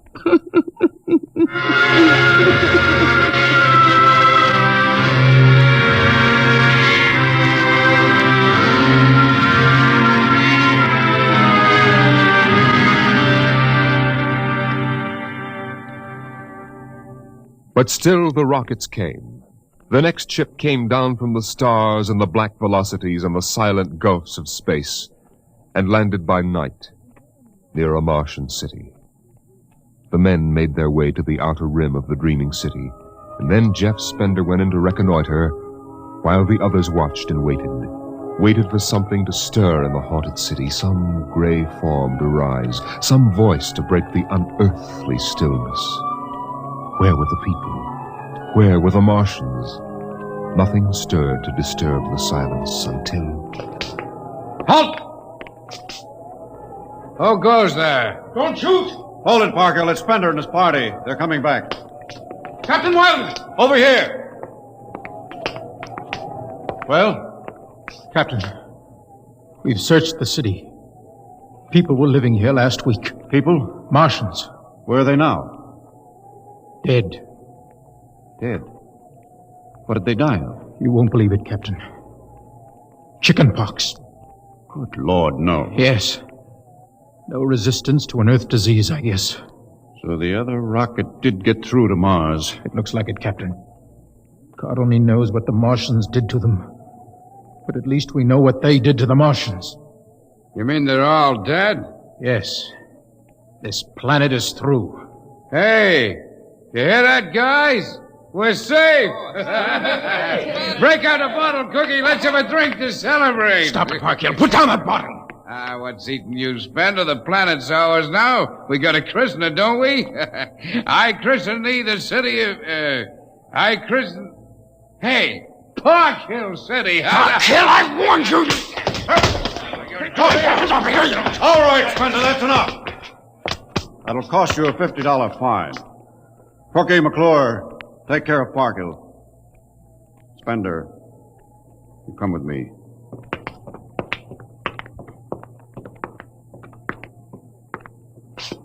All right, Spender, why did you hit him? I don't know, Captain. I was ashamed, I guess. Ashamed of Sam Parkhill and the noise and the spectacle the whole crew is making. It's been a long trip. It's only natural they'd want to have their fling. Yes, but where's their sense of what's right? Their respect for what's happened here? Captain, a race builds itself for 1,000,000 years, refines itself, builds cities like this one, does everything it can to give itself respect and beauty, and then it dies. Of what? Not anything fine or majestic or fitting, but a dirty little thing like chickenpox. And Sam Parkhill wants to celebrate. I know, Spender, but you've got to remember you've a different way of seeing things. I'm seeing things all right. I'm seeing what we'll do to Mars. We'll rip it up, rip the skin off, ruin it the way we've ruined our own planet. Captain, look at the city. It may be the last time you'll ever see it this way. Beautiful in the moonlight, isn't it? Yes. There's a poem by Byron that describes it, and how the Martians would feel tonight, if there were any of them left to feel. So we'll go no more a-roving so late into the night. Though the heart be still as loving and the moon be still as bright. For the sword outwears its sheath, and the soul wears out the breast. And the heart must pause to breathe, and love itself must rest. Though the night was made for loving and the day returns too soon, yet we'll go no more a-roving by the light of the moon. Without a word, the Earthmen stood and looked at the city. The bottle lay shattered at Sam Parkhill's feet, and the sour stench of liquor filled the cool air. The men of Earth had come to Mars.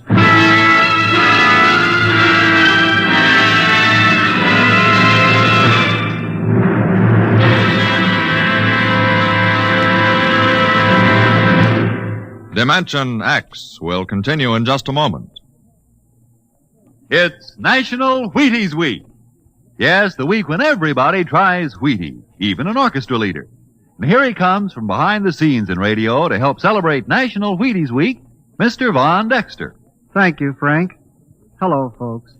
I understand this is National Wheaties Week. I kind of get a kick out of that.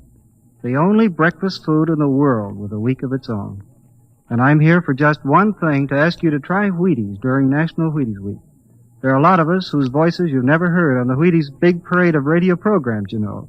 Backstage people. Like musicians. Right, Frank, like musicians. We'd get great pleasure from knowing you like these programs well enough to buy a box of Wheaties tomorrow. Wheaties are good. They're nice to eat. I like them. I think you will. Try them once during National Wheaties Week. Will you do that? Vaughn, I think the folks will. Good. Thank you. Good night.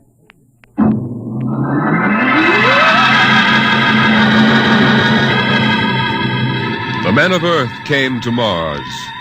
They came because they were afraid or unafraid, because they were happy or unhappy, because they felt like pilgrims or did not feel like pilgrims. The government posters screamed, "There's work for you in the sky! See Mars!" And the men shuffled forward, all kinds of men, all coming for different reasons. The rockets came like drums beating in the night. They came like locusts, swarming and settling in blooms of rosy smoke. Mars was a distant shore, and the settlers spread upon it in waves. First the pioneers and builders, then the people of civilization. Some came because they were afraid of a coming war on Earth. Some came because they were afraid of nothing. Some came to escape from the smell of the subways and the cabbage tenements. And some came from houses like the one in Ohio. It was a good house, the house in Ohio, and for 6 years the family had lived there contentedly, enjoying music and poetry and the rich, warm things of life. For the house had been built to be lived in the year 2020.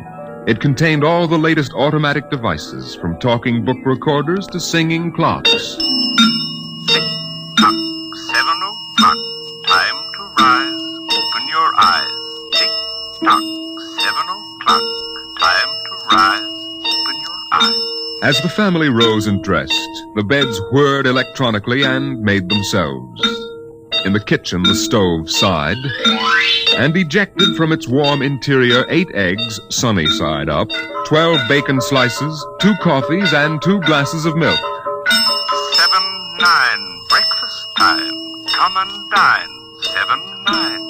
Beside the breakfast table, the facsimile machine clacked and deposited the morning paper on the table. The headlines today spoke ominously of the danger of a coming war, and the man frowned as he read the news. Today is August 4th, 2026. Insurance, gas, and at and heat bills are due, and today, remember, the family has planned a picnic. Gee, Dad, are we really going? Sure, Timmy, why not? It's raining out. It's not raining where we're going, son. Now run upstairs, pack your fishing tackle. We're going on our picnic, all right. Okay, Dad. Bill, are you sure we ought to go? Yes. Have you seen the headlines this morning? Looks bad, doesn't it? Mm-hmm. The rocket's ready. All we have to do is pack and take off. I know, but... Well, flying to Mars, it seems so crazy. Well, all right, then we'll go. Should we tell the children why we're going? No, not yet. Let them enjoy the picnic. The house went on with its appointed tasks. 9:15, time to clean. 9:15, time to clean. Out of the molding darted hundreds of tiny mechanical mice, all rubber and metal. They sucked up the dust and dirt in the house and popped back into their burrows. In the walls, relays clicked, memory tapes glided under electric eyes, recorded voices moved under steel needles. 12 o'clock, 2 o'clock, 4 o'clock, 6 o'clock, tick-tock, 8 o'clock. Evening came. In the living room, the hearth fire bloomed out of nothing, and the phonograph spoke from beside the fireplace. Mrs. McClellan, what poem would you like to hear this evening? Mr. McClellan? Since you express no preference, I shall select at random from among your favorites. Sarah Teasdale, There Will Come Soft Rain. There will come soft rains and the smell of the ground, and swallows circling with their shimmering sound, and frogs in the pools singing at night, and wild plum trees in tremulous white. Robins will wear their feathery fire, whistling their whims on a low fence wire, and not one will know of war, not one will care at last when it is done. Not one would mind, neither bird nor tree, if mankind perished utterly, and spring herself, when she woke at dawn, would scarcely know that we were gone. The phonograph finished the poem, but there was no one there to hear, for the family had gone to Mars.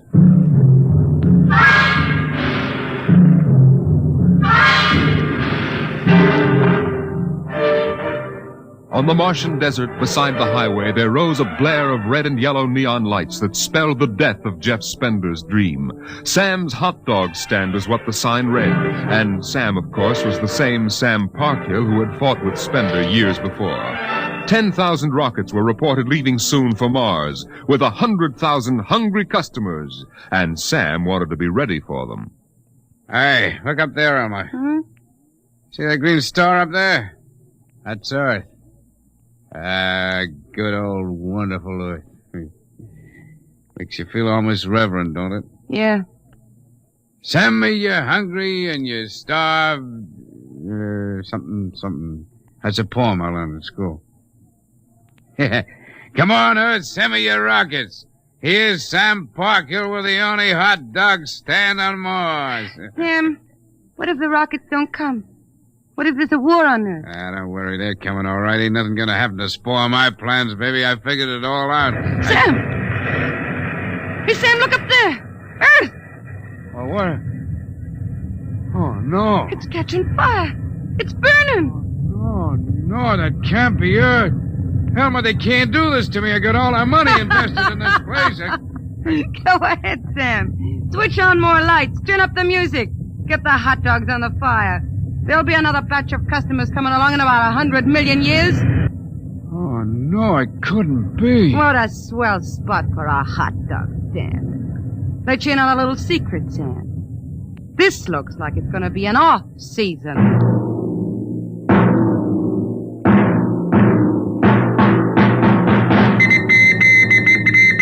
The light beam radio crackled with the news.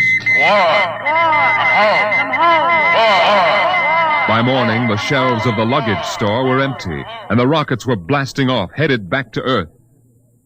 In a few days, everyone was gone, and the planet of Mars once more lay deserted and silent.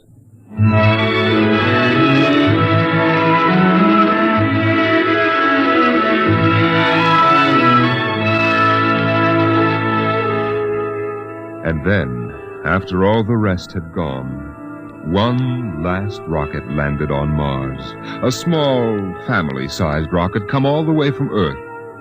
It seemed a long way to go for a picnic, but Dad had suggested a fishing trip, and Mother thought the whole family would enjoy a vacation. So here they were, floating down a Martian canal, with Timothy sitting in the back of the boat with Dad and Mother up front holding Alice the baby, and the deserted Martian towns drifting slowly by. Dad?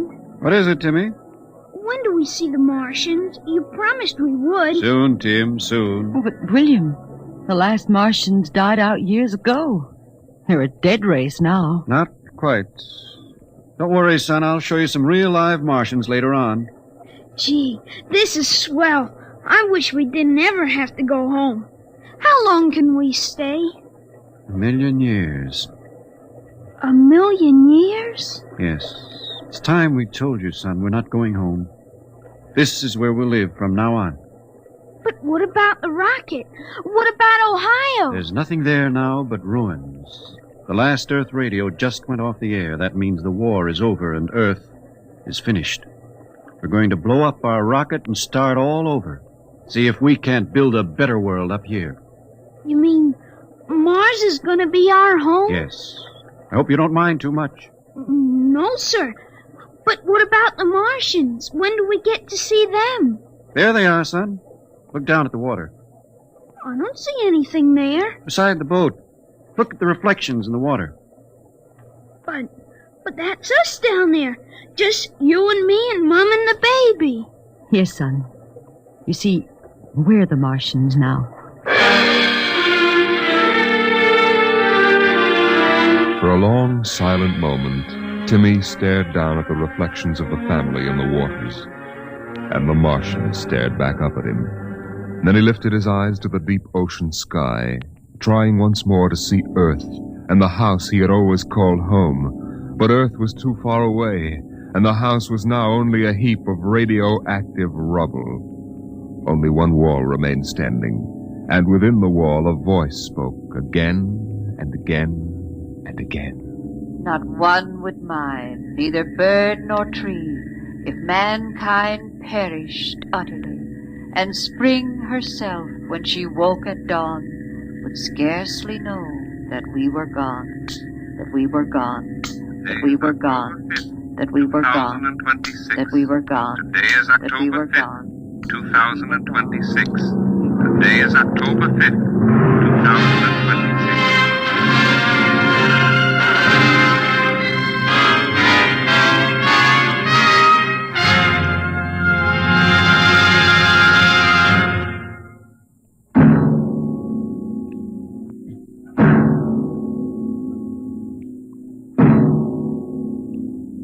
You have just heard The Martian Chronicles, a dramatization of highlights from the new novel by Ray Bradbury.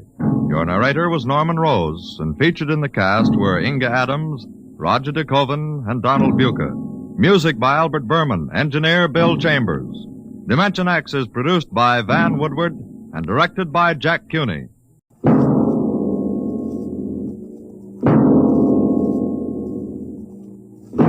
Now, tonight's adventure into the unknown world of the future.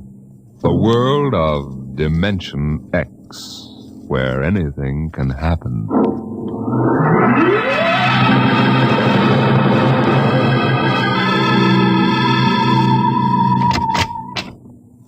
You are Mr. Sid Ryan? The same. My name is Lucia.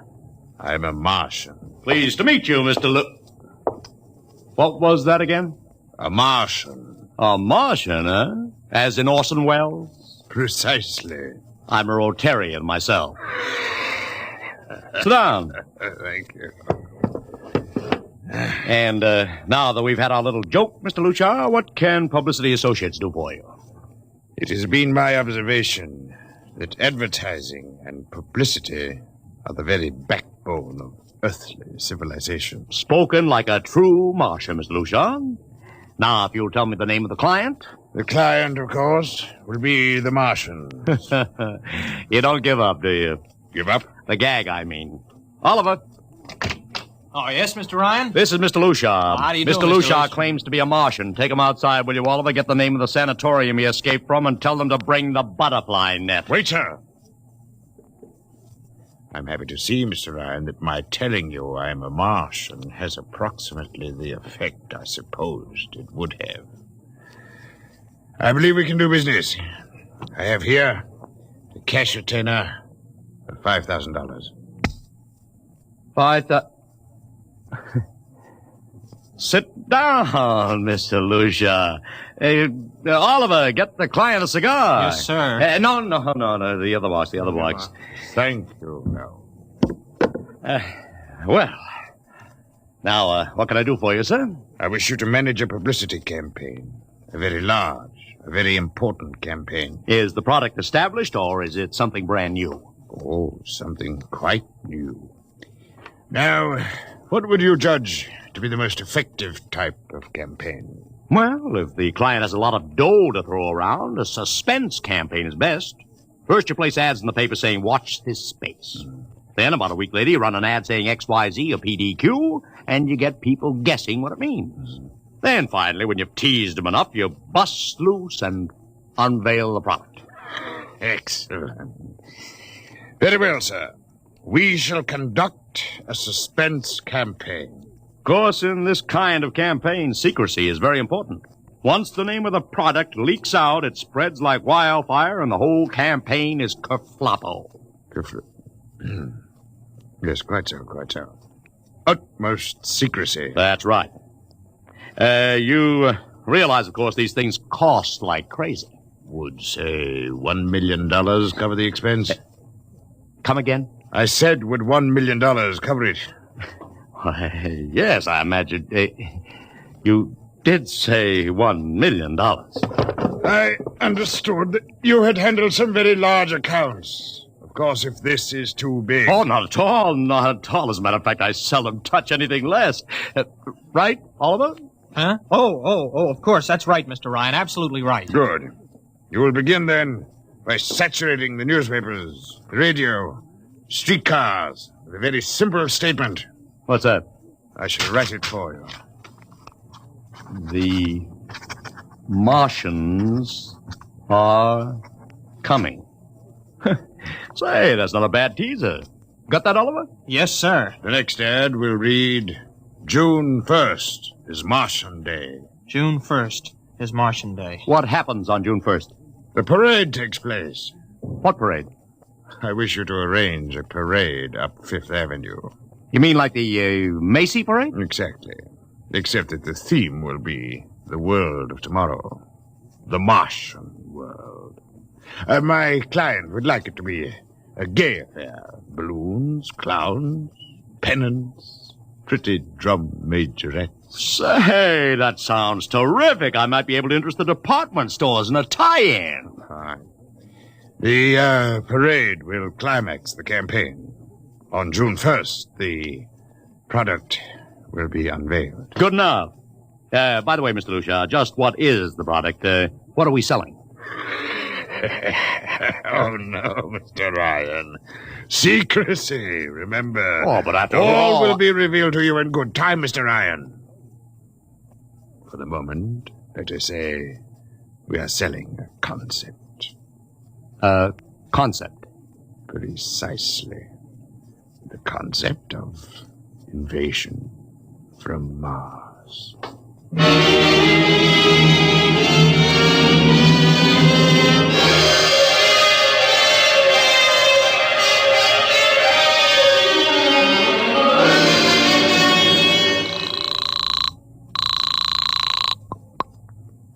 Benny Marcus, please.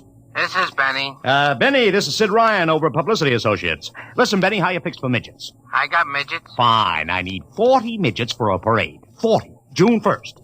And listen, Benny, I want them dressed in little spacesuits. What? You know, like men from Mars, okay? Midgets. And I want some movie extras, maybe 50 of them. Also rigged up like men from Mars. Make them look gruesome. Got that? Gruesome. Also, I need some horses with pretty girls on top of them. Maybe you can get that bunch from Maroney's Traveling Circus. The ones we booked for the Fireman's Parade in Albany last year. Oh, try, Sid. And never mind the expense. Just get me the talent, okay? I gotta hang up now. Call me back, Benny. How you doing, Oliver? Oh, fine, Mr. Ryan, just fine. We got full-page ads in all the dailies and 10-second spot announcements on every local station, but it's costing a fortune. The more it costs, the bigger our percentage. Spend like you are going to the electric chair, Oliver. Yes, sir. How you making out on the parade? If it comes off, it'll be the biggest thing since Barnum invented the midget. I've got Macy's, gimbals, and sacks to contribute floats. Everything is built around the Martian theme, see? Even the horses will have long feelers attached to them and funny-looking extra legs. It'll be sensational. Oh, yeah, it sounds fine, only... Only what? Oh, Mr. Ryan, we don't even know what we're selling. Oliver, my boy, do you think old Sid Ryan has been sitting here spending all this moolah and not putting two and two together? You mean you know who Lucia represents? Just by accident, understand. I have learned that Century Pictures is making a big new epic. A space opera entitled Invasion from Mars. Get it? Oh, I begin to see. Also, by mere coincidence, it happens to be the premiere sometime around June 1st. You follow me? But, Mr. Ryan, Century has an exclusive contract with New Features Syndicate for all their publicity. Suppose Century Pictures doesn't like the way New Features is handling their stuff. They want to get out of the contract, but New Features says no. So they have to get around the contract. A man named Lucia, client unknown, starts publicizing the Martian invasion. Need I go further? Oh, I get it, Mr. Ryan. Gee, I suppose I should have thought of that. No, Oliver, that's what I like about you. You're so innocent.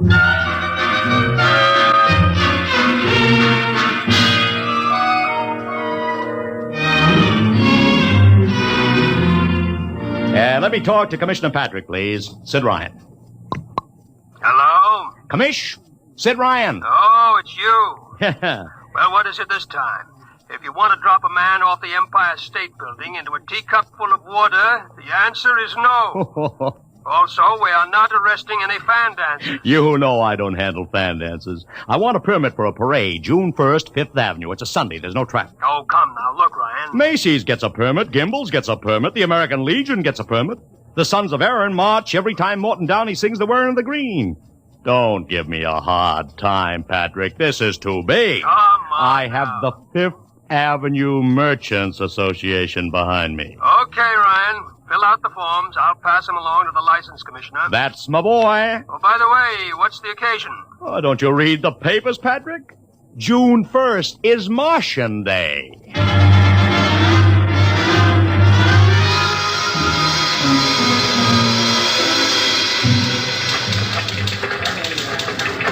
Well, Mr. Ryan, how is the campaign going? Like fire, Mr. Lucia, like fire. Everybody and his brother is going along with the gag. Yesterday, we distributed 50,000 Martian hats to school kids. I even arranged for Commissioner Patrick to accept a $50,000 check for the Policeman's Benevolent Fund from the man from Mars. Excellent. I understand Century Pictures spent over $1 million making that space opera. I beg pardon? Oh, come, Mr. Lucia. Sid Ryan wasn't born yesterday, you know. I know who our client is, even if you don't admit it. You do? Always thinking that's me. Well, as long as you know, let's keep it to ourselves, shall we, Mr. Ryan? As you once remarked, when these things leak out, it destroys the surprise and ruins the effectiveness of the campaign.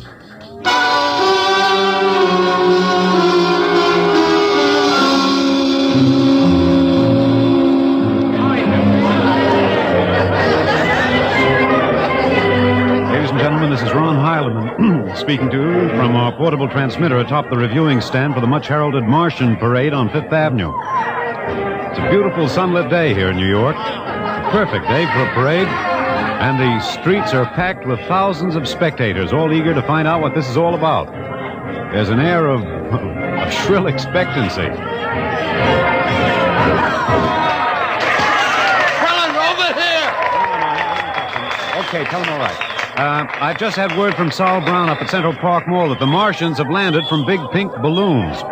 And while we're waiting here for the arrival of the parade, we brought some people up to our microphone to tell you their reactions to this spectacular affair.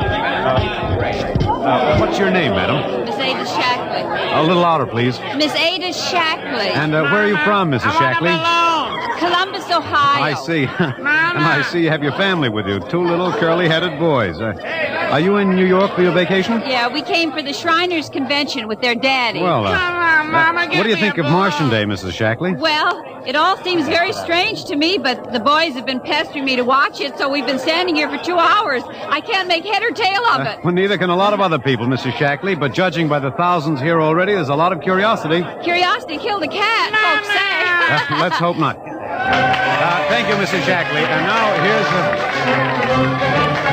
here they come, ladies and gentlemen. The first units of the big Martian Parade swinging down Fifth Avenue with fanfare, colored streamers, music, confetti, floats, all the trappings of a Mardi Gras. Let's listen to the band for a minute.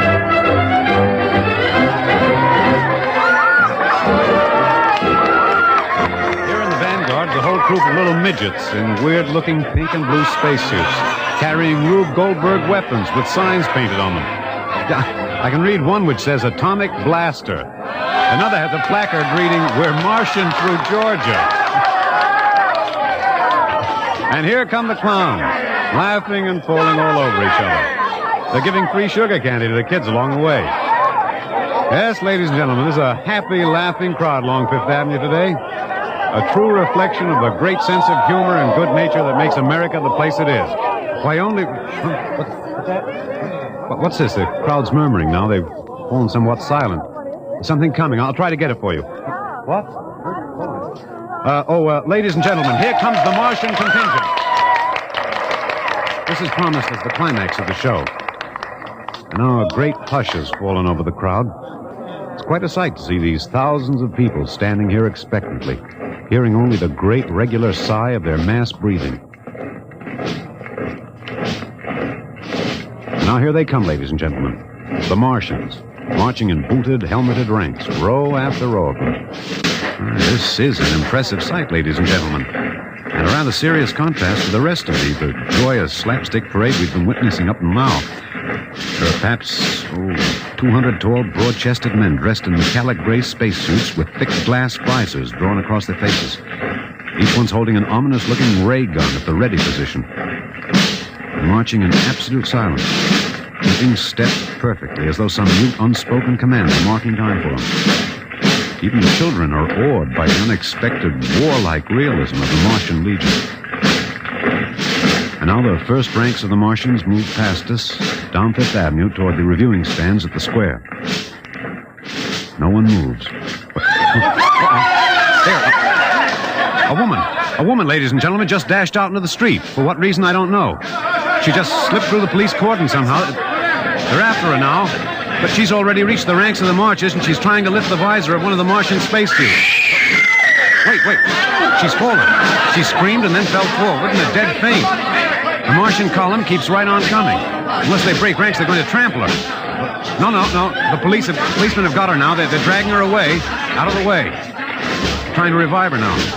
What's that? All sorts of rumors have begun filtering back through the crowd. Some are even whispering that the woman's dead. We don't know yet, but whatever's happened, the incident seems to have cast a slight shadow over the mood of the crowd. The carefree holiday air seems to have vanished. The crowd's stirring uneasily, a little disturbed at what we've just seen. Nothing to be alarmed at, however. It just seems a shame that anything like this should happen to spoil our enjoyment of the Martian parade.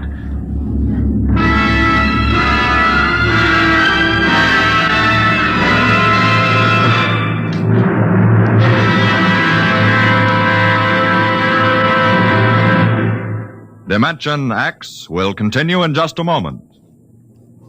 It's National Wheaties Week. I want to take that again, Frank? Oh, sure. It's National Wheaties Week, and we're celebrating. And that voice you heard belongs to my severest critic, who is here to help us celebrate tonight. He's the fellow who's backstage when I'm telling you about the Wheaties. He listens to see that I tell you right. Wheaties' best friend, next to me, Blaine Butcher. I think you took that introduction a little fast, Frank. Now suppose... You see what I mean, folks? Seriously, Blaine, you say the Wheaties words once. Okay. All I'll say is this. Those of us who tell the Wheaties story believe what we say. And during National Wheaties Week, the good word is this. Get a package of Wheaties and try them just once. I'll be right behind you in line at your grocer's, between you and Frank Martin. Okay? Do that now. Try Wheaties. It's National Wheaties Week.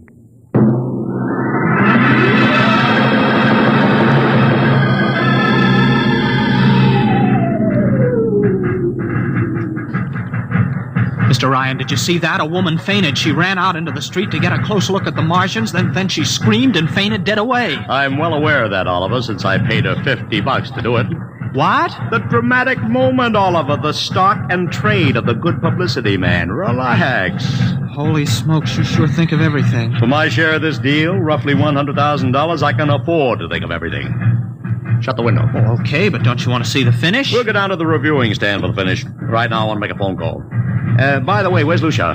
I haven't seen him. Well, close the window, Oliver. Well, okay, Mr. Ryan.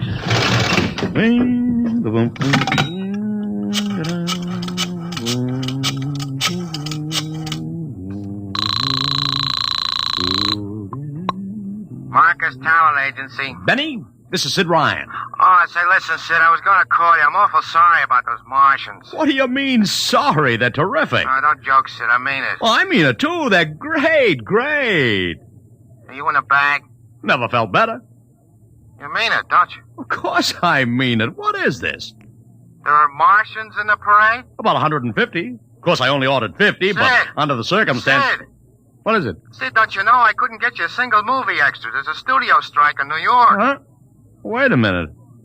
Where'd these guys come from if you didn't hire them? I don't know. Hold on.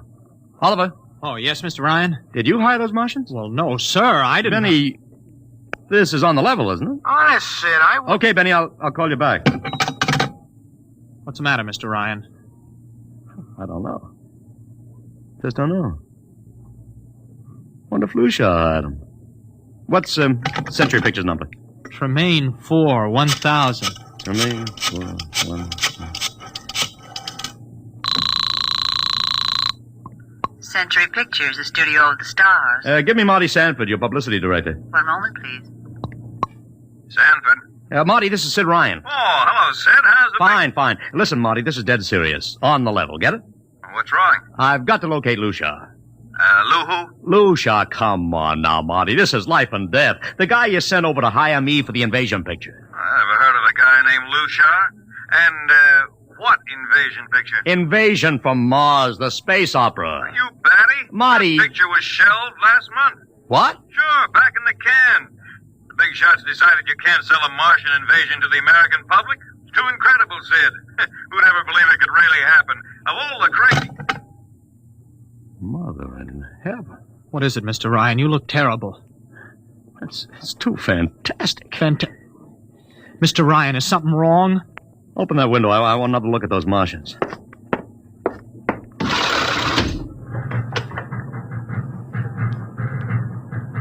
Look at them.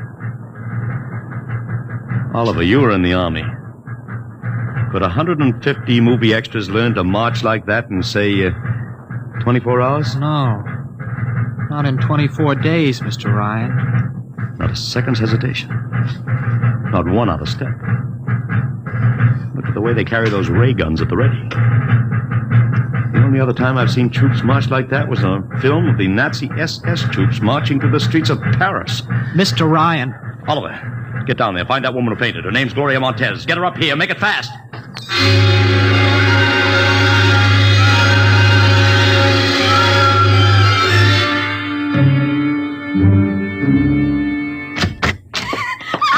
Yes, Mr. Ryan. I can't get much sense out of her. Stay away from me! Okay, Gloria. You can cut out the act and relax. It's me, Sid Ryan. You're a Martian. Gloria, settle You're wearing down. a mask. Baby, it's me, Sid. It's awful.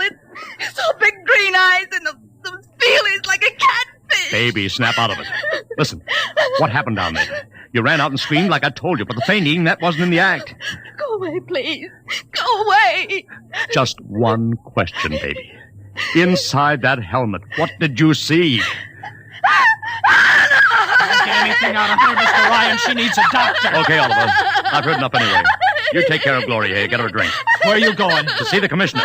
You gotta stop this parade before things begin to happen.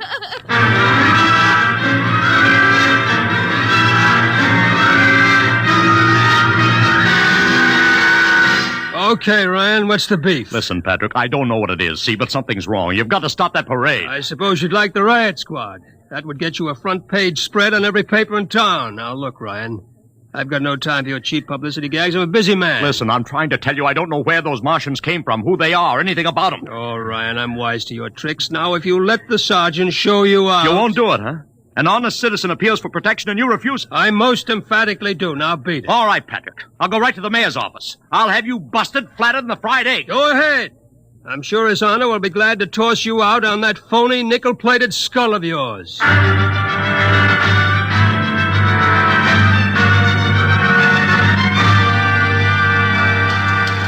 You heard me, Ryan. You can't see the mayor. Adolf, please. This isn't a gag. I don't want publicity. All I want to do is maybe prevent something horrible from happening. In case you don't know it, wise guy, something horrible's already happening. A couple of hundred little kids are in the hospital with ptomaine poisoning from that phony Martian candy you passed out. What? Or didn't you know? I didn't. We've got to stop that parade. Sure, you'd like nothing better than start a panic now. Maybe a few hundred people get trampled to death. Think of the newspaper space. That'd get you and your phony product. I won't stand for this, Adolf. This may be a matter of life and death. Don't get out of here quick. It'll be your death. Go on, beat it. Get out. You and your publicity stunts make me sick to my stomach.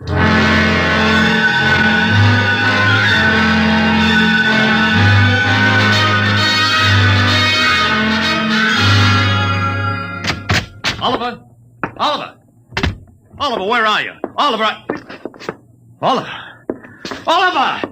It is useless to scream at him, Mr. Ryan. Your friend is quite dead. Lucia. He wanted to run to the police with some story about a Martian invasion. I found it necessary to restrain him. Restrain him, you stinking murderer! Now, Mr. Ryan, collect yourself. After all our planning, it wouldn't do to have everything spoiled now, would it? Lucia, I'll start talking and talk fast, because when you get through, I'm going to take you apart piece by piece. What's this all about? Surely you know, Mr. Ryan. After all, you've been publicizing it for months.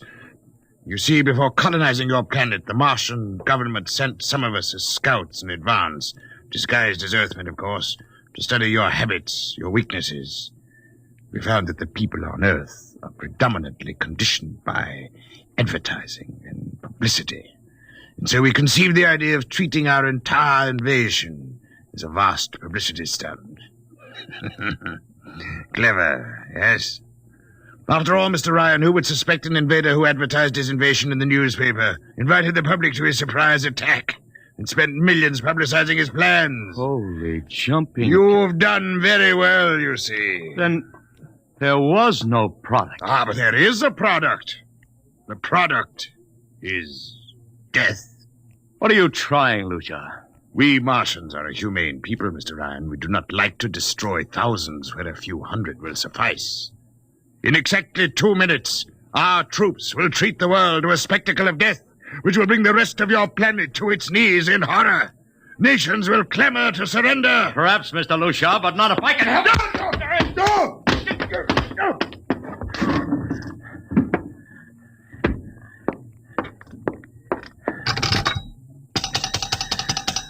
Yes, please? Operator, this is Mr. Ryan. Get me the field telephone on the reviewing stand of the Martian Day Parade. Hurry. Anyone in particular? Just hurry. Reviewing stand. Hello? Get me Commissioner Patrick. Hello? Hello? You have to talk louder. I want Commissioner Patrick. Patrick! Wait a minute. Things are quieting down. Hey, wait a minute. What was that you wanted? This is Ryan. I have to talk to the commissioner. It's a matter of life and death. Oh, you can't talk to him now. The chief Martian is presenting the PBA check to him. The Martians are going to fire a salute. Listen, you gotta stop him. What? Stop him! I'm sorry, Mr. Ryan. I can't hear you. Idiot! The worst is going!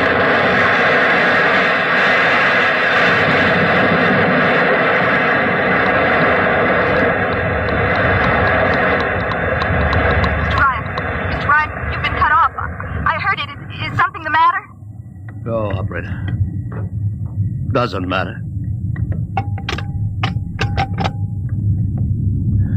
Nothing matters now.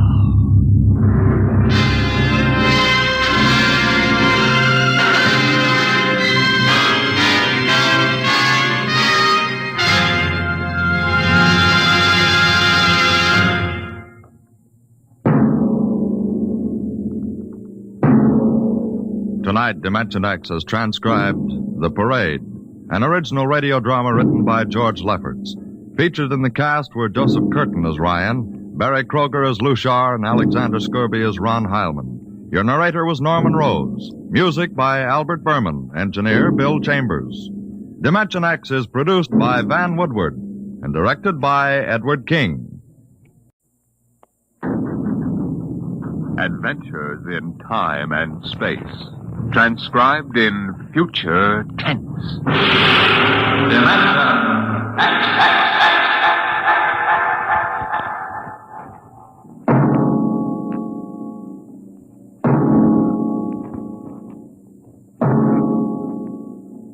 Can you predict the future?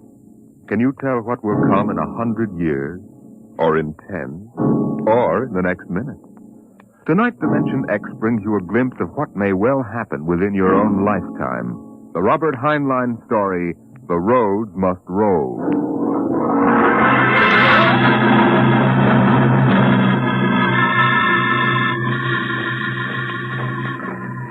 Run, watch them run, oh, our job is never done, for our roadways go rolling along.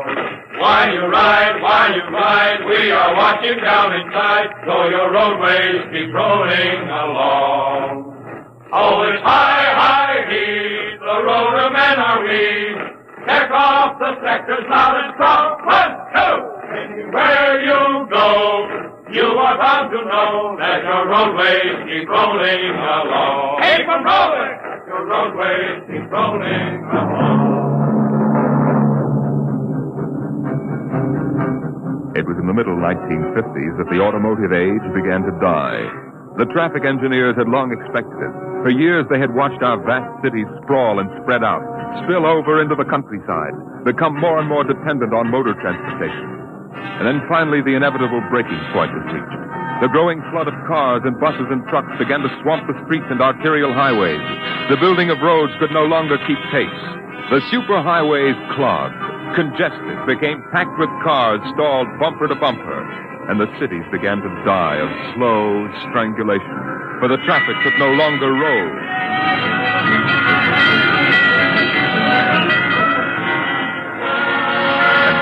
the engineers took over. They banned the automobiles, tore up the superhighways, and in their place they built the rolling roads. Mechanized roads that moved like huge conveyor belts, whirling along on their giant rotors at speeds ranging from 5 to 100 miles an hour, carrying the freight, the food, and the people from city to city and coast to coast. An engineering miracle had changed the face of a nation. The automobiles and railroads vanished. The rolling roads had taken over all transportation. And no one worried over the fact that if the roads should ever stop, our whole economic life would stop. For the machinery had never failed yet. The machinery that rolled the roads was perfect. But people forgot that machinery depends on men, the men who run it. Who makes the roads roll? We do! That's right! The engineers! Not the supervisors, not the mechanic union, but the engineers! We're the brains of the roads! And where would the public be if we didn't keep those roads out there rolling? Right behind the 8-ball, and everybody knows it! All right, then. We're the men who hold the power. And it's time we started using it. We've called this meeting of the Engineers Control Committee because that's what we want to do. Control. Because I'm tired of taking orders from the Transport Commission, from slick desk jockeys like Jim Gaines, who don't even know a rotor bearing from a field. Let Gaines yammer about our duty to the public. That's a lot of eyewash. We've got the power, and we're the men that count. It's time we quit fiddling around and use a little direct action to get what we want. Let's go! Mr. Chairman! The chair recognizes Brother Harvey of the Transport Mechanics Union. Thanks, boys. I don't rightly belong here since I'm no engineer. I'm just here to represent the workers' union. But I want to know what's all the shooting for. You engineers have got better working conditions than we have, and we ain't kicking. You say you engineers are powerful. You say you can tie up the road. That's right. Well, listen. So can any screwball with a jar of nitroglycerin. Hey, what's he can? Yeah, and he don't need no engineering degree neither. Harvey, are you speaking for your union now? Or are you here as a stooge for the Transport Commission? Listen, I helped found my union, and I led the strike in 75 for decent working conditions. Where were you engineers then, huh? With the things! Now, Brother Harvey, remember you're only a guest at this meeting. Go on, Pan. Now listen, men. I'm one of the old engineers on the roads. You all are. Worked up the hardwood. We didn't go to the fancy technical institutes like those young punk cadets the commissioner's training to take over our jobs. That's right, man. Jim Gaines don't fill us full of the old school spirit and that baloney about how the roads must roll. So all right then. Why don't we get smart for a change?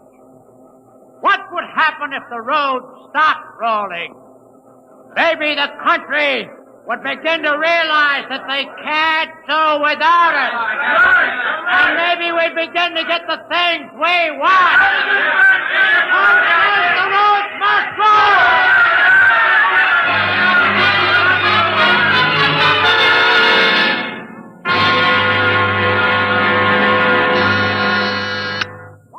Yes?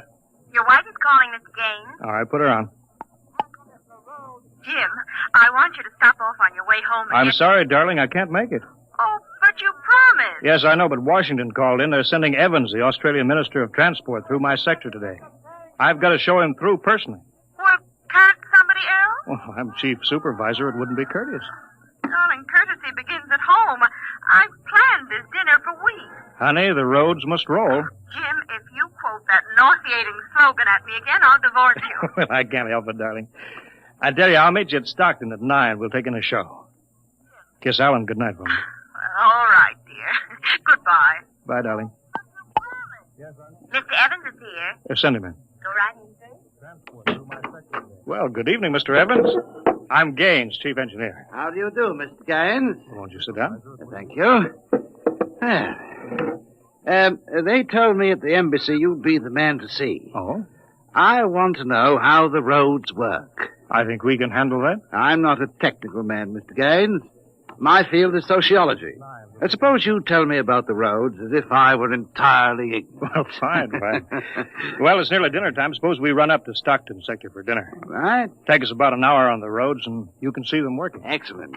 You'll excuse me for a minute? Of course. Hi, Chief. What can I do for you? Oh, Dave, you're on the evening watch, huh? Where's Van Cleek? Oh, going to some meeting. I'm going up to Stockton for dinner. Anything to report? No, sir. The roads are rolling. Okay, keep them rolling. All right, Mr. Evans, let's go.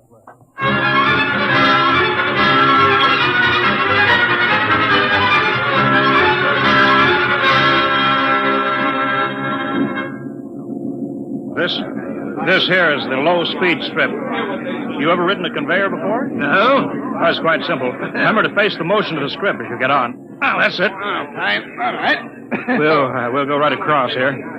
Each adjoining strip is a few miles an hour faster than the one next to it. I see. Freight is carried on the 50-mile strip. Most passenger traffic is on the express strip. Oh, yeah. All right, now, watch your step.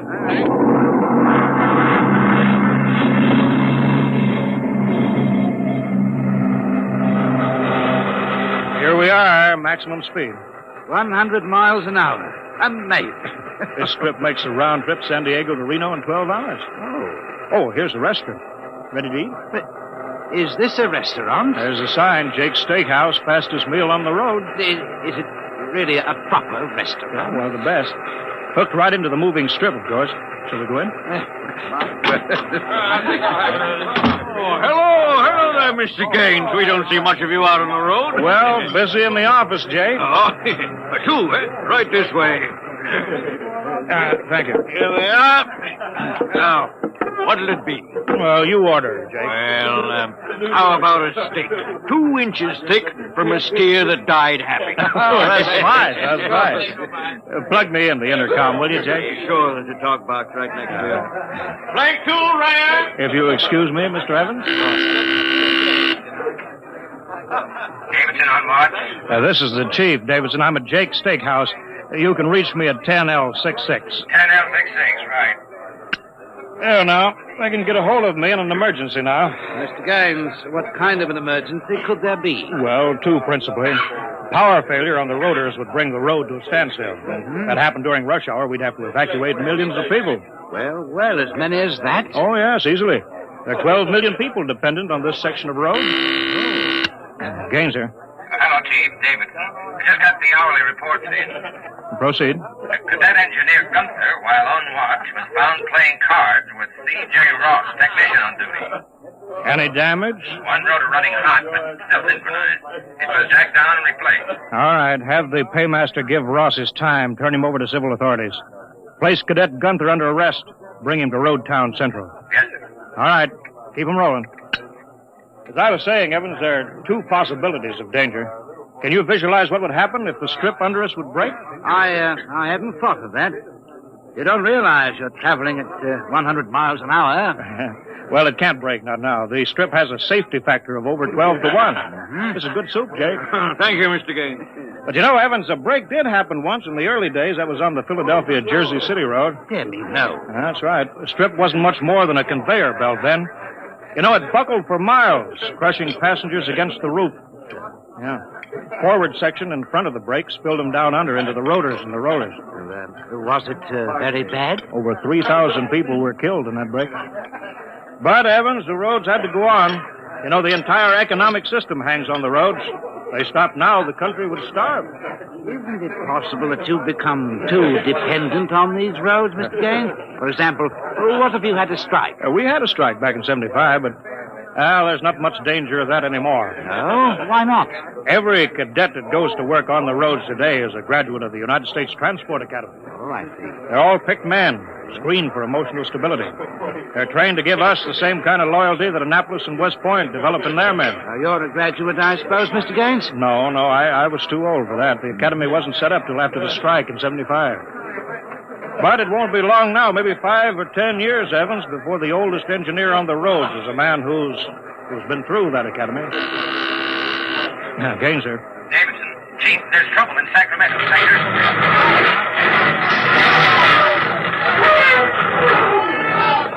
What is it? What's happening? Emergency stop. Hello. Hello, Davidson. The phones must be out. Come on. Jake! Jake! Hey, what is it? What's the matter? Have everybody stay in the restroom, Jake. What's that? Probably somebody stepped onto the next strip. Got cut to ribbons. There'll be plenty of casualties. Jake, where's your getaway hat? In the pantry. Well, how am I going to help those people? I've got the whole road to think of. Now, don't bother me. Give me a hand, Jake. This hatch is stuck here. All right, if you're coming with me, Mr. Evans, you've got to move fast. I haven't got any time to waste.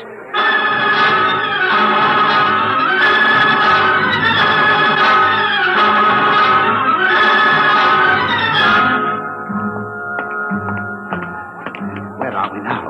Freeway on top of the inner road ceiling. That's the outer shell over us there. Are we going outside? No, there'll be an access down manhole over here. They're spaced every 100 feet. It's there by the green light. All right, this will get us down on the northbound road. Careful now, it's dark. All right. Stand away from that door, Evan. But this road is still rolling. Yeah, so it is. It was only the 100-mile strip that stopped. There's what I want, a phone booth. Look out, Evans. Excuse me, will you? Hey! Out. I'm talking to my wife. What? Don't argue. Out. Emergency priority. Division office. Davidson? Gaines here. Report. Chief, where you been? I've been calling... Never mind that report. 709 report. Strip 20 past emergency level. Interlocks acted and cut the strip out. Cause of failure unknown. Direct communication to Sacramento control office out. Evacuation of Strip 20 commenced. No casualties. There are casualties. I saw them. Put police and hospital routine A into operation. Get me Van Cleek. I want him to take over for me till I report in. We can't reach him, Chief. Shall I cut out the rest of the road? No, keep those other strips rolling or we'll have a traffic jam the devil himself couldn't untangle. There are 5 million passengers on that road now. Notify the governor that I've assumed emergency authority. Arm all cadets available and await orders. Shall I recall technicians off watch? No, this isn't an engineering failure, man. That whole sector went out simultaneously. Somebody cut those rotors by hand. Now, I want all available senior class cadets to report to Stockton Subsector Office 10 with pistols and tear gas. Yes, sir. Oh, the governor wants to talk to you. He called in. Refer him to somebody else. I'm busy. I'll get back to you. I'm going down under.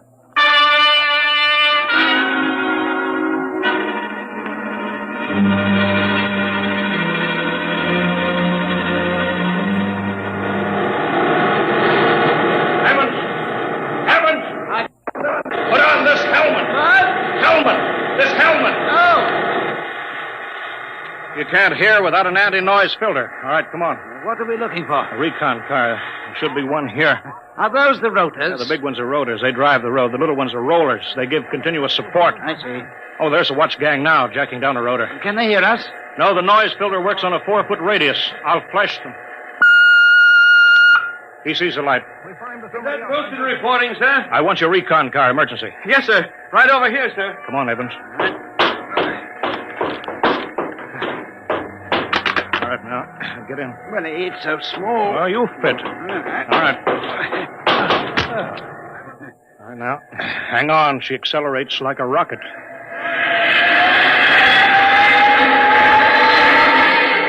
Oh, my stomach. Relay station. This is Gaines. Get me Davidson, senior watch officer. Mr. Gaines, the mayor wants to talk. I haven't got time. Get me Davidson. Leave this circuit hooked into Davidson's board until I tell you to cut it. Yes, sir. Here's the senior watch officer. Davidson? Gaines calling. Have you found out yet what's stopping the roads? No, sir. It's still a mystery to me. All right, I'm on my way in a recon car. Hold everything till I get there.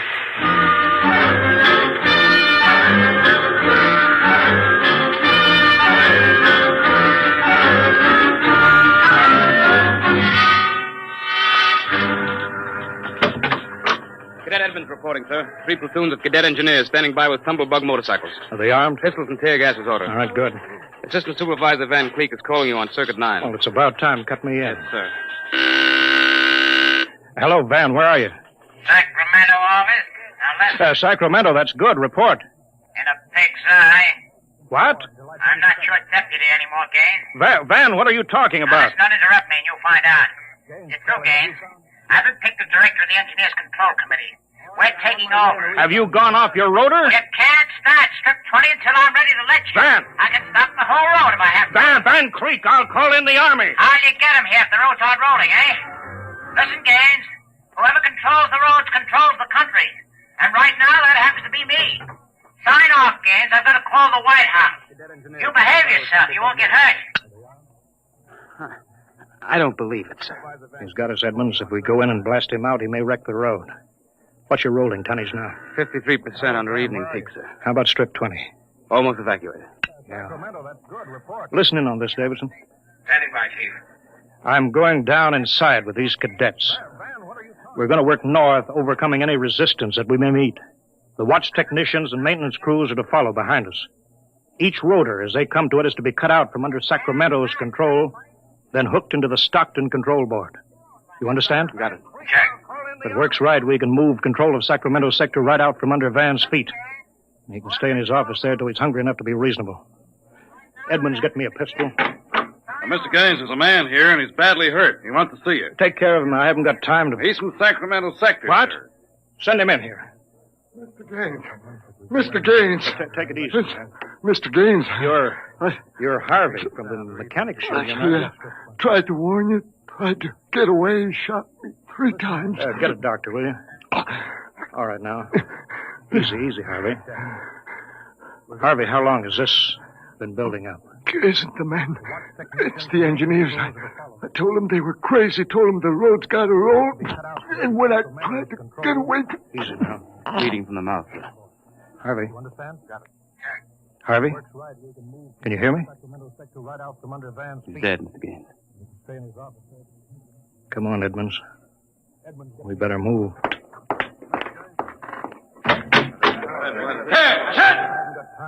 All right, you men. You saw Harvey brought in.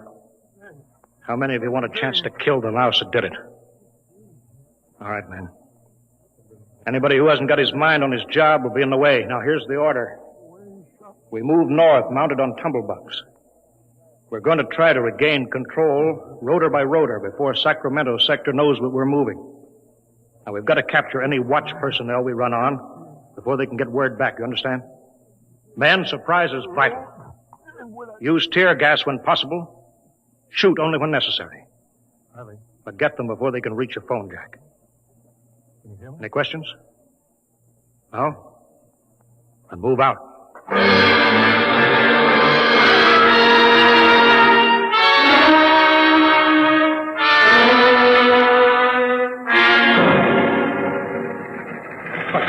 What's the score, Edmonds? 33 prisoners so far. No one killed. For years since I rode one of these tumblebugs. Forgotten how to steer it. There's a man ahead. There at the rotor base. Yeah, he's got a phone jacked in. Hurry. If he gets word back, we're sunk. I don't think he's seen us. I'll dismount. Get him. All right. Halt! We're out fire! Quick, he sees us. Come here, you. Look out, he's got a gun. I got him, sir. I got him. Grab his gun. Yeah, he had an intercom jacked in, all right. If he's got through to Sacramento office, it's going to be tough. I don't know, sir. Maybe we can get the call through. Listen. The road. Take off your noise filter. There. It's the road. The road is stopping. Halt your men. Halt! Hold up there! Hold up! Edmonds, there's a recon car coming up.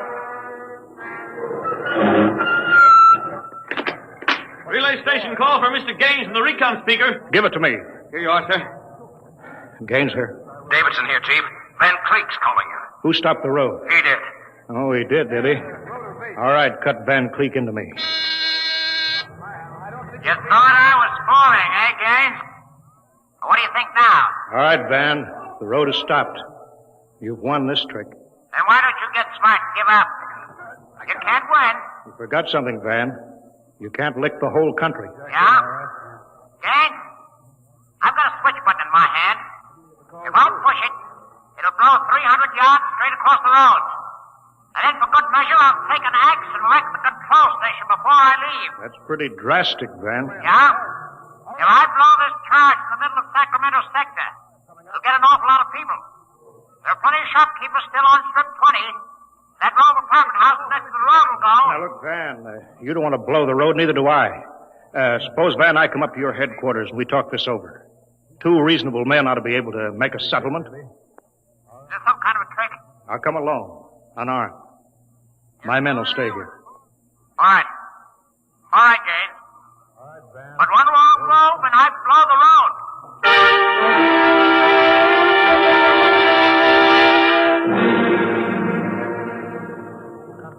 Well, we've got to hurry, Dave. If I take too long, Van Cleek will get edgy and set off that charge. I can't understand it. The psych tests are rigid. We've never had a failure in the Hum-Wadsworth-Burton method. Then suddenly a whole sector goes sour. How could Van Cleek get a whole crew of psych-cleared men to revolt? It's easy, Dave. As my deputy, he was ex officio personnel officer for the whole road. He must have been faking psych records for years, transferring maladjusted men into his sector. I've got that personnel record, Mr. Gaines. Oh, thank you. This is Van's record here. Masked introvert, inferiority rating 7. Comment: in spite of potential instability shown on Wadsworth Curve, this officer is especially adept in handling men. He's adept, all right. I haven't got time for any more, Dave. Chief, are you actually going up there to Van Cleek's office? I've got to. They'll be armed. They'll kill you. I'm going to take that chance. Why don't you call in the army? He won't dare blow the road then. Yes, he would. Look at that psych record there. He's putting up a big, brave front, but he's rotten inside. He wants to be taken seriously. He wants everybody to think he's the most dangerous man in this country. If I call the army in, he'll try to prove it by blowing the road. But how can you stop him, Mr. Gaines? He'll have a gun. What'll you have? What'll I have? Only a prayer. And what I know about Mr. Van Cleek.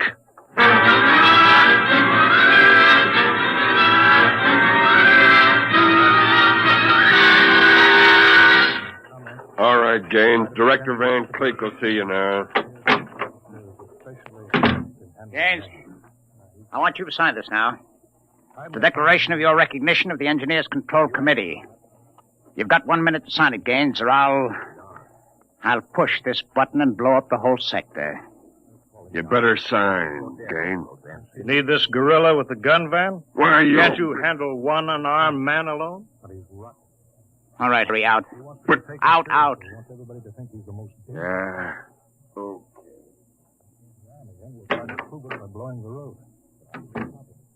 All right. Now sign.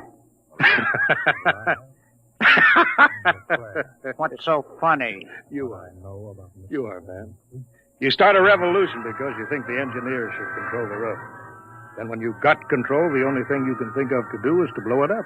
That's kind of silly, isn't it? All right. Tell me what you're so scared of. I'm not scared. Yeah, sitting there sweating all over that push button that you're holding. If your buddies knew how afraid you were, they'd probably throw you into the road. I'm not afraid. You're afraid of me right now, Van.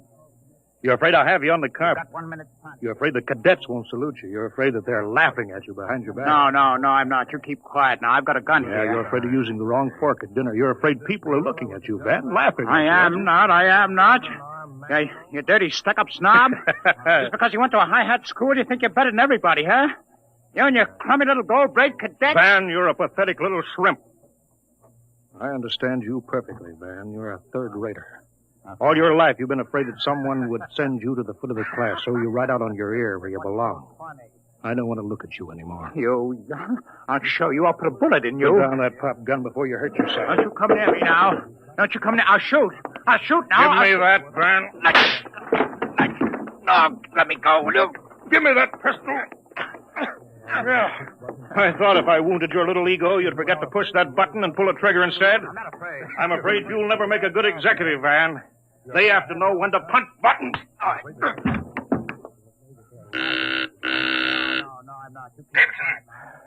Gaines here. Chief, are you all right? Yeah, I'm all right. Attack now, Davidson. Mop up. I'll hold the control room. I've got Van Cleek. I think his little revolution is just about over.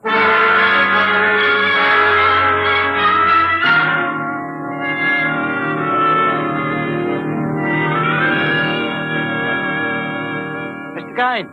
Mr. Gaines! Oh, Mr. Evans, I forgot about you. I've been waiting at the sector office. Yeah? Is everything under control? Yes, all's rolling.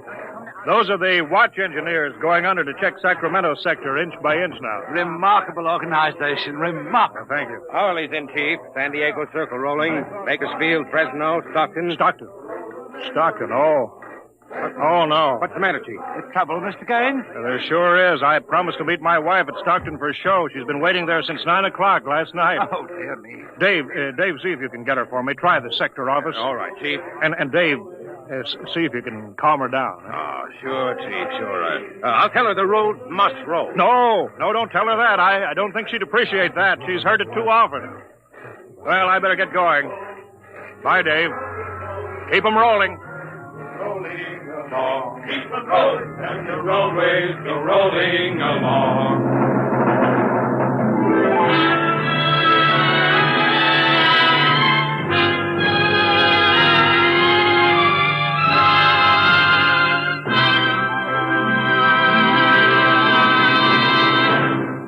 You have just heard another adventure into the unknown world of the future. The world of Dimension X.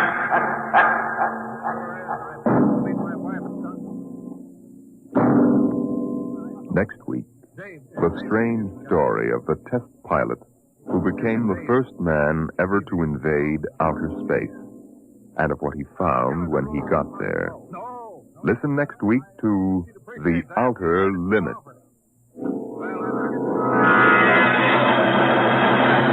Tonight's adventures in Dimension X. The Roads Must Roll was written by Robert Heinlein and adapted for radio by Ernest Kenoy. Featured in the cast were Wendell Holmes as Gaines and Ralph Bell as Van Cleek. Your host was Norman Rose. Music by Albert Berman. Engineer Bill Chambers. Dimension X is produced by Van Woodward and directed by Edward King. Adventures in time and space. Transcribed in future tense. Dimension X.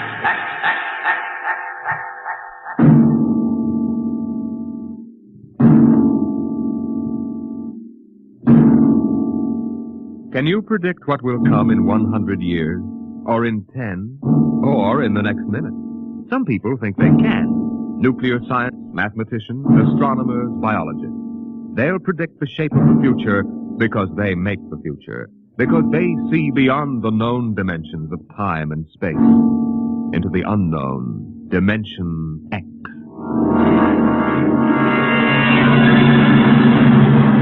We go ahead now in time to 1965. We're on a vast concrete runway set in the desert of the Southwest. A giant metal ship stands before us, prow pointed for the stars. And in 5 minutes, the signal will flash, and it will tear up through the atmosphere to the outer limit.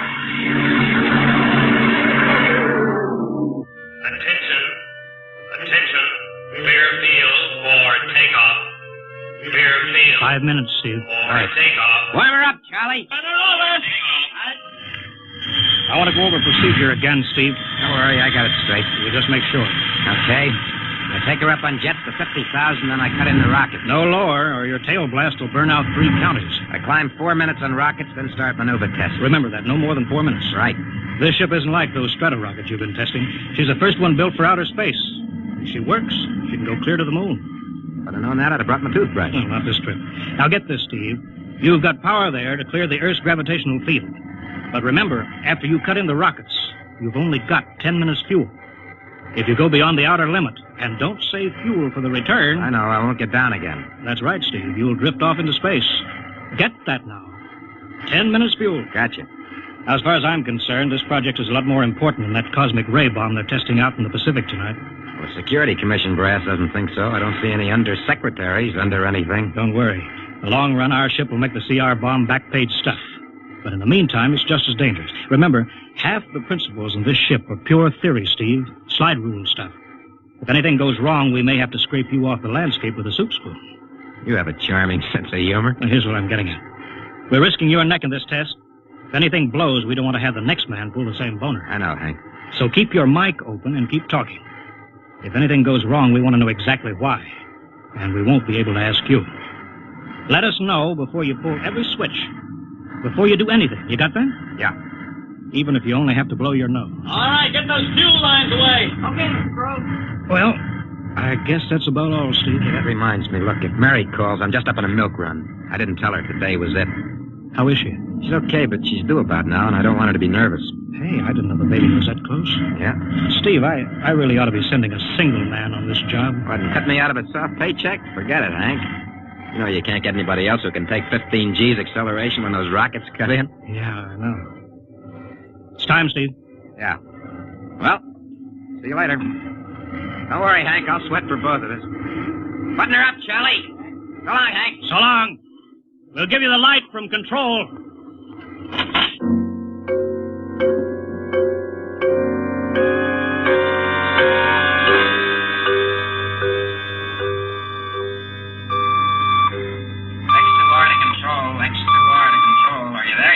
Okay, Steve. Got you on the speaker. I'm ready to go. Mr. Hanson. Ready on radar, Sergeant? Mr. Hanson, you better see this. What is it, Elsa? Message center for Steve. Mrs. Weston just left for the hospital. What? Hello, Steve. Yeah. Stand by a minute. Shall we hold the takeoff, Mr. Hanson? What? Oh, yes. No, wait just a minute. It's too late now. You going to tell him? Maybe he's got enough to worry about. Hey, what's holding us up, Hank? Something on your mind? No, it's nothing, Steve. I just wanted to say good luck. Clear for takeoff, Charlie? Right. Okay. Give him the light.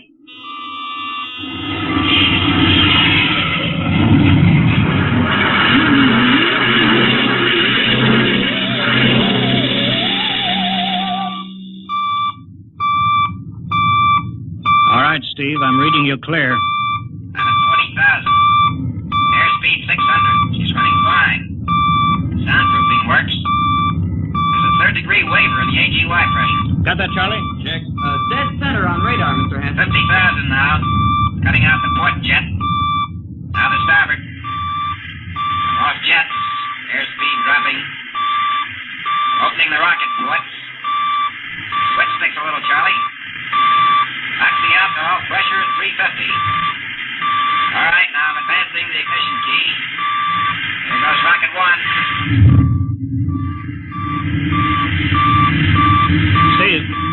Steve, you all right? Yeah. Looks like somebody smugged me with a sledgehammer. Airspeed now 1,200. Here goes number two.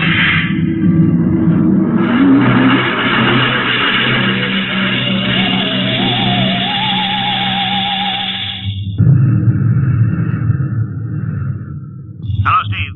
Elapsed rocket time is now 4 minutes. What's your altitude? Over to you. Speed 4,400. Still climbing. Altitude 297 miles. All right, you're at the outer limit. Level off for maneuver test. You've got exactly 6 minutes fuel left. Okay. Starting a 3-degree left bank. It's a little sluggish. It's all right now. There's a low vibration someplace. Maybe the cockpit hatch. Now I'm straightening out. 5 minutes fuel left. Now I'm starting a 3-degree Hey! What's the matter? What's wrong? There's something up here. Something shining. What are you talking about? There's something above me, Hank. I'm going to chase it. Steve, you're at the outer limit now. I can see it plain now. Steve, don't go any higher. You've only got 4 minutes left. You've only got... Little static. I can't hear you, Hank. It's dead ahead now. I'm going to make a pass at it. Get a good look. Hey, it's swerving to meet me. It's dead ahead now. It's dead ahead.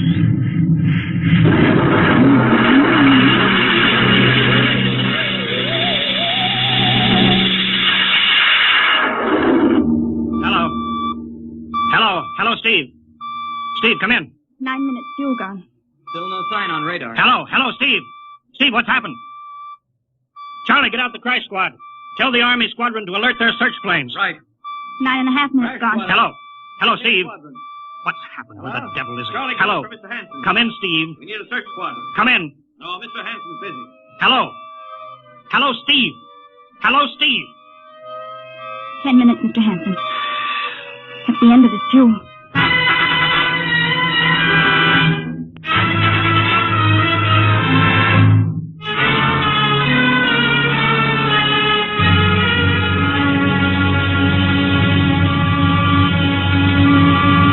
How long's it been now? 10 hours, Mr. Hanson. Nothing more on radar, Sergeant? Screen's blank. Colonel Corelli called in. Search planes are back. He didn't find anything. Should be some trace.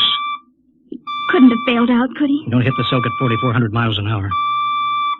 Either went past the outer limit, ran out of fuel. Something blew, and we'll find the pieces scattered from here to the coast. Why does it have to be the best man? Always the best man. I'll get it. Charlie, we've got to figure out what was wrong. All right, I'll tell him. Something must have blown. Yeah. There's a message from Northside Hospital for Steve. Oh, what is it? Mrs. Weston's fine. It's a boy. Thank you, Elsie. It's a boy, Charlie. Oh. Fine. It's a boy. He didn't even know she went to the hospital. How am I going to tell Mary that?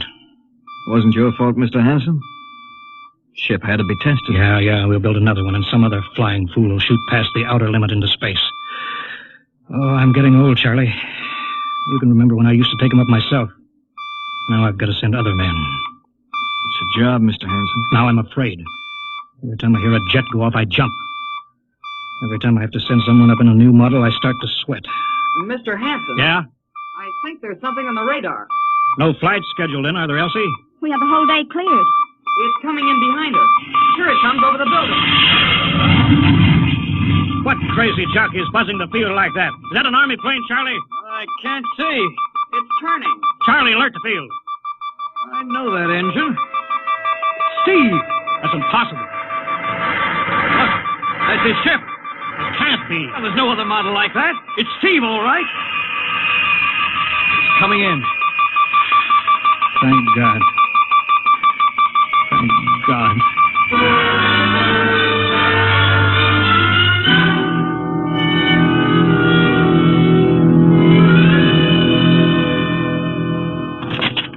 All right, sit down, Steve. The quicker we get this done, the quicker you get over to see Mary and the baby. Hank. Elsie, give the order to check and refuel the rockets. I don't want anybody in here till I get Steve's reports. Bury any calls. All right, let's have it. What the devil happened to you? Hank, does that cosmic ray bomb still go off tonight? What are you talking about? Straighten out, Steve. Where you been for the last 10 hours? Listen, Hank, there's something more important. Come on. I've got to get a report on the screen to Washington, so let's have it. I've got to know how you stretched 10 minutes fuel to keep you in the air for 10 hours. Now, one thing before I talk. Look, have the Steve. Geiger men run over the ship before they refuel. What'd you run into?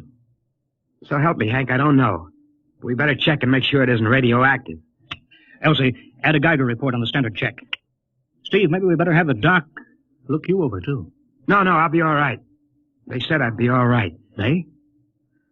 Look, son, I know you've had a tough time, but we've had this field on the alert for 10 hours.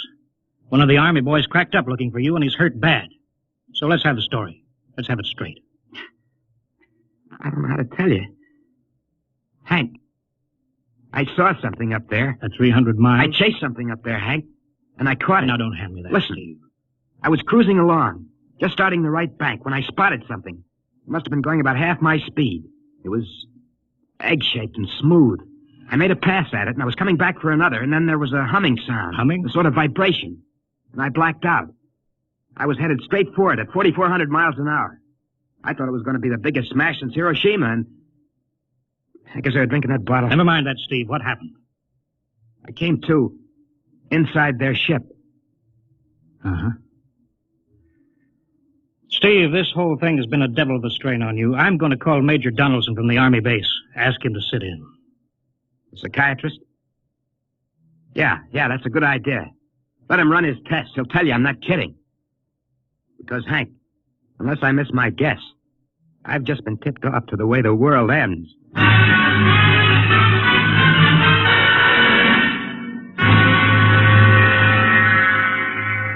All right, Mr. Weston, suppose you continue your story. Yes, let's have it, Steve. You woke up inside the ship? Yes, and the place was jammed with machinery. Dials, blinkers. I couldn't recognize anything. And you were surrounded by these men from Mars? I didn't say anything about men from Mars. I didn't even say they were men. I couldn't see them clearly. They were just there. Where did they come from, then? Another galaxy. Millions of miles outside of our solar system. That's all I know. You figure out where they came from. And they came all that distance to find the Earth? Yes. Did they tell you that? Yes. You mean they spoke English to you? No, they didn't. It's funny. I hadn't thought. They didn't really speak to me at all. They just planted the thoughts in my mind. You mean thought transference, telepathy? Yes, that's right. Well, Steve, what brought them here? We did, Hank. We rang their bell. We brought them in. Well, how? with our atomic explosions. Hank, that's why you've got to stop that bomb test tonight. I'll give up. Look, you've got to believe me, Hank. Oh, how can I make you understand? Maybe I can help, Mr. West. Would you submit to narcopsychometry? What's that? Under proper drugs, I can put you back in this, ship. By suggestion. Then we can get a playback record of your memory pattern on the audio circuit. How long will that take? Half an hour. We'll have to go over to the lab. Will you believe me if it checks? It will give us an accurate memory picture of what your mind reports. All right, let's go. Hank, you gotta believe me. We haven't got much time.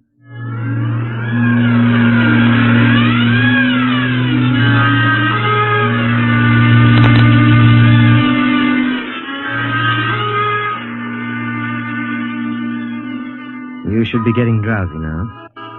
Count backwards from 10. 10, 9, 8, 7, 6, 6.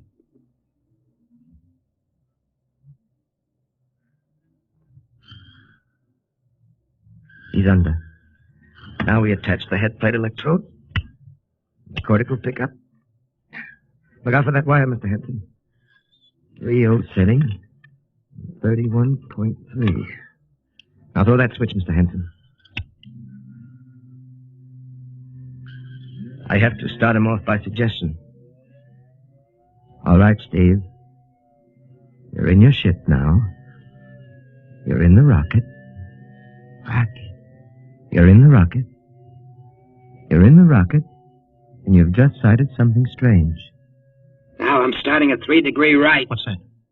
Hey, there's something up here. Something shining. His memory pattern. We're picking it up electronically. There's something above me, Hank. I'm going to chase it. It's piped through the audio circuit. I'm getting static. I can't hear you, Hank. This is where we lost contact with him. I'm going to make a pass at it and... Hey, it's swerving to meet me. It's dead ahead now. It's dead ahead. Now what? This is where he blacked out. There's no telling how long, minutes or hours. What's that noise? I don't know, quiet. Where? How did I get in here? What? Who are you? Is he seeing things? Intergalactic Patrol. What's that? What are they saying, Steve? What are they saying? It's about nuclear fission. They know about it. They know the danger of it. Long ago, they had wars that almost destroyed them. But finally, they learned. Now they've outlawed war. Go on, Steve. They patrol space. When their detector picks up an atomic explosion, they send a patrol. What are they going to do? They've quarantined us. Quarantined? They've isolated the Earth.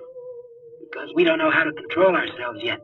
Until we learn, we'll be a menace to the whole universe. What is this nonsense? Quiet. How are they going to do it, Steve? They've spread a layer out here of... I don't know how to call it. All around the Earth. It's miles deep. When there's an atomic explosion on Earth, the radioactive particles will drift up to this layer and set off a chain reaction. It'll go around the world in microseconds. And that's the end. The end? What's he... Wait. Yes. Yes. I understand. I've got to bring back the warning. You're going to put me back in my ship to bring the warning.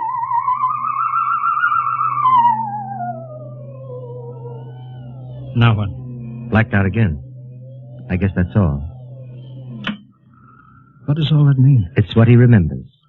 You don't think that really happened? No. Narcopsychometry circuits produce what he remembers. It just means that Steve believes this happened. I don't like to see this. I've seen too many top pilots snap. Steve is the best I've known. How bad do you think he is? Frankly, outside of the presence of this well-organized hallucination, there's no sign of unbalance. May not be too serious. If he had a more plausible story, I'd be inclined to believe him. Warning. Hank. It's all right, boy. Did you hear it, Hank? You understand? Sure. We've been quarantined. Let me give you something to make you sleep, Steve. Don't you understand? They fixed it so that if we set off one more nuclear explosion, that'll be it. Of course. Don't roll your sleep down. You don't believe me. Now, take it easy, Steve. But the test tonight. They're setting off to see our bomb. Hank, what time is it? 11:20. Well, it's scheduled for midnight. Hank, we gotta stop that bomb. Steve, let Donaldson give you the hypo. Hank, you've gotta believe me. I saw them. I got the warning.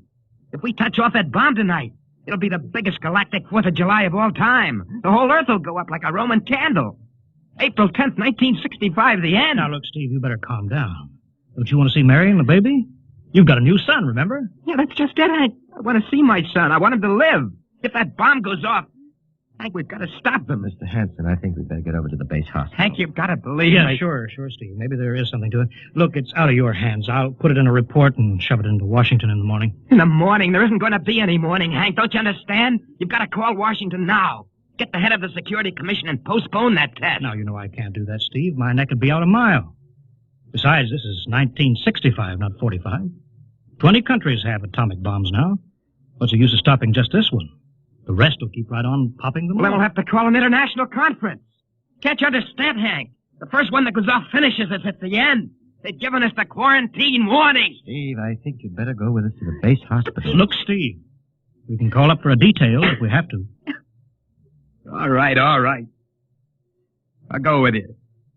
You don't need a straitjacket. That's the way, Steve. You'll probably feel better by morning. Let's go.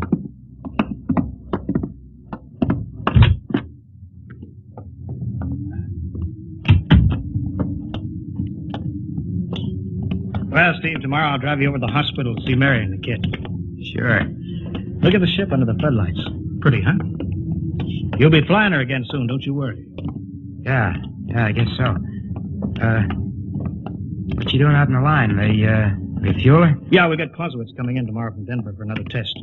Figured we'd give you a day off. That's good. That's Why? Steve, come back. Come on, Donaldson. Steve, wait. He's heading for the rocket. Look, there he goes up. That crazy fool. We can't get at him now.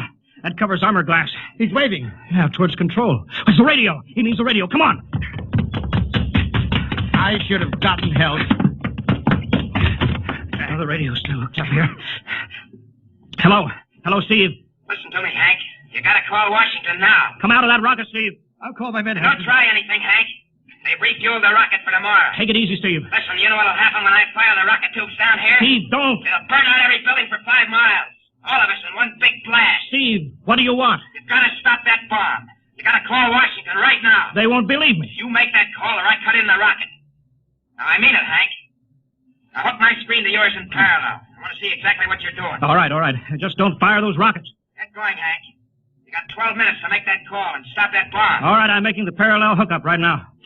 Donaldson, you think he'll really blast? I don't know. Up to now, I'd almost say he was normal, but now he's liable to do anything, Hanson.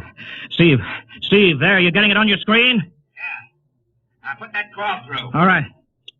Operator. Visit screen to Washington. The visit screen circuits are busy, sir. If you'll try again in half an hour. This is Security Commission priority. Break in, get me a line. Yes, sir. Just a moment, please. 10 minutes, Hank. Listen, Steve, I'm trying. Ready to take your call, sir. Washington, Security Commission 3. This is urgent. I want Undersecretary Herbert Ames. Washington 3. 1 moment, please. Hurry, will you? 1 moment, please. What time is it, Donaldson? 11:51. Do you think he'll fire those rockets? He might. Washington? Visit screen 3. Mr. Herbert Ames, please. That is a coded exchange. I cannot accept your call without clearance. Get it through, Hank. Listen, Washington, put it through. This is Mr. Hanson at San Marco Air Base. This is a priority call. I'm coded. 1 moment, please. I will check your code number. Get that through, Hank, and that bomb goes off at 12. Will you be reasonable, Steve? Your call has cleared, San Marco. Washington, visit screen 3. Herbert Ames, please. Security Commission Ames. Listen, Ames. Hello, Hank. Ames, you got to get me to the chief. Are you kidding? He's at the test control room. Yes, I know, but get him for me. What's up? You look lousy. Or is it a bad circuit? There's no time. I've got to get him before the test. It's about the CR bomb. I can't take that responsibility. Get that through, Hank, or I blank. What's going on there? Ames, my project has a high enough rating. This is a priority A call. What? Okay, it's your neck. I'll try to get him for you. He's in the control room, so you'll have to switch off your screen and speaker and go on earphones. Too much going on in there. Security ruling. You hear that, Steve? I've got to cut the incoming screen. All right, but don't try anything. 8 minutes, Hank. Hello? What? You got him, Hank?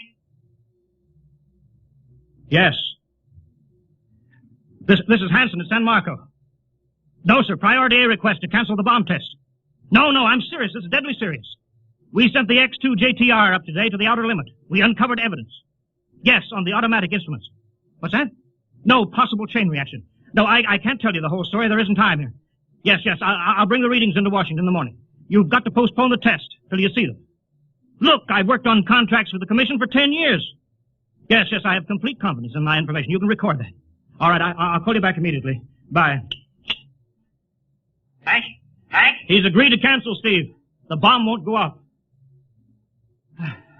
All right, boy. You can come down out of that ship.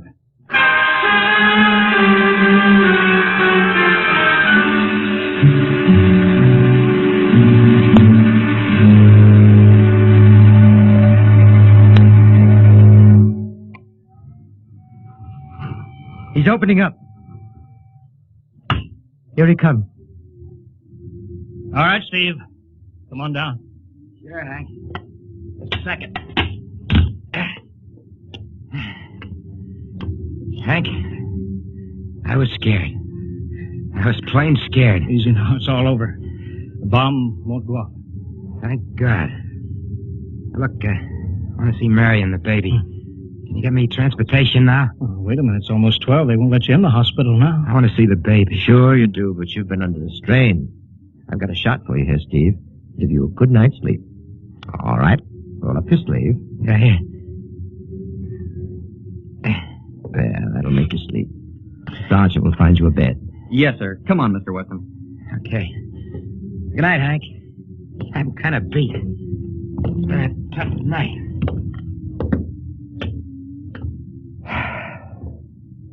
It sure has. I thought for a minute he was going to blast those rockets and send us all to Kingdom Come. Yeah. Quite a stunt getting the ray bomb test called off. It isn't called off. But the chief said... Ames couldn't get the chief. I was talking to a dead circuit. Bomb goes off in a couple of minutes. Oh. Poor Steve. Was one of the best. He was the best. 1 in 10 million. Some story of his, poor guy. For a while, he almost had me believing that quarantine. That's a very common delusion. End of the world. Yeah, I suppose so. It's a nice night. Never saw the stars so bright. We better be getting in. That wind is cold. Well, the bomb goes off in 30 seconds. Poor Steve. You know, Hanson, there's just one thing. Yeah? It's outside my field, but I'm curious. How did he keep that ship in the air for 10 hours with only 10 minutes fuel?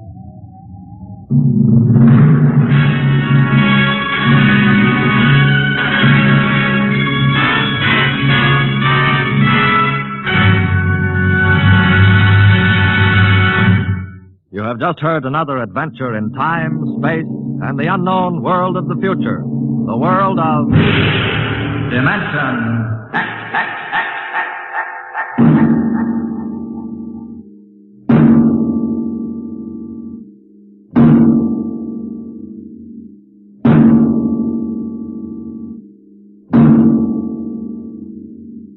Next week, a star of the future appearing on the program of the future, Dimension X.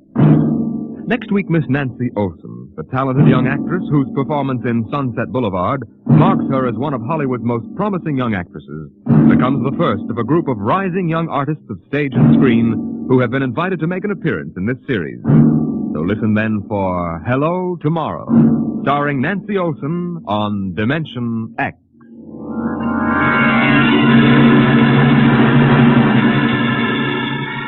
Tonight, Dimension X has transcribed The Outer Limits, written by Graham Dorr and adapted for radio by Ernest Kenoy. Featured in the cast were Wendell Holmes as Hanson, Joseph Julian as Steve, and Joe DeSantis as Donaldson. Your host was Norman Rose. Music by Albert Berman, engineer Bill Chambers.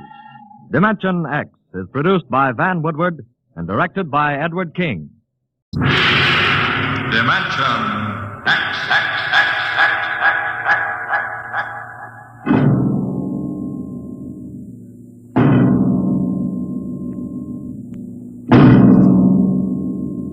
Tonight, a story of the future and a star of the future.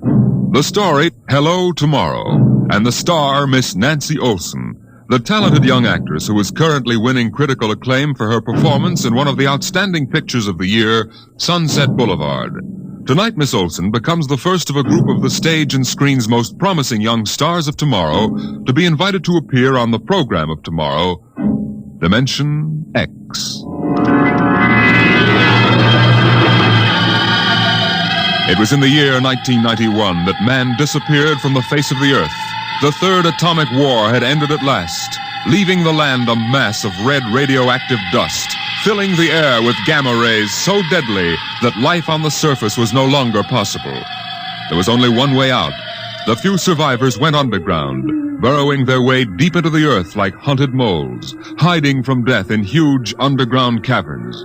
And it was there in the next 2,000 years that they built the new civilization, a civilization in which the genetic survival of the race came first, and every life and every law was shaped to serve that end.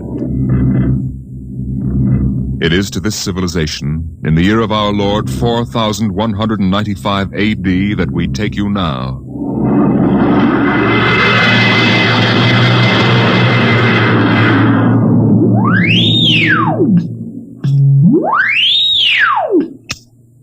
Yes? I have a call from the Director of Emotional Stability for the Third Oblong for Professor Lois Burton at the Institute of Genetics. This is Professor Burton. One moment. Go ahead, sir. Lois? Listen, darling, good news. What? The Genetic Board has approved our application for marriage. Oh, so soon? The tests found our chromosomes perfect. We can marry any time we want. Our offspring should be genetically in the 19th percentile of perfection. What's the matter, dear? Oh, nothing. I'm just sort of breathless. You are happy about it, aren't you, darling? Oh, of course, terribly happy. I'm coming right over to the lab. I have a surprise. Oh, not now, Walter. What? Well, I mean, you'll have to give me some time. Time? What's the trouble? No trouble. It's that genetic survey I've been working on. What about it? Well, I've finally gotten permission to study an actual living case. A specimen of imperfect genetic transmission. Really? Yes, they're bringing him up from the condemned cages on the lower level.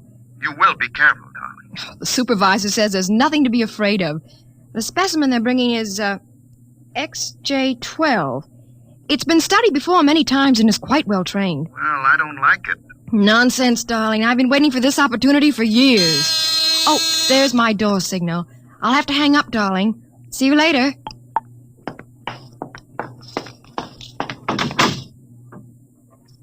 Yes? Professor Lois Burton? Yes? I'm from the Phylogenic Institute. Lower level. Oh, then you brought me specimen XJ12. May I come in? By all means. Oh, how? Horrible? It all depends on your viewpoint. I happen to have a twisted leg. My parents were genetically unsound. But then you... Yes. I am specimen XJ12. I see. I hope you aren't shocked. No stable person permits feelings to enter into his work. I will admit to surprise. I was expecting something a little more, abnormal. Sorry, I try to be as abnormal as possible. If I am, the Phylogenic Institute allows me out of the genetic cages every so often, so I can breathe the pure air of the upper levels and mingle with the genetically perfect. You seem quite well educated. I spent the first years of my life here in the upper levels. How is that possible? They segregate imperfects. As a small child, my mother concealed me from the director of selective heredity. I was brought up in secret. My mother actually, dreadful word, loved me. I see. That would explain your obviously low threshold of emotional control. If you choose to call it that.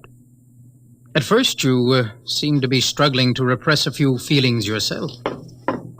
We will confine ourselves to the impersonal aspects of our work. As you please. I shall require you as a demonstration for a lecture I'm delivering to one of my classes tomorrow. At your service, Professor. Sit here, please.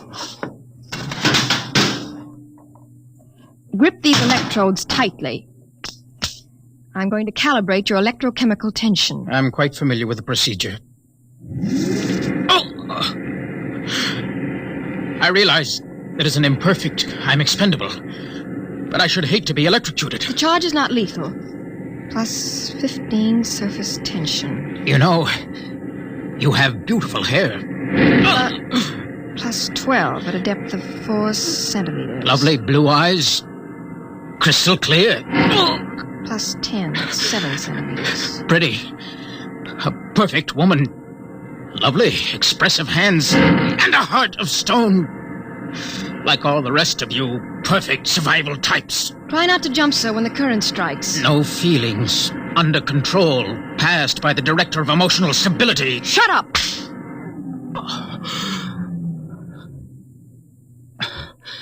Maybe I was wrong. Maybe you have feelings.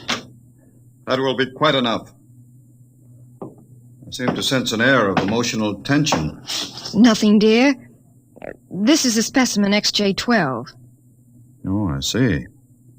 An inferior type. Quite. You, specimen. Can you understand me? Yes. Yes, what? Tell this dolt who I am, Lois. This is a director of emotional stability for the Third Oblong. He also happens to be my selected genetic partner. You will address him as Sir. Yes, sir. This creature seems quite impertinent. He's only a specimen, darling. I suppose. We'll use him and ship him back to the cages at the Institute. He's probably radioactive. You, specimen. Mr. Director? You will confine your speech to answering only those questions addressed to you. Understand? Yes, sir. Perfectly.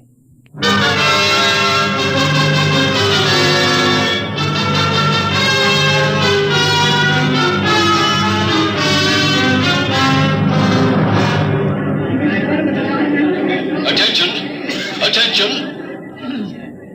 The next demonstration will be conducted by Professor Lois Burton of the Institute of Genetics. Her topic, the probability of radioactive damage in the chromosome heredity of imperfect non-survival types. Professor Burton.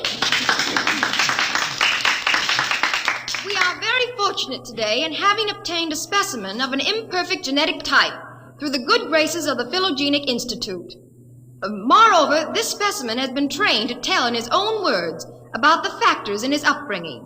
Specimen XJ12. Thank you. My mother was a psychotechnician in the Fifth Oblong. My father was a historian specializing in the records of pre-atomic surface culture. In the earthquake of 2170, apparently some hard radiation filtered down through the tunnels and penetrated the Fifth Oblong. The effect on my hereditary factors is quite apparent in this twisted leg. I appreciate that you do not laugh. Most audiences seem compelled to laugh. Perhaps you are different. If so, perhaps you can be made to understand somehow what it means to be labeled an imperfect. Perhaps in some way I can penetrate the insulation with which the psychotechnicians, the drugs, and the glandular experts have surrounded your emotions. Wait. As director of emotional stability for this oblong, I order you to confine yourself to the subject.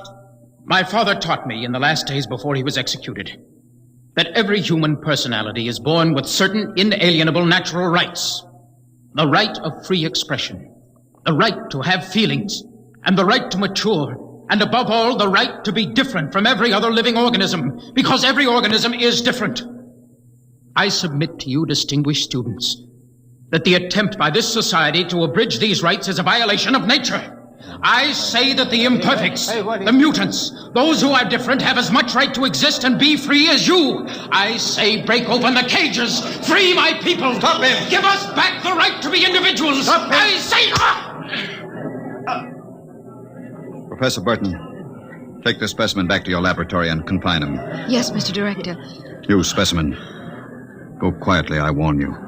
I have nothing but contempt for your warnings. I'll have you destroyed for this. The specimen is unstable. He doesn't know what he's saying. Then get him out of here, quickly. He's an affront to our genetic type.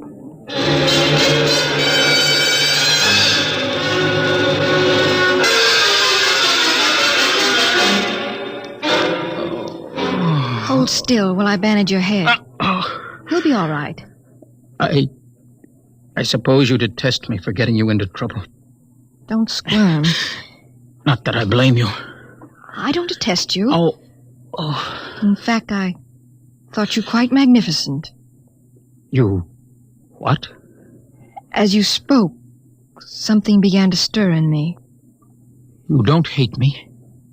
I've never felt so strange. Tell me what you feel. If I moved you, then I must have moved the others, some of them at least. I don't know quite how to explain it. A strange sympathy. Compassion.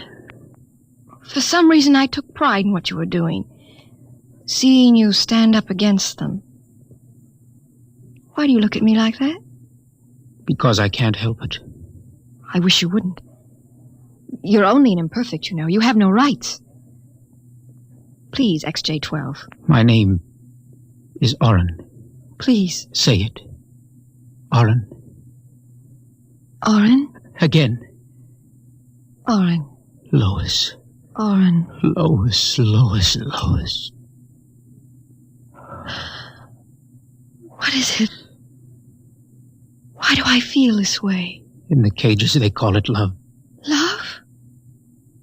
We have no such concept in the upper levels. You've destroyed it. Would it be correct to say, I feel love for you? It would be correct. I feel love for you. Darling, darling. Lois, what about Walter? You're going to marry him. No. You're genetically suited to each other. I don't care. I won't marry him. There must be some other way. But... Walter! Very touching. Very tender. Walter, how could you spy? In my capacity as Director of Emotional Stability, it is my duty to spy. Specimen XJ12 will be disposed of quite systematically by the state. For the good of the state. For the good of the genetic code. And in the name of emotional stability.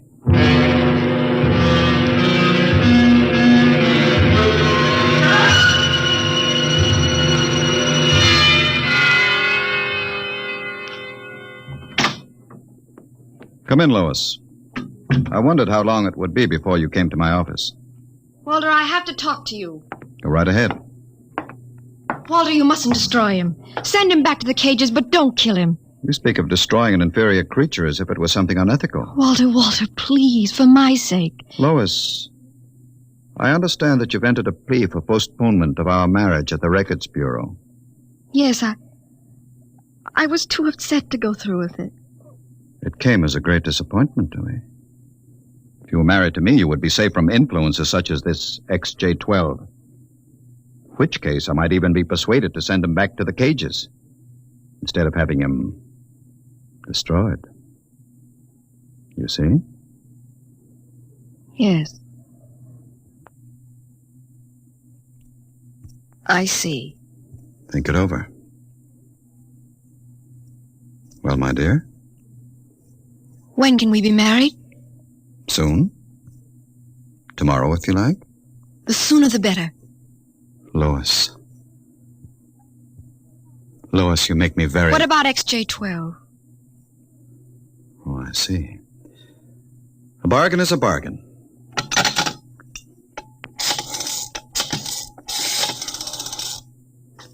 Let me talk to the custodian, please. Hello. This is the Director of Emotional Stability for the Third Oblong. I would like you to cancel the execution of specimen XJ12.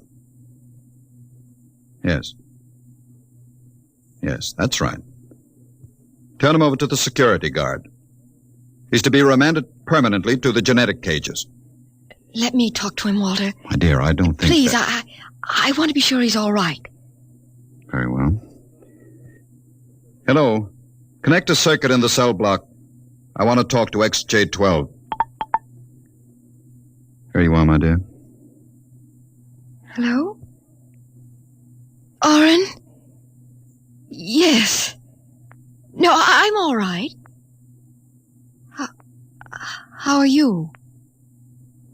Fine. Oren, I've been talking to Walter.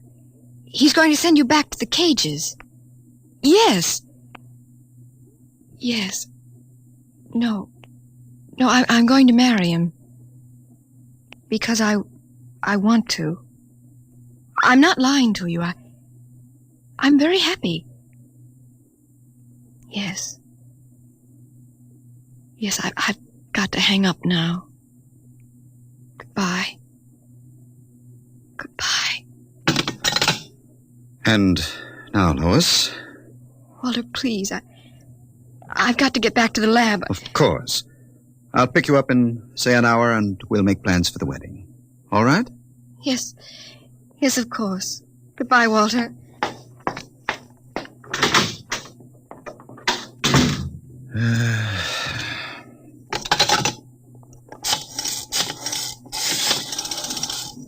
Hello. This is the Director of Emotional Stability again. I want you to cancel that last order. Proceed with the execution, but under conditions of absolute secrecy. No. Don't use the lethal chamber. Take him to the tunnels on the upper level. That's correct. Fine.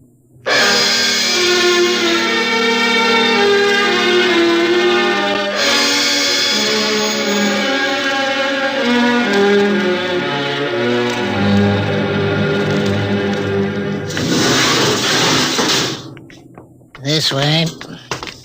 Where are you taking me? You're being returned to the Philogenic Institute. Orders from the Director of Emotional Stability. Into the elevator. Very well. Why are we going toward the surface? The cages are on the lower levels. Radiation check. They've never done that before. New procedure. All right. Walk. Hawk, state your business. I'm the custodian for the third oblong. This imperfect is my prisoner. You can't go beyond this checkpoint. There's radioactivity in the tunnels. This is a special mission, if you know what I mean. Oh, I see. Well, just a moment, I'll open the airlock. Go ahead. You'll find 2 radiation suits in the chamber. We will need only one. So this is how they get rid of imperfects. March inside. All right. Turn around. Suppose I refuse. It'll be less painful if you cooperate. Before you dispose of me, could I give you a message for a friend? That depends. What is the message? This! Security! Help! Security! What is it? What happened? The prisoner, he struck me. Before I could recover, he escaped into the tunnels. Well, he won't last long. If the radiation doesn't get him, he'll starve to death. Can you go after him? I could send a robot, but it isn't worth the trouble. There's no way back from the tunnels except through here. Only other direction he can go is toward the surface. The closer he gets, the hotter the radiation. No, I think you can consider your prisoner dead.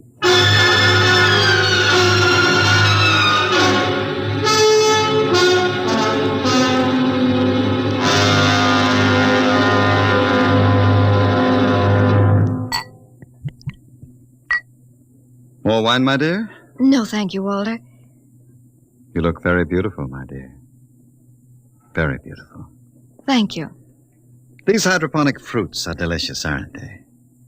Oh, the wedding will just be a small affair. I've arranged for a few friends. The director of endocrine control, the chief of the security guards, 1 or 2 assistants to high council members. Walter, did...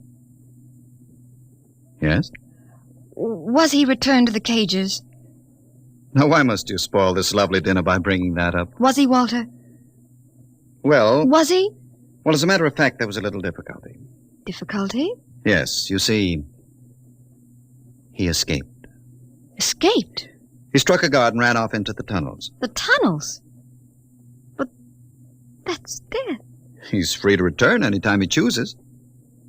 When did it happen? Just a few hours ago, as a matter of fact. Walter... Now, don't become upset again, darling. You planned it, didn't you, Walter?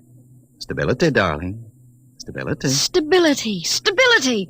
Is that all I'm to hear from you for the rest of my life? Darling. Here's what I think of stability. Well, we're not to be married. I'd be compelled to turn you over to the endocrine surgeons for doing that. Well, you can go right ahead, because we aren't going to be married.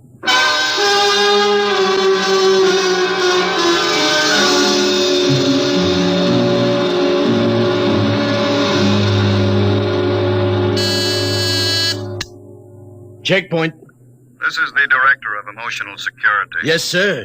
If Professor Burton tries to pass the checkpoint, I want her taken into custody. Well, Professor Burton just passed, sir. She said You that... idiot. But she said I don't care what she said. Stop her. Send robots after her. Get her back. I'll have you destroyed as incompetent if you fail. Yes, sir, at once, sir. Robot control. Checkpoint to robot control.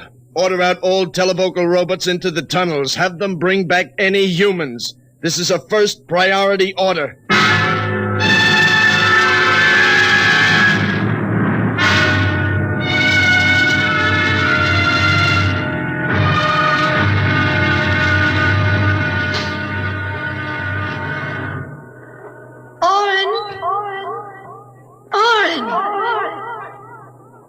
Oren, where are you? Oren. Hello? Oren, it's Lois. This way. Behind the rocks. Over here. Oh, darling.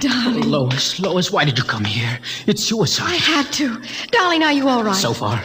You've got to turn back. Give yourself up. They'll kill me. You can't stay here. The radiation is +4 at this point. It gets worse as you approach the surface. Go back, darling. What will you do? I'm going ahead. But you can't. I can. I'm going to the surface. Not even the robots can survive it. At least I'll be the first human in 1,100 years to see what the surface of the Earth looks like. Come back with me. No, darling. Then I'm going with you. Lois. Don't try to stop me, darling. There's nothing to go back to now. Nothing but Walter and emotional stability. Lois, you really want to come with me? Yes. You know what it means. I don't care. Oh, darling, I can't let you go. Oren, I love you. See, I know how to say it now. Say it again. Oren, I love you. Lois, what's that? Sounds... Oh, Oren, it's the robot control. It's looking for us. Come on, we've got to hurry. This way, hurry.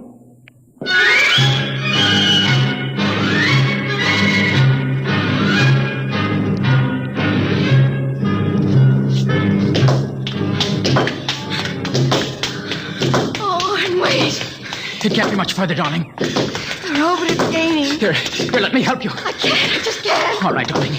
We'll stop here. We may as well wait for it. Oh, Oren, it's coming. I can see its light now. Darling, listen. It stopped. The lights are swinging around. Oren, it sees us. Come on, darling. One last effort. Come on, run. Look ahead. You can see the lights reflecting from something. It looks like a door. It is. No, it's a heavy lead door. There's a lever. Hurry. Come on through. Lois, there must be some way to close it. Here. Let me help you. It won't get through that. It's solid lead. Oren, where are we? I don't know. Look. There. A huge round light. Lois. Yes, Oren? That's Luna. The moon. We're on the surface. How red everything looks. How it glows. It's the radioactivity. Quiet. Peaceful. Deadly. Oh, darling. Sit here and rest a while. Put your arm around me. Oren, I'm afraid. Oren, we're going to die. Don't think about it. Just think about us alone. The first humans to stand on the surface of Earth in 2,000 years. Lois, that door must have been placed there by the last handful of survivors who went underground after the atomic wars. Those other lights, the small ones, they must be stars. Oren, I'm so tired. Go to sleep, darling. Put your head on my shoulder and sleep. Hold me, Oren. Hold me very close.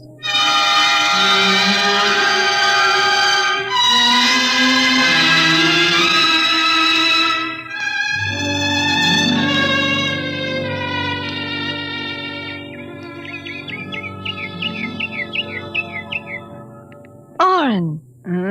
Oren, wake up! What is it? Look, it's light. What? The whole universe is light. Oh, Oren, how beautiful. Look! By all the laws of nature, we should be dead. Lois, no life could survive this. By all the laws of nature. Oren! What is it? We're not dead. This is Earth and we're alive. We're not going to die. But the radiation. It's present. You can see its effects. Oren, did you ever hear of adaptation? What? There is a natural law of adaptation by which an organism will try to adjust itself to its environment by changing. It's called a geotropism. I don't see what that has to do with it. All these generations, we've been bombarded by radiation filtering down through the Earth. Each successive generation must have inherited some degree of immunity to the effects of radiation. And you think that... Oren, it can't hurt us. Don't you see? We're immune. We're probably the first generation to inherit sufficient immunity. But if that's true, then we can transmit that immunity. We can pass it along to our children. Come on, darling. We'll have to find food and water. The practical wife. Oh, wait a minute, darling. What are you doing with that rock? I want to scratch something on the outside of this lead door. Lois and Oren. 4195 A.D. Hello, tomorrow.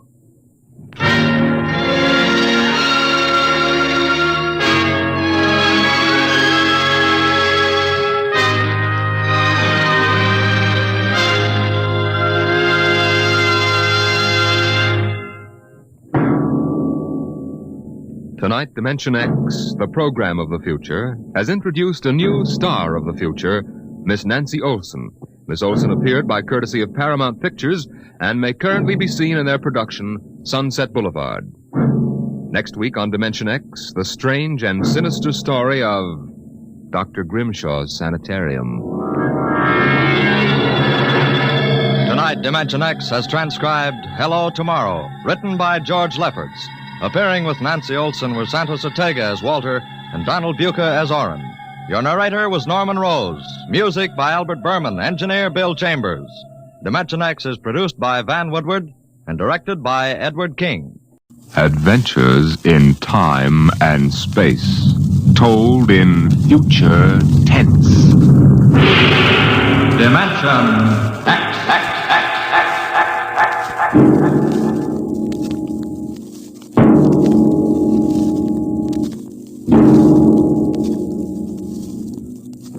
Tonight, transcribed from Ray Bradbury's collection, The Martian Chronicles, we present And the Moon Be Still as Bright.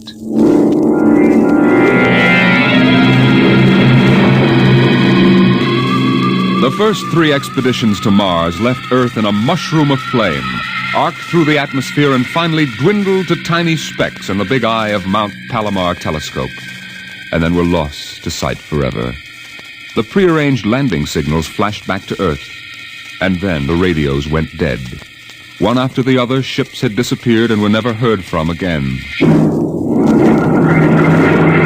But still the rockets came. The 4th expedition emerged from the silent gulfs of space and angled down toward the floating red disk of Mars, down into an orbit, as the order came to land. Stand by for deceleration. Deceleration, aye, sir. Skids down. Skids down, sir. Engine room. Engine room, aye. Landing procedure. Fire 1, 3, and 5. Aye, sir.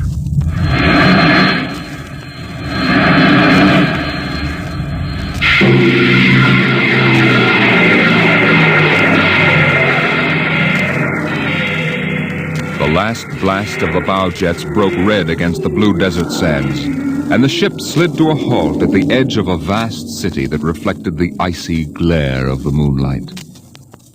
For a while, all was still. All right, Parkhill. Open the airlock. Aye, sir.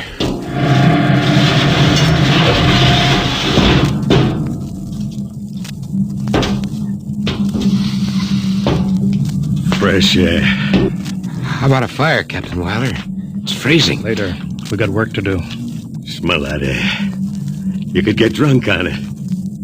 Say, there's an idea. Why don't we break out a bottle and celebrate? Biggs, there'll be no drinking done till we're secured.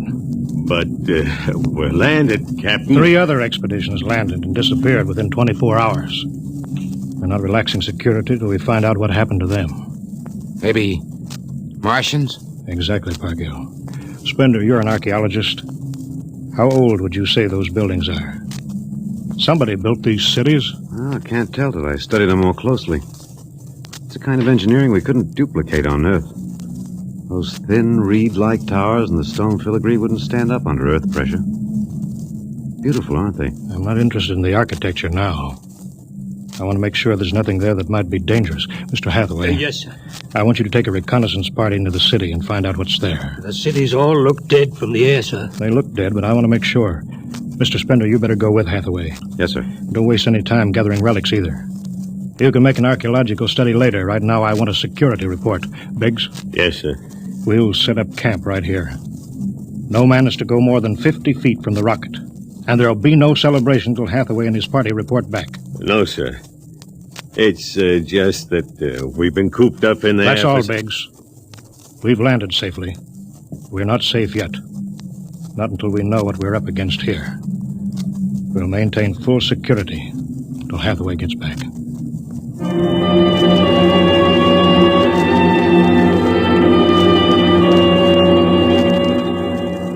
In the sea bottoms, the wind stirred along faint vapors, and from the mountains great stone visages looked upon the silvery rocket and the small fire. The sky was black overhead as the 2 racing moons threw knife-edged double shadows on the desert. All right, come and get it, chow. What you got to eat, Cherokee? Sawdust, smothered in cold lamb fat. Good. I thought it was something I couldn't eat. Hey, you guys, pipe down. Captain, Mr. Hathaway's back. Captain Wiley. Over here, Mr. Hathaway. Well? Most of the city is dead, sir. Spender says it's been dead a good many thousand years. But we found one part about a mile over. What about it? People were living in it last week, sir. People? Martians. I see. Where are they now? Dead. We found the bodies. Thousands of bodies. Hadn't been dead more than 10 days. What did they die of? You won't believe it. What killed them? Chicken pox. Chicken pox? Yes, I made tests. It worked differently on Martians than on Earth people. Burned them black and dried them out to brittle flakes. But where could they get chicken pox? From Earth, sir. And the other rockets did get through. Yes, sir. I don't know what the Martians did to them, but I sure know what they did to the Martians. Gave them chicken pox and wiped them out. They just didn't have any resistance to an Earth disease. There aren't any of them left? There won't be any. When a thing like that starts spreading, sir, there's no stopping it anywhere. It's 1,000 to 1 that's killed them all. This planet is through. Incredible. Think of it, Captain. A dirty, silly child's disease like chicken pox. It isn't right. Spender, take it easy, man. man. It's like saying the Greeks died of mumps or the proud Roman Empire collapsed because of athlete's foot. We didn't even give them a decent excuse for dying. We just gave them chicken pox. Spender, get hold of yourself. You didn't see those bodies, Captain. It must have been a shock, I suppose. You need a rest, a little relaxation. Martians are dead. There's nothing you can do about it now. Hey, you hear that? The Martians are all dead. Well, come on, let's break out a bottle and whoop it up. How about it, Captain? Well, all right, man. Oh, that's fine. Hathaway, see to the security guard. Yes, sir. Good Lord, do they have to do that now? It's been a tough trip. It's only natural they'd want to celebrate a little. Celebrate because the world died? Because a rotten little virus from Earth wiped out a whole civilization? Well, they're not thinking of that. Isn't there time later to throw old beer cans into the canals? A civilization died here. It's like butchering a pig in a churchyard. Spender, you think too much. We're lucky to get to Mars without catching a meteor in our bulkheads. Let it go at that. Save on Mars. The first statement, save on Mars. We gotta celebrate. Yahoo!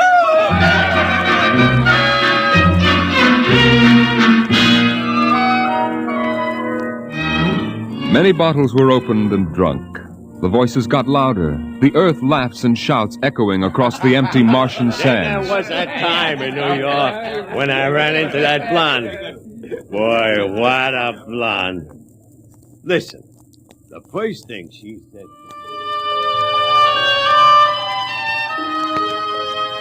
Spender listened to the wind over his ears, cool and whispering. He felt the land getting cooler. The stars drew closer, very clear. The air smelled clean and new. He looked at the cool ice of the white Martian buildings over there on the empty sea lands. What a woman. Hey, what do we do with these empty bottles? Save them. There's a 2-cent deposit. Throw them away. Hey, wait. How about that building? 2 to 1 for $1, I can heave one right through that window. You're on. Here goes. Bullseye! I owe him $1. Double or nothing on the next shot? Put that bottle down, Biggs. Who's that? Mr. Spender? Stop smashing those windows. What's the difference? The planet's ours now. I guess I can do anything with it that I want. Drop that bottle, I'll knock your teeth out. Yeah? Just watch me. I warned you, Biggs. Spender, what is this? I hit him. He's crazy, Captain. He just walked up and slugged me. Biggs wasn't doing nothing. All right, let go of him. You men go back to your party. Spender, come with me. I like that guy. Just walks up to him and slugs me. Spender, suppose you explain. What was the idea? Oh, the noise, the drunken brawl. I guess I was ashamed of the spectacle the whole crew was making. Where's their respect for what's happened? Their sense of what's right? Men are tired. It's been a long trip. You've got a different way of seeing things. I'm seeing things all right. I'm seeing how we'll ruin Mars. We'll rip it up, rip the skin off the way we've already ruined Earth. We Earthmen have a talent for ruining big, beautiful things. Is that why you hit Biggs? Yes, I couldn't stand the idea of them watching us make fools of ourselves. Them? The Martians. The Martians? They're dead. All dead. But they know we're here. Doesn't an old thing always know when a new thing comes? We've come a long way to smash their windows and spit in their wine. Well, maybe you're right. I'm fining you $50 for that fight. Now suck in your chin. We'll go back there and play happy.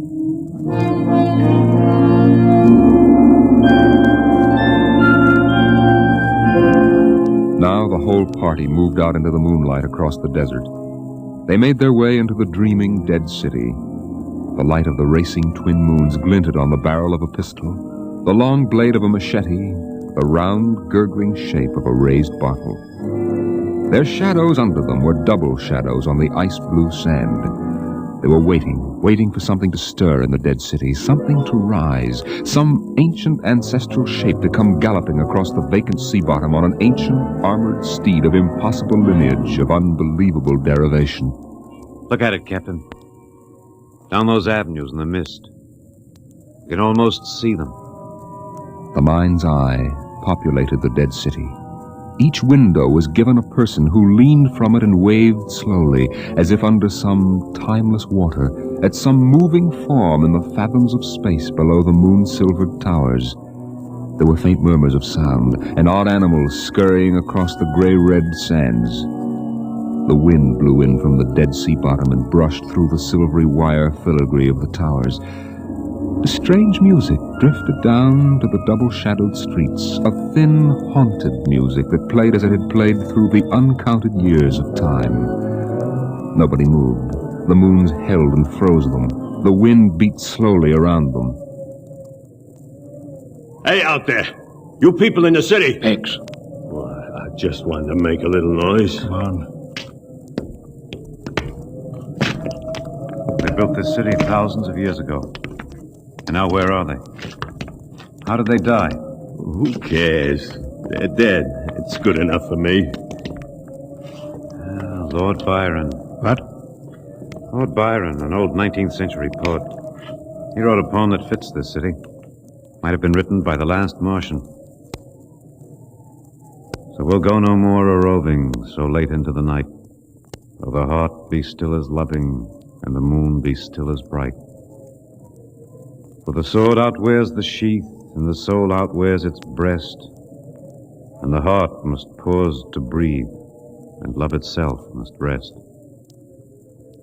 Though the night was made for loving, and the day returns too soon, yet we'll go no more a-roving by the light of the moon.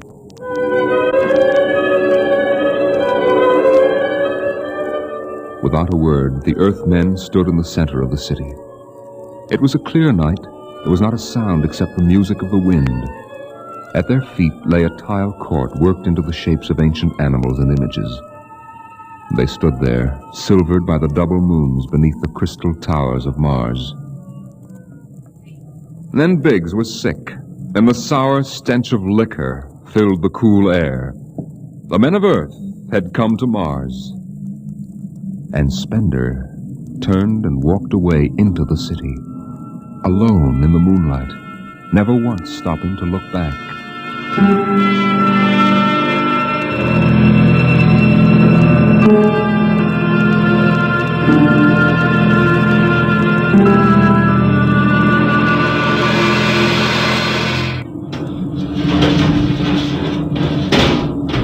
That you, Hathaway? Yes, sir. My trick on Bridgewater, sir. What time is it? 0400. Any orders, sir? No, I'll stay on watch. You turn in. Aren't you sleeping, sir? I'll wait for Spender. He didn't come in? No. He's crazy. Walking away into the shadows, he didn't even look back. Spender's a strange man. He's crazy, sir. How's the rest of the crew? Sleeping it off. Biggs had DTs, but he's calmed down now. You can go back below, Hathaway. I'll take your watch. Captain Wilder, do you think Spender will be coming in before morning? I don't know. You know, sir, I don't think he's ever coming back. That's the way I feel about him, sir. He'll never come back.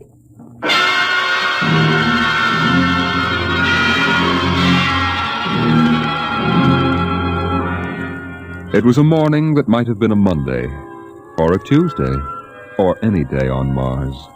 Biggs was on the canal rim, his feet hung down in the cool water, soaking, while he took the sun in his face. What are you doing back here, Biggs? Didn't you go out with the search party? Yeah, I come back. I got a blister. Sure. What do you mean? Look, Cherokee, you see that? Anyway, I had enough searching. 4 days hunting for that screwball Spender. Didn't find him yet, huh? Nah, good riddance. Oh, my feet, I'm gonna soak 'em good. If I was wild, I wouldn't worry about that nut Spender. Let him go. He's a crackpot anyway. A little foggy upstairs, I guess. Why don't you take your feet out of that canal, Biggs? I gotta make coffee out of that water. Coffee? You call that stuff coffee? I had a motorcycle once that dripped grease that tasted better than that. Wait a minute. Biggs, look over there. Where? By that bush. There's someone there. Hey, it's him. Hey, Spender! Spender? Yeah, he's coming over. Why didn't he stay lost, the crazy jerk? Hi, Spender. Long time no see. Hello, Cherokee. I've been exploring some ruins. You and them ruins. You're like a dog in a boneyard. What's the matter? Where you been? Up in the hills. What would you say if I told you I found a Martian? Huh? Where? Yeah? Never mind. Let me ask you a question. How would you feel if you were a Martian and people came to your land and started to tear it up? I know how I'd feel. I've got Cherokee blood in me. My grandfather told me lots of things about the way they kicked the Indians around in the Oklahoma Territory. If there's any Martian around, I'm all for him. How about you, Biggs? They're dead. They're all dead. A good thing, too. Well, I found a Martian. Up in a dead town in the hills. I've been reading their books. They're easy to understand. I've learned their language. Then I found this Martian. He said, give me your boots, and I did. He said, give me your uniform, and I gave him my uniform. You're crazy, Spender.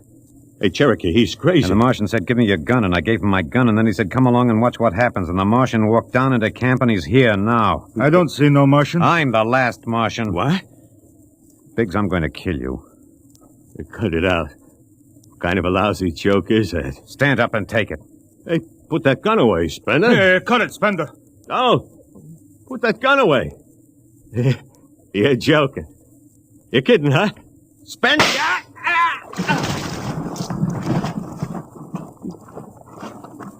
He's dead.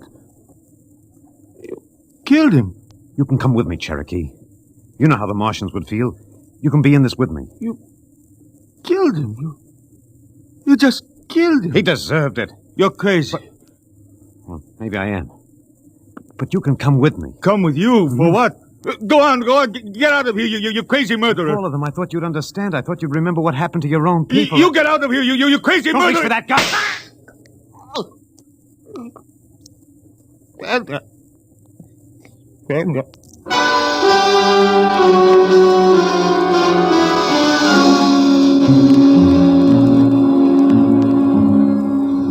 They're both dead, Captain Wilder. Who's missing? Only Spender. It must have been him, sir. Why didn't he come and talk to me? Why didn't Should have talked to me. I'd have shot his brains out. That's what I'd have done. They took him by surprise. There's no sign of a struggle. Hathaway, break out the arms locker. Issue pistols, rifles, and grenades. Yes, sir. You better get the Bible out of the navigation chest. We'll have to bury these two. Parkhill. Aye, sir. You start digging a grave. How about Spender? We'll have to go up in the hills and find him. Just let me at him with my bare hands. Crazy murdering louse. That's enough, Parkhill. The man is sick. He must be. Sick my That's enough. eye. Now grab a shovel. Start digging.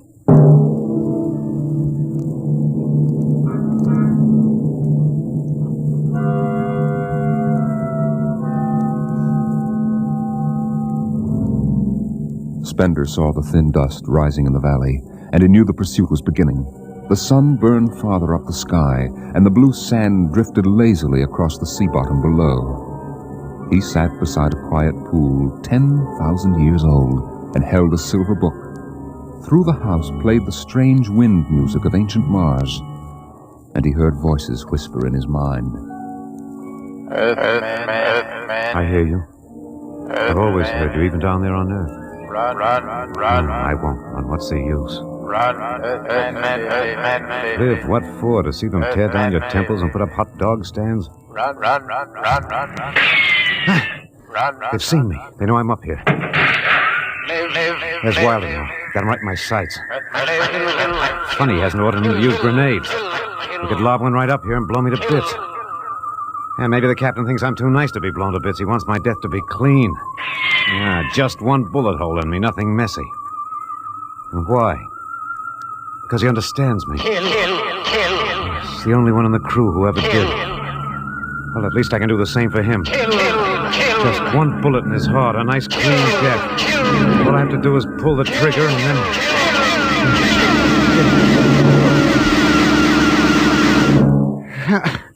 It's no use. I can't do it to him. Spender, can you hear me, Spender? Yeah, I hear you, Captain. What do you want? Talk! Truce! All right, come on up. Leave your gun down there and keep your hands up.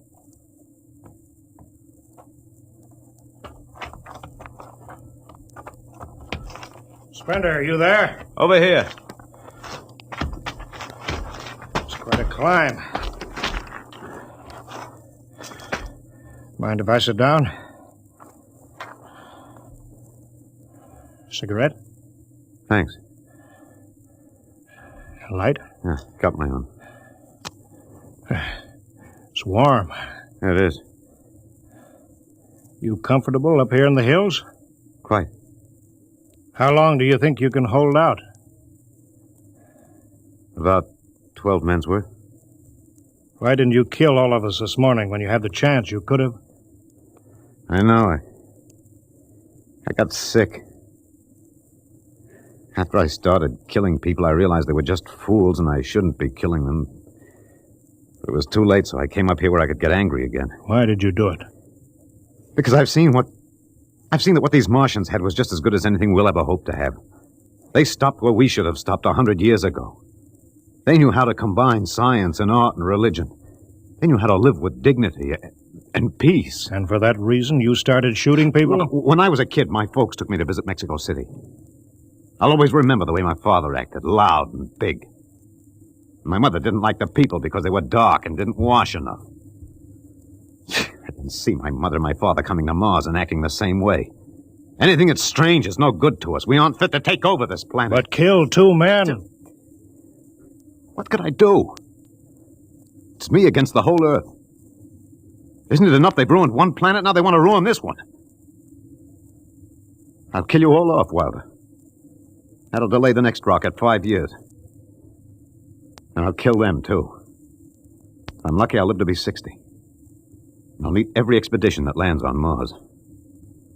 I'll be very friendly. I'll explain that our rocket blew up one day. And I'll kill them off. I'll save Mars for half a century. And by then, maybe the Earth people will give up. You got it all planned. Yes. Yet you're outnumbered. We already have you surrounded. In an hour, you'll be dead. I found an underground passage that'll take me back into the hills, Wilder. I'll go back there, and then I'll pick you off one by one. We'll see.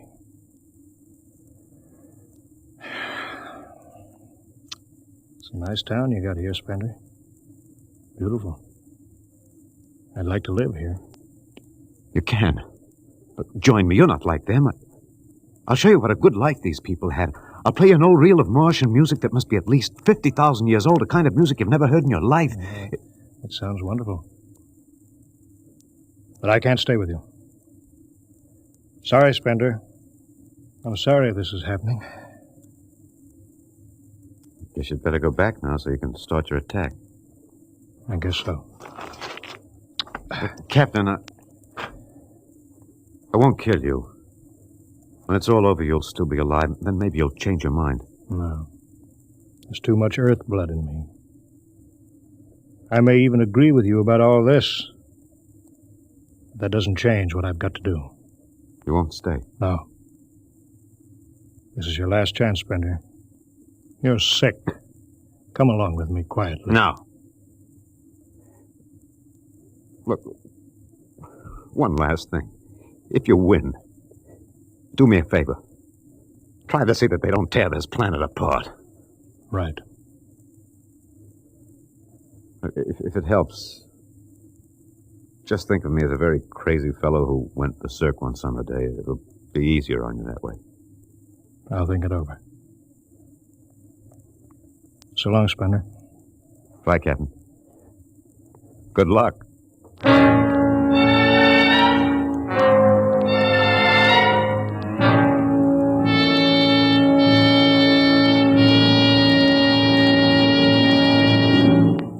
All right, we'll go after him now.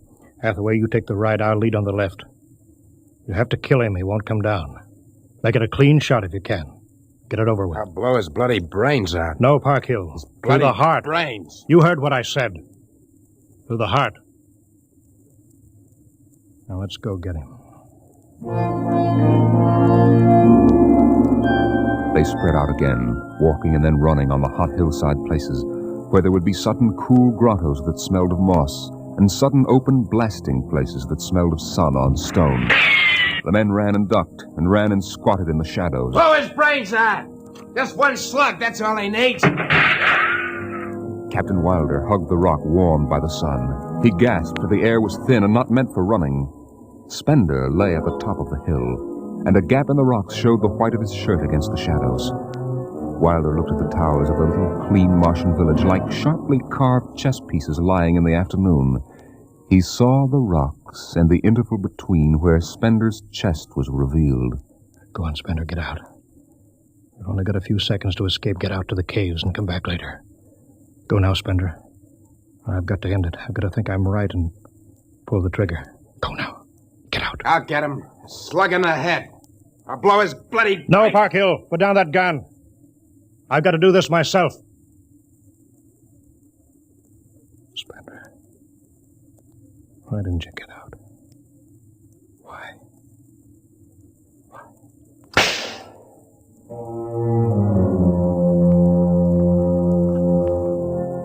They buried him in that ancient valley town, where the music of the wind played on through the days and the nights.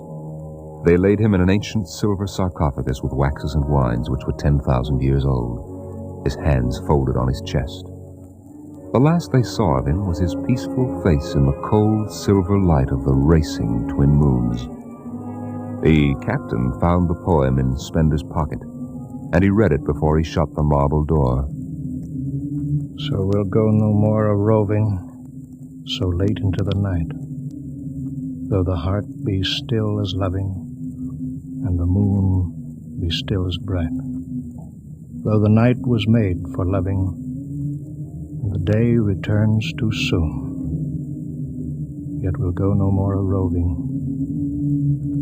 by the light of the moon.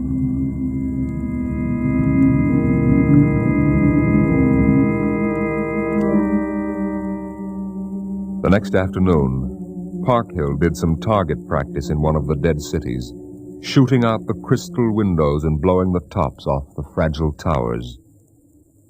Captain Wilder caught Parkhill and nearly knocked his teeth out.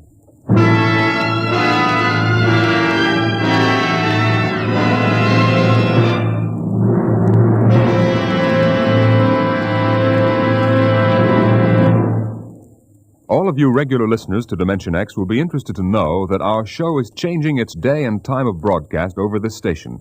Starting early in November, we'll be back at the new time. We suggest you watch your local newspaper and be sure to join us in about 4 weeks for a new series of adventures into the unknown world of tomorrow. The world of... Dimension X.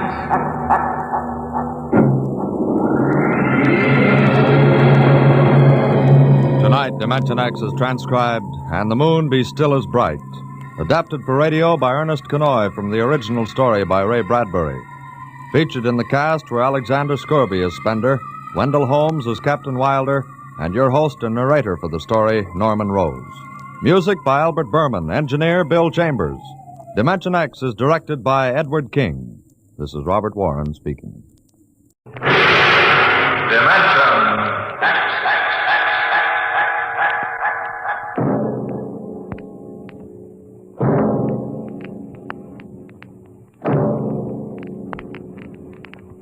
Can you predict what will come in 100 years?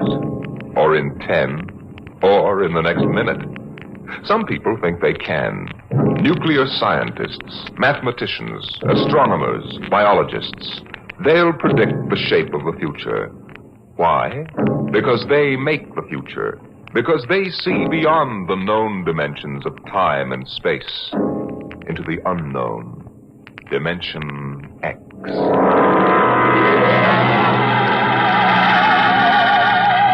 It was in the year of 1982 that spacemen first discovered the Great Galactic Barrier. In the past 10 years, rocket travel to the moon and the nearer planets had become commonplace. And then men fixed their sights on a more distant star, the remote planet known as Volta. 5 exploratory ships went out, and none came back, each in turn disappearing mysteriously at the same vanishing point, at an invisible wall somewhere in the vast outer reaches that became known as the wrecker of spaceships, the Galactic Reef. And yet the explorers refused to admit defeat. It was on June the 2nd, 1987, that the rocket Star Cloud made ready for takeoff, the 6th to attempt to crack the barrier and win through to Volta.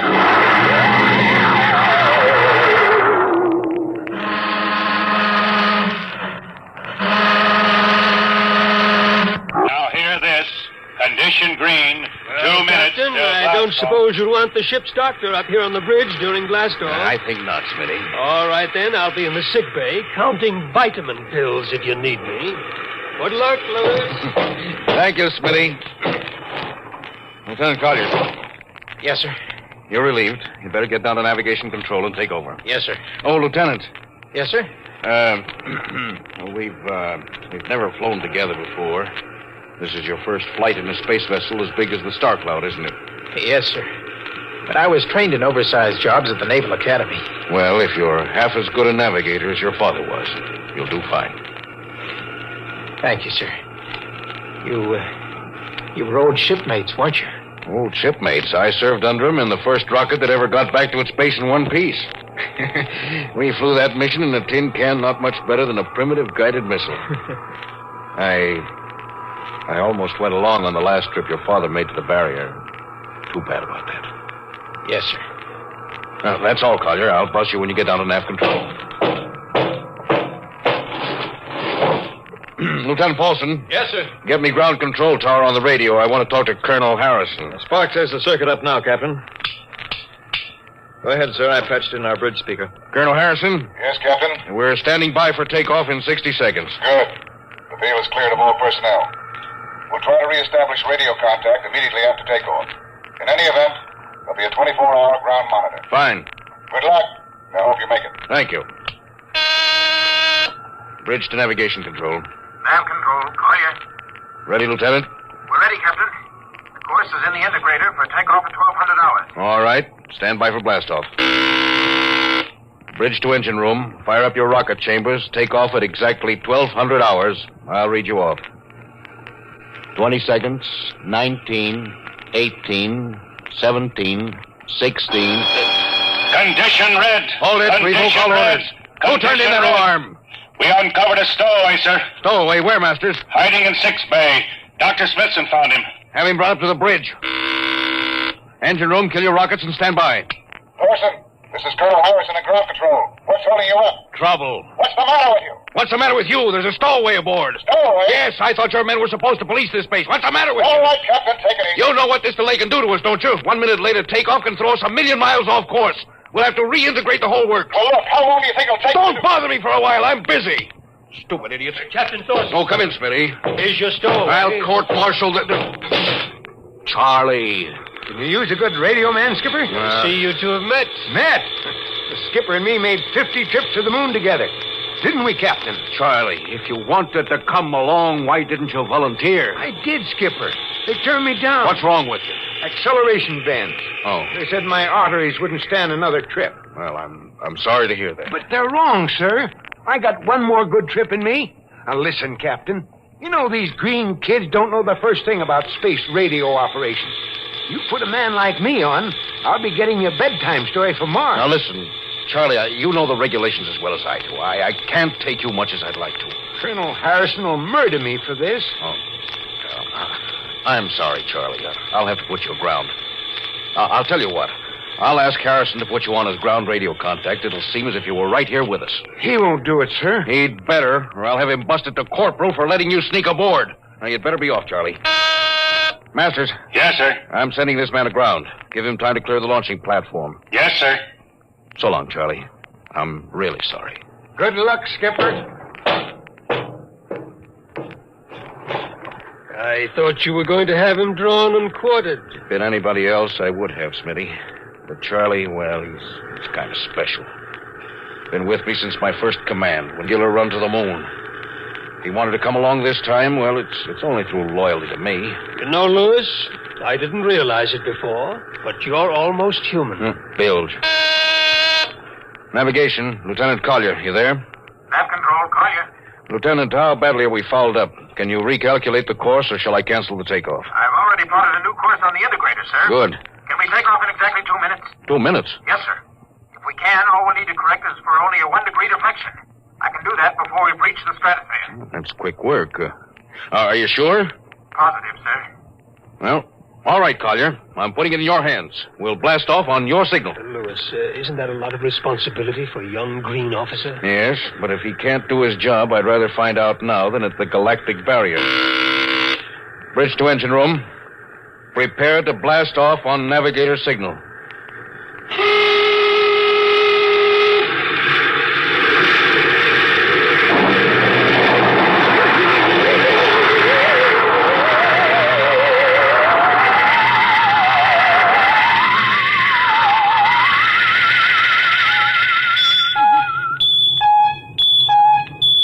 How are we doing, Collier? Coming on the bearing, sir. 4, 3, 2, 0. We've intersected the course vector. Good work, Collier. The course is corrected, sir. Ready to go into atomic overdrive anytime you say. All right, stand by. Now hear this. Now hear this. Prepare for maximum acceleration. Bridge to engine room. Kill your rockets. Rockets out. Fire up number 1 cyclotron. Number 1 ready. Fire up number 2. Number 2 ready. Withdraw your dampening rods. Aye. Fission chamber ready. Blast tubes cleared. All generators operating at capacity, sir. Right. Go into overdrive on the count of 0. 5 seconds, Captain. 3, 2, 2, 1, 1, 0. 0.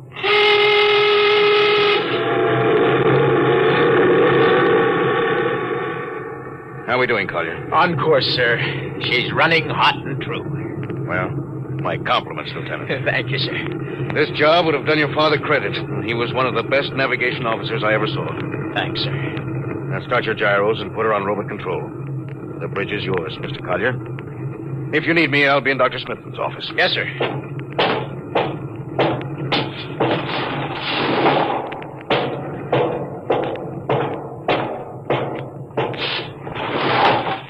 I see you got us off the ground. Yeah, you can thank young Collier for that. Chip off the old block. You knew his father? Matter of fact, I knew him very well. First-rate spaceman. Is he the one who, Yes.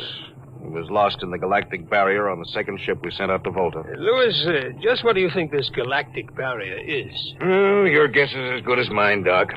All I know is that 5 ships have gone into it. None of them have come back out. How about Miss Strovik's theory that it's a time warp in space, that the ships reach it and slip into another dimension? Rubbish. My theory is that the galactic barrier is nothing more than a radioactive layer of some kind. What makes you say that? Well, we know that radar signals bounce off it like they were hitting an invisible glass wall. And we know that it destroys our ships and crews in some way. There's no other logical explanation. What makes you think we can get through it, Louis? Because we're ready for it. The others weren't. The entire hull is completely shielded with lead. We can crack through any radioactive cloud ever detected. Besides, we're equipped with some new UHF radio devices that should enable us to maintain radio contact with Earth. Nothing can happen. Absolutely nothing. Who are you trying to convince? Myself, I suppose. Louis, you've had your share of glory. First skipper to reach the moon back in 1962. You could have retired. Why are you risking this trip? Because 5 ships are missing. And men like Prentice and Marketson and young Collier's father. I'm tired of seeing good men fed into that meat chopper. Then why are we going? We haven't any choice, Smitty. We're in a race, the kind of race where men and ships are expendable. According to Interspace Code, the first nation to reach Volta can claim it. Personally, I want no part of it. Doc, there are a dozen nations who feel very differently about that. I know. You're right, of course. Well, at least it won't be boring. I'll have to play physician morale builder and mother substitute for 112 slightly nervous men. Your morale doesn't sound too good, Doc. As morale officer, I can state without fear of contradiction, it is terrible. And something tells me that as we approach that galactic barrier, I'm not going to be alone.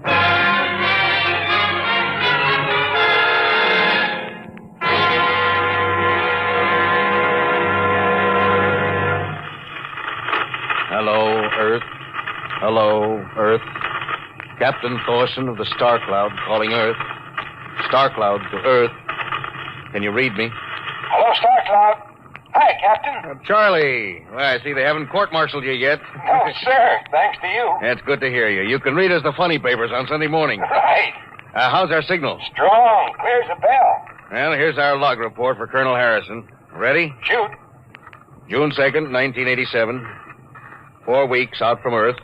Running true, no radiation. Operation normal. Still making our approach to the galactic barrier. That's all, Charlie. See you later. Good luck, Captain. I sure wish I was with you.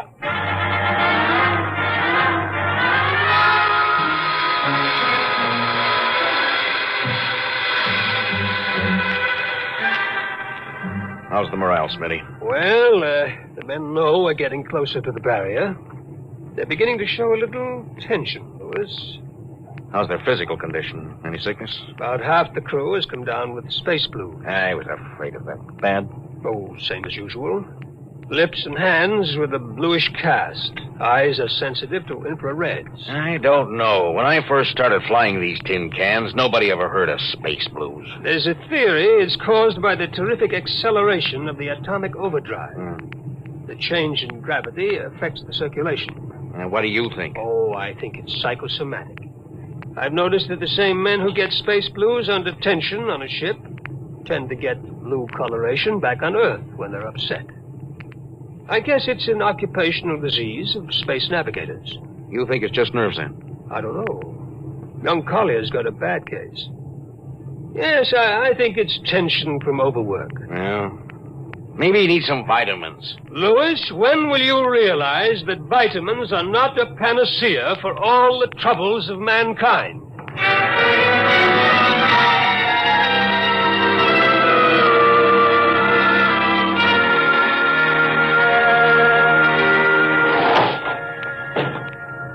Sir, I understand you've relieved me from duty. Dr. Smithson says you aren't looking very well, Collier. I'm just giving you a rest. But, sir, I feel perfectly able to continue. Your lips are as blue as Minnetonka. Captain, I'd like to remain at my post. Now, don't be so foolhardy, Lieutenant. I'm not being foolhardy, sir. You see, I have a special personal reason for wanting this expedition to reach Volta. Oh, your father? Yes, sir, my father. You think he might still be alive?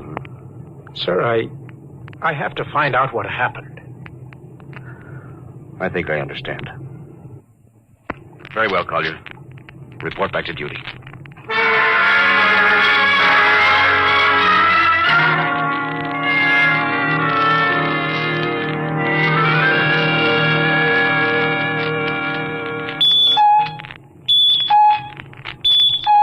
What's the reading, Paul?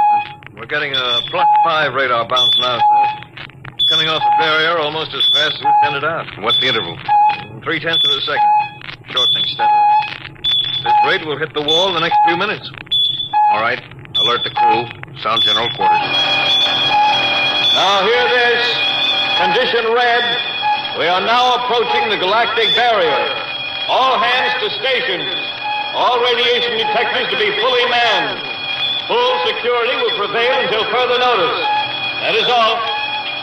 Paulson. Aye, sir. Radar bounce is up to +6. We'd better try to make final contact with Earth. Is Spark still trying to raise the base? Yes, sir, but he's not having much luck. Seems to be some interference.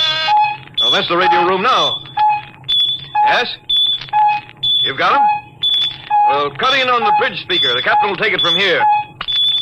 Hello, Star Cloud to Earth. Can you hear me, Earth? Hello, Skipper. I can barely read you. We're getting heavy static from sunspots. That's not sunspots.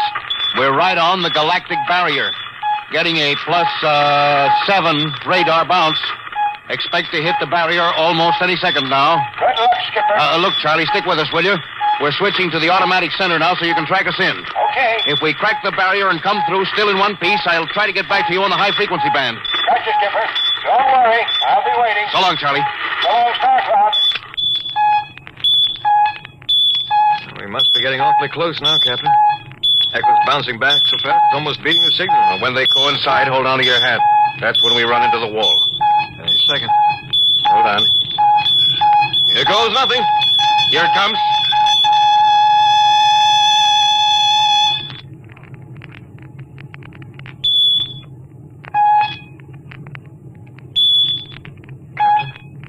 What? Nothing happened. We made it, Captain. No radiation, no time warp, no nothing. The crew's gone crazy, sir. Let them. They earned it. Hey, Doc, can you break out a few bottles of snake bite serum for medicinal purposes? I sure can, Louis. This calls for a celebration. How's your morale now? Couldn't be better. How's yours? Couldn't be better. Hey, what the? Condition red. Condition red. Radiation detected. Condition red. Radiation detected. Holy mackerel. Look at the needle on that indicator. Paulson. I see it, Captain. We're picking up radiation like crazy. What's it like? It's a strong impulse. What kind? I don't know, sir. It's too long for a cosmic ray and too short UHF. The ship's lousy with it. Man your battle stations! Paulson, track it down. Triangulate it and make it fast. I want a directional fifth. Yes, sir. Engine room. Yes, sir. We're picking up radioactivity. Is it the fission chambers? No leak here, sir. I'll check your gauges. Nothing here, Captain. Must be coming from outside. Damage control. Yes, sir. Is radiation penetrating the lead field? Haven't found anything yet, sir. Well, keep at it. Paulson, how are you doing? I've got it fixed, Captain. What is it? I'll have to recheck my figures. Oh, hurry up. The angle is correct. Come on, man, for Pete's sake, what's the radiation from? It's coming from inside the ship. But that's impossible. Oh, sir, I've checked it twice. Well, it's got to be the engines. If it is, we're finished. Engine room. Yes, sir. That radiation must be in the overdrive pile. No, sir. It isn't here, sir. Are you certain? Yes, sir. All right, keep checking. Well, only one thing left to do. Paulson, get a Geiger counter. We're going to start combing this ship inch by inch. Yes, sir. Now turn it on. Yes, sir. Ready, Captain. We'll check the atomic guns first. Come on. We'll cut through the officers' quarters to ordnance. Yes, sir.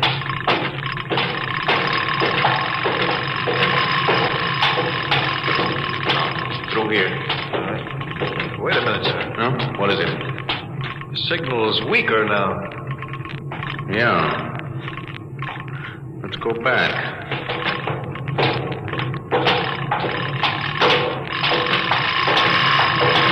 Hold it. Seems strongest right about here. Doesn't make sense. Whose cabin is this? Lieutenant Collier's. Collier! Oh, he's down in nav control, sir. Well, try the door. It's not locked, sir. Yes, it's in here, all right. Listen to that counter. It's strongest over here. Open that wall cabinet. It's locked, sir. I'll smash it. Shut off the Geiger counter. Well, what do you make of this, Paulson? Well, it looks like some sort of portable transmitter, sir. Must be foreign manufacture. I don't recognize the calibration symbols at all. I've never seen anything like it. Which raises a small question. What is Lieutenant Collier doing with a transmitter in his cabin? I don't know, sir. Well, I intend to find out, Paulson. Get down to nav control and bring Collier up to the bridge on the double. Hadn't we better find some way to shut this thing off first? I know a way.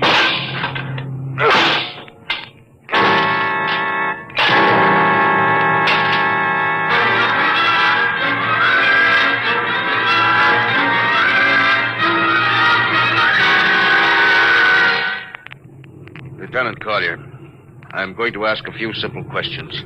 Yes, sir. And I want a few simple answers. Yes, sir. What were you doing with the transmitter in your cabin? Transmitter, Captain. You know nothing about it? No, sir, I don't. Do you recognize these calibration symbols? No, sir. Can you think of how it might have been placed in your cabin without your knowing it? No, sir, unless someone came in while I was on duty. Would that have been possible? Well, I suppose so. Well, if someone had a key. I found your cabin door unlocked. I meant a key to the wall cabinet. I didn't say the wall cabinet. Oh, what? Well, sir, I... You what, Lieutenant? How could you have known it was in the wall cabinet? Well, I just assumed. Lieutenant Collier, I find it hard to believe you would lie. Having known and respected your father and having observed the way you handled your job. However, I intend to get to the root of this thing. May I have your wristwatch, Lieutenant? Sir? Your wristwatch. Here you are, sir. Paulson, turn on that Geiger counter. Yes, sir. Now hold this watch next to it. Yes, sir. That's all. Lieutenant, if you hadn't any close contact with that transmitter, how do you explain the radioactivity of this watch? Well, I don't, sir. I think you'd better. To whom were you sending those signals? Condition red. Condition red. There's your answer, Captain. What is this, Collier? Alien spaceship approaching. Alien spaceship approaching. Collier, who's aboard that ship? All right, now talk. Very well, Captain. My mission seems completed. Your mission? Are you admitting that you're an agent of a foreign power? I am stating it. What nation? No nation, Captain. What? I am an agent of the Voltan government. The what? The government of the planet of Voltan. Are you crazy? Are you so stupid that you think your people are the only ones who can invade another planet? Lieutenant, what do you mean? We've had agents operating on Earth since 1945. I don't believe you. What do you think happened to those 5 ships, Captain? Where do you suppose we got our information? Your language, your culture, family background. Your appearance, you look like... Like Commander Collier? Is that so surprising, Captain? We had a living model. I ought to kill you. That would be very foolish, Captain.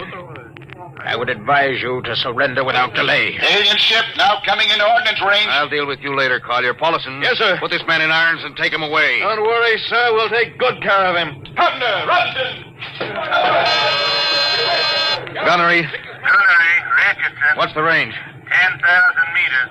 They're closing fast. Put your guns on radar tracking. Tracking. Coming on the bearing. Fire. Fire, Richardson. Did you hear me? Fire! What's the matter down there? Did you hear me? Richardson, answer me! What? Who? It's no use to shout, Captain. Collier. How did you get loose? Where's Paulison? Lieutenant Paulison is dead. All stations, Lieutenant Collier has escaped. Seize him, men! Don't waste your breath, Captain. Your men can't hear you. What? Those still alive are my men. You're lying. No, Captain. Every ship that has ever left Earth was controlled by a Voltaire crew. That's impossible. Those were hand-picked men. Hand-picked by us. I don't believe you. Then why not call for help? Carpenter, Robinson, Haley, report. Carpenter! Robinson! Haley! Wait. Report. You see, Captain, it is quite useless. The Star Cloud will be taken to Volta for, shall we say, further experimentation. I see. Of course, there's one thing you haven't counted on. And just what is that, Captain? This...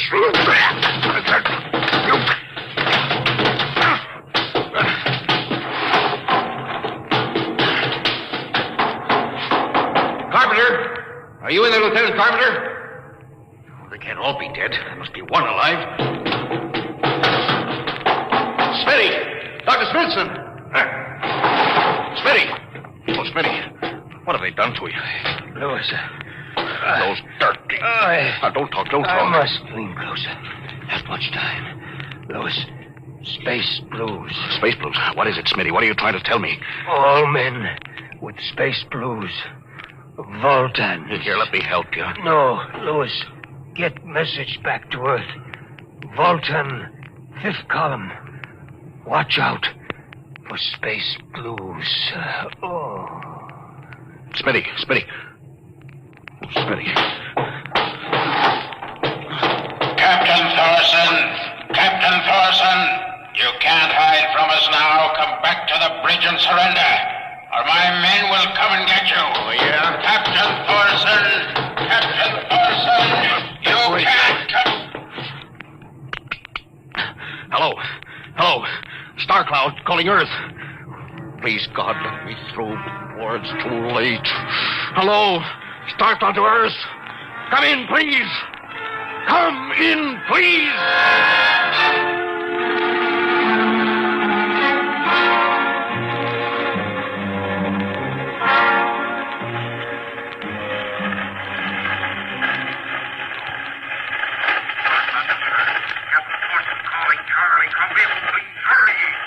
Hello? Can you hear me, Charlie?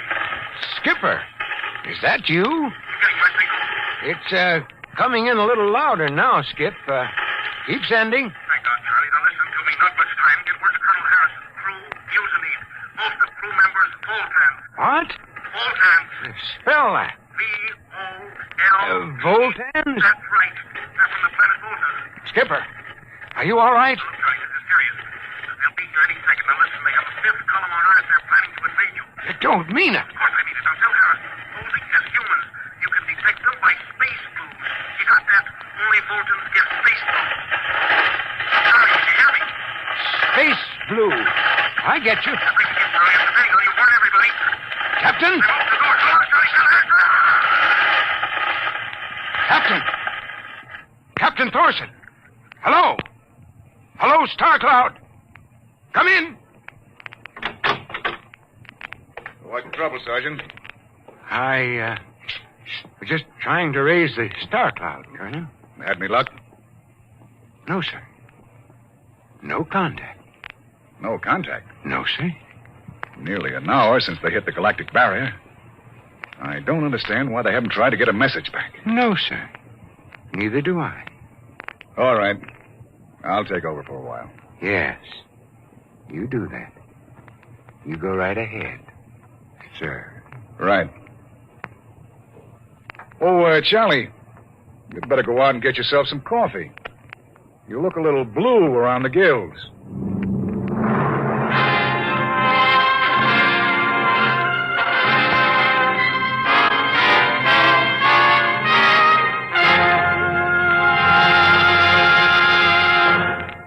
You have just heard No Contact, an adventure in time, space, and the unknown. The world of Dimension.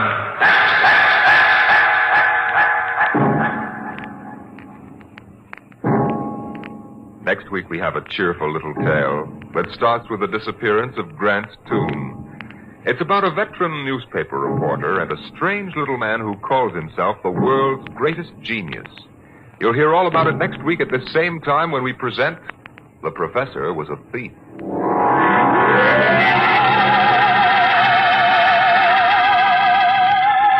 Dimension X has presented No Contact, an original story written by George Lefferts from a storyline by Lefferts and Ernest Kinoy. Featured in the cast were Louis Van Ruten as Captain Thorson, Donald Buca as Lieutenant Collier, and Cameron Prudhomme as Charlie. Your host was Norman Rose. Music by Albert Berman, engineer Bill Chambers. Dimension X is produced by William Welch and directed by Edward King. Adventures in Time and Space. Transcribed in future tense. Dimension.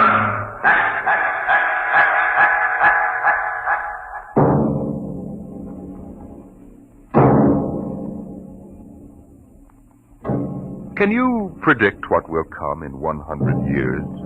Or in 10? Or in the next minute? Can you see beyond the known dimensions of time and space into the unknown Dimension X? Today we tell you a story of America's largest city, a story that began in the bustling city room of a New York metropolitan daily.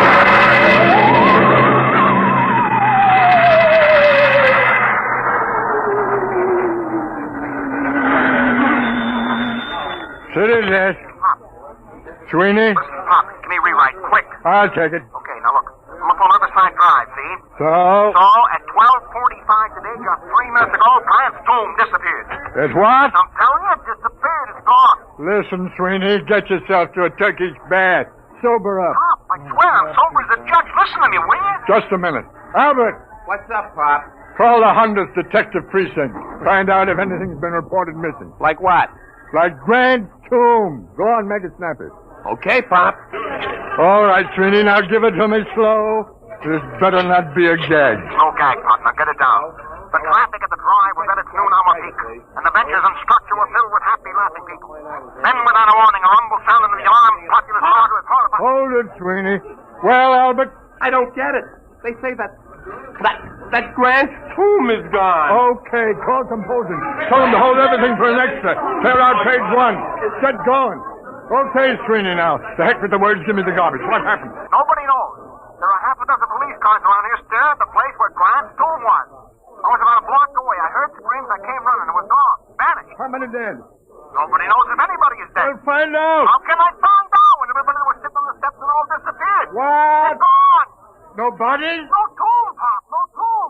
Okay, you hoof it back up there and get stories from some witnesses. Now call me back. Albert! Yes, Pop? Get Columbia University on the phone, get a statement. Right. Research! Yes, sir. Grab an encyclopedia, see if anything like this ever happened before. Hey, Walters! Yeah, Pop? Call the army, find out about secret weapons. Hello, composing. This is Pop Adderby on the city desk. Start setting up an extra. I want to hit the street in 20 minutes. Second extra in an hour with pictures. Okay, what are you waiting for? Get 'em rolling.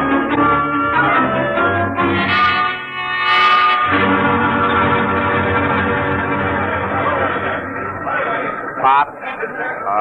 Pop. Oh, I'm busy, Albert. Yes, sir. Pop, Mr. Colborne wants to see you. Pronto. Tell him I'm busy. Well, he says to come now. Oh, of all the flat-headed publishers to saddle a newspaper with. Okay. Sweeney calls, switch it to Colburn's office. Okay, Pop. Come in. Listen, Mr. Colburn, I'm very busy now. There's an extra on the rollers and... I know. I just called composing and ordered them to stop it. Stop it? Are you... Adderby, you've been on the city desk of the Herald for 25 years now. Since when do you waste thousands of dollars on an April Fool issue? April Fool? Listen, Grant's tomb is missing. Is that a story? Or am I dead from the neck up? Did you check it? Yes, and Sweeney... How do you know it's true? Well, if you... What do you mean spreading cold terror all over town? But Sweeney... The devil with Sweeney. How do you know it isn't just a hallucination? Mass hypnotism, something like that. Well, what if it is? Adderby, if this is a farce, we'll be in Dutch, but good. Civil suits, criminal action. We're the only paper in town on the streets with an extra. The other editors don't believe this story for one instant. It takes guts to run a paper. Well, if that's what it takes, you've got too many. You took the authority for this without even trying to find me and get an okay. Your father-in-law knew a story has to run while it's hot. All right. You ran this while it was so hot, our first 10 papers drove the city into a panic. How do we know this whole thing isn't a big... Hello. Now there's Corborn. Yes, he's here. It what? Oh, well, that's fine. That's fine and dandy. You're fired. It's your star reporter, Mr. Sweeney, formerly of the Herald. Formerly? Give me that phone. Hello, Sweeney. Did you get the pictures? How are things up there? I'll need more witnesses. What? It's back. Fine. What did you say? It's back. Grant's tomb is back. I'm sorry. You're sorry. All right, golden boy. Now give it to me slow. Make it sound intelligent. It just reappeared, that's all. What about the people who were inside? All back. Don't remember a thing. It's just like it never happened at all. It's a miracle. It's a miracle. We got an extra on the streets with 28 types screaming that Grant's tomb has vanished, and you calmly call me up to tell me that it's back. But it was gone. I tell you, Pop. Sweeney. What? Do me a favor, will you? Yeah, what? Drop dead. Well, that'll be. Guess we'll run a retraction. Just doesn't make sense. 12 police cars saw it. We've got statements from witnesses. I told you it was hysteria. Look at the man from Mars broadcast that Orson Welles did. 1,000 people will swear they saw the monsters. Oh, I don't know. I'm all confused. Well, let's look at it this way, Adderby. Maybe you've had enough. Enough what? You've been on the city desk 25 years now. That makes you, 55? 54. What are you driving at, Mr. Colby? I mean, maybe you ought to retire. Retire? We need new people, new ideas. I've been thinking about it for some time now. With Social Security, you'd get... About $20. Fine. Now, you listen. I brought this paper into the world, and it's going to take me out. I was on that city desk before you ever heard of a stick of type. Then you come along and marry a publisher's daughter. That's enough. I made a mistake, okay. Anybody can make a mistake. I still think there's something in this story. Sweeney's been around too long to blow one like this. Even when he's drunk, he's a better newspaper man than most. I'm sorry. Effective today, you're relieved as city editor. Sanford will take over. Sanford? Why, he's green as grass. If you want to stay on in some minor job... Such as... Well, how about science editor? Science editor. You could have the office right next to mine. It'll pay the rent. Well? Oh, I don't know. I don't know what I'll do. Been on the city desk so long. Well, maybe it's too much excitement for a man your age. Stop writing me off, will you? I'm sick. I'm 54. And a man at 54... is no longer a boy. Oh, I don't know. Maybe I am losing my grip. Gotta go somewhere and think it over. All right, Adderby. Take your time. I'll be across the street at Burley's bar if you need me. I'll let you know before the bulldog hits the streets.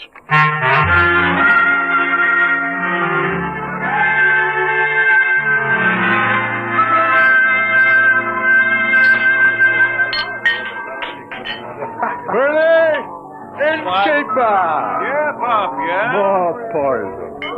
Haven't you had enough, Pop? Yeah, this is a solemn occasion, Burley. For the hemlock. What's the occasion, Pop? I am now a husband. No. Reduced. Humiliated. You, Pop? Never. Meet the new science editor of the Sunday Supplement, me. Knows much about science as J.P.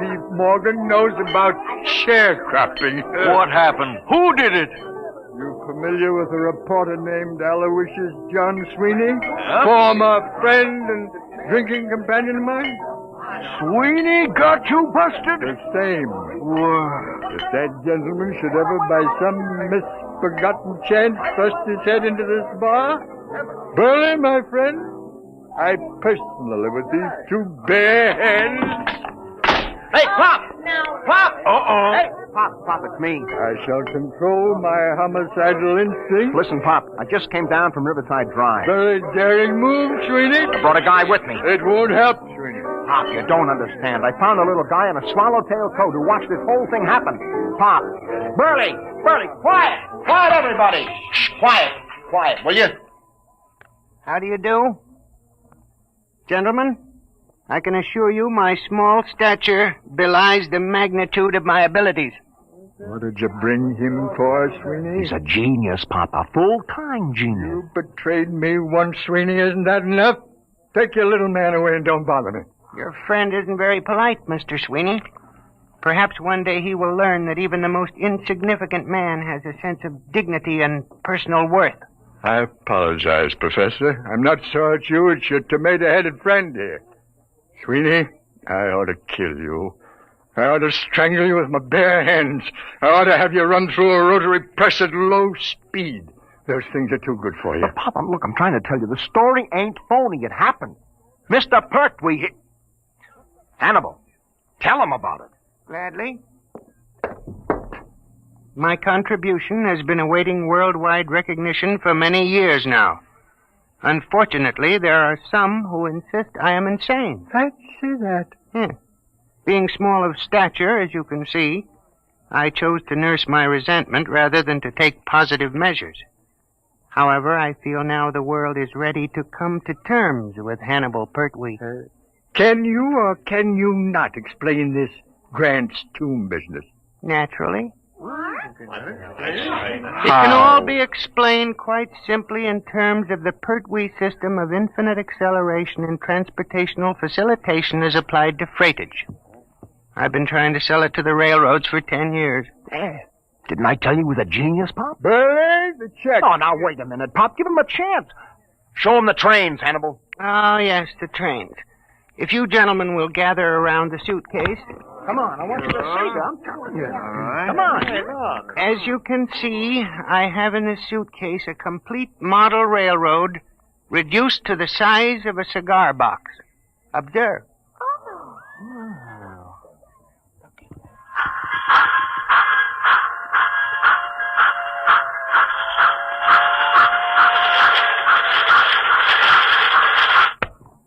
That's enough, I think. They run! Just like real trains! Sweeney, not content with ruining my life, losing me my job, driving me to alcohol, you're now trying to drive me out of my mind with an obvious madman who builds model railroads. Here's the money, Burley. Keep the change. Oh, but Pop, Goodbye, gentlemen. Pop, you're not even giving him a chance. Out of my way. Listen, Pop, please. Out of my way. It's always the same. They won't listen to me. Oh, I guess Pop is losing his grip. I hate them. No, don't take it so hard, Hannibal. Maybe it was all a hallucination. The Pertwee theory is not an hallucination. Sure. Well, it was a good try anyway. I guess I'll go back to the office and pick up my stuff. But I'll show them. Someday they'll listen. Sure. You'll show them, Hannibal. Hey, Burley, fix Professor Pertwee here with a double scotch. Ahead, make it a triple.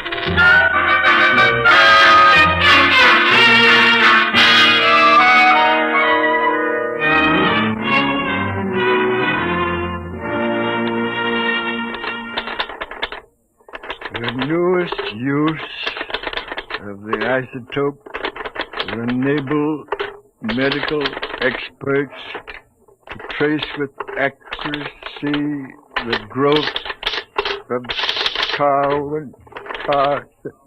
Oh, nuts. Maybe it's better to be unemployed. Science editor speaking. Pop? Yeah? Sweeney, Listen, I got a story. I thought Colburn canned you. Heck, you can't fire me. Listen, you know Burley's Bar? Does DiMaggio know Yankee Stadium? What about Burley's Bar? It's gone. Oh, Sweeney. On the level, Pop, just a few seconds ago. Take a look at the window. Sweeney, I warn you. Take a look. Okay, Sweeney, hang on. Albert? Yes, Pop? Do me a favor. Stick your head out of that window and tell me if anything unusual is going on at Burley's Corner. Okay, Pop. Holy jumping catfish! Huh? It's gone! Come here and look! Well, I'll be a monkey. Hey, where's Colburn? He went to a polo match out on Long Island. Who's on the city desk? Young Stan? Come on. That's a city desk, Sanford. Okay, I'll give it to rewrite. Just a second. City desk. What? Are you nuts? What? Everybody listen to this, will you? It's Martinson down at 34th Street. He says the Empire State Building has disappeared. Can you feature that? What are you going to do about it? Do? Am I supposed to do something? He's gone nuts. Give me that phone. Hey, let's Give me that phone. Hello, Marty. This is Pop. Pop, what are you doing on there? Never mind what happened. Well, I'm down at the precinct. 5 minutes ago, a cop staggered in. It's gone, he says. What's gone, they say? The Empire State, he says. Well, I figured I better call. Okay, get down there and get the details. In case you need to convince a Burley's Bar went just before you call. Holy mackerel, what a catastrophe that is. Okay, Pop, I'll call you. Look at the skyline. The Empire State isn't there. No. Don't get panicky. Don't get panicky. It may come back just like Grant's tomb. Okay, Pop. You'll take over, won't you? I'm kind of shaky. Will I? I'll show you fledglings how to run a newspaper together. Wallace? Yeah, Pop. Get a camera down to Empire State. Right. What a story. Call the mayor, Albert. Tell him ask what he intends to do. Check. Where's the research department? Right here, sir. Columbia University says it's mass hypnotism. Tell him to... No, dress it up and shoot it down. Yes, sir. Research! Wait a minute. Yes, sir. Find out how many people are usually in the Empire State. Yes, sir. No, don't try to call the Empire State to find out. No. No, it isn't there. City death. Shoot. Frank Walter, listen. I'm dead sober, see? Yeah, the garbage, Frankie, the garbage. Remember, I'm sober. S as in sober, O as in sober. Come on, what happened? Help me, Pop. Penn Station just disappeared. Vanished. Thin air. Jumping turtles. The people too? People trained the works. I'm telling you, there's a hole a block wide. I was lucky I was only a block away. You saw it? Eyewitness. Oh, bless you, my boy, talk. There was a rumble, see? A kind of electrical hum in the air. And all of a sudden, the station seemed to cave in on itself. Wango.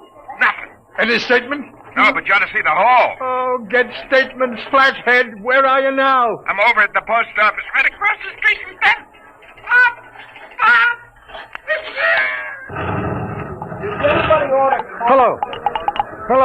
Hello, Frankie. Frankie, operator. Pop, we got a flash. The United States Post Office just went. The whole darn city is going piece by piece. Don't lose your head, Albert. Hello. This is the composing room about that Empire State Building story. Well, it's old news. We've just lost Penn Station and the post office. Get out a new banner head. New York City vanishing. What about copy? You don't need copy for a story like this. Tell that linotype operators to use their imagination. Albert! Pop? Anything else missing? Price for building, maybe? Nothing yet, Pop. Oh. Anything reappeared yet? No word on anything. Maybe things are stabilizing. Crawl composing. Tell them to start rolling. Right, Pop. And find Sweeney. Telephone from downstairs a while ago. I forgot all about him. Tell him he's hired again. I'll print any statement that isn't immoral. Uh-oh, Pop. Here comes Mr. Trouble. Oh, now, take it easy, Colburn. Adam B., what are you doing at the city desk? Where's Sanborn? What's going on here anyway? Has everyone gone out of his mind? Listen, the Empire State, the Penn Station, and the post office have all been missing for almost 5 minutes. Get away from that desk, you. Drop that telephone. Listen. I don't care if Washington, D.C. has been bombed by the Martians. I want you out of this office in 2 minutes. Albert, cancel those extras. Pop, you get out, you're fired. Oh, you're not being reasonable. I'm not interested in the other papers. Just get out of here before I go stark raving mad.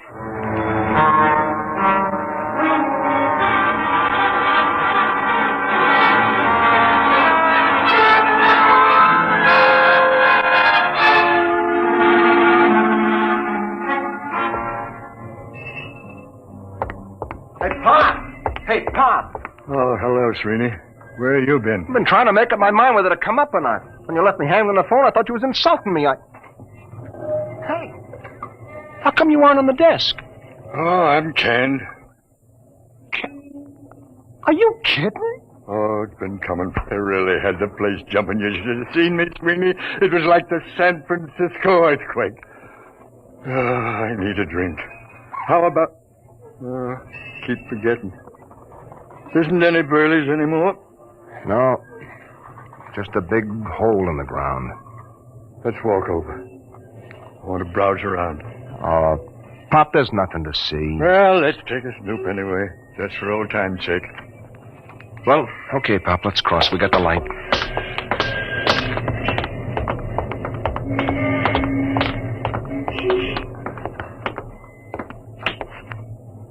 Well, will you look at that?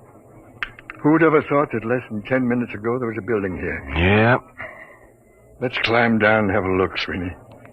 Well, what for, Pop? It's getting dark, you know. We'll break our necks. Sweeney, where's your old reporter spirit? Come on.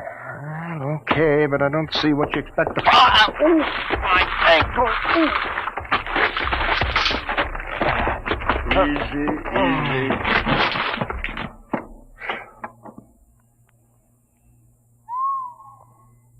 Clean as a bone. Well, let's walk around a bit.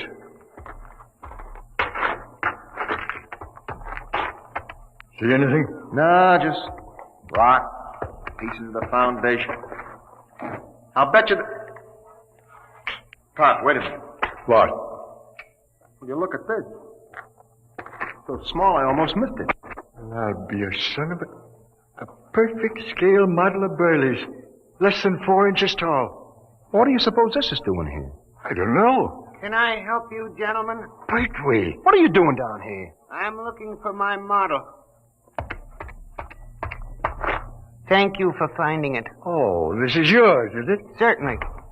Now, if you'll be kind enough to hand it to me, I'll just put it back in my suitcase. You better give it to him, Pop. All right. Thank you. There we are. Thank you, gentlemen. I thought you just went in for model trains. I have always been preoccupied with tiny things, but lately I've been branching out. Well, I really must be going. Thank you very much. He's as loony as a bat.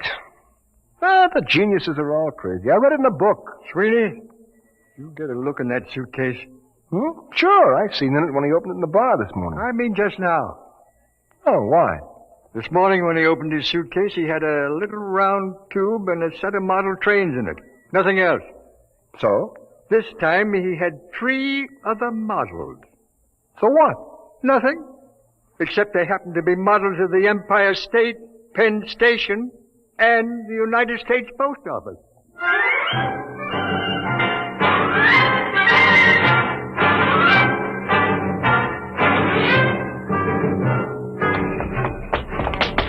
There he goes down the block, Pop. Pertwee, come back here. He's starting to run. Here's a cab. Come on. What to, Mac? Catch up with that little guy running down on the block. Make it fast. Okay, Mac.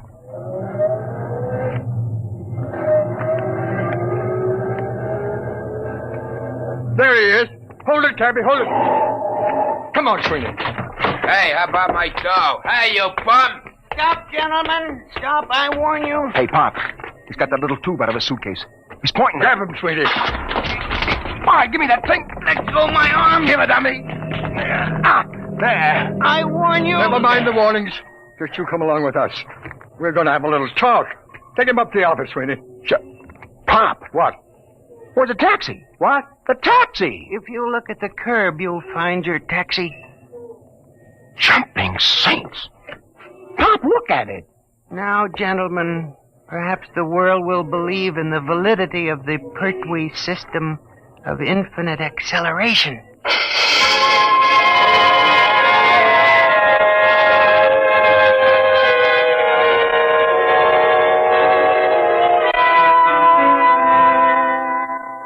All right, Hannibal, now you start talking. I won't. Hold his hand, Sweeney. At the pleasure.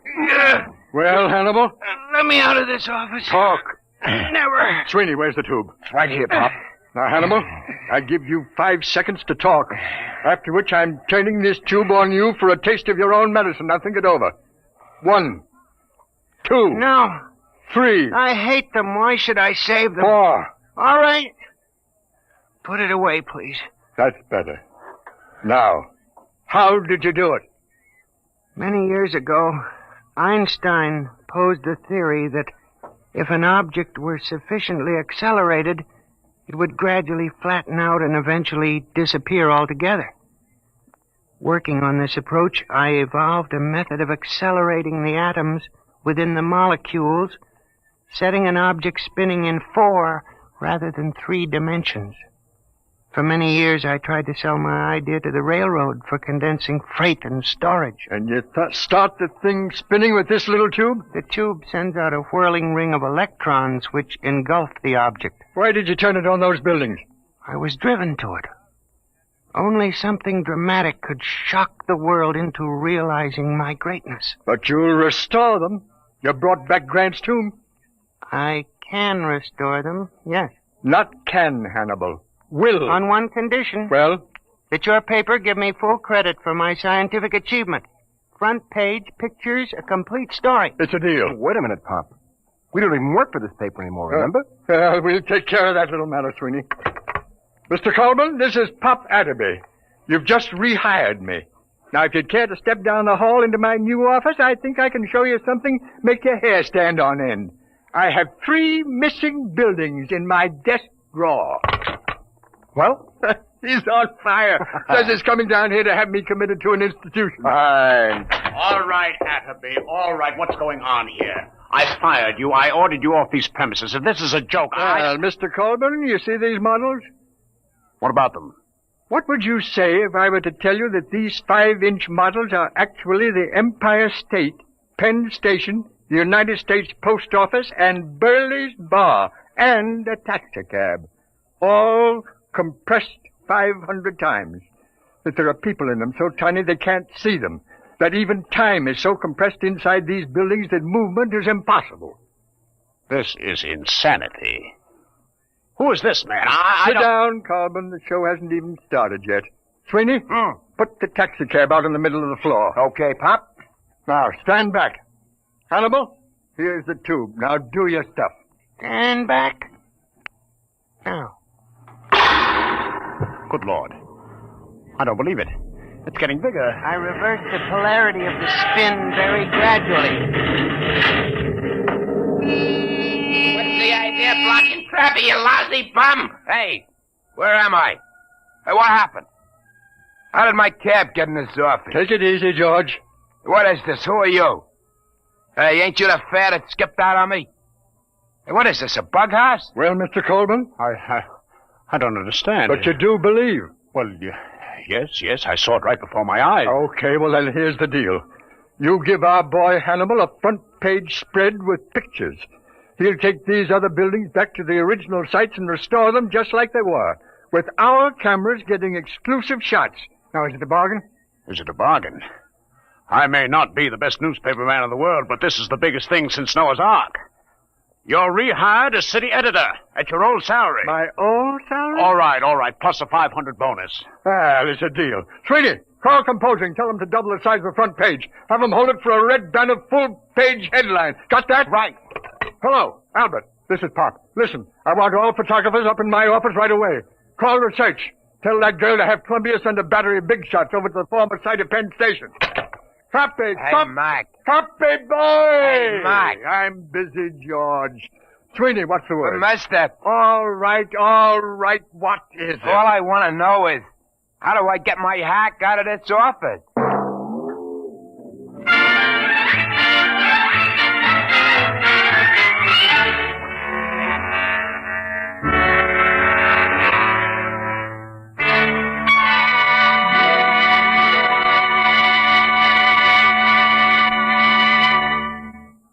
You have just heard another adventure in time, space, and the unknown world of the future. The world of Dimension X.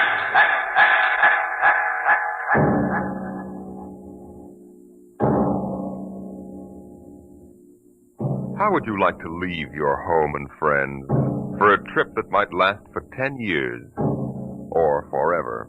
You'll hear all about it on Dimension X next week when we present Shanghai. Today, Dimension X has presented The Professor Was a Thief, an adaptation by George Lefferts of a story by L. Ron Hubbard. Featured in the cast were Arthur Maitland as Pop, John Larkin as Sweeney, and John Gibson as the Professor. Your host was Norman Rose. Music by Bert Berman, engineer Bill Chambers. Dimension X is produced by William Welch and directed by Edward King.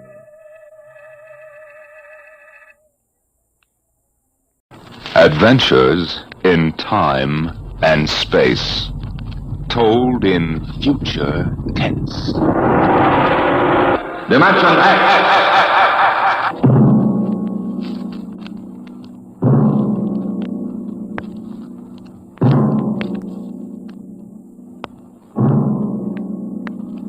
Can you predict what will come in 100 years? Or in 10? Or in the next minute? Some people think they can. Nuclear scientists, mathematicians, astronomers, biologists. They'll predict the shape of the future. Why? Because they make the future. Because they see beyond the known dimensions of time and space. Into the unknown. Dimension X. We go ahead now in time to 1965. We're on a vast concrete runway set in the desert of the Southwest. A giant metal ship stands before us, prow pointed for the stars. And in 5 minutes, the signal will flash, and it will tear up through the atmosphere to the outer limit. Attention. Attention. Clear field for takeoff. Clear field. 5 minutes, Steve. For takeoff. Warm her up, Charlie. I want to go over procedure again, Steve. Don't worry, I got it straight. You just make sure. Okay. I take her up on jets to 50,000, then I cut in the rockets. No lower, or your tail blast will burn out 3 counties. I climb 4 minutes on rockets, then start maneuver tests. Remember that, no more than 4 minutes. Right. This ship isn't like those strato-rockets you've been testing. She's the first one built for outer space. If she works, she can go clear to the moon. If I'd have known that, I'd have brought my toothbrush. Well, not this trip. Now get this, Steve. You've got power there to clear the Earth's gravitational field. But remember, after you cut in the rockets, you've only got 10 minutes fuel. If you go beyond the outer limit and don't save fuel for the return... I know, I won't get down again. That's right, Steve. You'll drift off into space. Get that now. 10 minutes fuel. Gotcha. As far as I'm concerned, this project is a lot more important than that cosmic ray bomb they're testing out in the Pacific tonight. Well, the Security Commission brass doesn't think so. I don't see any undersecretaries under anything. Don't worry. In the long run, our ship will make the CR bomb back-page stuff. But in the meantime, it's just as dangerous. Remember, half the principles in this ship are pure theory, Steve. Slide rule stuff. If anything goes wrong, we may have to scrape you off the landscape with a soup spoon. You have a charming sense of humor. Well, here's what I'm getting at. We're risking your neck in this test. If anything blows, we don't want to have the next man pull the same boner. I know, Hank. So keep your mic open and keep talking. If anything goes wrong, we want to know exactly why. And we won't be able to ask you. Let us know before you pull every switch. Before you do anything. You got that? Yeah. Even if you only have to blow your nose. All right, get those fuel lines away. Okay, Mr. Crow. Well, I guess that's about all, Steve. Hey, that reminds me. Look, if Mary calls, I'm just up on a milk run. I didn't tell her today was it. How is she? She's okay, but she's due about now, and I don't want her to be nervous. Hey, I didn't know the baby was that close. Yeah? Steve, I really ought to be sending a single man on this job. What, and cut me out of a soft paycheck? Forget it, Hank. You know you can't get anybody else who can take 15 G's acceleration when those rockets cut in. Yeah, I know. It's time, Steve. Yeah. Well, see you later. Don't worry, Hank. I'll sweat for both of us. Button her up, Charlie. So long, Hank. So long. We'll give you the light from control. X2R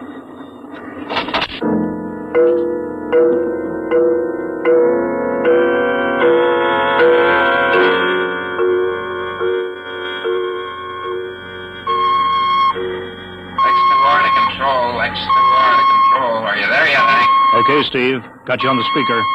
I'm ready to go. Mr. Hanson. Ready on radar, Sergeant? Check. Mr. Hanson, you better see this. What is it, Elsie? Message center for Steve. Mrs. Weston just left for the hospital. What? Hello, Steve. Yeah. Stand by a minute. Shall we hold the takeoff, Mr. Hanson? What? Oh, yes. No, wait just a minute. It's too late now. You going to tell him? Maybe he's got enough to worry about. Hey, what's holding us up, Hank? Something on your mind? No, it's nothing, Steve. I just wanted to say good luck. Clear for takeoff, Charlie? Right. Okay. Give him the light.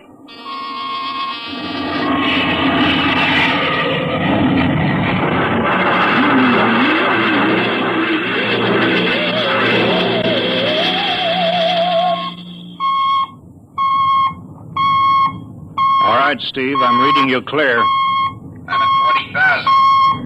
Airspeed 600. She's running fine. Soundproofing works. There's a third-degree waiver in the AGY pressure. Got that, Charlie? Check. Dead center on radar, Mr. Hanson. 50,000 now. Cutting out the port jet. Now the starboard. I'm off jets. Airspeed dropping. Opening the rocket ports. Switch sticks a little, Charlie. Oxy alcohol pressure 350. All right, now I'm advancing the ignition key. Here goes rocket one.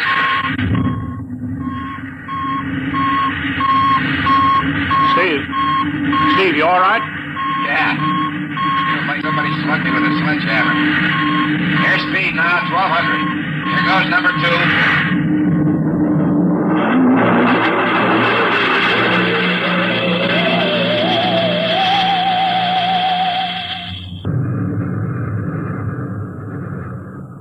Hello, Steve. Elapsed rocket time is now 4 minutes. What's your altitude?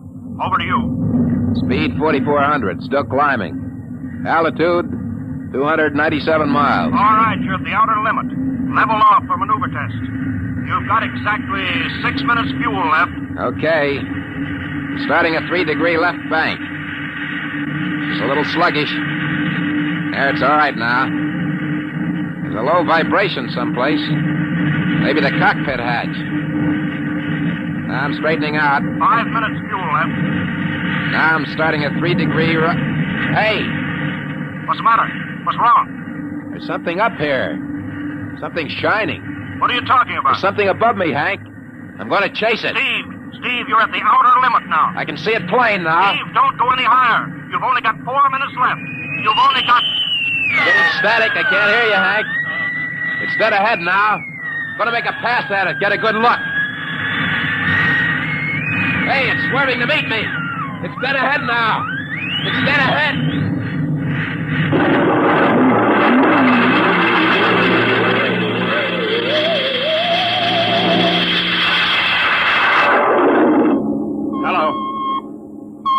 Hello, Steve. Steve, come in. 9 minutes fuel gone. Still no sign on radar. Hello, Steve. Steve, what's happened? Charlie, get out the crash squad. Tell the Army squadron to alert their search planes. Right. 9.5 minutes gone. Hello, Steve. Squadron. What's happened? What the devil is it? Charlie, Hello. for Mr. Hanson. Come in, Steve. We need a search squadron. Come in. No, Mr. Hanson's busy. Hello, Steve. Hello, Steve. 10 minutes, Mr. Hanson. That's the end of his fuel.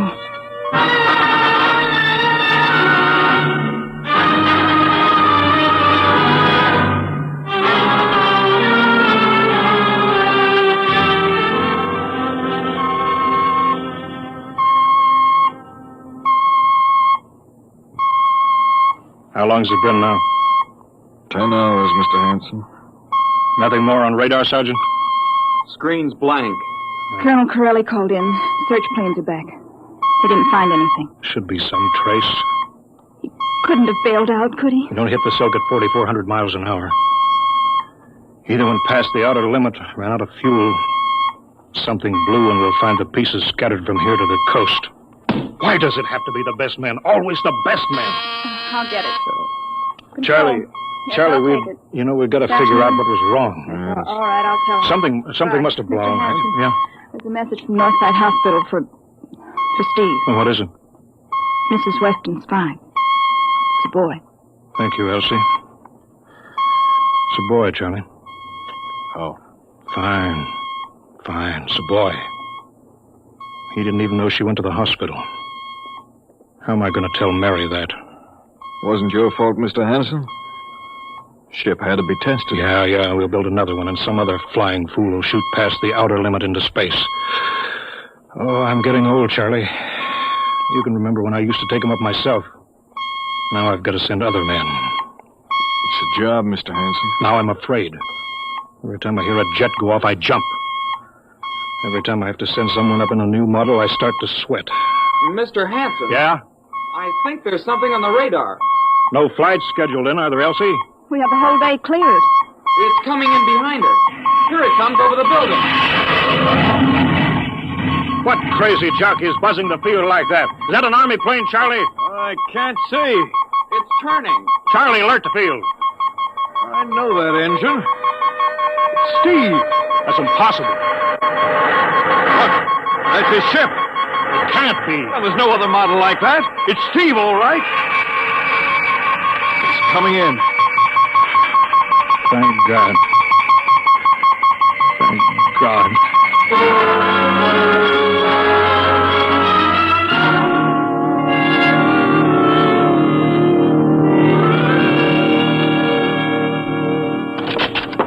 All right, sit down, Steve. The quicker we get this done, the quicker you get over to see Mary and the baby. Hank. Elsie, give the order to check and refuel the rockets.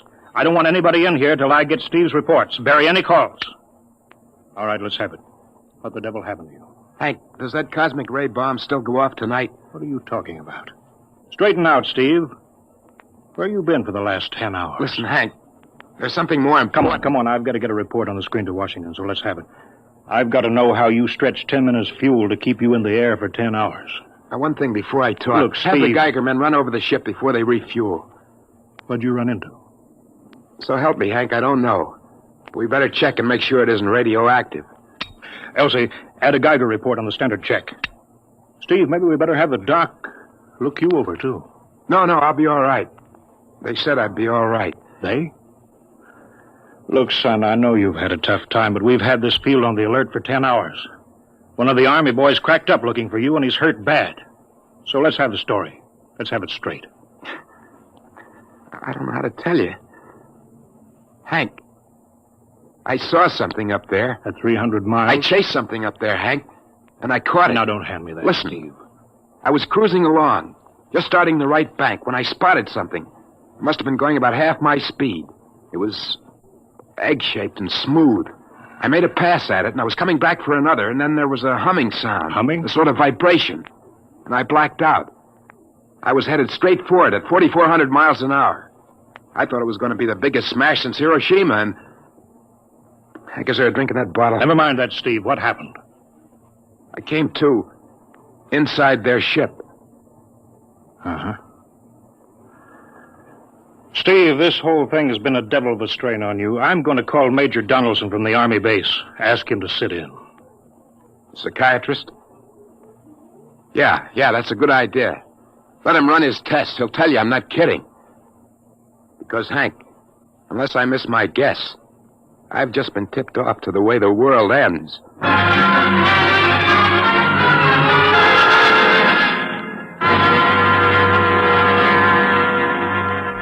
All right, Mr. Weston, suppose you continue your story. Yes, let's have it, Steve. You woke up inside the ship? Yes, and the place was jammed with machinery.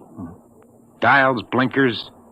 I couldn't recognize anything. And you were surrounded by these men from Mars? I didn't say anything about men from Mars. I didn't even say they were men. I couldn't see them clearly. They were just there. Where did they come from, then? Another galaxy. Millions of miles outside of our solar system. That's all I know. You figure out where they came from. And they came all that distance to find the Earth? Yes. Did they tell you that? Yes. You mean they spoke English to you? No, they didn't. That's funny. Hadn't thought. They didn't really speak to me at all. They just planted the thoughts in my mind. You mean thought transference, telepathy? Yes, that's right. Well, Steve, what brought them here? We did, Hank. We rang their bell. We brought them in. Well, how? With our atomic explosions. Hank, that's why you've got to stop that bomb test tonight. I'll give up. Look, you've got to believe me, Hank. Oh, how can I make you understand? Maybe I can help, Mr. Weston. Would you submit to narcopsychometry? What's that? Under proper drugs, I can put you back in this, ship. By suggestion. Then we can get a playback record of your memory pattern on the audio circuit. How long will that take? Half an hour. We'll have to go over to the lab. Will you believe me if it checks? It will give us an accurate memory picture of what your mind reports. All right, let's go. Hank, you gotta believe me. We haven't got much time.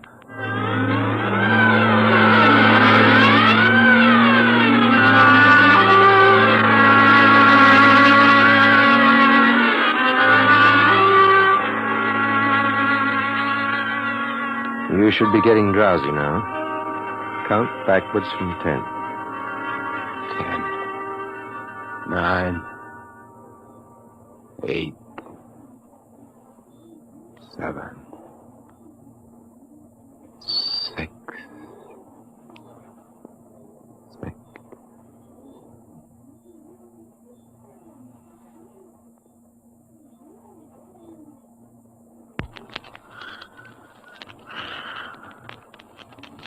He's under. Now we attach the head plate electrodes. The cortical pickup. Look out for that wire, Mr. Henson. 3.0 setting. 31.3. Now throw that switch, Mr. Henson. I have to start him off by suggestion. All right, Steve. You're in your ship now. You're in the rocket. You're in the rocket. You're in the rocket. And you've just sighted something strange. Now I'm starting at 3 degree right. What's that? Hey, there's something up here. Something shining. His memory pattern. We're picking it up electronically. There's something above me, Hank. I'm going to chase it. It's piped through the audio circuits. I'm getting static. I can't hear you, Hank. This is where we lost contact with him. I'm going to make a pass at it and... Hey, it's swerving to meet me. It's dead ahead now. It's dead ahead.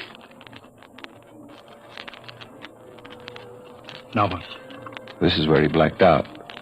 There's no telling how long, minutes or hours. What's that noise? I don't know, quiet. Where? How did I get in here? What? Who are you? Is he seeing things? Intergalactic Patrol. What's that? What are they saying, Steve? What are they saying? It's about nuclear fission. They know about it. They know the danger of it. Long ago, they had wars that almost destroyed them. But finally, they learned. Now they've outlawed war. Go on, Steve. They patrol space. When their detector picks up an atomic explosion, they send a patrol. What are they going to do? They've quarantined us. Quarantined? They've isolated the Earth. Because we don't know how to control ourselves yet.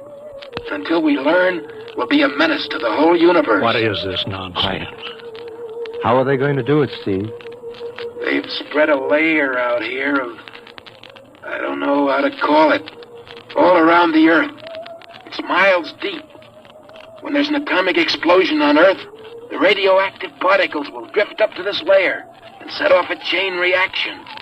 It'll go around the world in microseconds. And that's the end. The end? What's he... Wait. Yes. Yes.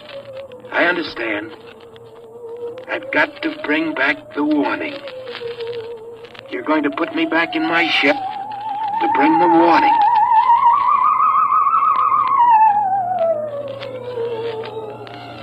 Now what? Blacked out again. I guess that's all. What does all that mean? It's what he remembers. Don't think that really happened. No. Narcopsychometry circuits produce what he remembers. It just means that Steve believes this happened. I don't like to see this. I've seen too many tough pilots snap. Steve is the best I've known. How bad do you think he is? Frankly, outside of the presence of this well-organized hallucination, there's no sign of unbalance. May not be too serious. If he had a more plausible story, I'd be inclined to believe him. Warning. Hank. It's all right, boy. Did you hear it, Hank?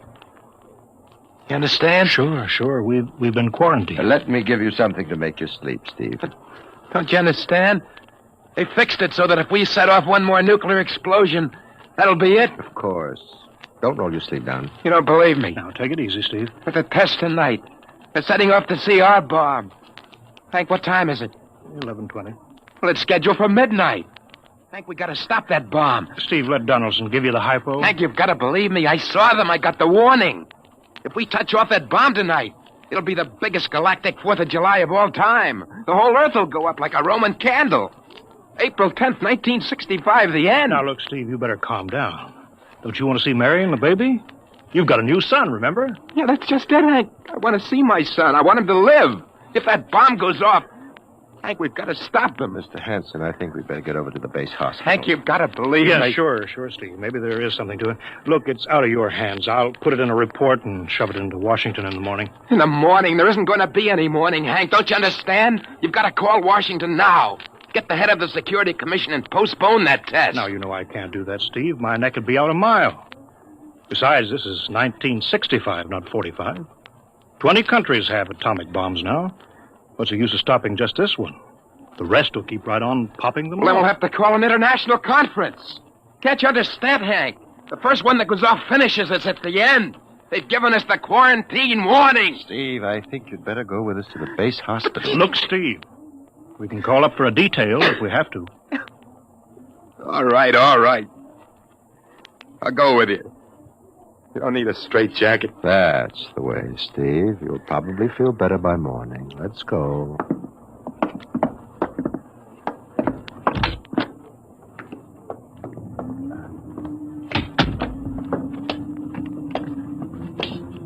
Well, Steve, tomorrow I'll drive you over to the hospital to see Mary and the kid.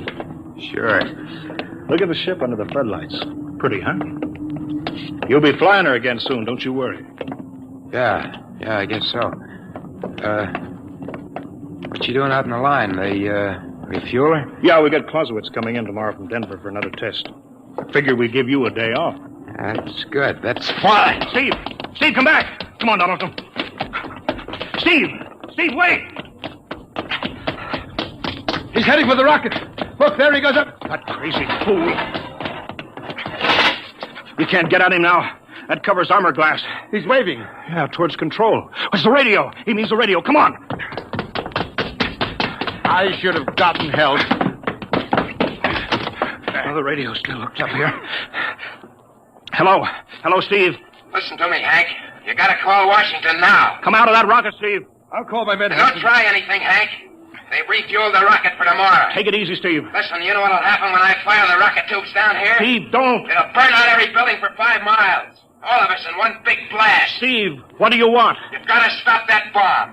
You got to call Washington right now. They won't believe me. You make that call or I cut in the rocket. Now, I mean it, Hank. Now, hook my screen to yours in parallel. I want to see exactly what you're doing. All right. Just don't fire those rockets. Get going, Hank. You got 12 minutes to make that call and stop that bomb. All right, I'm making the parallel hookup right now. Donaldson, you think he'll really blast? I don't know. Up to now, I'd almost say he was normal, but now he's liable to do anything, Hanson. Steve, there, you getting it on your screen? Yeah. Now, put that call through. All right. Operator. Visit screen to Washington. The visit-screen circuits are busy, sir. If you'll try again in half an hour. This is Security Commission priority. Break in, get me a line. Yes, sir. Just a moment, please. 10 minutes, Hank. Listen, Steve, I'm trying. Ready to take your call, sir. Washington, Security Commission 3. This is urgent. I want Undersecretary Herbert Ames. Washington 3. 1 moment, please. Hurry, will you? 1 moment, please.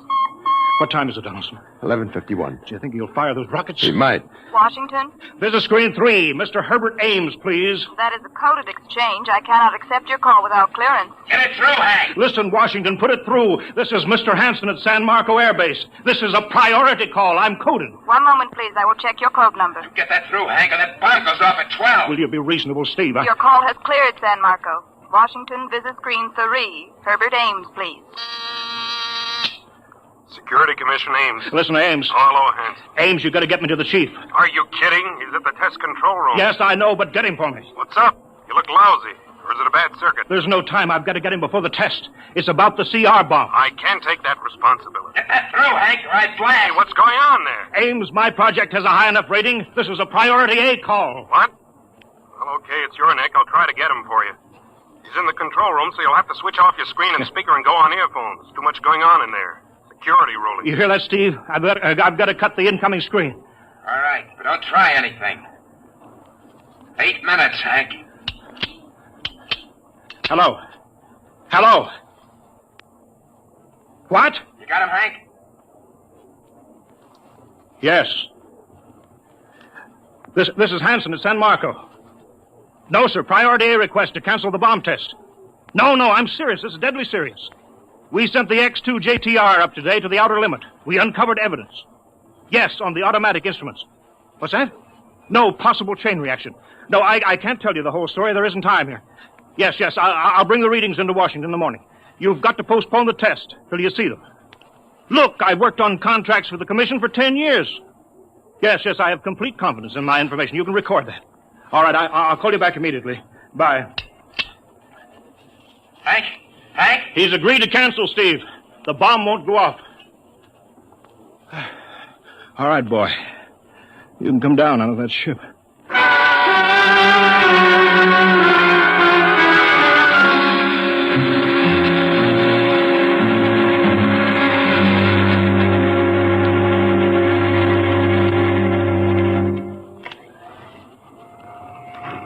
He's opening up. Here he comes.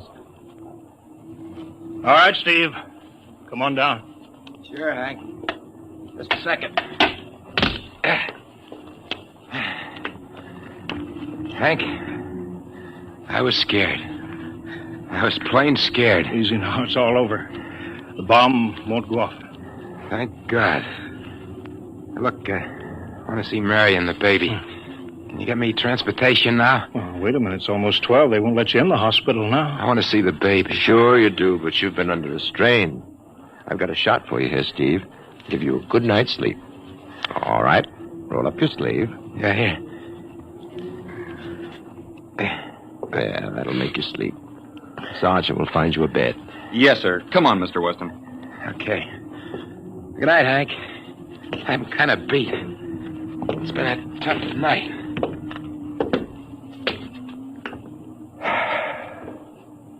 It sure has.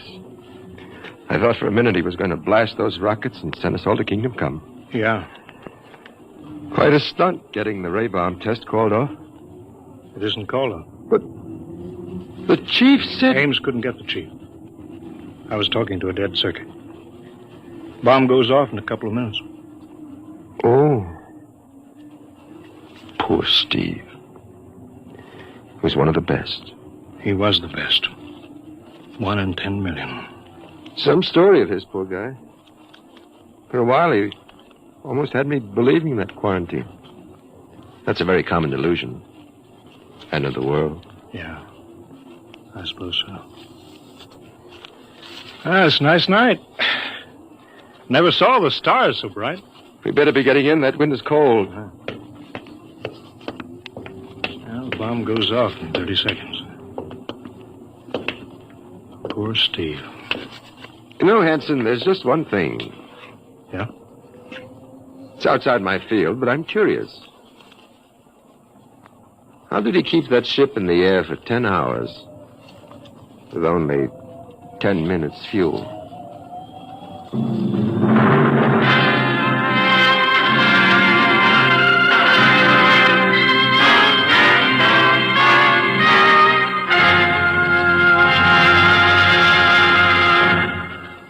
You have just heard The Outer Limits by Graham Dorr, an adventure.